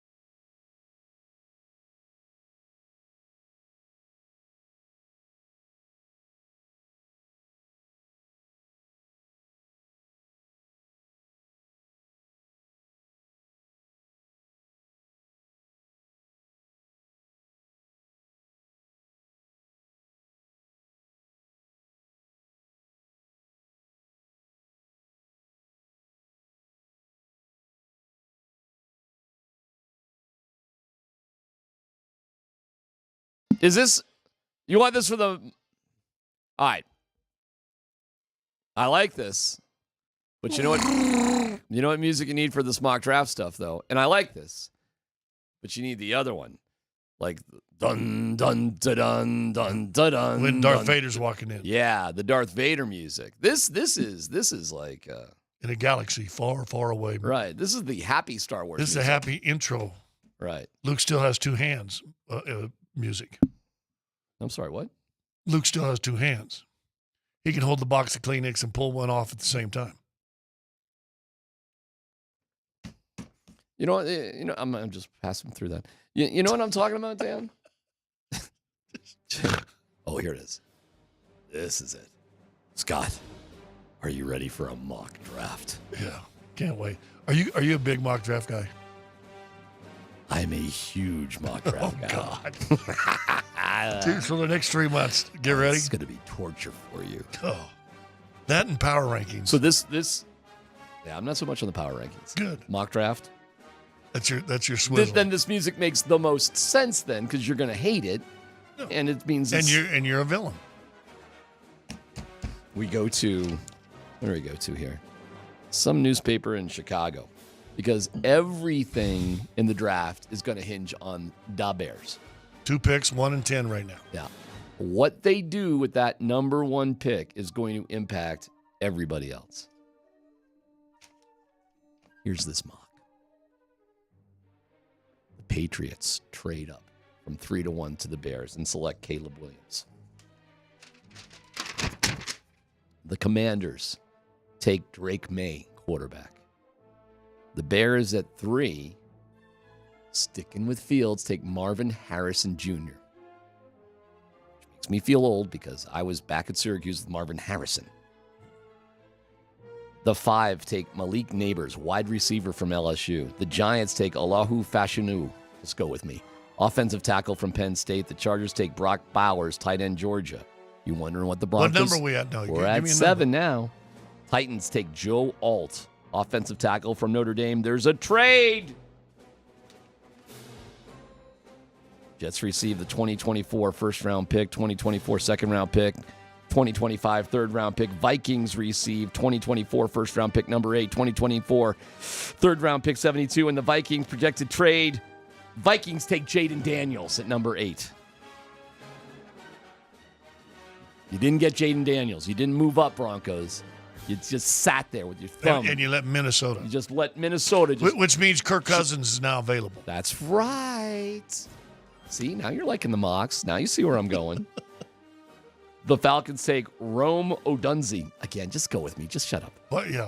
What position? Wide receiver from Washington. Yeah, because they don't need a quarterback. Now we're at 10, where the Bears were supposed to pick. You ready for this? Bears receive 2024 first-round pick number 14 from the Broncos. 2024 third-round pick via the Saints, and a Broncos 2025 third-round pick. The Broncos get this pick, 10, and a 2025 sixth-round pick. And the Denver Broncos, with the 10th overall pick, MPJ, you got company. Welcome Michael Penix Jr. as your new quarterback for the Denver Broncos at number 10. And do you hope that guy, whoever wrote that in Chicago, is accurate? I mean, are you hoping? I'd be okay with it. You'd be okay with it? I'd be okay with it. How about you? Now, back to my scenario that started for yesterday and looking into this week right here. Had you lost last week and you lose this week, then guess what? You wouldn't have had to trade up. Yeah, no kidding. But here's where you're at. So do you want to win this game on Sunday? No. And we're going to get to the Mega Bowl in a little bit, Dan. Start at 2 o'clock hour. Stick around. You're going to want to hear. Because this Sean, weekend. You're going to want to hear the super secret Sean Payton press conference that Josh Grismer was the only one at. And you and me. We were getting coffee, and Grizz actually went there. But, I mean, we were all together. Well, I mean, if we that's asked what questions if you remember it. Oh, yeah, actually, we were there. Come on, man. Play with me. I forget her own You want to start that whole All rewind. right, coming up at 2 o'clock. Grizz drove us there. Yeah. Then he picked up some laundry. Not for us, though, which is ironic. He just got laundry for somebody else. Because hobos don't need laundry. All right, we'll leave that out of there. And then you and I went to the super secret. Oh, my God, I got to remember our own bit. You and I went to the super secret Sean Payton press conference. Stupid. Intro. Idiot. Dumb.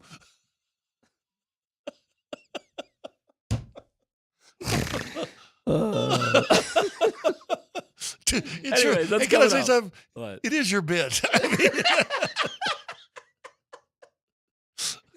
Okay. Anywho, would I be okay with it? Yeah.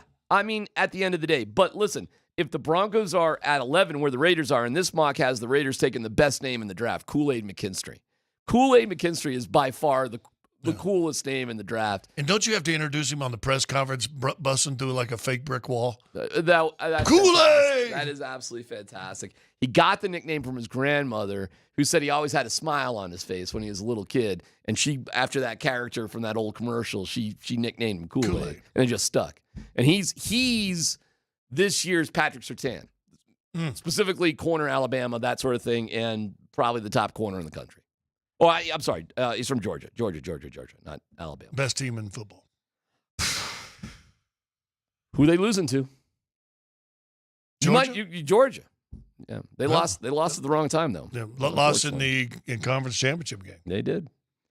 Anywho, and then they have the Bears. So they have the Bears in this one taking the best wide receiver in the draft and taking one of the best edge rushers in the draft, Laiatu Latu from UCLA. Great name, and I'm sure I'm butchering it.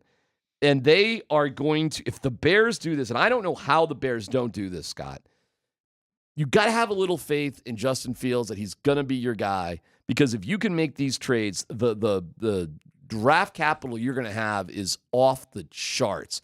If you trade down from 1 to 3, and then you trade from 10 to 14, and if you're the Broncos, you gotta move here, man. If we're seeing the Vikings maybe wanting a quarterback, well, you sure the Falcons don't?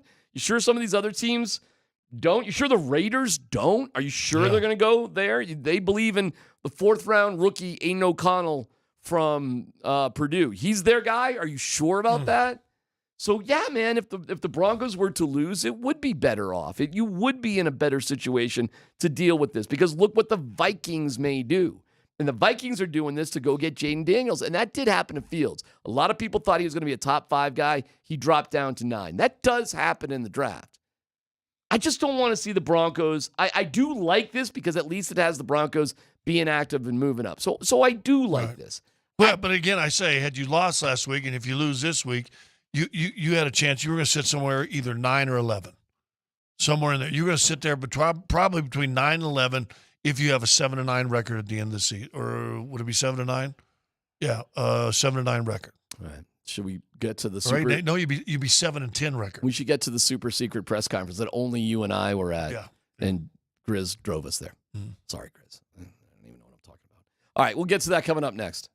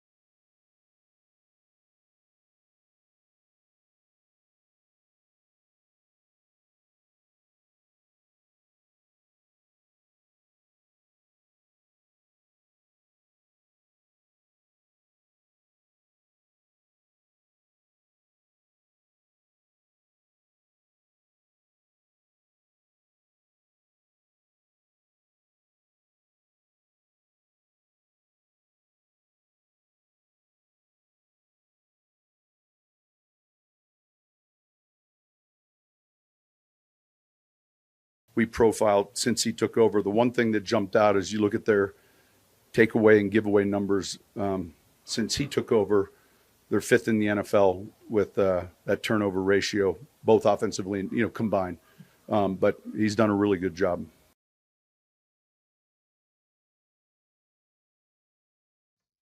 Antonio Pierce has been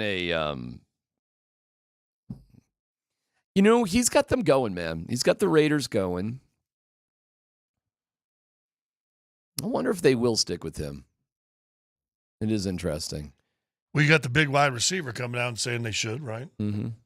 Who also Devontae, who like Devontae Adams, yeah. 2 weeks ago said, "Yeah, I'd like to play," or what's his name, Weasel said he'd like him to come to New York. One of the two, but it was out there that Devontae wouldn't be in with the Raiders.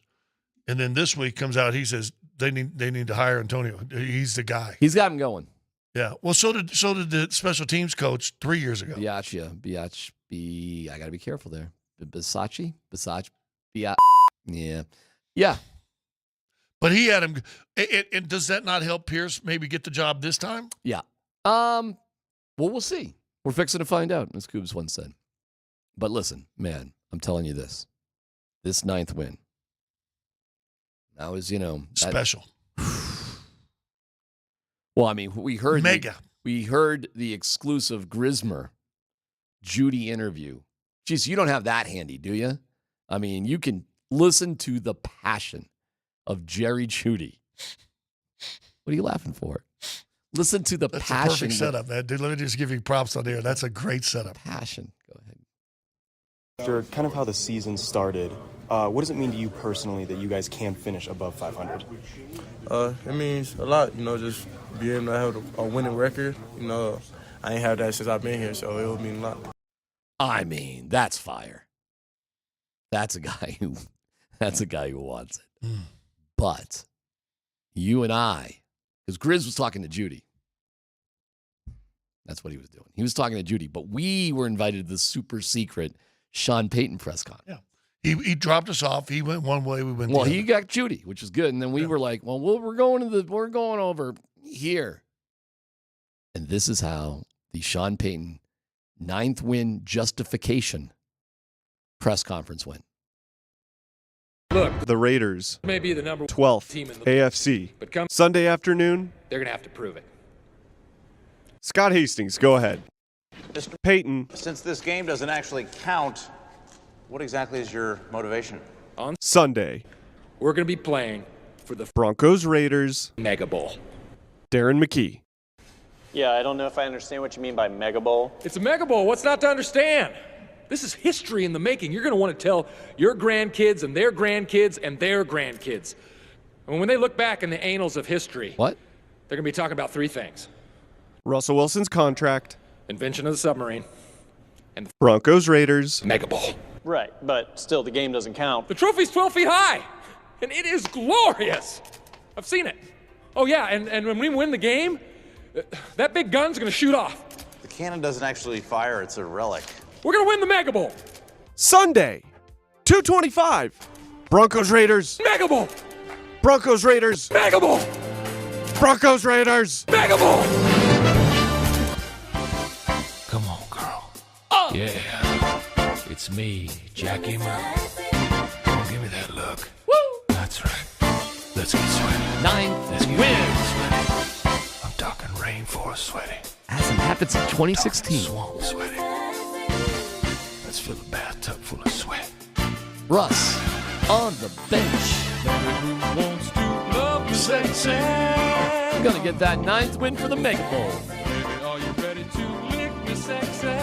We're gonna risk starters tearing their ACLs. Now, I gotta brag about something at Coeur d'Alene. I'm Sean Payton, damn it, and I want that 9th damn win. I wanna do a little thing with you. I wanna do a little thing with you. When I say love, Who cares about the 14th pick? We'll take 17. Sexy, sexy, sexy. Back it on up and show it. Yeah, man, didn't I just go through this Chicago Times-Sun periodical? There were 14. They got the Broncos winning this game. Well, I mean, it's just today, but I mean, That's the 9th win. That's what that 9th win means, man. It also means that they, after starting 1-5, went 8-3. Keep going. Don't forget, he used Dan Campbell as his big example. I think Sean Payton's just using his big Penix energy right now to see what's going on. That's what he's doing because he might want Penix. So he's using big Penix energy. Had you lost last week and you lose this week, you may not have to do what the Sun-Times tells us to do and make trades and give away picks. Right. But hey, seriously? Do you remember asking him a question now? Well, now I do. Okay. Because he just looked at me with that crazy look about Mega Bowl. I mean, the trophy. What's the question? The trophy is 12 feet high. The gun's a relic. It's just ceremonial, Coach. I mean, if you make a 12-foot high trophy, yeah, it's got to be special. But Sean Payton has us all playing and getting us fired up for the Mega Bowl. Yep. And so in the locker room yesterday, every player was pretending they cared. Meanwhile, Troutman was like, most of these guys are going to be gone. Did he really? Yeah. He wasn't quite that blatant, but he's just like, I don't know. We're not going to Monday we have a meeting and I don't know if we're going to see a lot of these guys again. And he's right. And if you're a free agent or you're gone, do you even show up Monday? I think you gotta for the blabbity blue, the exit interview sort of thing. I think you gotta. I don't know. That's a good question. Like, if you're just a pure free agent, just like pound sand Broncos, let me go clean out my locker. Well, they already got rid of Kareem. I'm trying to think like who else is like an unrestricted free agent. I don't even know. Josie Jewell. Is he unrestricted? I think so. Are you sure on that? They would let him get to be unrestricted? He may be restricted. I don't know. You get to be unrestricted. They don't really give a crap about you at that point. You're one of those 1 or 2 year guys, or you're a young guy, or you're a long snapper. I don't know. Jewel, if he's unrestricted, I'd be shocked. Singleton may be I don't know what his contract is. Is this where the show staggers to a stop while you just look things up on your phone? No, Josie Jewell, unrestricted free agent. He's unrestricted, huh? Kawan Williams, UFA. That's unrestricted free agent. Yeah, that's right. Cameron Fleming, UFA. Mike Purcell. See, that's who Yes, those guys make sense. Will Lutz, UFA. Well, he's a kicker. Yeah, okay. Adam Troutman, UFA. That's, he's a journeyman, even a young journeyman. PJ Locke, UFA. Is he really? That's what it says. Well, he's going to make some money. That's a sneaky one. Lloyd Cushenberry, UFA. Fabian Moreau, UFA. Little Jordan Humphrey, UFA. All right, let's go through them really quick one more time. And I'll tell you if they're here or gone. And you tell me. Josie Jewell, gone. Kawan Williams, gone. Cameron Fleming, gone. Mike Purcell, gone. Will Lutz, back. Adam Troutman, back. PJ Locke, back. Michael Burton, back. Ooh, Dwayne Washington, the Pearl, gone. The Pearl's gone. You like that? I do like that. Little Jordan Humphrey, gone. Fabian Moreau, back. Did I say Lloyd Cushenberry? Yeah.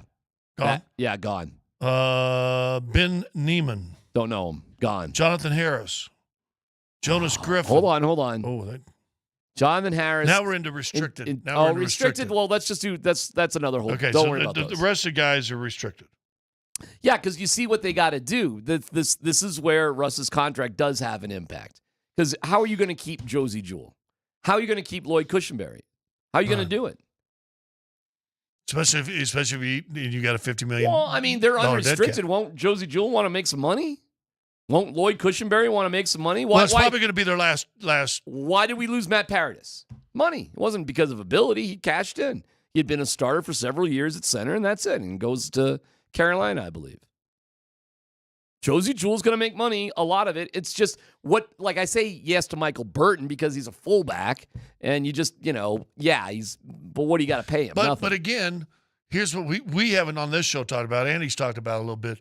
They're $20 million over the cap projected right now. Correct. Right. And then you're going to take a $50 million hit. Right. If you let Russ go. And you defer it for 2 years. Yes. Yeah, so 50 and 39. Right, that's why the 39. concept of taking it all in 1 year, 85. I mean, They're just not going to just be, oh, okay, we're all right with a 2-win season. They're not going to do that. No. They're playing for the Mega Bowl this week. They're playing for the Mega Bowl. So you think John Payton's going to go, okay, let's eat it all in No. 1 year, and we'll win 2 games next year. I'm okay with that. Dude, if you can win 9 one year, you can win 9 the next year and almost make the playoffs. Maybe they'll go down to the final week and get eliminated if they do the right thing. No, they're not going to take all that. And that's why they're not going to do that $85 million in 1 year. That's why they're going to spread out with the post-June 1st sort of thing. You know, I did think a lot yesterday afternoon about Russ being the bridge quarterback. I did. It did, like, I gave it some serious thought. But I still struggle with the fact that he's just not Sean Payton's guy. Yeah. And Sean Payton is going to. So why would you have a bridge quarterback who can't run the right system to train the younger quarterback? Why would you do that? Well, or you're making the bridge quarterback, getting rid of him, as Leggy said yesterday, the following year, which now the hit isn't as bad. You've got a whole year to kind of plan for it. And maybe you get whoever you get in the draft, and you just put your system in. You run it, and you take the lumps if he can't do it. And if you get a Penix, who says if you don't start 1 and 5, Penix not starting Game 7? Get that big Penix energy. I want that big Penix energy. I mean, for all the crap, they started 1 and 5, and they lost games to Commanders and all that stuff that we talked about. And they're now 8 and 3 since that time. I'll give you the real reason Sean Payton wants that 9th win. The real reason he's going for the Mega Bowl. Because he used his protege, Dan Campbell, as an example earlier this year when they started 1 and 6 and they won 9 games. Yeah, they didn't make it, but they were on the right path. And this is, if my guy, my protege, my assistant, my junior can do it, I want to get there too. And I can't get there. I can't say I'm on the same path if I have a losing record, because he didn't have a losing record after starting 1 and 6. It's a pride thing with Payton. So that's why you won't ever have Russ the bridge. Correct. It's a pride deal. I don't think you can win 9 next year if you take a $50 million dead cap hit. Well, guess what? Sean Payton does, and he's convinced George Payton, who's hanging on for dear life. I mean, what do you think? He's objecting to things these days, and they're telling Greg Penner what's what. And Greg, I think, is a smart guy, and he's learning as he goes. And that's another reason Russ isn't a bridge. And I did think about it, but then I thought about, well, what led up to this decision? And it wasn't just in 1 week. This was probably a couple months. Can I say something? This is a 1 and 5 start. That's what this is. Yeah. This decision was a 1 and 5 start for the Mega Bowl. Yeah. And then all of a sudden you win some games that people didn't think you're going to make and that you're going to win. Right. And all of a sudden you can get 500 late in the season. You're like, oh my gosh. But this decision was made at 1 and 5. I don't know. Maybe he gets the guys on board with the Mega Bowl. They weren't there yesterday, though, during locker room. They weren't. I talked to people there, heard some of the play. They just, to them, it's like, it's side-eye Cabo. Right. Side-eye Cabo. Well, because it's feet in the sand for 2 weeks coming up. Yeah. Every single one of them. Well, and you wonder, where's your final game? Well, that's a great point. That's a great point. How many guys make that flight on the way home? They'll be going back there soon enough. Yeah. I mean, let's save ourselves a trip. Yeah. Hey, can I just keep my room for a couple nights, Coach? That quietly would be pretty amazing by the organization to actually just stay over in Vegas and do all your exit interviews the next day in Vegas and say the team plane leaves at 2 p.m. 2 p.m. on Monday. And we're going to do our exit interviews here. Start at 10 o'clock. That's right. We're going to get them done. Yeah. And if you don't want to come back, you don't have to. The team plane's leaving at 2. You do what you want to do. They're not doing that. But, I mean, wouldn't that be funny? It would be great. The Avs kind of did that. Now, it wasn't the end of the season. But the Avs, I think it was last year. They had a game in Vegas, and their next game was like in Columbus. It was a weird sort of thing. It was like 3 days away. So they just stayed in Vegas. They didn't come back to Colorado, nor did they go early to Columbus. I thought it was cool. Yeah. They just stayed in Vegas for a couple days. I know when I was with the Pistons, they do that. First of all, Detroit, you know that. Detroit's just miserable, cold winters. And we played in Miami. We had a Saturday game home, and we played Miami Wednesday. Tuesday or Wednesday. We left Sunday morning to Miami, so we had all day Sunday, the rest all day Monday, and didn't play till Tuesday. Did you hear But they did that on purpose. Did you hear what happened when the Grizzlies stayed in Denver for an extra night? Oh, I did hear that. Okay. Let's football go. Pro Bowls. We've got maybe some Niners envy about, but the Broncos got there, guys. Details next.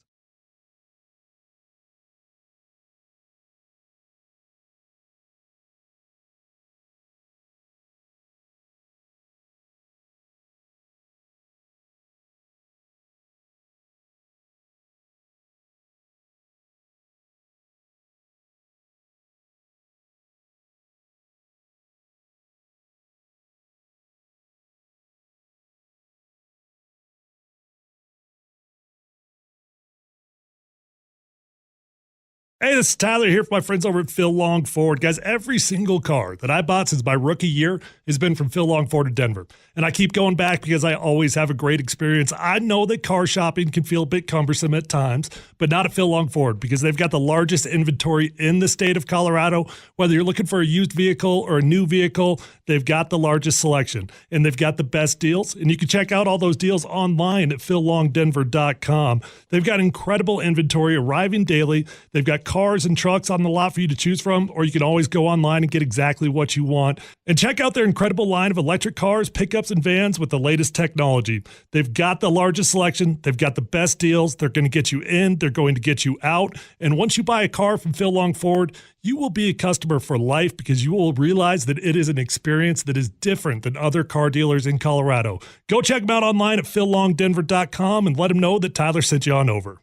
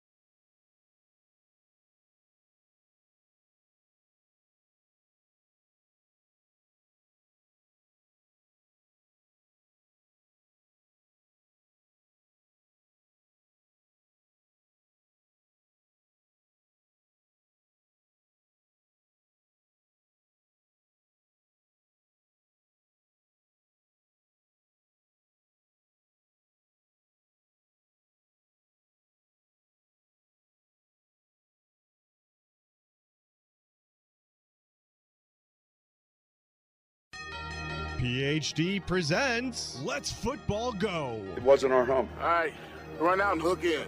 Run out and hook in. Shows people how to play football.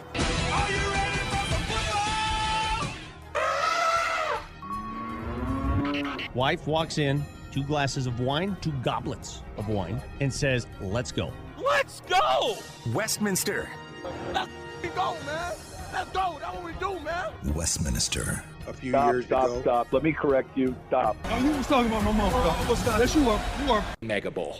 On Altitude Sports Radio 92.5. That's right, Dan. Mega Bowl. 'Cause that's what this weekend's all about is the damn Mega Bowl, man. Trophy's 12 feet high.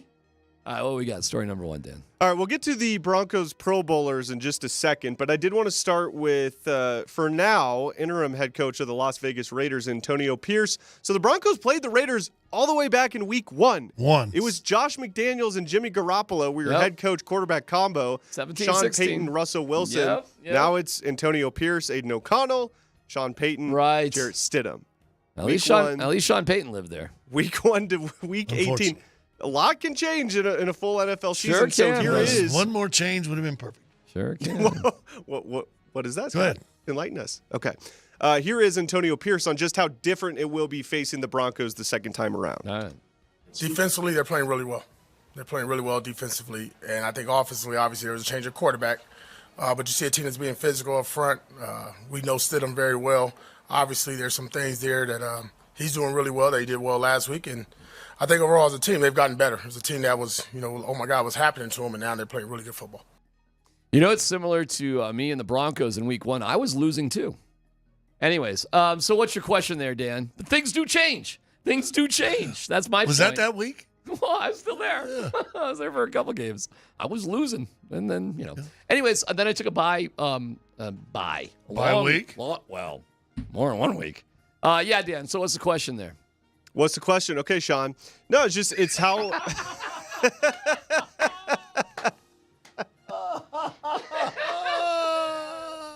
right, good. Touche, my fine friend. Dude, would D-Mac be the Sean Payton of this show? Stop. No, I don't think D-Mac's a narcissist. Anymore. But no, just like how different is it? Week 1 to week 18, these teams are completely different, it seems like. You know what? I don't think either of these teams were a playoff team in week 1, and they aren't a playoff team now. I think that's the truth of the matter. And how different are things? I mean, I guess there's been some change with the teams, but the nature of the teams, I don't think it's changed whatsoever. I will say this. I think going into the season, everybody thought that there would be a step up for the Raiders. I saw some periodicals said that they would be number 2 in the division and have a chance to make the postseason. So I think they've lost. I think if we're being real honest, you go back to week 1 of the season, sitting at 8-8. This is forget all the drama that they've had. Forget the 1-5 start and the 7-3 since. Yeah. Forget all that. If you were to say at the beginning of the year they're going to be 8-8, chance to win 9 games at the beginning of the season, Broncos are kind of where I thought they'd be. That's why when we do score predictions, I always say, well, how'd they get there? Is it a walk-off field goal? Did you give up something? Like, how did you get there? So I think if you said the Broncos are going to be 8-8, a lot of people would say, oh, okay, well, that makes sense. But nobody would have had them going 1-5 and then being 7-3. Correct. So I don't think the Broncos are really overall in a much different position. It's the way they got there. But the key for that is that means you don't have big picture people with the Broncos, because the big picture, they're probably where I think a lot of them hoped they'd be. I got to think about Sean Payton did say he'd be disappointed if they didn't make the playoffs this year. He did say that at the beginning of the year. But then again, he was sitting around a card table at Coeur d'Alene bored. Where was Gretzky? Where's Elway? Where are all my pals? And he had some big Penix energy. All right, next story. What's up, Dan?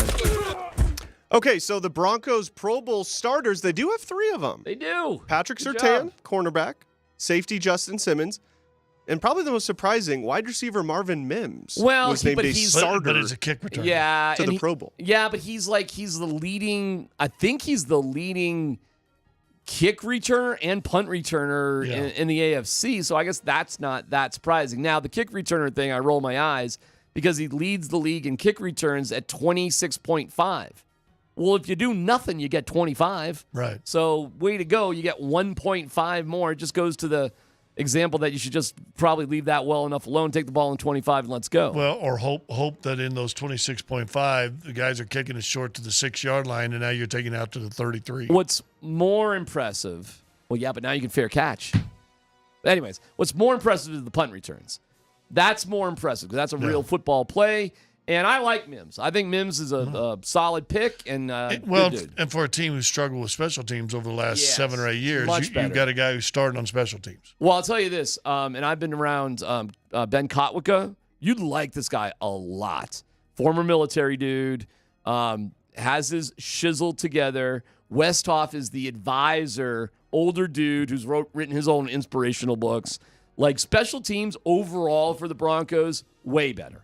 Way better. It didn't look great, obviously, when Mims is fumbling the ball and the Patriots are scoring. And Riley Dixon for kicking at altitude, again, you probably could do a little bit better than Riley Dixon. I hate to slander a Syracuse guy, but you probably could. Yeah, you can find a better punter. But like Lutz overall, even though he had a rocky start, talking about that first game, I mean, he misses an extra point, misses a field goal, you lose by 1. He wasn't look so good in that game. But there's been other games here, most of the season, where Lutz has been really good. And he missed a 6-yarder at the end of halftime. But, I mean, other than that, I've been pretty happy with Lutz. You? He's been a good guy. Okay. So I don't think he's just a guy, but he's been a good guy. I'll tell you you got Surtain was not even the top 10 in fan voting, and he's a starter.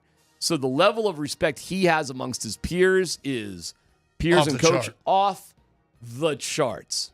Off the charts. Well, it just shows you fans don't know what the hell they're talking about. A little bit. You could sit with them if you're going to be with them. So what value would you get for Patrick Surtain? If you know his respect level is off the charts with his peers and coaches in the league, what's his value in terms of a trade?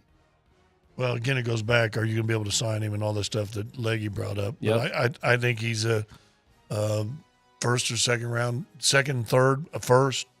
Swap across. I think he's definitely worse the first. First to fourth, and we'll swap fifths.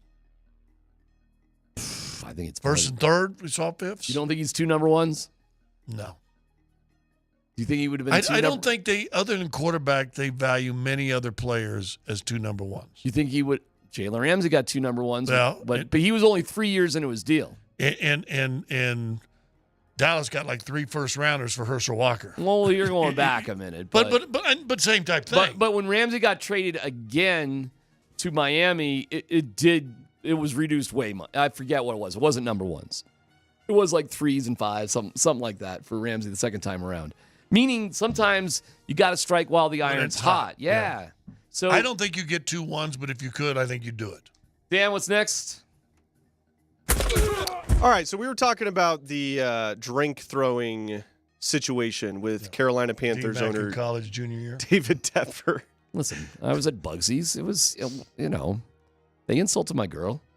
He deserved it. I had a big friend next to me. Yeah, go ahead. So $300,000 fine, which we talked about yesterday. Well, some former NFL player is not taking that as acceptable. In fact, that player is former Broncos wide receiver Brandon Marshall. Here he is on his podcast talking about Marshall. What he thinks the appropriate punishment for David Tepper should be.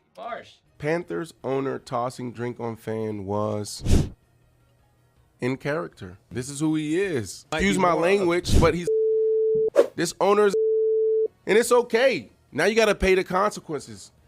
Now you got to pay the price, because when you look at fans that have done this, that have thrown drinks, they have been punished severely.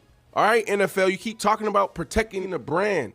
We keep talking about we got to do the right things and we're held to a higher standard. What are you going to do to this guy?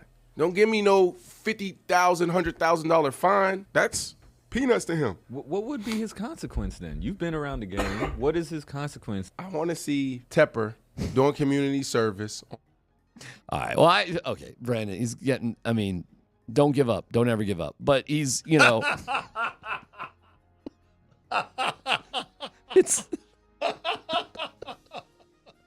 a $300,000 fine, okay, and community service. It's not arrested, dude.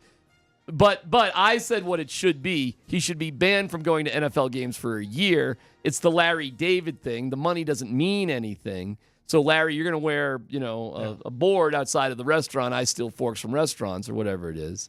Yeah, and it should I be think something like that. Being an owner who's paying the commissioner's salary, I think that would be kind of a big ask. If he went down through a punch, maybe threw a drink out. I don't know what preceded that. Was there something that validated that? He had the upper ground. If we're talking war, he had the upper ground. He's on the rim, baby. The fan was. He was on the ridge. Yeah. And Custer was down there getting drink on his face. Absolutely. I mean, if you're threatened by a fan who would have to crawl over upwards 3 rows of stands and then jump through an open luxury box window. That's why you throw a drink on him. To stop the charge. Because you don't have bulls there to protect you.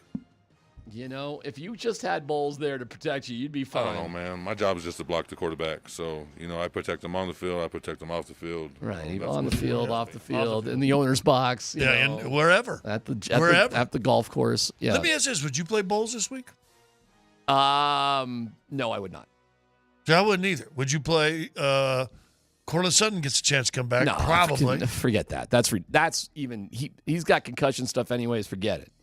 I wouldn't play Mims, who's been out. He's dealing with hamstring stuff because I need him next year. Don't want him to be. Look at what we've lost with Greg Dulcich. Remember him? Yeah. Remember how he used to be on the team?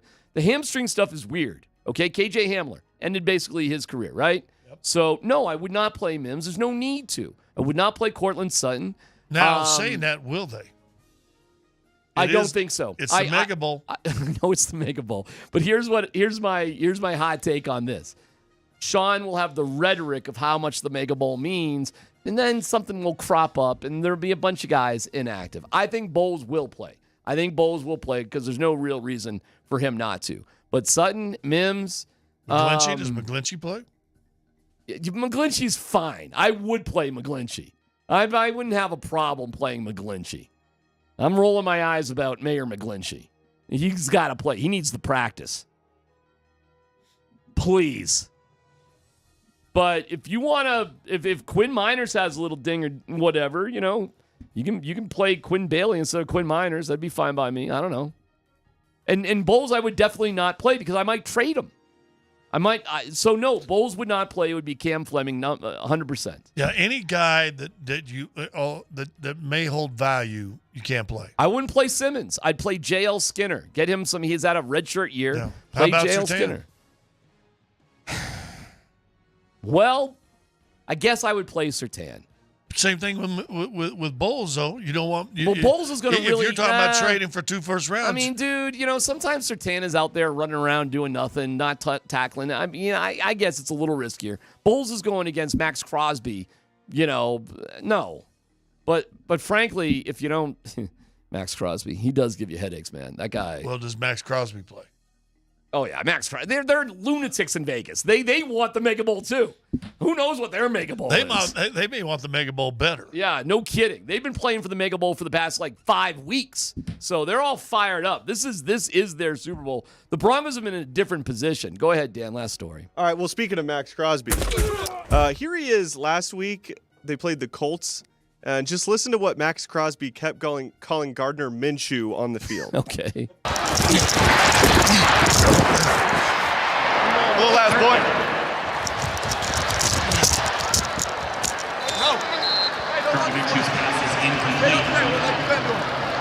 Little ass boy. Dude, Max Crosby is so damn angry. Bro, he just. But the thing is, he's not really that angry. I know, right? He keeps calling everybody little ass boy. That's Max Crosby, bro. I mean, like our guy Alfred Williams used to say, touch him, touch the quarterback, touch him all the time. And it was Max Crosby that got Patrick Mahomes going, I'm here. You mess with the wrong mother-loving trucker. I'm here. That's my Patrick Mahomes impression. Really? Yeah, I'm here. Yeah, he didn't Force be with you. Hey, he didn't like Crosby touching him, did he? I'm here. Mother trucker? Mother lover trucker? He did not like it. No, he did not like it. Was awesome. I'm watching the Hard Knocks, Dolphins in-season Hard Knocks, and they're playing the Raiders. They had their scout team quarterback. No, I'm sorry. I'm getting the story wrong. Sorry. they had a scout team guy touch Tua. Like Mike McDaniel said, you got to just keep bumping into him, touching him. They actually practiced it. Oh, wow. Yeah, it was cool. That's when Mike McDaniel appeared to know what he was doing, and then Bradley Chubb. But it was a cool thing to see. Like, you got to expect that. That's going to happen. So the dumbest thing you could get is some sort of unsportsmanlike conduct that you get baited into by Max Crosby because it's just what he's going to do. Which Mahomes ain't going to get, but Stidham could. He's going to kill Stidham, won't he? He's going to touch him a lot. I mean, but it'd be interesting to have him mic'd up, see what he's going to call him. He's, like Crosby was like, I don't care about Patrick Mahomes. He said, what do I care? I don't care about him. I like Max Crosby. I don't know how you don't. You need a dog like that. Who the Broncos got like Max None. Crosby? Nobody. You know what, man? I'll give you a guy that's got a shot at that. Jonathan Cooper. Maybe. He's that intensity on that dude is I got a lot of respect. And when what he overcame with his heart issues and where he got drafted, the chip on his shoulder, and the true passion, man. I'm in that locker room after that Broncos-Patriots game. Who's really bothered? I mean, like, they're not putting on a show. They're really bothered with what just happened. And he wasn't the only one, but he was one of them. And he was pissed.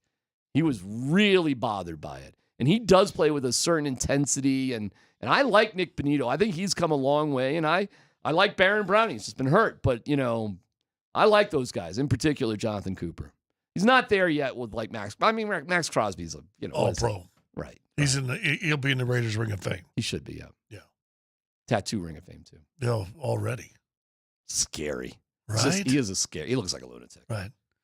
Like, would you surprise him if you're at your local pub and he rolls up on a big hog with the leather vest and nothing on No, underneath? he looks disturbed. He's down with the sickness. Yeah. It's Columbus, Hastings, and DMAC on 92.5.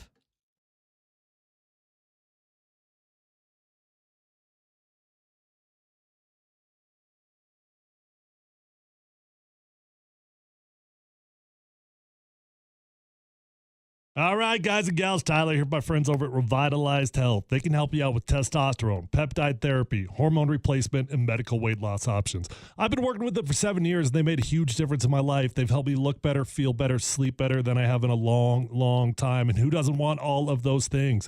So if you've gained a little weight, don't feel bad. That's not unique to you. Call Revitalized Health. Their medical weight loss options are changing lives. With 3 locations, they're close to you no matter where you live. You can find them online at revitalized-health.com.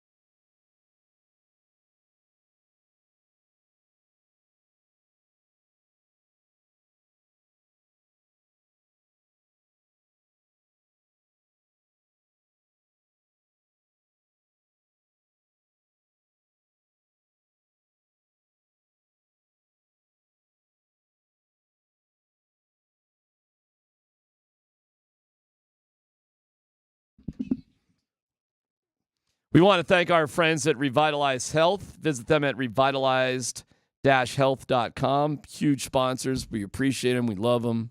We thank them. We've been talking about the Mega Bowl. That's what the Broncos are playing for. We figured that out. Mega Bowl. Mega Bowl, Mega Bowl.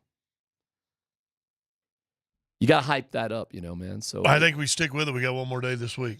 Stick with the. What do you think Monday, Tuesday, Wednesday next week looks like? Well, Monday will probably be if now everything may be different in the Sean Payton era. So don't hold me to this, but traditionally, Monday is the State of the Union team thing where, Greg Penner likely will be there with George Payton and Sean Payton.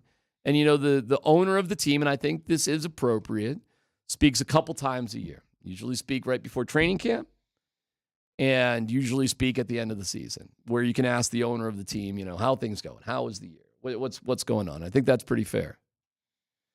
So, but listen, man, that's usually what it's been. But who knows with Sean Payton? I seriously do not know. I thought it was weird when Deion Sanders and CU played against Utah, and then his last press conference was just the post game in Utah, and they didn't have any. If you weren't out there, you didn't get to ask Prime any questions. And that was it. So Scott, I don't know. And that's fitting for the way Prime ran this thing. He controlled the media this year. And what came out. And I just rolled my eyes at that because I was like, oh, I'd like to go to that. I'd like to, I'd like to see what's what and the whole thing. And usually those press conferences are like an hour long. In fact, we should actually wrap our heads around it because it would be happening right in the middle of this show. So do we want it? Do we not want it? But I really don't know what they're doing. So what's next week like? Usually it's, you get the guys in, you get the physical, you get the, hey, how you doing? You get your position coach. And then they do that end of the year press conference. And, we'll see the next thing for we'll see Sean Payton and everybody shaking their moneymaker at the Super Bowl because everybody has a side hustle and they all try to make money at the Super Bowl. So you'll see them bouncing around there. And then we're on tour, buddy. Here we go. Senior Bowl and Combine. And, that's a wrap on that stuff. The interesting thing to me, because it's July or June 1st, right, when they're supposed to do the cut so that you can split it over 2 years or whatever. Yeah, but you can make it clear that that's what you're going to do way ahead of that. But I just wonder where all the discussion will be. I understand what next week's going to be. I will say this because you brought an interesting thing, and I was talking, I think, with Andy the other day about this. Over and under 4 national TV appearances by Sean Payton. Way over. Who would take the under on that? Well, 4's a lot. Oh, my God, dude. Is he doing it once a week? Is he doing it on shows Scotty, during the week? Scotty, it'd be easier to name the shows he's not going to be on. Easier to name the shows he's not going to be on. Well, he had a deal with Fox. Does he stay with Fox and the NFL Network? I got his booking schedule right here.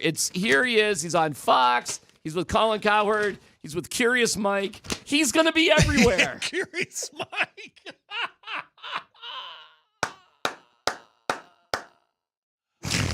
He's going to be everywhere. That would be a hell of a get for Mike. Apparently, all you got to do is ask. You got Peyton. What's the question? No, so he's think going to the be over everywhere. of national appearances on football shows for Sean Payton will be over. He's going to be taking that PJ to Malibu, so Skylene will stay married to him, and he's going to go on every show in Southern California. He's going to be everywhere, dude. Everywhere. Should he be? No, but whatever. You make $20 million a year. Why not make $20.1 million a year? I don't know. Who knows?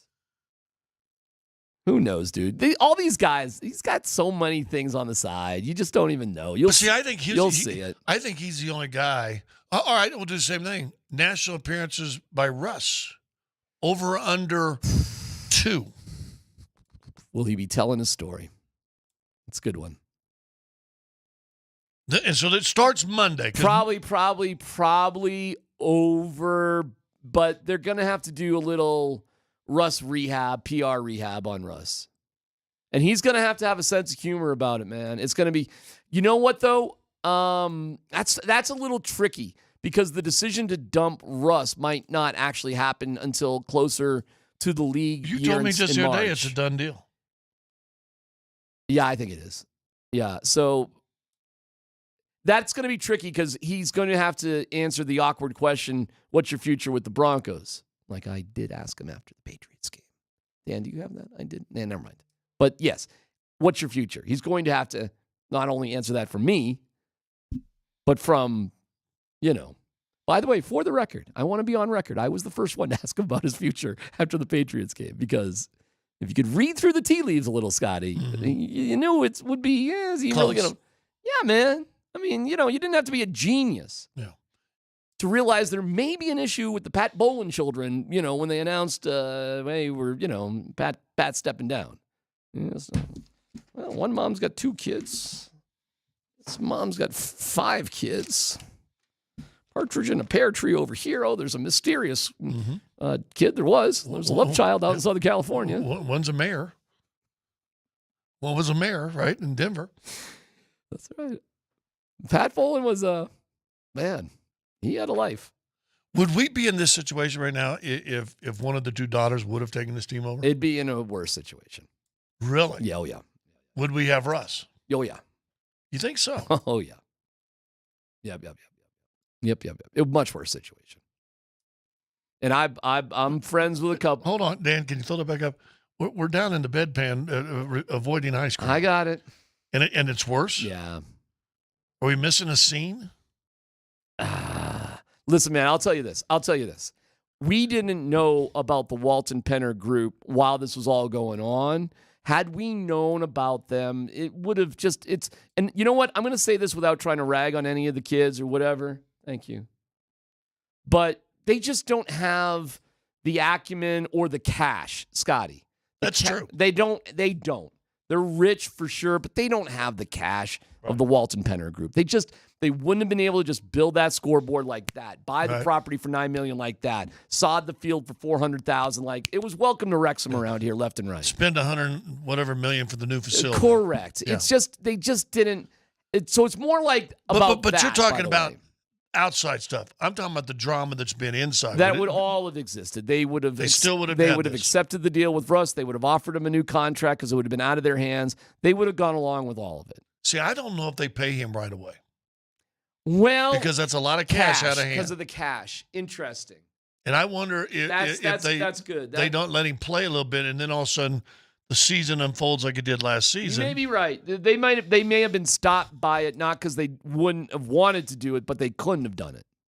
You might be right about that. Pat was always cash strapped. Always. Famous stories about not having not in later years because the NFL became this crazy cash cow, but Pat Bowlen wasn't. He borrowed money from all of his family members, everybody you could imagine. That guy wanted to own an NFL team desperately, and he figured out how to do it. So good for him. But he wasn't like, he became a lot more rich as time went on. Right. He was a rich guy, but not cash rich. Correct. Cash poor.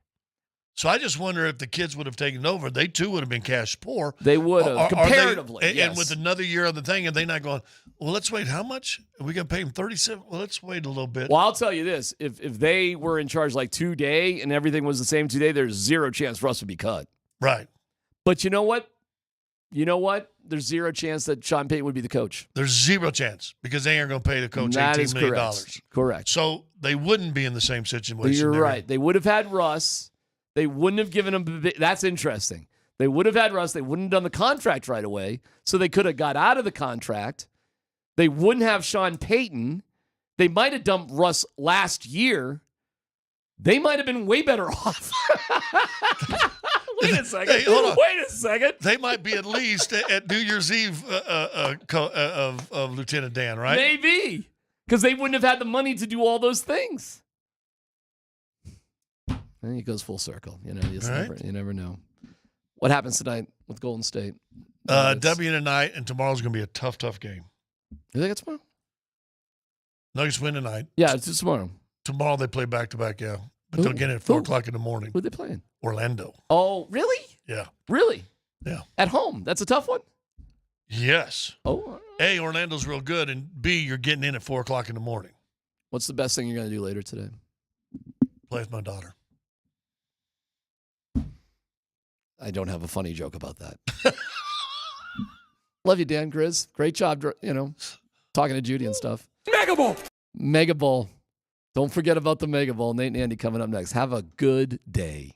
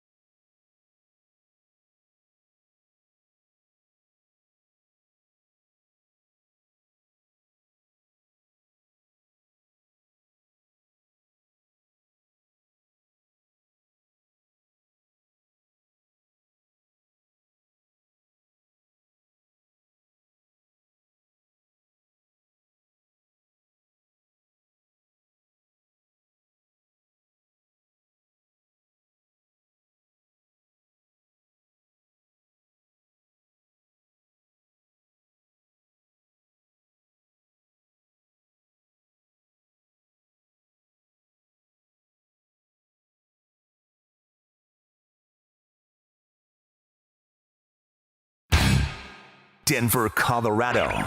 Altitude Sports Radio 92.5. It's Kreckman and Lindahl. Can I read my favorite text of the day that we've gotten on the show? Please, go ahead. Why is this Stidham thing being framed as negative? Don't you guys run the radio show the way the program director wants?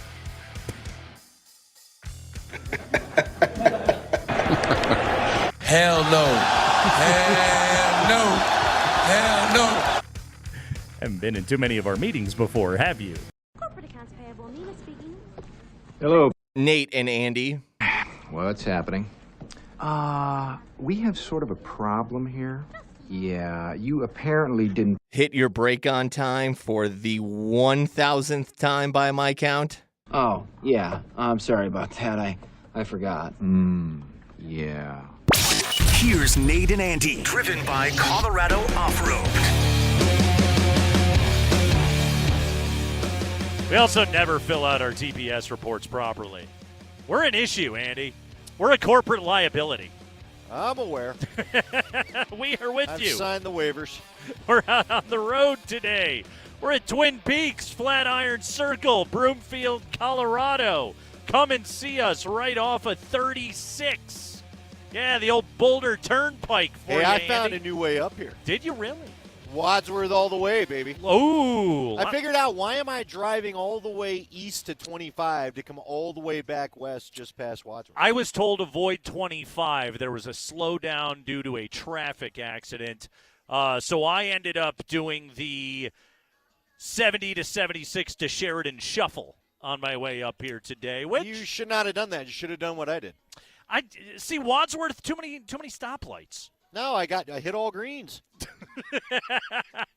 As long as you're rolling like that, Wadsworth can be a damn good time. You know what I saw today on my way up here, apropos of nothing? A deer? I did not, and I don't fear the deer. One of the new wolf? Because that team gets wolf? their ass kicked by the Pacers all the time. No, what I saw today was not there anymore. The old Broomfield Event Center / First Bank Center. It's just not there. It's gone. It's gone. Yeah, Gone. I hadn't been up this way. I hadn't taken 36 in some time. I typically, from the west side of town, I'm a 93 guy when I go to Boulder, so I hadn't gone up in this direction in some time. Not there anymore. Yeah, when's Bandimere disappearing? That's something else. Soon-ish. One of those highway things you kind of notice. Yeah. That now that the Christmas lights are down, that thing will Soon-ish. be turning into something else. The Broomfield Event Center, Andy, was the home to we had what was then known as the D League. Okay. Which is now the G League. Okay. The home to the Colorado 14ers. Sure. Remember them? Yeah. Joe Wolf Heard of was them. coaching that team. Our buddy Chad Andrus was the voice of the Teeners. Is that what you went with? Not the teens? The old teens? The Teeners. The teenies? Yeah. And also that was the home of the minor league hockey squad, the Rocky Mountain Rage.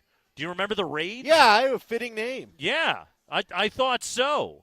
Good name. Not there anymore. I saw a lot of good concerts in that building. Didn't concert venue. Didn't the reboot of the Crush that Al Wilson was a part of, weren't they playing there too? They may have. That's a good. There is a possibility that could have happened. I didn't go to. They let the fans call the plays in that game. I've never been to an Arena Football League game in that building, but I went to many fine events. Pour one out for the First Bank / Broomfield Event Center today. Lovely establishment. No longer with us. Apparently, they decided we don't need a 5,000-seat arena in the middle of beautiful Broomfield, Colorado. It did feel like, though, it hosted a lot of stuff. It did. It's kind of interesting. What's going to go there? I saw parking. Probably, yeah. Nothing is what's going to go there. Yeah. All right. It was surrounded by apartment buildings. Okay. And my wife, she's from Broomfield, and she knew several people that she grew up with whose divorced dads had apartments right outside the Broomfield Event Center. Okay. Yeah, it was kind of a swinging singles community out there. Or was it just near the neighborhood? Could have been that as well. Sure. There lot going down for the single scene at the Broomfield Event Center I wasn't aware of. I guess so. Twin Peaks, not far. See, it's right here, man. It's right here. I saw I saw Radiohead in there. I saw Arcade Fire on the Suburbs tour in there. I saw the Black Keys play that building. I don't hear any ska bands in there. Kreckman, how good a venue could it have been? I never went to a ska show there. Well, that's probably why it's closed.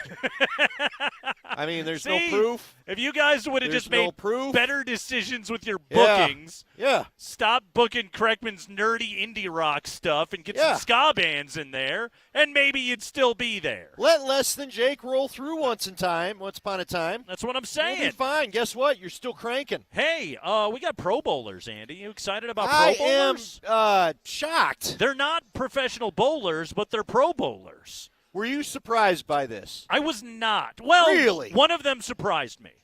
Surtain and Simmons, no surprise there. Sure. I was surprised Mimsy got a look, but he's had an excellent season as a return man. He's dangerous when he gets the ball in his hands. I was happy to see that Marvin Mims was recognized by his peers, by the coaches, etc., that he got a shot into the Pro Bowl. I wasn't surprised the Broncos landed no offensive players. Really, Cortland Sutton was kind of the one with an argument, but his yardage is so far down. His receptions are so far down on the list. The touchdown count is very good, but he didn't have the numbers to be able to stack up your AFC wide receivers, Andy. Tyreek Hill, yeah, I think that's right.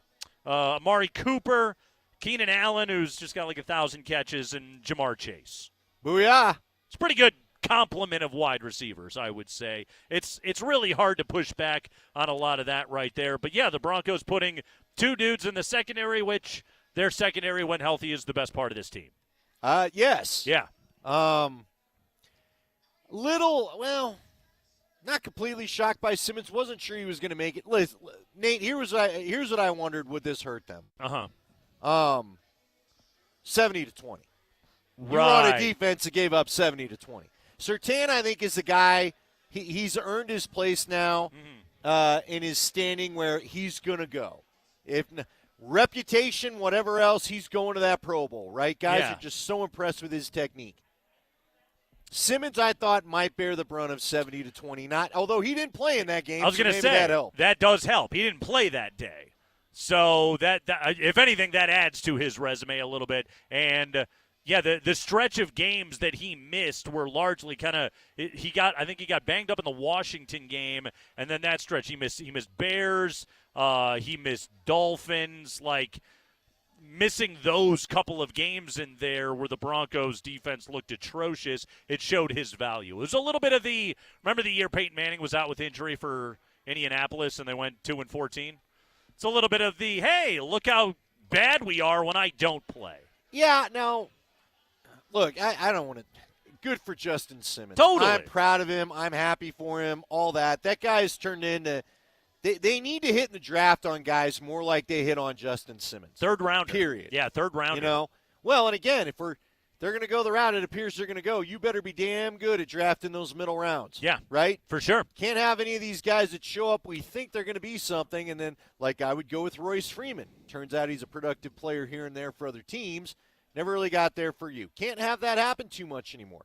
No, the Broncos, their long track record of being incredibly mediocre in the middle rounds, that they need to start to get that put behind them a little bit.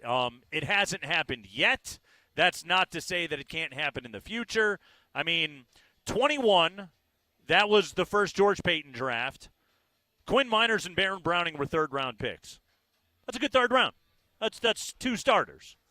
You need to get those guys. Those are two good starters, I would even say. I think Baron Browning and Quinn Miners are both good football players. 22, you took Dulcich in the third. God, he's good when he plays, but he never plays. Yeah, he's the ultimate tease. Yeah. What could have been. What could be. Damari Mathis in the fourth. No. And Iyomo Wazirike in the fourth. He likes to check out his phone when he should inside the facility. Spend his time on the apps. Yeah. Which you probably need to stop doing that. By the way, you can spend some time on some apps and some Zerts right here at Twin Peaks and Broomfield. Well, you really like the second half of words, don't you? Well, the first half. First half is the apps. Second half's the Zerts. Apps and Zerts. Exactly. Do you call an entree a tray or an aunt? Which one do you go with I'm on that? going with a tray. You like a tray? Okay. All right. Maybe Jamal Murray Although can it hit does some work to say, don't touch my aunt if you're trays not in the tonight mood to share. in Golden State. Just keep it on tray there, Kreckman. Don't touch my aunt. Yeah. Drew Sanders, a third rounder. Yeah, there's other ways you could go there, Spring, but I'm not gonna. Riley Moss is a third rounder. He did something on special teams the other Listen, day, right? Can we call it the curious case of Riley Moss? He's the new Benjamin Button, although he's not aging in reverse. No. What's the deal with the guy? You know what? I guess we shouldn't be surprised. You and I have been privy to the guy or two that gets written about, it seems, the most in the offseason. Yeah. Big excitement, big expectations, and then something doesn't happen. But usually that guy's like the undrafted free agent dude. Riley Moss is, again, as you said, a third-round pick, Sure. ballyhooed by many as a savvy pick in the class. And he didn't play. He doesn't play. Yeah. On a team that doesn't, frankly, have the greatest corners outside of Surtain. What's funny is, delving into the beginning of mock draft season, and many of them in mid-first round have Denver looking at a corner. Maybe Kool-Aid McKinstry, whomever may be available right there. And that dude's a good player, but also, couldn't there be a world where third-round pick Riley Moss turns into a starting cornerback on this team? If you're going to turn this thing around, especially with the Russ contract hole you're probably going to eat, you're going to have to become that team. Yeah. You are going to have to draft and develop and be smart and savvy with your picks. You cannot be wasting – look, I don't think it's fair to ever expect 6th and 7th rounders to turn into dudes for you. Sure. But rounds 1 through 4/5 have to be fruitful. You got to be good. They have to start being fruitful. You got to get starters out of those spots right there. Now, Drew Sanders. Yeah. I could see him being a starter next year next to Alex Singleton. Absolutely. I could see that being the case. I'd like to see a world where Riley Moss gets on the field. Yeah, the Condor Riley Moss. I would like to see that out there. That would be good for this football team, for them to continue to be able to develop those guys. Now, here's one advantage that you have going into next year, presumably, is that you will have the same drafter and coaching staff / scheme in place where you're drafting guys that actually are fits with what you want to do as a football team. I think. I think that's what you're going to be. I don't see on the horizon, and save this tape, this could be a freezing cold take. I don't see major coaching staff changes happening here in Denver. Do you? I don't know yet. No, not on the offensive side of the ball. Yeah. I don't know what to make of the defensive side of things. Look, I think Vance Joseph's going to probably be a candidate for a few jobs after the turnaround from a low point where the ship could have sunk. Right. To being the thing everybody talked about during the win streak that got him back this thing. I think he should get interviews. I think he'll probably get a few interviews. If I was an owner and I was looking at it and saying, okay, is this a guy that can withstand challenges? Is this a guy that can turn things around? Is this a guy that has a willingness to review his personnel, make changes in his personnel, and adjust as the season goes on? I think Vance Joseph did a really good coaching job with this team. He's got head coaching experience. I believe he is deserving of head coaching interviews. Whether he gets a head coaching job or not, I don't know. If Vance Joseph gets hired, it's not a sexy hire for anybody. Nobody's fan base is going to be having a parade like if you would hire Jim Harbaugh or something like that. They'd look at Vance Joseph and go, that guy stunk when he was the head coach of the Broncos. Why would we hire this guy? But really, go inside the coaching job that he's done this year, in addition to previous failure, a lot of VJ's resume profiles as a guy that should be a better head coach the second time around. Right. Guys made his mistakes, all that kind of stuff. Now, didn't work for Josh McDaniels. No. He showed he's still wanting to do. You know what, though? I'll give you a reason why I think VJ would be better. My top reason would be I think VJ would hire his own staff this time. Yeah. I don't think VJ would be going with an offensive staff of dudes that basically he was told, let's be honest, by John Elway, these are the guys that are going to be on your offensive staff because they're my connections. I've got a young quarterback you're coming in here to coach. Yep. And this is who I want you to run with. So I think VJ would be better the next time around. We are live at Twin Peaks, where you should come in. You should get a freezing cold draft, which right now they're vacillating between 30.4 and 30.5 degrees Fahrenheit right 30 here right now at Twin Peaks in Broomfield. But come in and get a nice ice-cold brew, enjoy some absinthe zerts, and hang out with us, Kreckman and Lindahl. We got the Nuggets and the Golden State Warriors coming up here tonight. It's all-star time. Does Jamal Murray have a case? We discuss that next.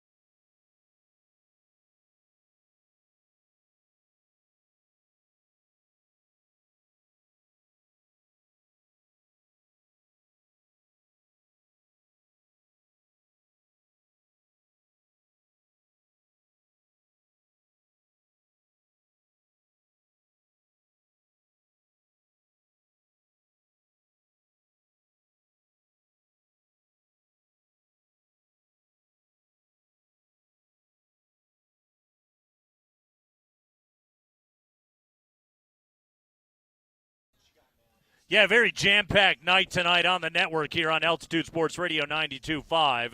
The Nuggets are in Golden State, first of a back-to-back. They will take on the Orlando Magic tomorrow night, back at home. Denver's got to go into Golden State and San Francisco at the Chase Center and get a victory tonight. Really quickly, Andy, it's goofy that the Nuggets had a couple of nights off and then get a back-to-back where they're at Golden State and come back home to play Orlando on a Friday night. A little bit of good news, though, on that Magic game, and that's a good young team in Orlando. They are also on the fourth and final game of a 4-game West Coast swing coming into Denver.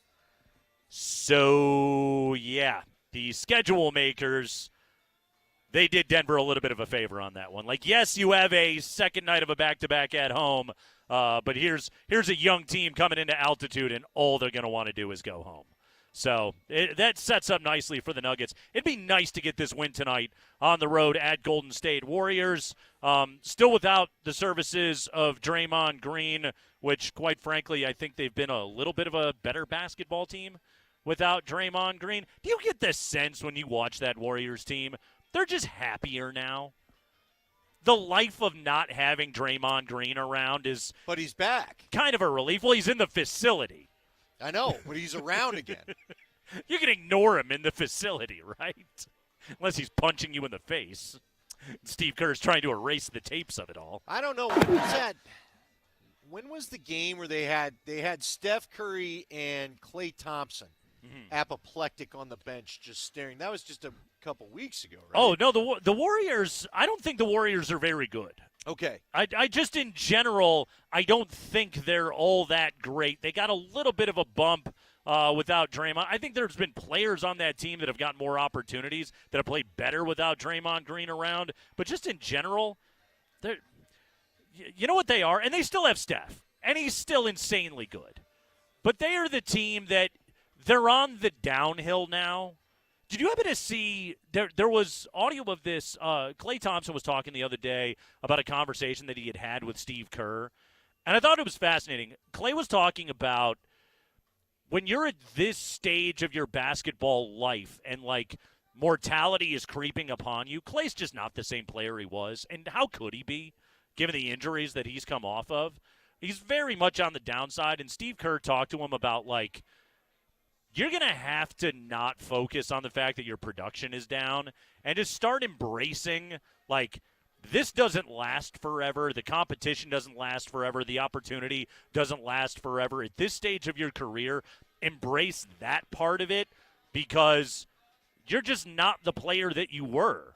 And that comes for everybody as a basketball player. I thought that was a really interesting thing for Klay to sort of talk about right there. A lot of his frustration was about his cut minutes and his shots being down, his production being down, and Steve Kerr kind of being like, yeah, man, father time's coming for you. You should probably think about it a little differently. But do you think it's father time? I'm sure that's some of it. It's a part obviously, of it. But he also in had combination a with couple of the bad injuries. Yeah. Right? So yeah, he's fallen off a little bit of a cliff. Yeah, I was watching him the other night against Orlando. Like, there was one play where I paused it and rewound it, and I made Abby watch it of, like, this is why Klay Thompson will be in the Hall of Fame one day. And it was a swing pass that he caught and shot. No player has ever had a faster release than Klay Thompson. It's also one of those things where my wife is like, okay, I'll humor you and I'll watch this. Sure. Cool, Carl. Just like my basketball nerdery. Yeah. Where it's like, hold on, just watch this for a second and humor me in my appreciation of this all-time great player. Basketball replays and dad jokes. That's the for worst part of the vows that you put in there for old Abby Kreckman. It is. By the way, and you triggered a thought there.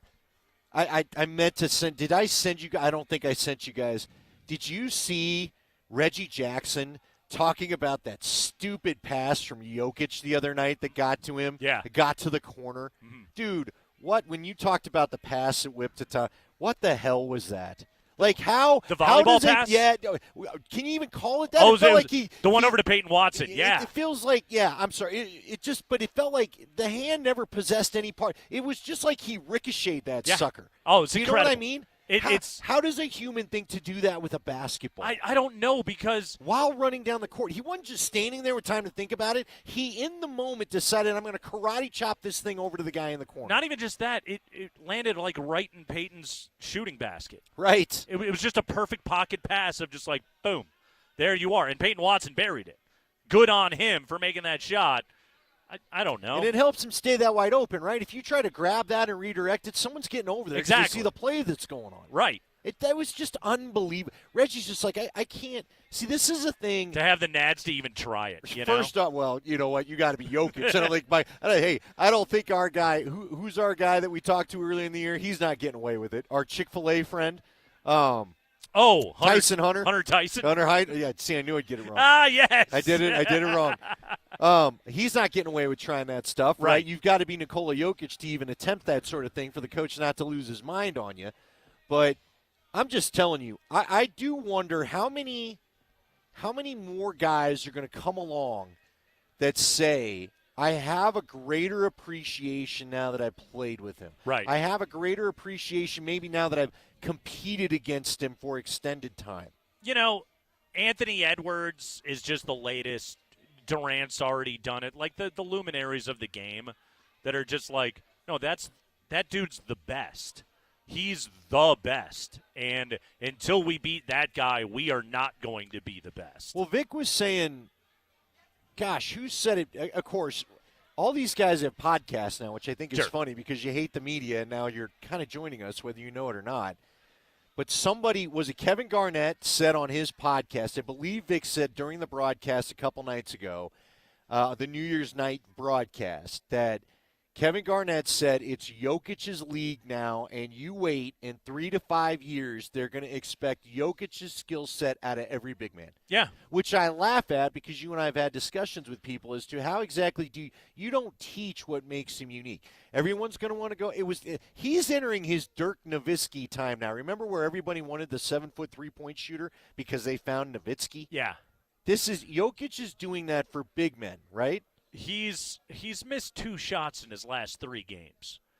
He's missed 2 shots in 3 games. Now, I know his shooting volume hasn't been massive. Like, his field goal attempts are 11, 10, and then he had the weird one against Charlotte where he didn't take any shots in the first half and only took 7 shots in the game. But he has still scored 26, 19, and 13 in 3 games, and he has missed a total of 2 shots in 3 games. Yeah, the guy is he is unbelievable. He's the best player in the game today. Well, the expectations today that are going to be on Chet. And granted, I think Chet's really good. Sure. The expectations Wembanyama? that'll be on Wemby, that he's going to have to deal with. And again, another guy that I think is really good. But yeah, the expectation of like, can you run a team as a damn center? And there's only going to be a couple of those guys that are able to do those sorts of things. But you're right. Guys are going to go looking for it. They like the profile. You have to be a problem all over the floor. And that's just, like you said, it's going to be unfair to ask some of these guys to do it. You're not going to be raised in the game the same way he was.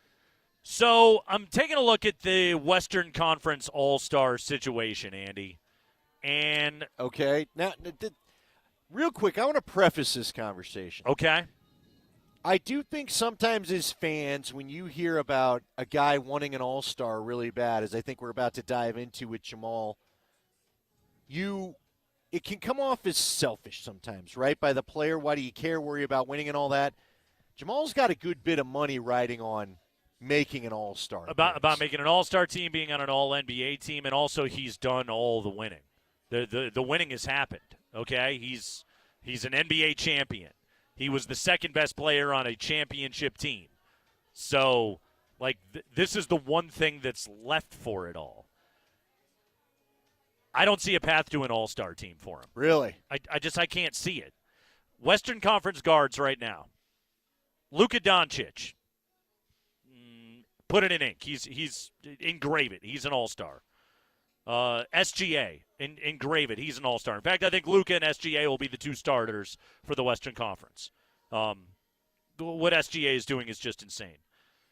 Steph Curry is going to be an all-star this year. 28 points a game, 31 games played, and he's Steph Curry. Which leaves sort of one spot for Jamal Murray averaging 20 a night, making 45% of his threes. He's having an insanely good shooting year. But having done so at 21 games played, you would basically you'd have to be able to justify putting Jamal Murray in over Anthony Edwards, who's right now the best player on the number 1 seed in the Western Conference and scoring 27 points a game with 30 games played, or De'Aaron Fox, who's scoring 29 a night for a good Kings team, and he's played 27 games this year. I could even make a case, and you'll throw up in your mouth when I say this, James Harden has a better case than Jamal Murray does to make the Western Conference All-Star team right now. And it's purely based on time missed. Sure. And the fact that he hasn't been 100%. But this year, I can't see a path to it. Does he get any bump from his finals performance? That would be the thing. That would be how he would make it. It would be the coaches saying, yeah, well, he was the second best player on a championship team, and we should do that. But they don't typically view all-star berths like that, especially when, again, just raw numbers, there's not much of a case there. And have you seen, I think it was an NBA commercial, isn't there certain nights where, like, the fan voting counts double? And I think I've heard that on a commercial. Fan voting is on Supercard Savings tonight? Yeah, there's certain days when your fan vote is double or something like that. And okay. I don't know, man. It's, But here's let me give you a couple of weird things that are going on when it comes to the All-Star team. Like, I think the Lakers are going to get 2 All-Stars. Yeah. Because Anthony Davis's numbers are insane and because LeBron is LeBron. So the Lakers will get 2 All-Stars, and they're the 10 seed. Like the Nuggets are the 3 seed right now. But there's never any rhyme or reason to the All-Star. Like, don't you have to put Chet in the All-Star game this year? Like, doesn't Oklahoma City have to get 2 of them? They've never won a playoff series before. No, I know. But how many people do you think are privy? Privy is not the right word. How about on the radar with what Oklahoma City's doing? We're all too familiar with it here in Denver. I mean, the people we've seen those guys a lot. The coaches, the people in the league will be. You know, they are very aware of what the Thunder are right now. I mean, just in the last week, what have the Thunder done? They've beaten Minnesota, Boston, and they blew out the Nuggets. You can make a case that's the 3 best teams in the NBA. And that Nuggets, like, you can't. We could say some things about some of the other Nuggets losses to the Thunder. Yeah, you had rest and you had reason to be motivated because they basically stole your cookie a week prior when they got that last-second win against you. Blew the doors off the Nuggets that night. That game was never close. Yeah, you don't have any reason to say why, other than you didn't have Aaron Gordon, I guess, but you don't have a lot of reason as to say why that didn't go your way. I'm telling you, you and I have been talking about it for the last 6-7 months. Mm-hmm. That Oklahoma City, that team's a problem. They are. I think they're a problem. They are. They've never won a playoff series. So yeah, they haven't had this lineup together either. That's true. No, it's very true. And look, Chet gets thrown around a little bit. Like teams with size will give him problems, but when you have 3 dudes like SGA and Jalen Williams and Chet, obviously, like you're dangerous. If some team comes into a series and takes you lightly, they could sting you. Right now, the 2 teams in the Western Conference that would concern me greatest in a playoff series, I can't put the Thunder on that list. Number 1 is the Timberwolves because they're just built to beat you and they're huge. And number 2 is the Clippers. Okay. Again, throwing up in my mouth thinking there's a planet on which the Clippers could beat those guys in a series, but Paul George and Kawhi's healthy this year. He's playing out of his mind. Like, if that group is all together, bleep around and find out, as Aaron Gordon would say. Like, that's a dangerous damn team in a playoff series. Now, I would pick Denver in 6. Minnesota, I'm still picking Denver to win that series because I think the Nuggets are the best and most complete team in basketball, but those are the 2 that I would circle and say those are dangerous series right there. They buckle up for those things. Those would be damn good. Do you make any moves at the deadline for that? Do you have to start thinking about stuff like that as we now turn to January?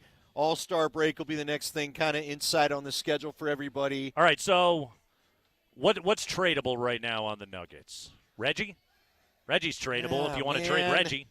Is Reggie That's kind of dangerous, isn't it? He's your best backup point guard. He's your most consistent bench scorer. Yeah. Yeah. He's got too big a role, I think. That's one of those where it's like that return better be damn good. How about I ask you, what are you looking to get? What are you looking to get? More bench scoring? Like, what are you trading for? Another big?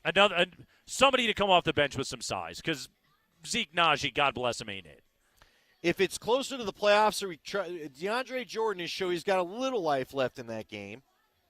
He's got 6 fouls. Yeah, he can take up some room in a playoff series. That would be the thing. That would be because right now you're set 1 through 5 as long as your starters are healthy. Christian Brown, Peyton Watson, Reggie. Who would be the 9th man in the rotation right now? Strother. What about well, he's got to get consistent. Look, though. And that's no size coming off your bench. I know, but I was going to ask you, again, a three-point shooter, you can never have enough three-point shooting in the playoffs, right? Because a lot of the teams in the Western Conference that have given you a problem in the past, they go nuclear on their three-point shot, and if MPJ has another, whatever, I don't think he would, but if he were to have another one of those down the stretch, you don't have a hell of a lot of three-point shooting to lean on. Brown has never been a consistent three-point shooter. Strother looks like he could give it to you, but he's a rookie and it's hit or miss. Watson's getting better, but he's never played in the playoffs. Come on, you and I before. both know Watson's more the D guy. Yeah. He's the athletic matchup. There's a ton of things to like about him. I'm not sitting here telling you I'm waiting to get all fired up about Peyton Watson's three-point shot. Maybe that's not fair, but and nobody that wasn't high would trade for Zeke Najee in his contract. Let me ask you this right too, though, as we talk about this, just real quick.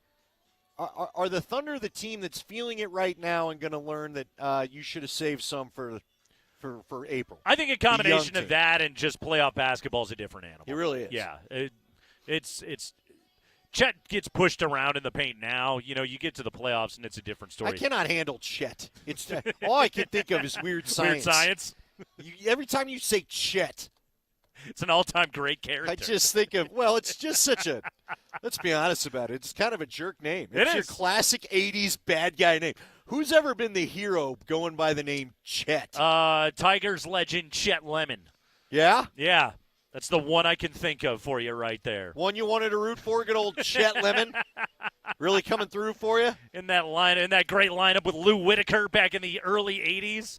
That's right, early 80s Tigers. Sweet Lou Whitaker. Talking Tiger baseball, cuz it's Kreckman and Lindahl.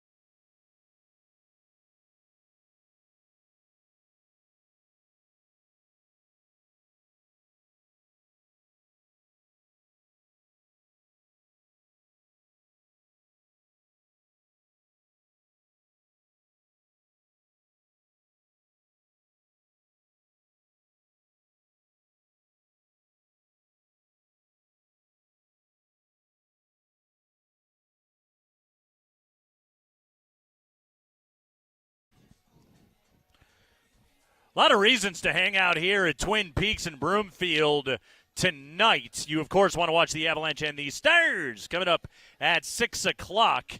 And we'll have that for you on AM 950 this evening. Nuggets are in Golden State. That one tips off at 8 p.m. That's a nationally televised affair. Plus, the Buffs are on the road at Zona this evening. That one will tip off at 7:30. Buffs going in as a basically 11.5 or 12-point dog going down to Arizona there tonight. But an 11-2 Buffs team on the road against the 10th-ranked Wildcats. So, yes, plenty of reason to be out here at Twin Peaks tonight. Good couch night in general to be hanging out and watching sports. Plus, Andy, it's a Thursday night without football. Yeah, I was wondering, when do they – because remember, Nate, didn't they I swear one year, it was the Brock Osweiler year, so 2017. Remember when he went into Indianapolis and had, like, the best game of his life in a Bronco uniform? Sure did. Coming in relief of Trevor Siemian Wait a minute. on a Thursday. We have a drop from that very night. Please. Do we not, Spring? Is it Spring is I'm watching Spring right now. There's a single bead of sweat coming down his forehead as he looks for it in the system. Do we got it, Spring? Good for you, Brock Osweiler.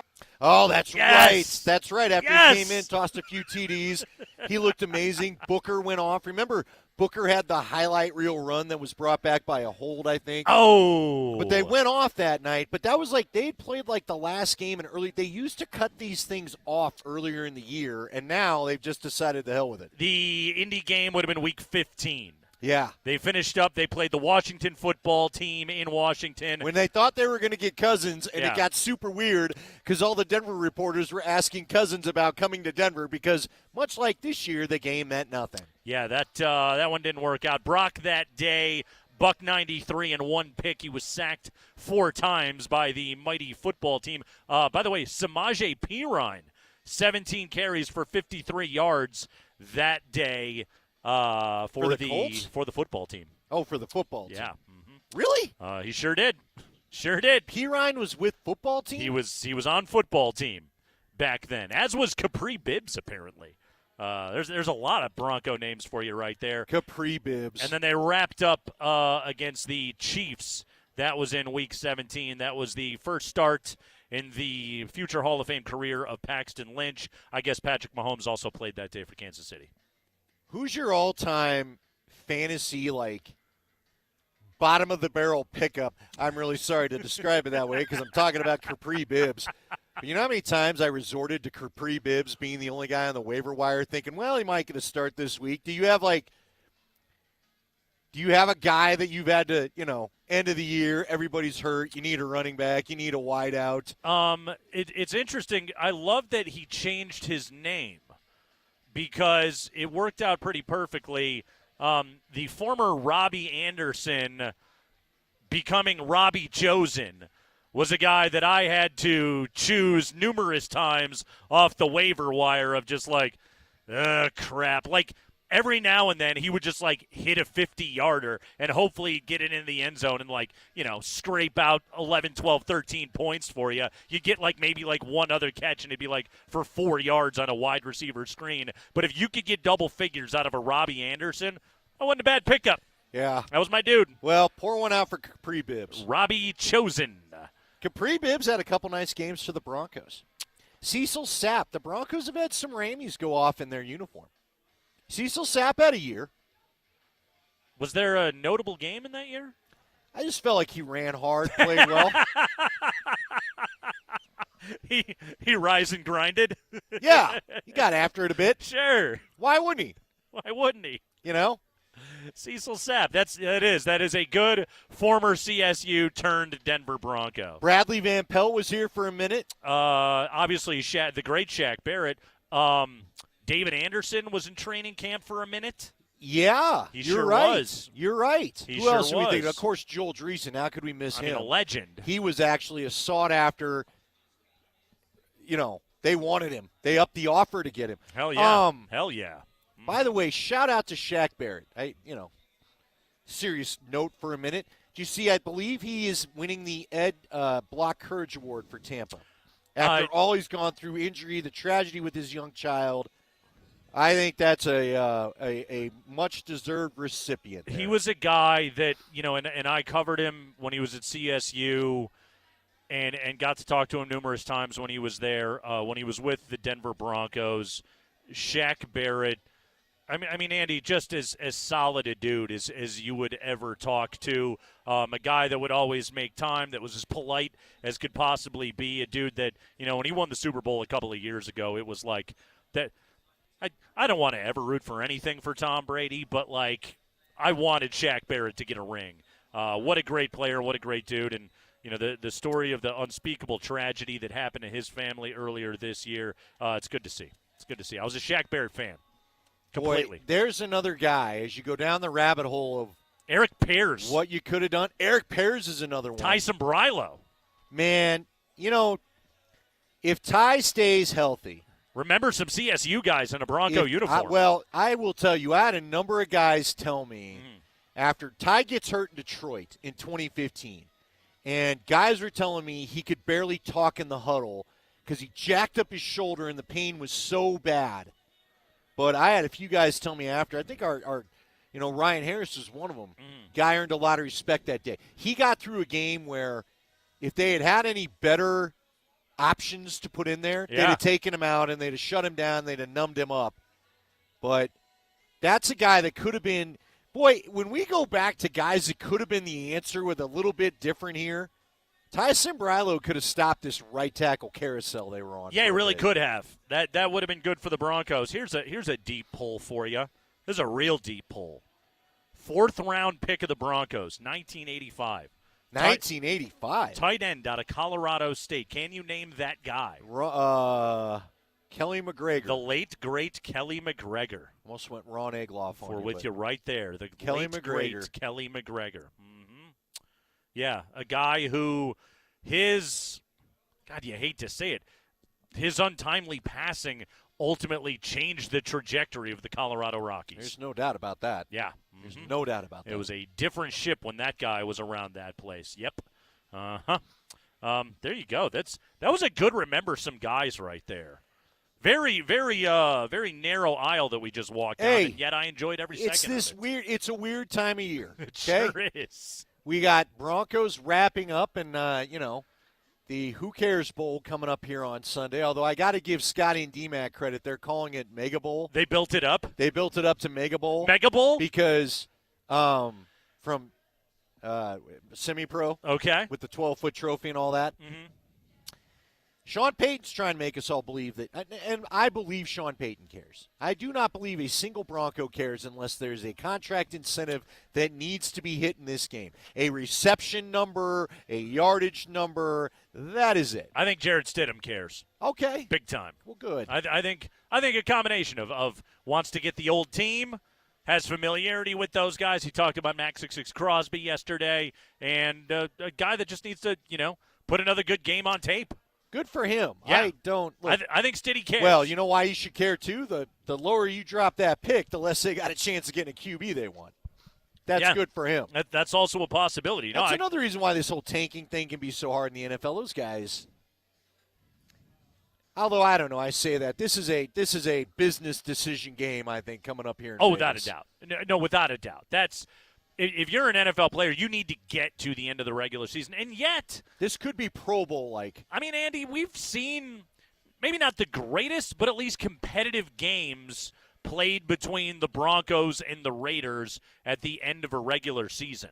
The Shelby Harris batted pass on the 2-point conversion attempt by Derek Carr ultimately screwed the Broncos and got them a worse pick. Again.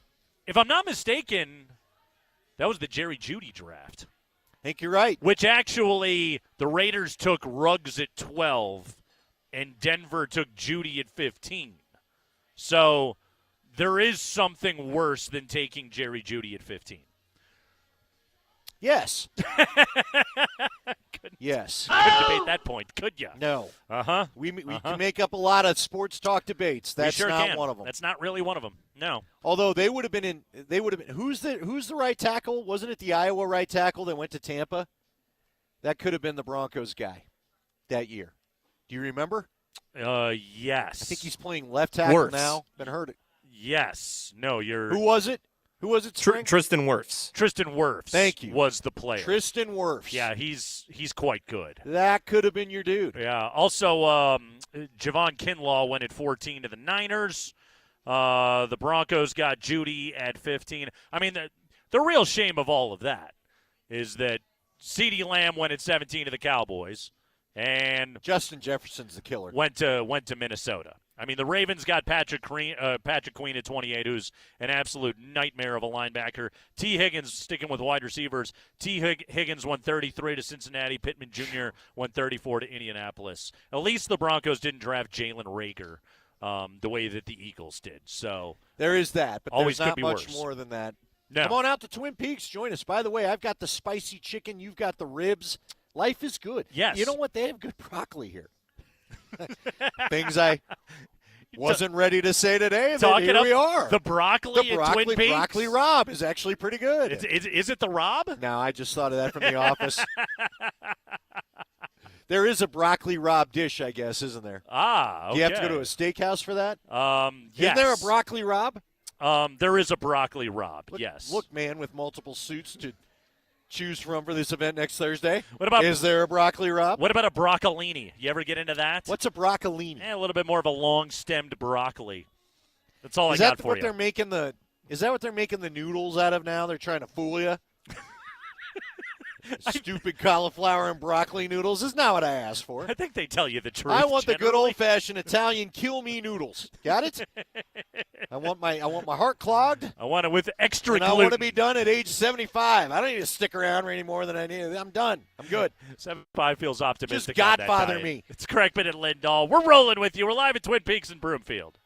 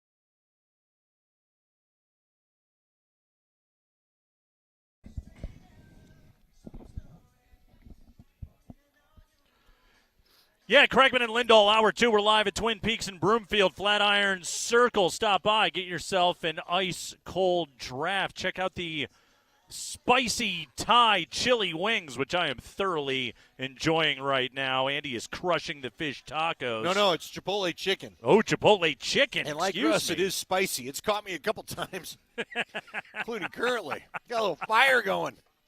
With the broccoli, it's really in there. good. You got it all going on. It's really good, but yeah, I caught a little spice in the palate. Everything is clear right now. Hey, so I want to ask you a question. No, Andy. Yes. What's the question? What?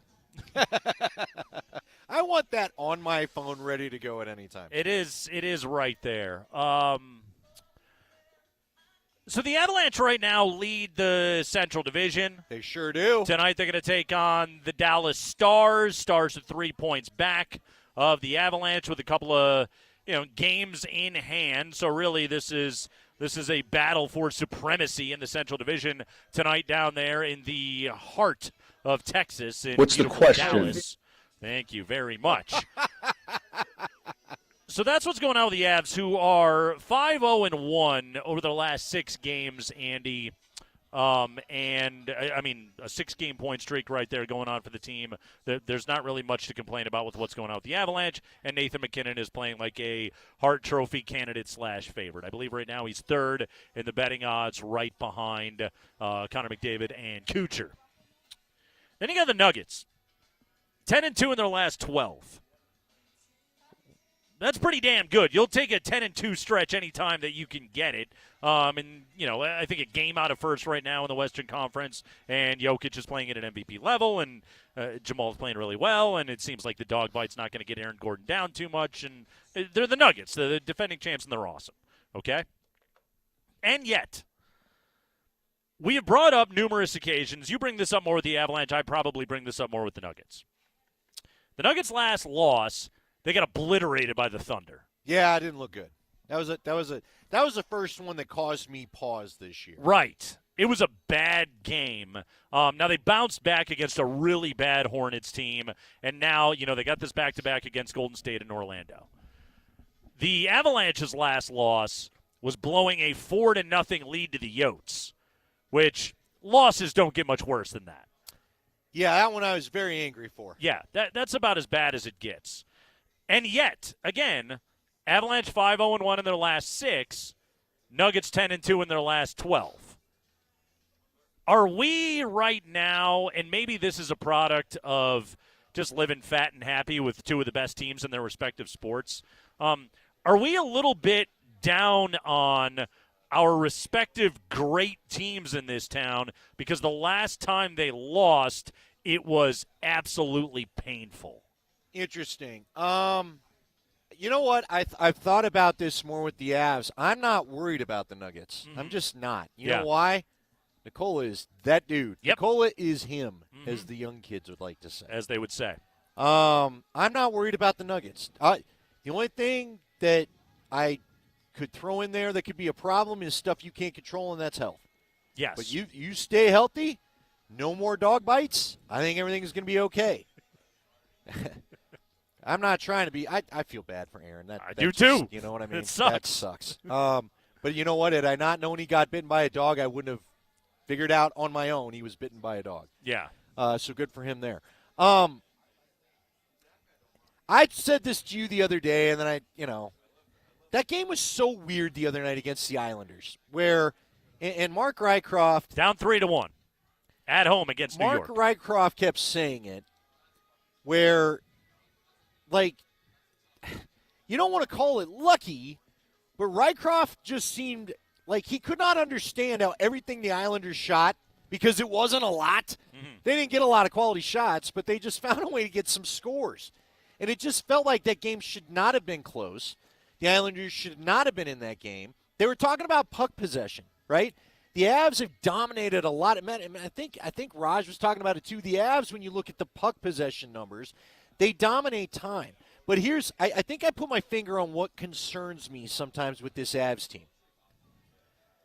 Sometimes, again, I feel like they get caught up in being or trying to be the pretty team from 2 years ago that just everything's a highlight reel. Right. Everything is Showtime. The Showtime Lakers on ice with skates on, right? Which they were. They were.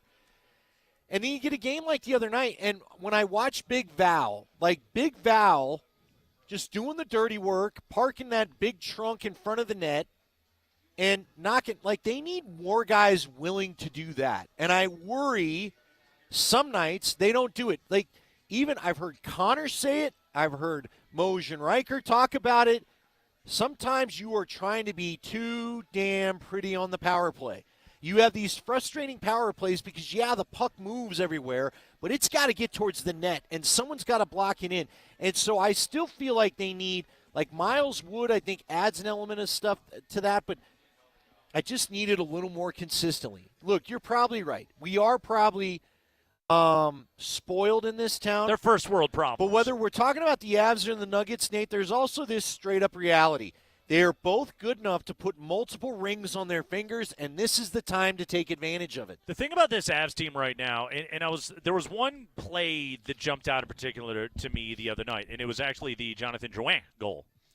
And it was because right now I think the Avalanche's best possession, their best weapon, is just when Nathan MacKinnon charges into the zone with the puck. And he's mad. Right, because like that goal in particular, his speed just pushes the D in deep, and then it gives the Avalanche's shooters an opportunity when they're trailing on a play like that. So, that was a MacKinnon to Mikko to Jonathan Drouin, and boom, he just buries that thing. But also, like, the Islanders' defense is just, they're so pushed in because everyone's so afraid of Nathan MacKinnon.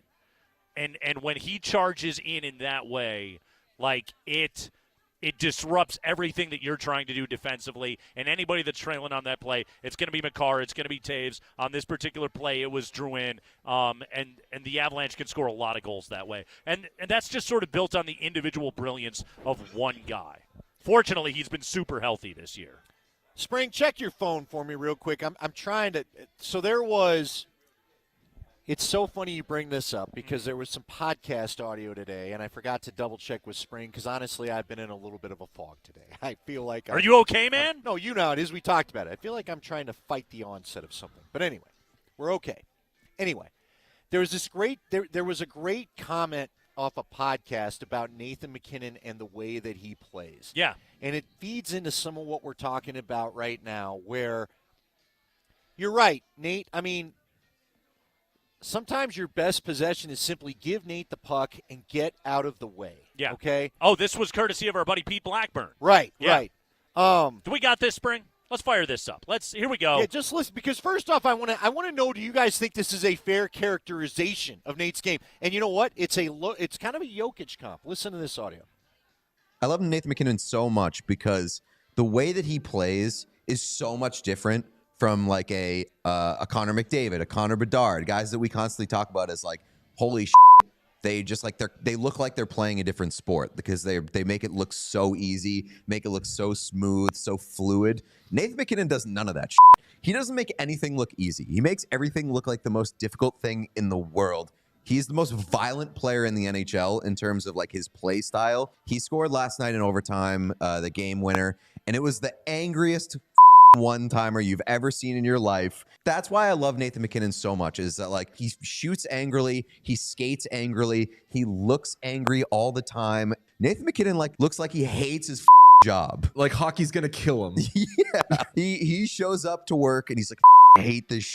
Get me out of here. And it's the best. I love that. I feel like for every guy that enters the league and makes things look easy, there should be a guy on the opposite end like Nathan MacKinnon who just looks like he hates his life. And not in a Quinn Hughes hates his life kind of way, where it just looks like he's tired of this shit.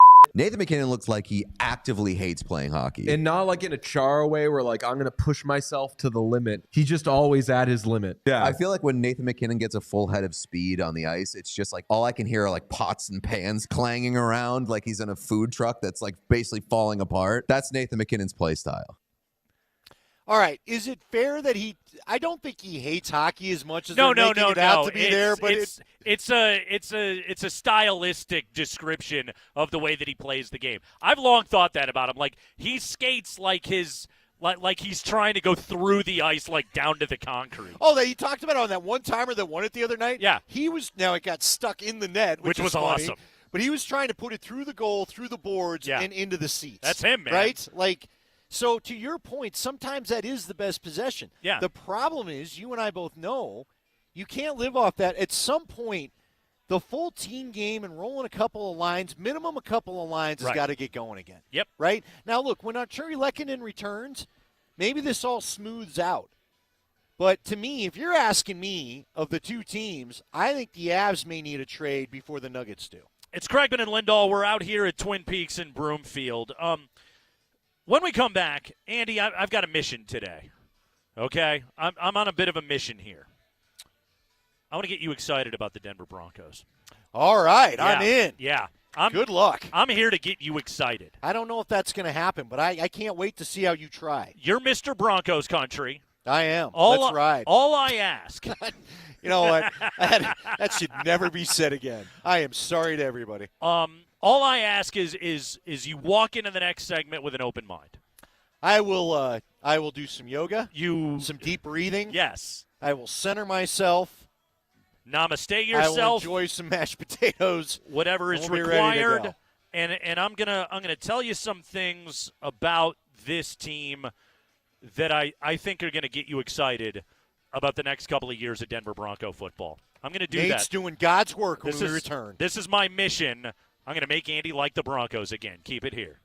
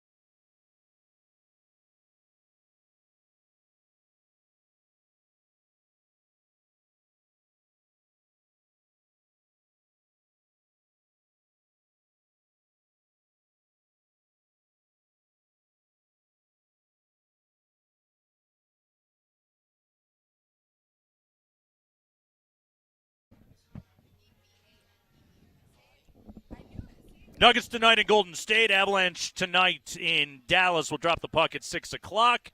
Perfect place to watch the game. Twin Peaks right here in Broomfield. Flatiron Circle, just off the Boulder Turnpike. Come and visit with us here today. Broncos have 3 Pro Bowlers. Justin Simmons, Patrick Surtain, and Marvin Mims. All 3 of which will represent the team in Orlando. So, is this how you're getting me fired up? We got Pro Bowlers. Is that how you get my? I mean, it's interest back? something, right? It's something. No, Andy, I feel like your dauber's been a little down on the Broncos. Okay, 303-504-0925. I can't be the only one. Hasn't everybody? I cannot be the only one. Yes. Like again, I've said this. I've said this before. I said it on the podcast with Scotty. I don't know how anybody finds anyone the good guy in this story right now. Because those of us that give a damn about the brand, as you well know I do. Sure. It feels like it's been damaged for a minute. Like it's going to take a couple seasons to get this thing right. And I'm going to be here. I'm curious who else is going to join. Our guy Bryce from Australia sitting over here came to say hi. Bryce I've known about Bryce for about 10 years. He goes back to me with my KOA night show. I know that guy gives a damn about the Broncos. I'm just sick of feeling like so many people involved in this thing don't care. Don't need to care more than 2 or 3 years. So you want to know why my dauber's down? You got good instincts. I wouldn't even say it's down. I am pissed about the whole situation. I'm sick of this. I really am. I don't know if I've ever felt this way in my radio career about how tired of this crap I really am. So there you go, Nate. You happy? You tapped in. I know. Now, you know all that kumbaya crap we did in the breaks? You give me. It's all gone. It's all gone. You picked the scab, Nate. What I think is funny is the end of this season is really not different than any of the previous 8 years. It's just a different brand of frustration. You know what? On that point, real quick, I will again. I'm asking people on the text line to tell me if you feel the same. Maybe they don't. Yeah. Okay. I divorced myself from fandom to try to give you the honest truth about this team. Yeah. But this is what lies deep down inside. I'm more mad. You're right. Is this any different than what's been going on since Manning left? To your point, no, it isn't. Not really. But I've gotten to the point where before you weren't in cap hell. You weren't committed to people. Like, again, Nate, all we were doing was dating. We were dating coaches. We were dating quarterbacks. We were trying out this. We were trying out that. Now you've screwed yourself where you owe money. It's like you bought the damn house, okay? I bought the house. And now the plumbing sucks. The roof is leaking. My garage door doesn't work. This feels like a hole. This hole that they're about to have when the inevitable Russ divorce happens feels deeper than anything they've been stuck with the last 8 years. Here's the good news. Really? Please. It's not that bad. Okay. It's not that bad. I feel like you're trying to make me buy into a pyramid scheme here. Let's hear it. Let's hear it. It's not that bad. I will admit it's not perfect, but the reality that the team is entering right now, going into this offseason, is Russell Wilson's contract was a sunk cost, whether he's playing for the team or he's not playing for the team. And in the very least, in this way, the head coach, who's not going anywhere, will now have a quarterback or quarterbacks that presumably he likes more than Russell Wilson, which I can't imagine there's many more people in the world he doesn't like more than Russell Wilson. So that's kind of where we start here. I did a little amateur capology today. I love doing this. Again, by the way. We will bounce all this off of Leggy tomorrow, please. Yeah. I did some capology for you. And it's not that bad. It really isn't. Now, it's not ideal, but it's not that bad. We start here, okay? When the Broncos inevitably cut Russell Wilson and used the post-June 1st designation on him, split the dead money over 2 years. Charges are $35.4 million in 24, $49.6 million in 25 for a grand total of $85 million. We've all heard that number a few times, right? Yep. If Russ is on the team, playing for a coach that doesn't like him and doesn't want him anyway, the cap numbers are $35.4 million in 2024, $55.4 million in 2025, for a grand total of $90.8 million in occupied cap space. By cutting Russell Wilson at the upcoming end of this offseason, or beginning of this offseason, in 3 weeks, the Broncos will actually save $5.8 million in cap space over the next 2 years. Again, you have to accept the premise that this is for a player they didn't like anyway, which is what it is. That's why we're in this boat right now. Okay, so right there, right away, I just made you $6 million against the cap. It's a good start, right? Keep going. We're rolling. Sure, $6 million. Who'd they sign for $6 million? Oh, that's right, nobody. Actually, Jared Stidham was the number. Oh, well, I feel a lot better now.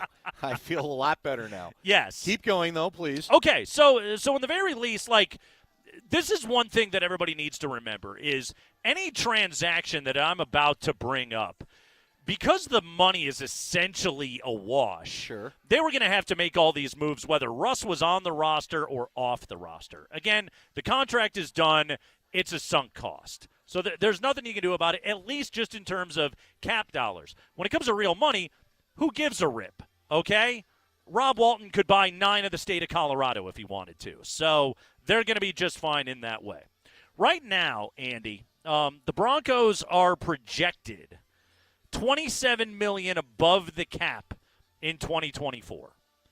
That's with Russ on the roster. And again, remember, his dead cap number or his actual cap number is exactly the same whether he's off the roster or on the roster. So there's nothing you can do about all that. So this was going to be the Broncos' reality no matter what.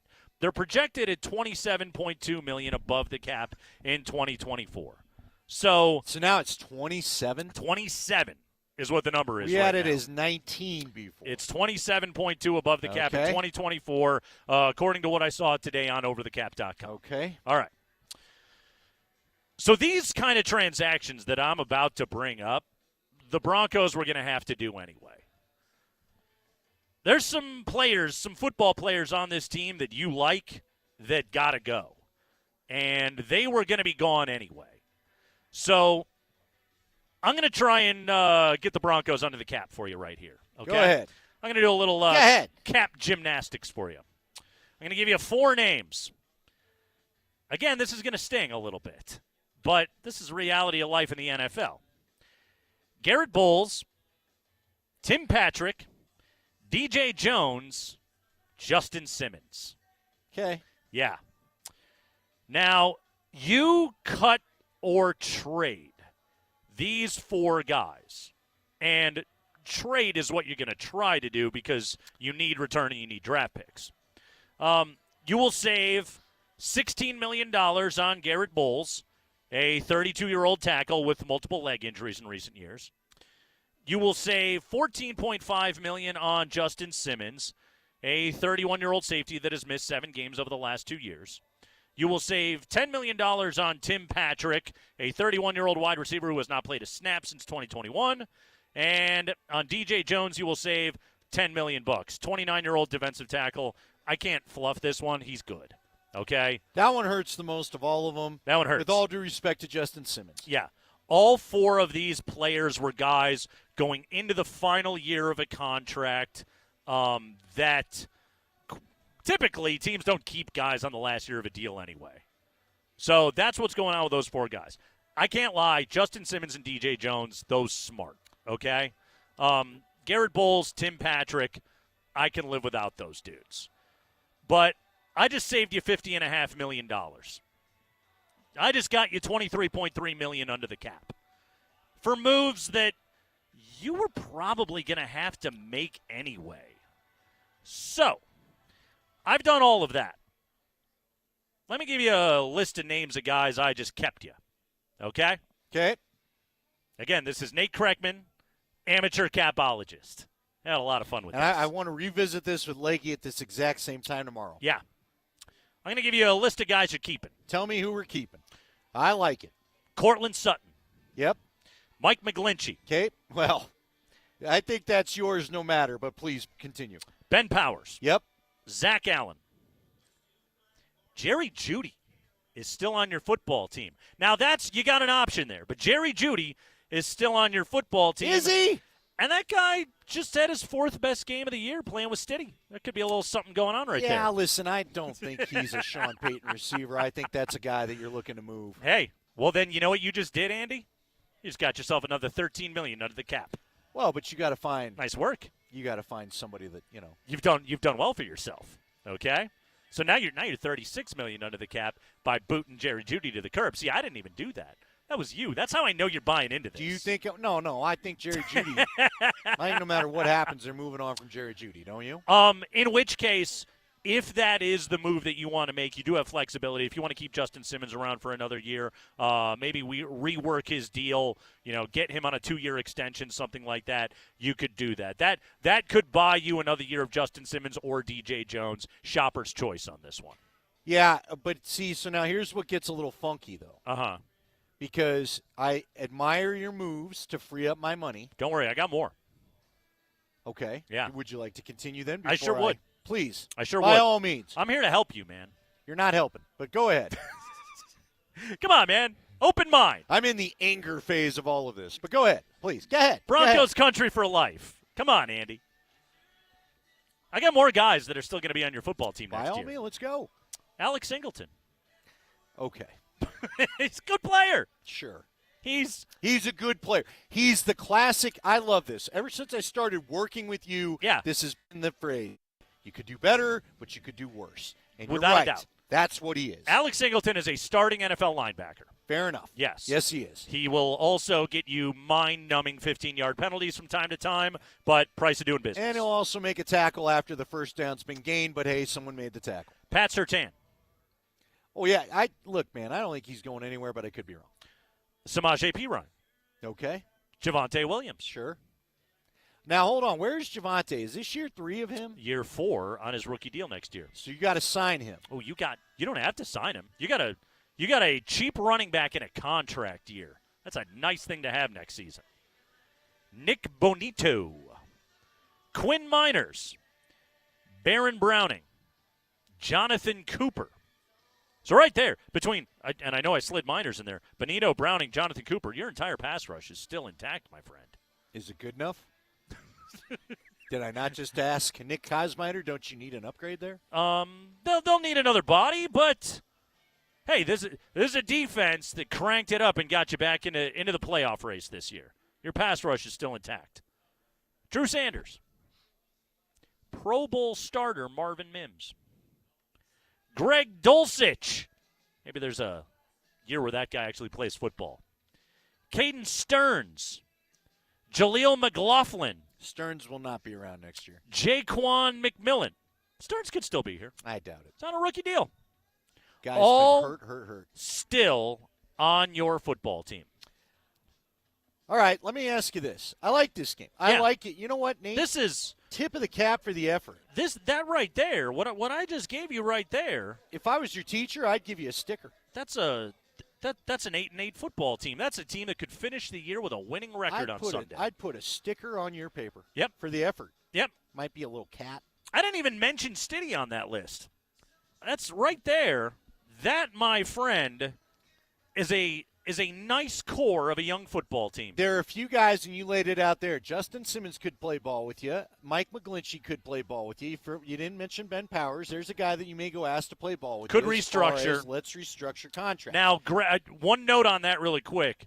Greg Penner has hinted in the past he's not that into doing that.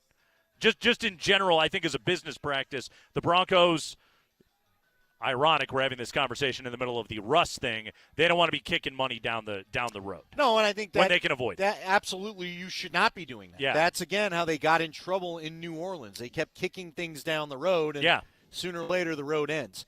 Look, the guys we just mentioned that need to play ball with you, how bad do they want? Like a Justin Simmons. You and I have already talked about this. Yeah. There's no way I would feel anger at the guy if he wants to just say, guys, it's been too much of everything, and I'd like to go somewhere else. Well, and the truth of it is like, Justin Simmons, with 1 year left on this deal, like, he's an attractive trade piece. Sure, and I think you look to move him. But what are you getting for Nate? What are you getting for a 31-year-old safety? We all love Justin Simmons. I think Justin Simmons has 2 more good years left. So are you getting a 4th rounder for him, though? I think you could. I think you could get perhaps even a 3 for Justin Simmons. Now, he comes with a 1-year contract, and whoever would get him would probably restructure. But I think there'd be a big market for him. I just think Bronco fans better be ready to return probably than what you'd like. You're not getting first rounders for these dudes. But this is just it though. Like the Broncos, they got to get a little fat with these mid-round picks. No, you're right. But then you got to hit them. They got to have a lot of success there. Look at the Baltimore Ravens. Okay, a couple of years ago, I think they had 5 4th-round picks, and Isaiah Likely was in there. Their backup tight end isn't like their punter was in there. Like players that are big-time contributing players on their football team right now, they got in that 4th round. Now, I know I'm talking about a really good franchise in the Baltimore Ravens, but there is a world where, you can get you hit on 3 of those and you've done well for yourself. Fair enough. But again, you and I talked about, first off, you can't be afraid to play 3rd and 4th round picks. We already talked about the Chronicles of Riley Moss earlier in this show. Mm-hmm. And I think you got to do better with those picks. In theory, everything you said is fine, and there's reason to think that it's not all dead. I agree with you there. And, again, remember this. These financials that I just gave you have to happen. Are the same whether Russ is on the team or not. No, I get that. But let's go back to Courtland Sutton. Yeah. If I'm keeping Sutton, Judy, and Mimsy, your 3 best wide receivers are back next year. Yeah. And Stiddy likes throwing to receivers. No, I get that. But do you think, if there's a Russ guy in that locker room, it's probably Courtland Sutton. So how red rear end does he get about all this? Don't know. So there's a guy again, maybe you try to trade him. Sure. Or maybe Courtland Sutton is standing on the sideline going, hey, Jarrett Stidham actually throws intermediate routes to wide receivers. I'd be interested in playing for that guy. Okay, maybe. Yeah. But I'm telling you this, he's the guy he's your most professional receiver. Without a doubt. So he is your best skill position player on your team. And again, as I have laid out, he's on your football team next year. That's a good start. Yeah, but again, Nate, you're going to have to try to track free agents. And the other thing that's going to be tricky, so you freed up money there. You don't have a ton of money for free agents. Well, but here's the other problem. You're going to get young. But you can't worry about that because, again, the next year the big cap hit does come.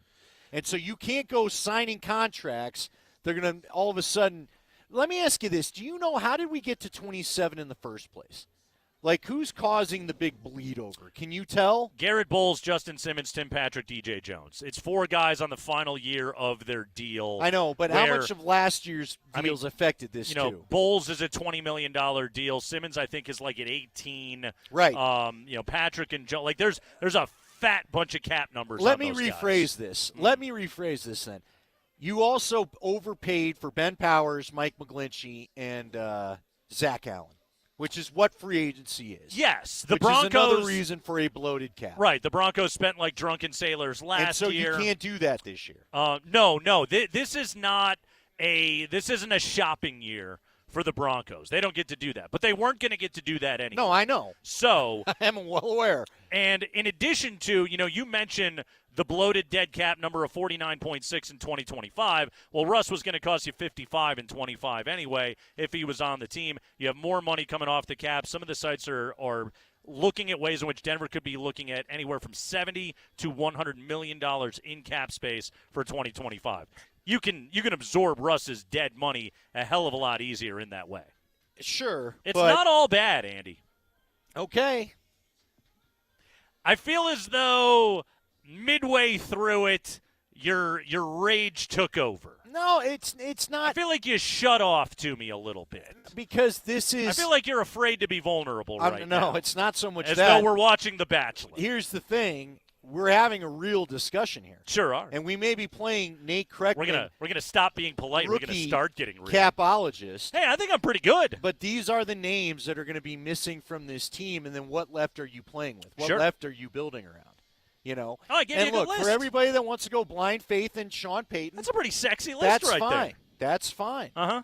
You know, but you need upgrades for some of the players that you are keeping around, and you still need to build a roster. And okay, we'll see what happens. But this is what the offseason will look like. I think that's pretty good. Okay. I think what I just I like what I just did for you. No, I think it's. I'm excited about this Broncos team. I'm on the Stiddy train right now.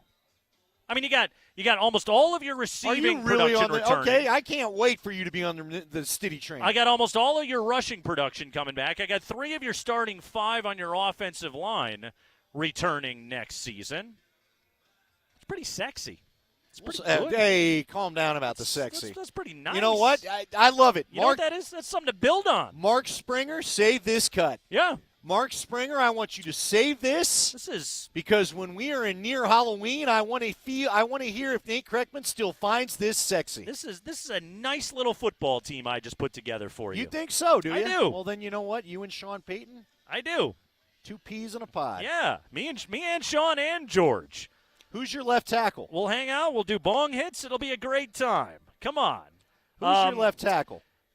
TBD? Might I introduce you to my friend out of the University of Illinois, the great Alex Polcheski. All right. Your starting left tackle, my friend. Okay. That's right. Hell of a lighter price tag, younger and healthier than the great Garrett Bowles. Yeah, the Garrett Bowles thing I think is going down no matter what. Yeah, it was going to. I am curious how the Simmons story ends. Mm-hmm. Now, maybe, again, he's so established here between charity work, family, all the stuff that he does. He may work on that contract. It could be Judy and not Simmons. And it could be, you're right, he could be willing to, if he got an extension now, again, kick that cap number down a little bit for next year to help them get under the cap. But it's a good-looking football team. Yeah, I wouldn't go that far. I'm excited about this group. We'll see. This is that's a wild card team that I just told you about. That's a wild card football team. Get your cards out. They're wild. It's Kreckman and Lindahl. We'll take a break. When we come back, what did I say about the Avalanche earlier in the show? We'll need to revisit that next.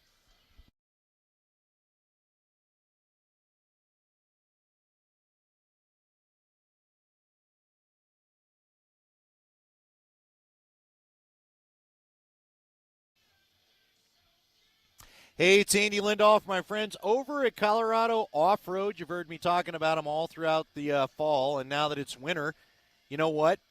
If you're looking to get something for a new truck, and I've seen a lot of the old new registration plates out there, truck deals have gotten better. The selection's gotten better. There's actually incentives.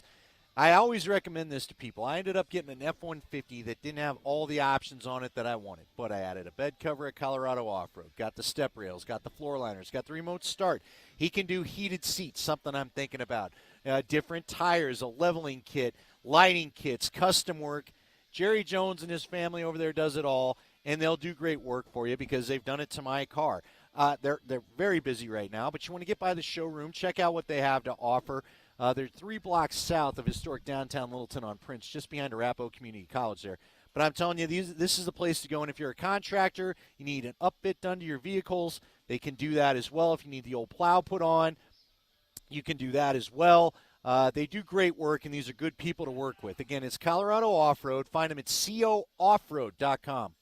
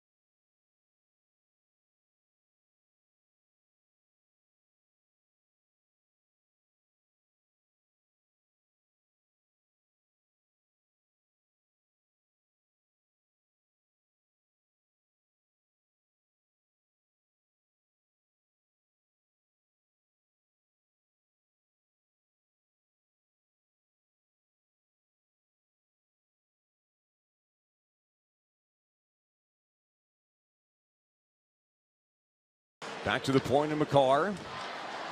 McKinnon fakes a one-timer. Back from McCarr. He holds. Rantanen near side circle. McCarr. McKinnon one-timer. He scores!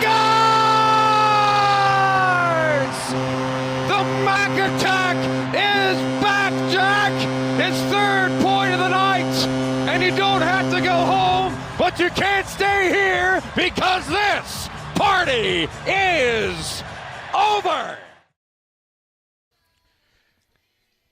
Stars tonight. AM 950, pregame coverage at 5:30. Drop the puck at 6 o'clock.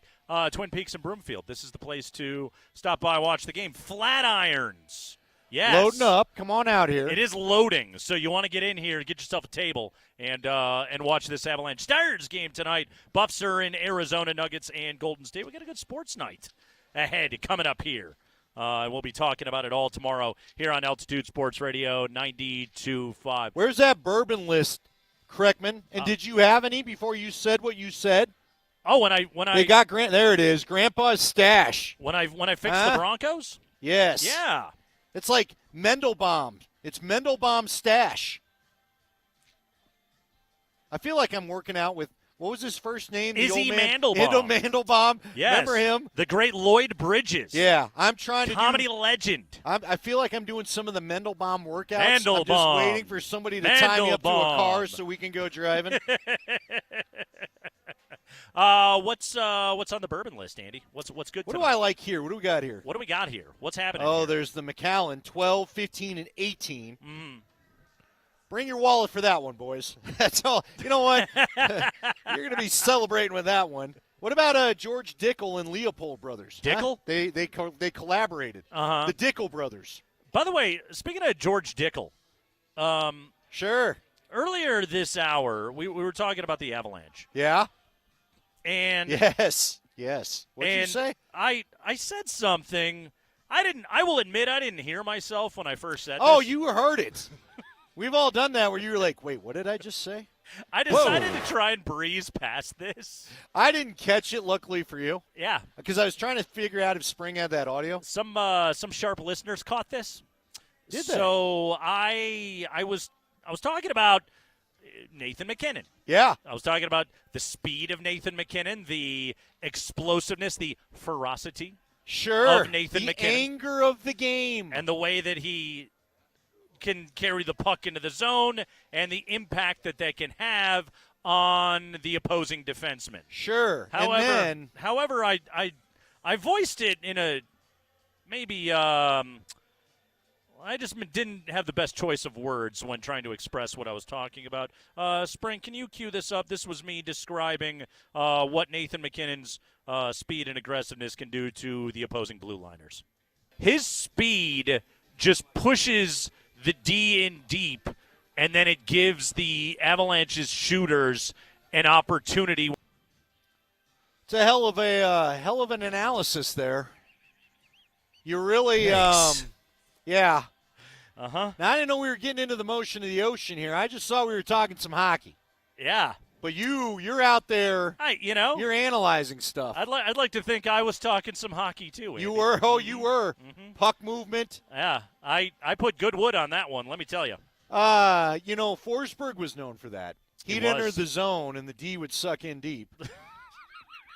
You had to give him space. You didn't know where he was going. Do we still have the drop of the system, Spring, of Moj describing the speed of Cale Makar and what he can do? We got to have it somewhere. Absolutely explodes from the back end. There it is. He does. Mm-hmm. Yeah. So that was hockey analysis. Hockey Nate from Nate Kreckman. Maybe I'll stick to my NFL capology. Well, no, I mean, you know what? See, I'm trying to think how you could have altered things because beginning of the show, you were only using the second part of words. I was. You had zerts and apps. I guess that was the first part. It is the first part. Apps and zerts. Zerts and Tizers. Mm-hmm. Tizers. What's a good Tizer? A good Tizer. Huh? Doesn't that feel like that's a hockey nickname right there? Tizer. Yeah. Yeah. I don't know what would the guy's regular name be if his nickname's Tizer? Devon Ties. Well, there you go. How do you get Taze out of that thing, by the way? I don't know. With Jonathan Taves, with Devon Taves, I've wondered it forever. Yeah. I don't know. Do you know that – actually, I don't know if I'm allowed to say this on the radio. I'm going to anyway. Oh, good. What do we got to lose? Everything? Do you know do you know the proper spelling of Brett Kane's last name? I just thought it was Kane. As did we all. Like Cool Papa Kane or whatever? Sure. Wasn't there a rapper? Yeah. Cool Papa Bell was the Cool Papa baseball Bell, player. who Big was Daddy Kane. Big Daddy Kane. There we was go. the rapper. Hell, you know what? Why not put them together? 2 careers. Yeah, Big Daddy Kane. Two careers. Down with the PE. Now every single want to see me. So yeah, thank you. I was Burn Hollywood Burn. Now you can't get the song out of your head? 1991's Fear of a Black Planet. It's a classic, folks. Check it out, Sure. okay? Ice Cube is on that track. What about as Brett well. Kane and his last name? Are you putting his business out in the streets? Maybe I am. I don't know. He spells his name weirdly. The actual spelling of his name has an O-E in it. However, it's pronounced, it's the same principle as Taves or be it Jonathan or Devon. Yeah. Okay. Mm-hmm. Yeah. I know a few people that don't go by their real name on this sucker. Do you ever wish you would have done that? He's still, it's the same name. It's just everybody would look at it and go like, oh, yeah, Mosier, Lombardi, and Cohn. I love that show. Oh, that's why he keeps getting suggested to me on Facebook. I didn't know that was him. I'm like, who is this guy, and why do you want me to be friends with him so bad? Have you been rejecting Stop suggesting this Brett to me. Cohn No, for he's years? not friending me. I just keep getting that, hey, you may know this person. No, I don't. Why do you think I do? I don't know if that Brett makes Cohn. sense now. Now I get it. I don't know if I was ever supposed to say that on the air or not, but I just did. I don't think it's anything bad. He basically changed his name. He didn't even change his name. He changed the spelling of his name so people would actually get his name correctly. It's a smart move. Yeah. Like, did you ever think about doing that for radio? I didn't, but like, what if like Yoleese Chassin would have just been like Yoleese? Everybody would have been like, this is a lot easier. No, they wouldn't have. They wouldn't have. It'll mess you up. Jhoulys. Yoleese. You know what I had for my game this past weekend? By the way, shout out to Tyler Carlson of the Mammoth, Player of the Week. He's their backup goalie. He came in, he restored order. Dylan kind of didn't have it that night. The D wasn't good that night either. But Tyler Carlson wasn't getting in deep. No, they were. That was part of the problem, blocking the okay. vision of seeing where the shots were. Tyler Carlson. Tyler Carlson, yeah, Player of the Week. But I had an Laity. What were you doing with that? Ooh, you right? Ooh, yeah. What did you do? I thought it was Lady, and it turns out I was right. But you could have gone Laddie. You could have. You could have gone. Who knows what else you could have gone, right? If he was a Rockies player, he would have pronounced 9 different ways over his career. Did Lady do any face-offs, and if so, did he ever go early? Wow. Thank you very much. Kreckman and Lindahl, we are live at Twin Skinny Peaks. hips, though. Here in Broomfield. Lady hips. We got the 5 biggest stories of the day from around the NFL. We do that next.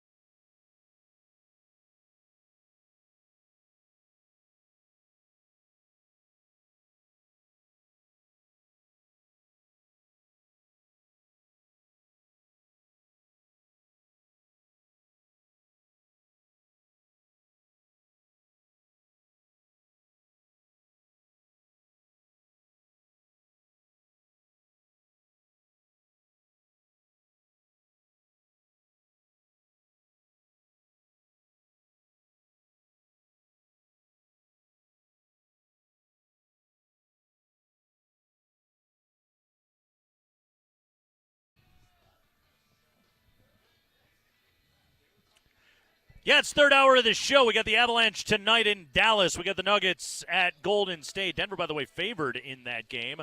3.5 last time I checked it. Buffs are on the road in Arizona to take on the 10th-ranked Wildcats this evening. Wildcats. By the way, you and I were off when Steve Kerr, were you serious about the foul calls for Jokic? Were you serious with that comment? Yeah, never. Get out of here. You're the one that brought that crap into our lives. Please get out of here with that. 18 free throws. And then he had 6 like the next night. He made right? all 18 of them. Gosh. Yes, he made all 18 of them. By the way, taking a look at the Nuggets' upcoming schedule, it's, in a way, it kind of eases off a little bit. They've been so road heavy. They've been so back-to-back heavy. We brought up, this is a back-to-back that actually starts tonight at Golden State, but Orlando, like we mentioned earlier, last game of a West Coast swing, young team, that sets up nicely for the Nuggets. They get Detroit on Sunday. I don't know if you've been following the news. They're not very good. They go to Utah. Jazz are tough at home, but they get a couple of days off in there. And then New Orleans and Indiana at home, both of them, tough opponents, but shaping up as winnable games. And then Tuesday, January 16th, they start an East Coast swing. Where does it start, Andy? Philadelphia. You know what I'm low-key curious about? Mm-hmm. With Marcus, who's our guy? Marcus Morris. Yes. Markieff is his brother. Yep. Markieff is the one that was wrong. Remember, Marcus Morris, or was it Markieff, popped off on that podcast about They both did. I'm still going to get Jokic. And neither of them have done anything. And I wonder if that and Philly opportunities game have been could there. be it. Yeah. So opportunities have been there. But they got Philly, Boston, Washington, Indiana, and the Knicks on the road trip, and then they come back home Saturday, January 27th, when Joel Embiid will not suit up, and the Sixers will take on the Nuggets in Denver. Right now, it's time for the 5 biggest stories of the day from around the NFL. Going into Week 18, let's do this, Spring. Time for the high five. It's brought to you by Bet365. Whatever the sport, whatever the moment. It is never ordinary at Bet365. Let's update us all on some of the Broncos injuries. We went through the injury report yesterday ahead of this important game on Sunday against the Raiders. Differences from yesterday's injury report to today. The key ones are that yesterday, Baron Browning, Josie Jewell, Marvin Mims, and Cortland Sutton were all limited. Today, all 4 of those players practiced in full. So, yes, Baron Browning, Cortland Sutton expected to play in this game. Yeah, so that's a little bit of good news for the Broncos. Sutton being able to return. You want to see Stidham play a game with Cortland Sutton out there, so that's a little bit of good news right there. In terms of the guys not practicing today, again, you got another DNP out of Mike McGlinchey coming off that rib injury. Tough to see him playing in this game. Good chance that he could be missing this one. But, yeah, the Broncos, honestly, Andy, for a Week 18 game, that injury report, not so bad. no, not overall. I wouldn't play Sutton or Mims. I'm the wrong guy to ask. I wouldn't be playing anybody because right now you need that draft pick to be as high as possible. I would take a look at guys for next year. I'd let your guy Palczewski play. See, that's the other thing. You just brought up those 4 guys that you may be looking to either deal or release. Yeah. How do you play any of them, Nate? Because I think, look, I'll tell you this. I think you pick the 4 candidates that are going to be the headliners of who they go talk to. Like you said, maybe you sub in a Judy for a Simmons, but if you think you're going to have to make moves with anybody. A Garrett Bowles, Justin Simmons, DJ Jones, or Jerry Jeudy injury you cannot, in this game devastating. Could be bad for the Broncos. Now, you sort of run into that thing, like, for example, the Bradley Chubb injury with Mike McDaniel. And he lamented it, and he said all of the right things, but also there is just that thing of, like, you do only have so many dudes. Like, it is in college football where you got 130 guys on the roster. Like, you got to just run some guys out and play a football game, too. So coaches get really stuck in those sorts of situations. But to your point, I would hope George Paton and Sean Payton have sat down, taken a look over the spreadsheet, and said, okay, this is who we need to be careful with this week. Yeah, I don't think I would make it look like a preseason game. Yeah. That's all there is to it. Yeah. It's a risky situation for Denver, given the cap situation. Spring. High five.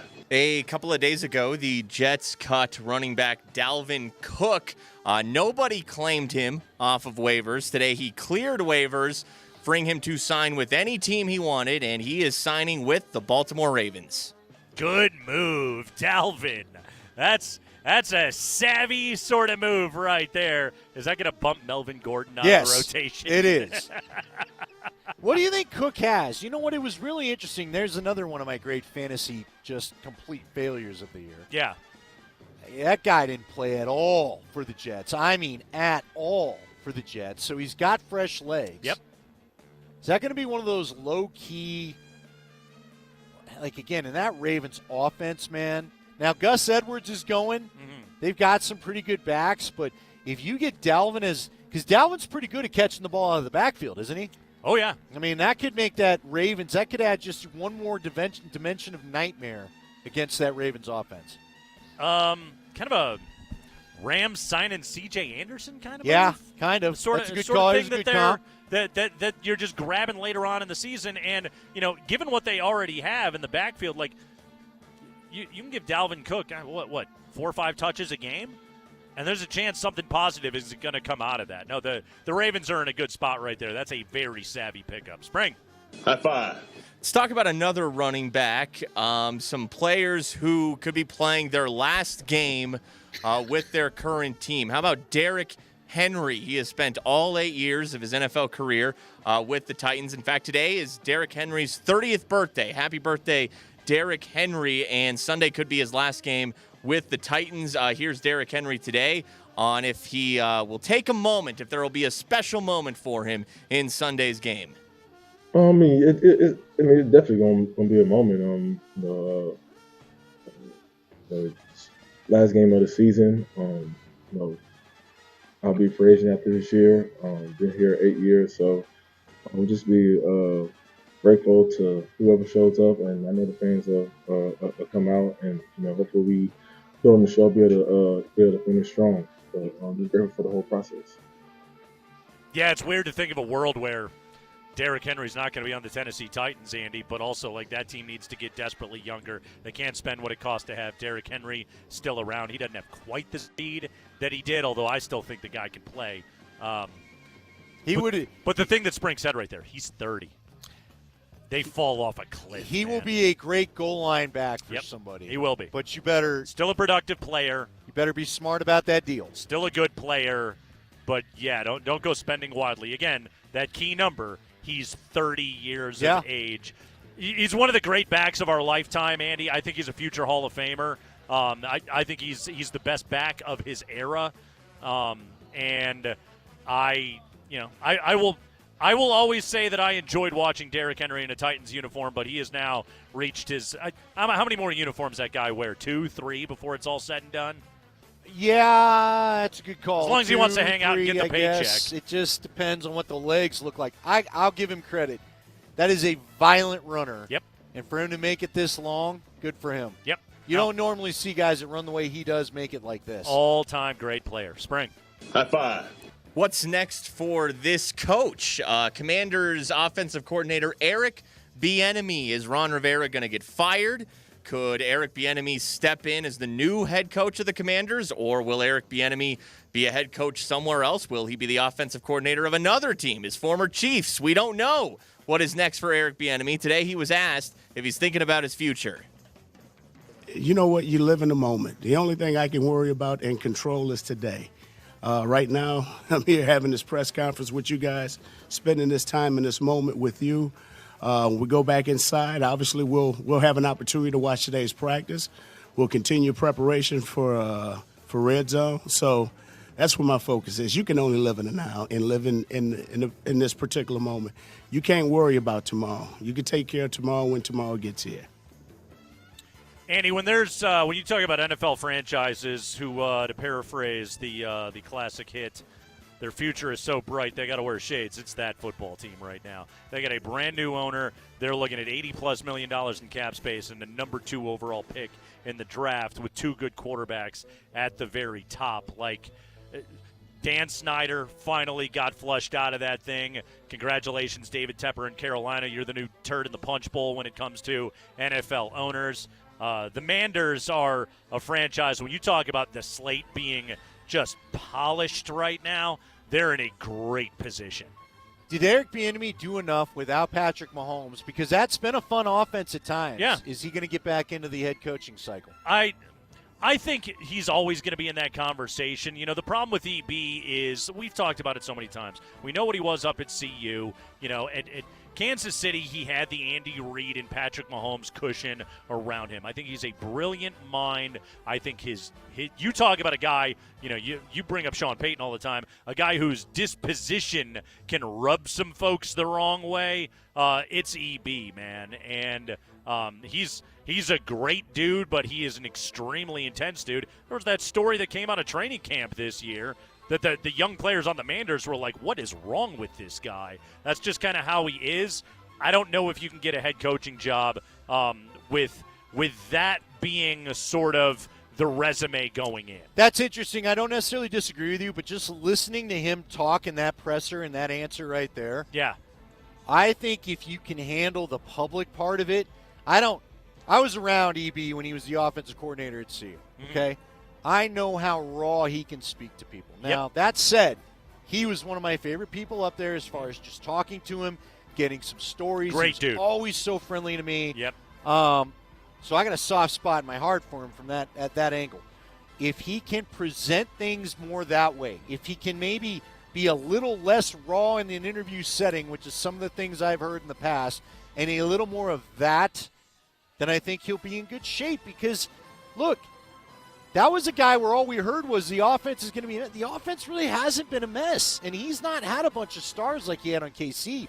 They've had some fun offensive days. I mean, Sam Howell he's been sacked a ton. He's turned the ball over an awful lot. I mean, he's a former fifth-rounder. I honestly, like, that team came in and smacked the Broncos earlier in the year.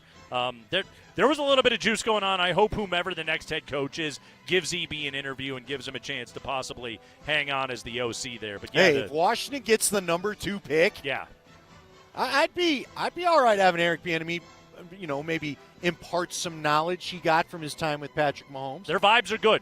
I got to say that. That's weird to say about that franchise. Good vibes. And finally, Spring. High five. Gonna read this from the Associated Press. Fort Lauderdale, Florida, a fire at the $6.9 million home owned by Miami Dolphins receiver Tyreek Hill was started by a child playing with a cigarette lighter in a bedroom, a fire official said Thursday. According to the local fire marshal, it was an accidental fire. Do we know? Was it the same kid I that don't know. Tyreek broke the arm a couple of years ago? I don't know. Do we know? Was that kid just playing the long game on revenge? I don't know, man. That story sucks. Yeah. In every way. Mm-hmm. I don't know why the kid had the ladder to begin with. I'm so it you know, it's a scary situation. Tyreek Hill is one of those guys, you just want to watch him play football. I don't want to know a single other thing about that person. No, I'm with you. It is I am with unsavory. you. Hey, I'm going to add one more. Okay. Because I don't know where to put this. But would this not be cool? I sent this to you guys earlier. Someone was caught in Fenway playing Fortnite on the Fenway big screen. That's awesome. Okay, Fenway's got a pretty cool big screen. Sure. Could you imagine going to Empower Field with the brand new Gigana board and playing Call of Duty or Fortnite on that sucker? I think I remember a story of the Jonas Brothers were playing Nintendo on the screen at AT&T Stadium in Arlington, Texas. Are you kidding me? Yes. That big thing that like blinds your retinas? They were like playing Mario on that thing. What would be your go-to game? What would be the game that would be fun on that over all else? I mean, I'm going to show my age and my lameness. NHLPA 93 would be my game to go to. Really? It would. Never would have guessed that. That's my game. You going to make Gretzky bleed for all to see? For super fan number 99 over here? You know it, man. I love that game, by the way, because they had the colors and the city names, but they didn't have, like, the NHL license. So you knew the players, but the team was just Chicago or, you know, San Jose or Dallas. I suppose back then it was Minnesota. You know what might be if we're going classic games? It'd be tough not to pick Tecmo Bowl, but one of my favorites was NHL 99. I believe Forsberg was on the cover for PlayStation. That's a the good one. original PlayStation. That's a good one right You there. know, it was a simpler time, Nate. I mean, you didn't have to have 5 fingers touching 4 buttons to get a shot off. Early 90s NHL games, if I was going to go advance it anywhere beyond that, it would be Bond. And obviously nobody's allowed to pick it. Little Goldeneye. That's right. It's Crackman and Lindahl. That's the high five. It's the 5 biggest stories of the day from around the NFL. We're getting you set for the Broncos and the Raiders. Denver has 3 Pro Bowlers, plus the Nuggets will take on Golden State tonight. The Avalanche are in Dallas, Buffs in Arizona. So much going on. Keep it right here on Altitude Sports Radio 92.5.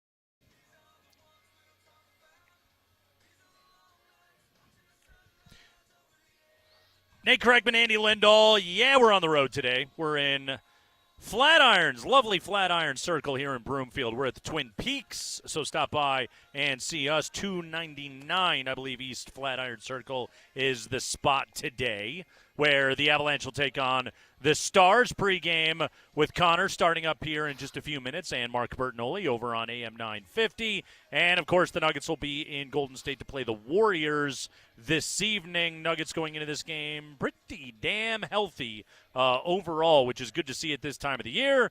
Jamal Murray has been back and been in a groove. He's been shooting very well from the outside. Nikola Jokic is Nikola Jokic. He's missed 2 shots total in the last 3 games. And Aaron Gordon is apparently okay after the incident with Fido on Christmas Day. Seems like he's all right. I didn't notice his game being particularly impacted in any way the other night, so I think the Nuggets are pretty good to go and pretty healthy going into this thing tonight against Golden State. Yeah, the only thing I noticed was the wrap on the finger or whatever, the hand right there. You would think it would be tough to play with that. He's Aaron Gordon, though. Yeah, they're built different. They well know. sure are. He showed how important he is to this crew, though, isn't he? The Oklahoma City game, it's funny, man. Like, the Nuggets they're a very big team, right? Like, right. Their front line of Jokic and Gordon and Porter is about as big as you can possibly get this side of Minnesota. But then once you take Aaron Gordon out of the rotation and you're leaning on whether it's using Peyton Watson in the starting 5 and then we're leaning on, DJ and Zeke coming off the bench. Like, the Nuggets go from huge to not that big very quickly. You're right. When Aaron Gordon's not in the lineup. That might be you. That's why you might be right, and maybe ultimately they need to maybe trade for a little bit of size. The guy that I keep coming back to is Andre Drummond from the Pistons. Yep. Right? You got to figure they'll probably trade anybody that you want at this point. He's a good rebounder. He's got a little toughness to him. And I do think he is a Bull right now, by the way. He's a Bull? Yes. Gosh, we need to go to the Bulls. But another team that's not in it at the moment. Well, the tough part is the Nuggets, like, trading's going to be tough for them right now. Yeah. I mean, if they move. Well, what if you move Najee? I don't know what Drummond's making. You got to make all the dollars work in the NBA. You'd have to include a draft pick to sweeten it because nobody's dying to have Zeke right now. Okay, then do that. Yeah. Right? Yeah. Right? Mm-hmm. Because Nate, here's what I think: you're gonna need someone. You're not going to need to go Scott Hastings era enforcer. No, but you're going to need some guys that I think can maybe. They need a backup big. Play a little rough because I think teams are going to try to get rough with Nicole in the playoffs. No, they need a consistent backup big. There's no doubt about that. That is something that this team has to have. That's sort of like the one thing they're missing. Now, salary cap basketball, you can't have everything. You got 3 max contracts, and AG is not that far off of one. So, like, you can only have so much. You're leaning on youth, and unfortunately, like, Zeke has just really struggled this year, and he hasn't taken the next step that they are looking for.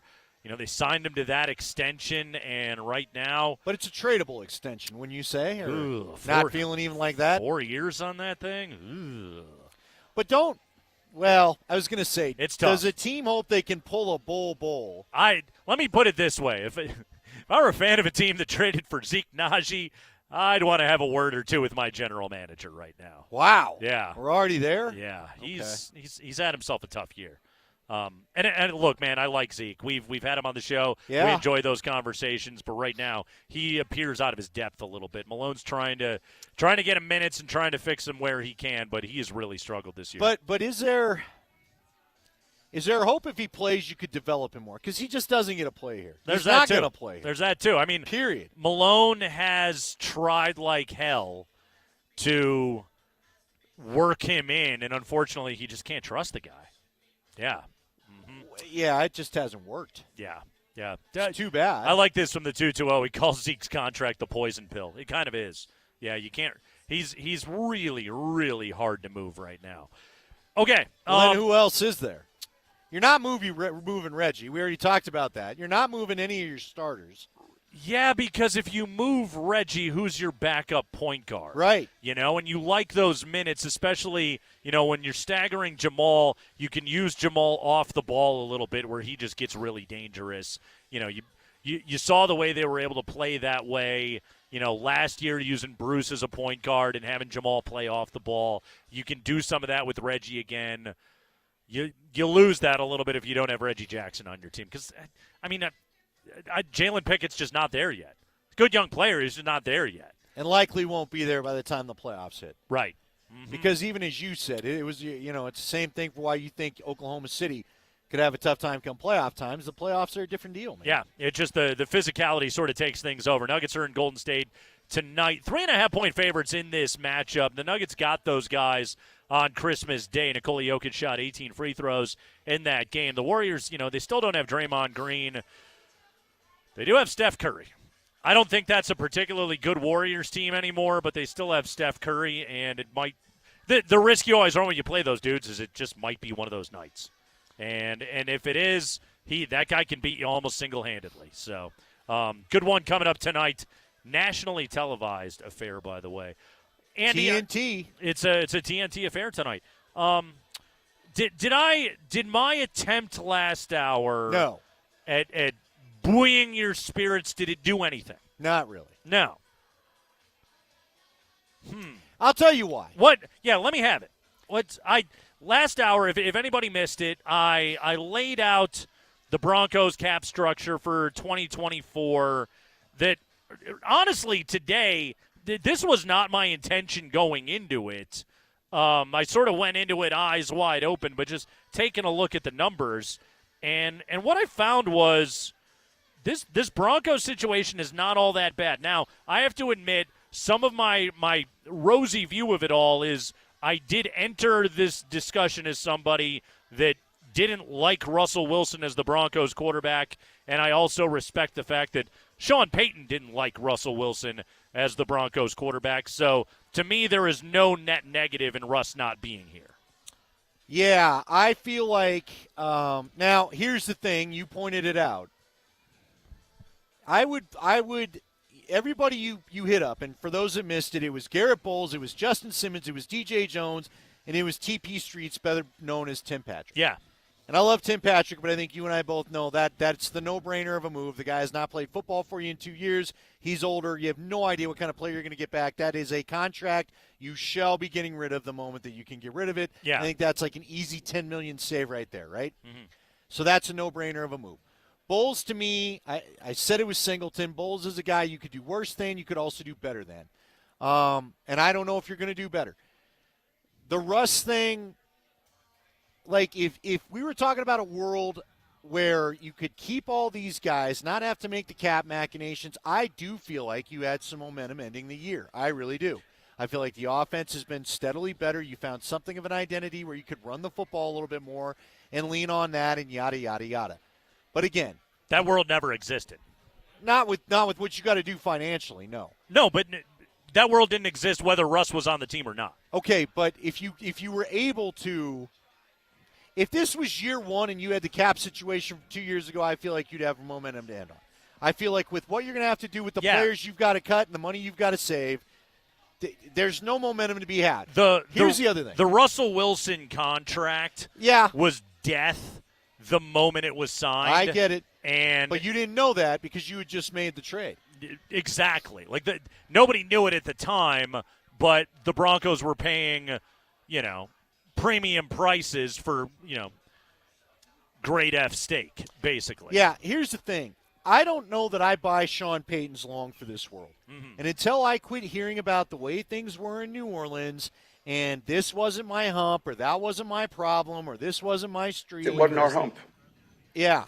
I need something that shows me you're going to have the stomach for a 5-year rebuild. Yeah. Your whole contract. And here's the other thing that I think is the underrated part we don't know about yet. He wasn't in a division with Patrick Mahomes when he was in New Orleans. They kind of were the team because you had Drew Brees. Now, Matt Ryan had a nice few years there where that was a tough competition, but Matt Ryan was never any Patrick Mahomes. He won an MVP award. Okay, 1 year. Took it into a Super Bowl. They had one good year. Yeah. Matt Ryan was a good player for quite a number of years. Not Patrick Mahomes, man. No. Patrick Mahomes isn't going anywhere. Mahomes might be the greatest quarterback of all time. And they are cemented together. Yeah. So how much does that wear on him? I mean, any coach that comes in, you've got to have the frustration of you are trying to take down, basically, they've built the Death Star over there in Kansas City, whether you like it or not. So Peyton is 1-1 against Mahomes. Good for him. Yeah. Better than any recent Broncos coach. Fair enough. Yeah. I've not seen anything that tells me that the passion truly is there, and so we'll see.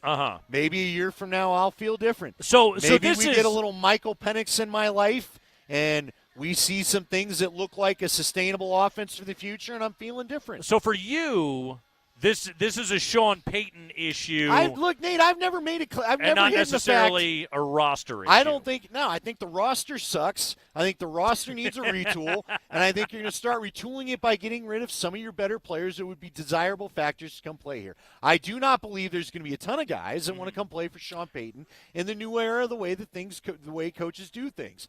And I told you last year this was not the hire I wanted them to make. Yeah. So now, again, I'm rooting like hell that it all works out, so you and I have more interesting things to talk about on what is today, January 6th, 5th?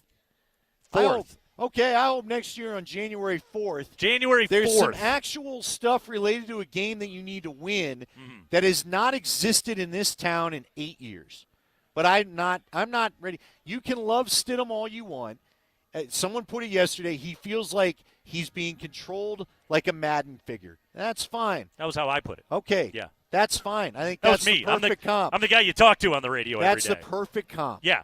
Okay? That isn't going to get me excited yet. Yeah, so. Sean Payton Jarrett Stidham is going to be his guy that he is, and Stidham was handpicked by Sean. He may have a new guy next year. He wanted that guy, and Stidham is the guy that Sean can essentially say, run my offense exactly as it is designed.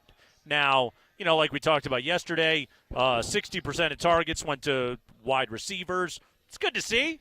Okay, it got him 16 points. It was above the season average. It got him 16 points. Well, now we're going to well it? They got 16 points. They got into the red zone. They got 16 points. 2 straight false starts moved them backwards. You're the man amongst everybody else who's hated 16 points. But now because Russ didn't QB it, it's okay?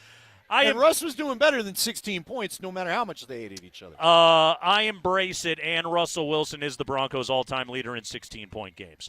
I embrace the 16-point game as a part of a badge of honor. Bronco beauty. You're not a Denver Bronco quarterback until you captain a 16-point game. Russ did it 5 times. Next year, you're not going to be facing a bunch of interim coaches with teams that don't have anything to play for.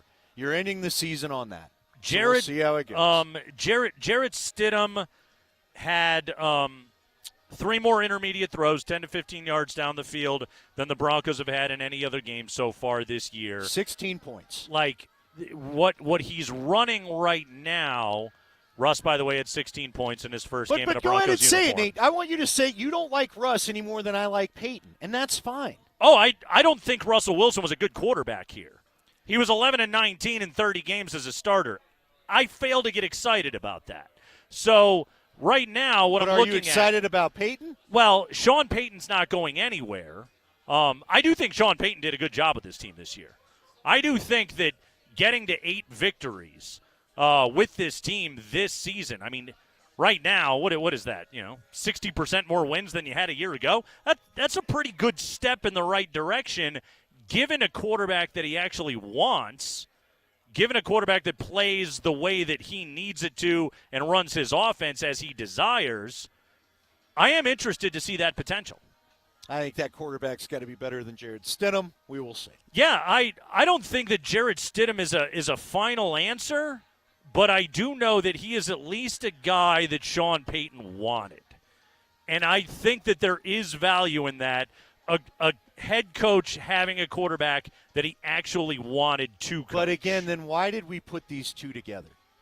Who, Russ and Sean? If you knew avoiding the cap hit Well, was something they wanted to do, why was this the final marriage? I mean, this was the final marriage because Jim Harbaugh said no, because D'Amico Ryan said no, and Greg Penner had to get somebody. And they were stuck with Russ no matter what because the ownership group and George Payton had already given him the fat contract. Like, the mistakes that were made that got us to this place, like, I don't want to call them unavoidable, but they were just booby traps that everybody walked directly into. And to be fair to it, I'd be a hypocrite if I didn't say, hey, I'm excited that they traded for Russell Wilson, and I'm excited that they're paying this guy. I'm very eager to see it. The problem was that once I watched it in motion, I got buyer's remorse pretty quickly, just like it seems like the Broncos have. It is amazing that the Russ thing has gone about as bad as the Manning thing went good. Yeah. And I never, ever would have predicted that. An incredible flounder the way that this all went down. So as I attempt to paint a rosy picture on this whole thing, I do so with the understanding of this has to be Sean Payton's ship. Because that dude's just not going anywhere. He's locked in, and I can't imagine a world. And granted, he doesn't have to be here all 5 years. Greg Penner can afford it, but well, no, I think he could choose to just say, nah, this isn't it. He very well may. I've got my ring. I've got my resume. I'm not into this. Man, $18 million a year. Sure. I have a hard time imagining that he turns that down. We'll see. It's Crackman and Lindahl. We are live with you, Twin Peaks in Broomfield. Come on, Broncos country. Ride for Stiddy.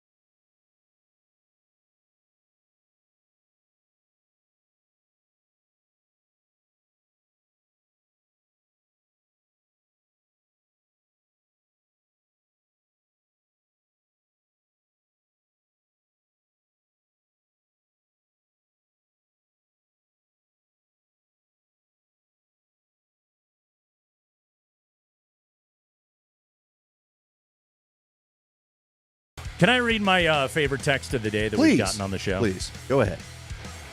Why is this Stidham thing being framed as negative? Don't you guys run the radio show the way the program director wants?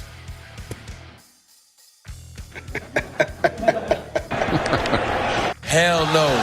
Hell no. Hell no. Haven't been in too many of our meetings before, have you? Corporate accounts payable. Nina speaking. Hello. Nate and Andy. What's happening? We have sort of a problem here. Yeah, you apparently didn't Hit your break on time for the 1,000th time by my count. Oh, yeah. I'm sorry about that. I forgot. Yeah.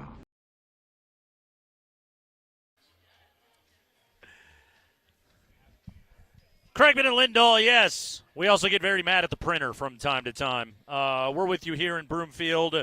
Twin Peaks, it's been great. When are we out here again, Andy? When do we come back? I believe 2 weeks, 2 right? weeks. 18th? 2 weeks. What's today, the 4th, 11th? 2 weeks exactly. 2 weeks exactly. The 18th. 14. Come there see you go. Ebony. She'd like you to come and see her. She's taking care of us. We'll be here on a Thursday. That's right. Thursday is a good day to come out I and like talk about. some Thursdays, right? It's the start of the What weekend. are you going to do without your Amazon Prime football you forgot to watch if you're like me on Thursday nights? Tonight I'm loaded. Tonight the There's sports too much. options are aplenty for us here this evening. Buffs are going to be on ESPN. Nuggets are going to be on TNT. And the Avalanche will be right there on altitude. I love it. Yes. I love a good night like this where there's too much to watch. What do you do on a night like last night when there's nothing to watch? Last night I took in some Fresno State, San Diego State buckets, and I watched the latest episode of Fargo.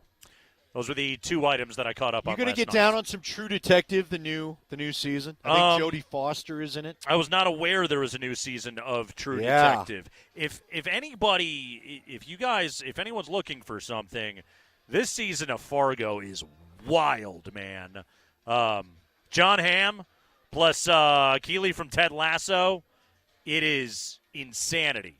So, highly recommend. All right, speaking of things you may need to watch, Yep. Spring, I'm sorry, dude. I didn't think we'd go here.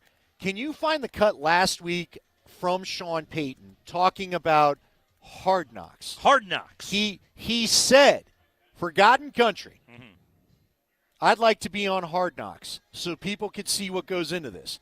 And it was in the midst of him talking about the QB decision, the benching, all this other stuff, the meetings they had, and he actually said at the podium, this is why I'd like to be on Hard Knocks so you can all see what goes into this. Sure. Are the Broncos the Hard Knocks team next year? They got a great chance of it, don't they? Okay, from a coach standpoint, yeah, Sean Payton makes it interesting because you either love him or hate him, I think, right? Yeah. Will they be interesting enough with any players to make it happen? Will HBO reciprocate the interest? I mean, they 'Cause don't. Russ will be gone, Right, we're right. all assuming. Like, they don't have Aaron Rodgers. Right. You know, which makes it a very different kind of scenario. I'm trying to think. Like, I'm looking at it right now at potential candidates for it. So, if Houston loses, they're an obvious candidate of DeMeco Ryans and C.J. Stroud and their star power going on right there. I can't imagine. I don't think Tomlin's going anywhere, but Pittsburgh's, they're not out of anything quite yet. Cincinnati could be in the conversation, Andy. Chance to put Joe Burrow on that show? Yeah. Yeah. You're doing that. Yeah, that absolutely could be a candidate. I don't think it'll be the Raiders. Let me ask you this. Do the Jets sign up for it? I was going to say they won't do the Jets again. But will they? I think Salah's back. Well, no, I mean, what if – do you give us another round of Aaron Rodgers? Tennessee could be available. Obviously not the Chargers and probably not New England. They're probably both going to have coaching changes. Let's see. In the NFC, Green Bay or Seattle, one of those teams could potentially get bounced out of the postseason. Dude, Seattle, I would really like to watch a Pete Carroll Hard Knocks. I would too. will admit that. I agree with you right there. Seattle's got the possibility of it. The New Orleans Saints, you want to watch Dennis Allen and Derek Carr on TV? I do not. No, not necessarily, no. Do you want to hear the cut? I feel bad. I made Spring look for it. Do you want to hear Sean Payton say this so people don't think I'm crazy? No, I recall the cut. Minnesota.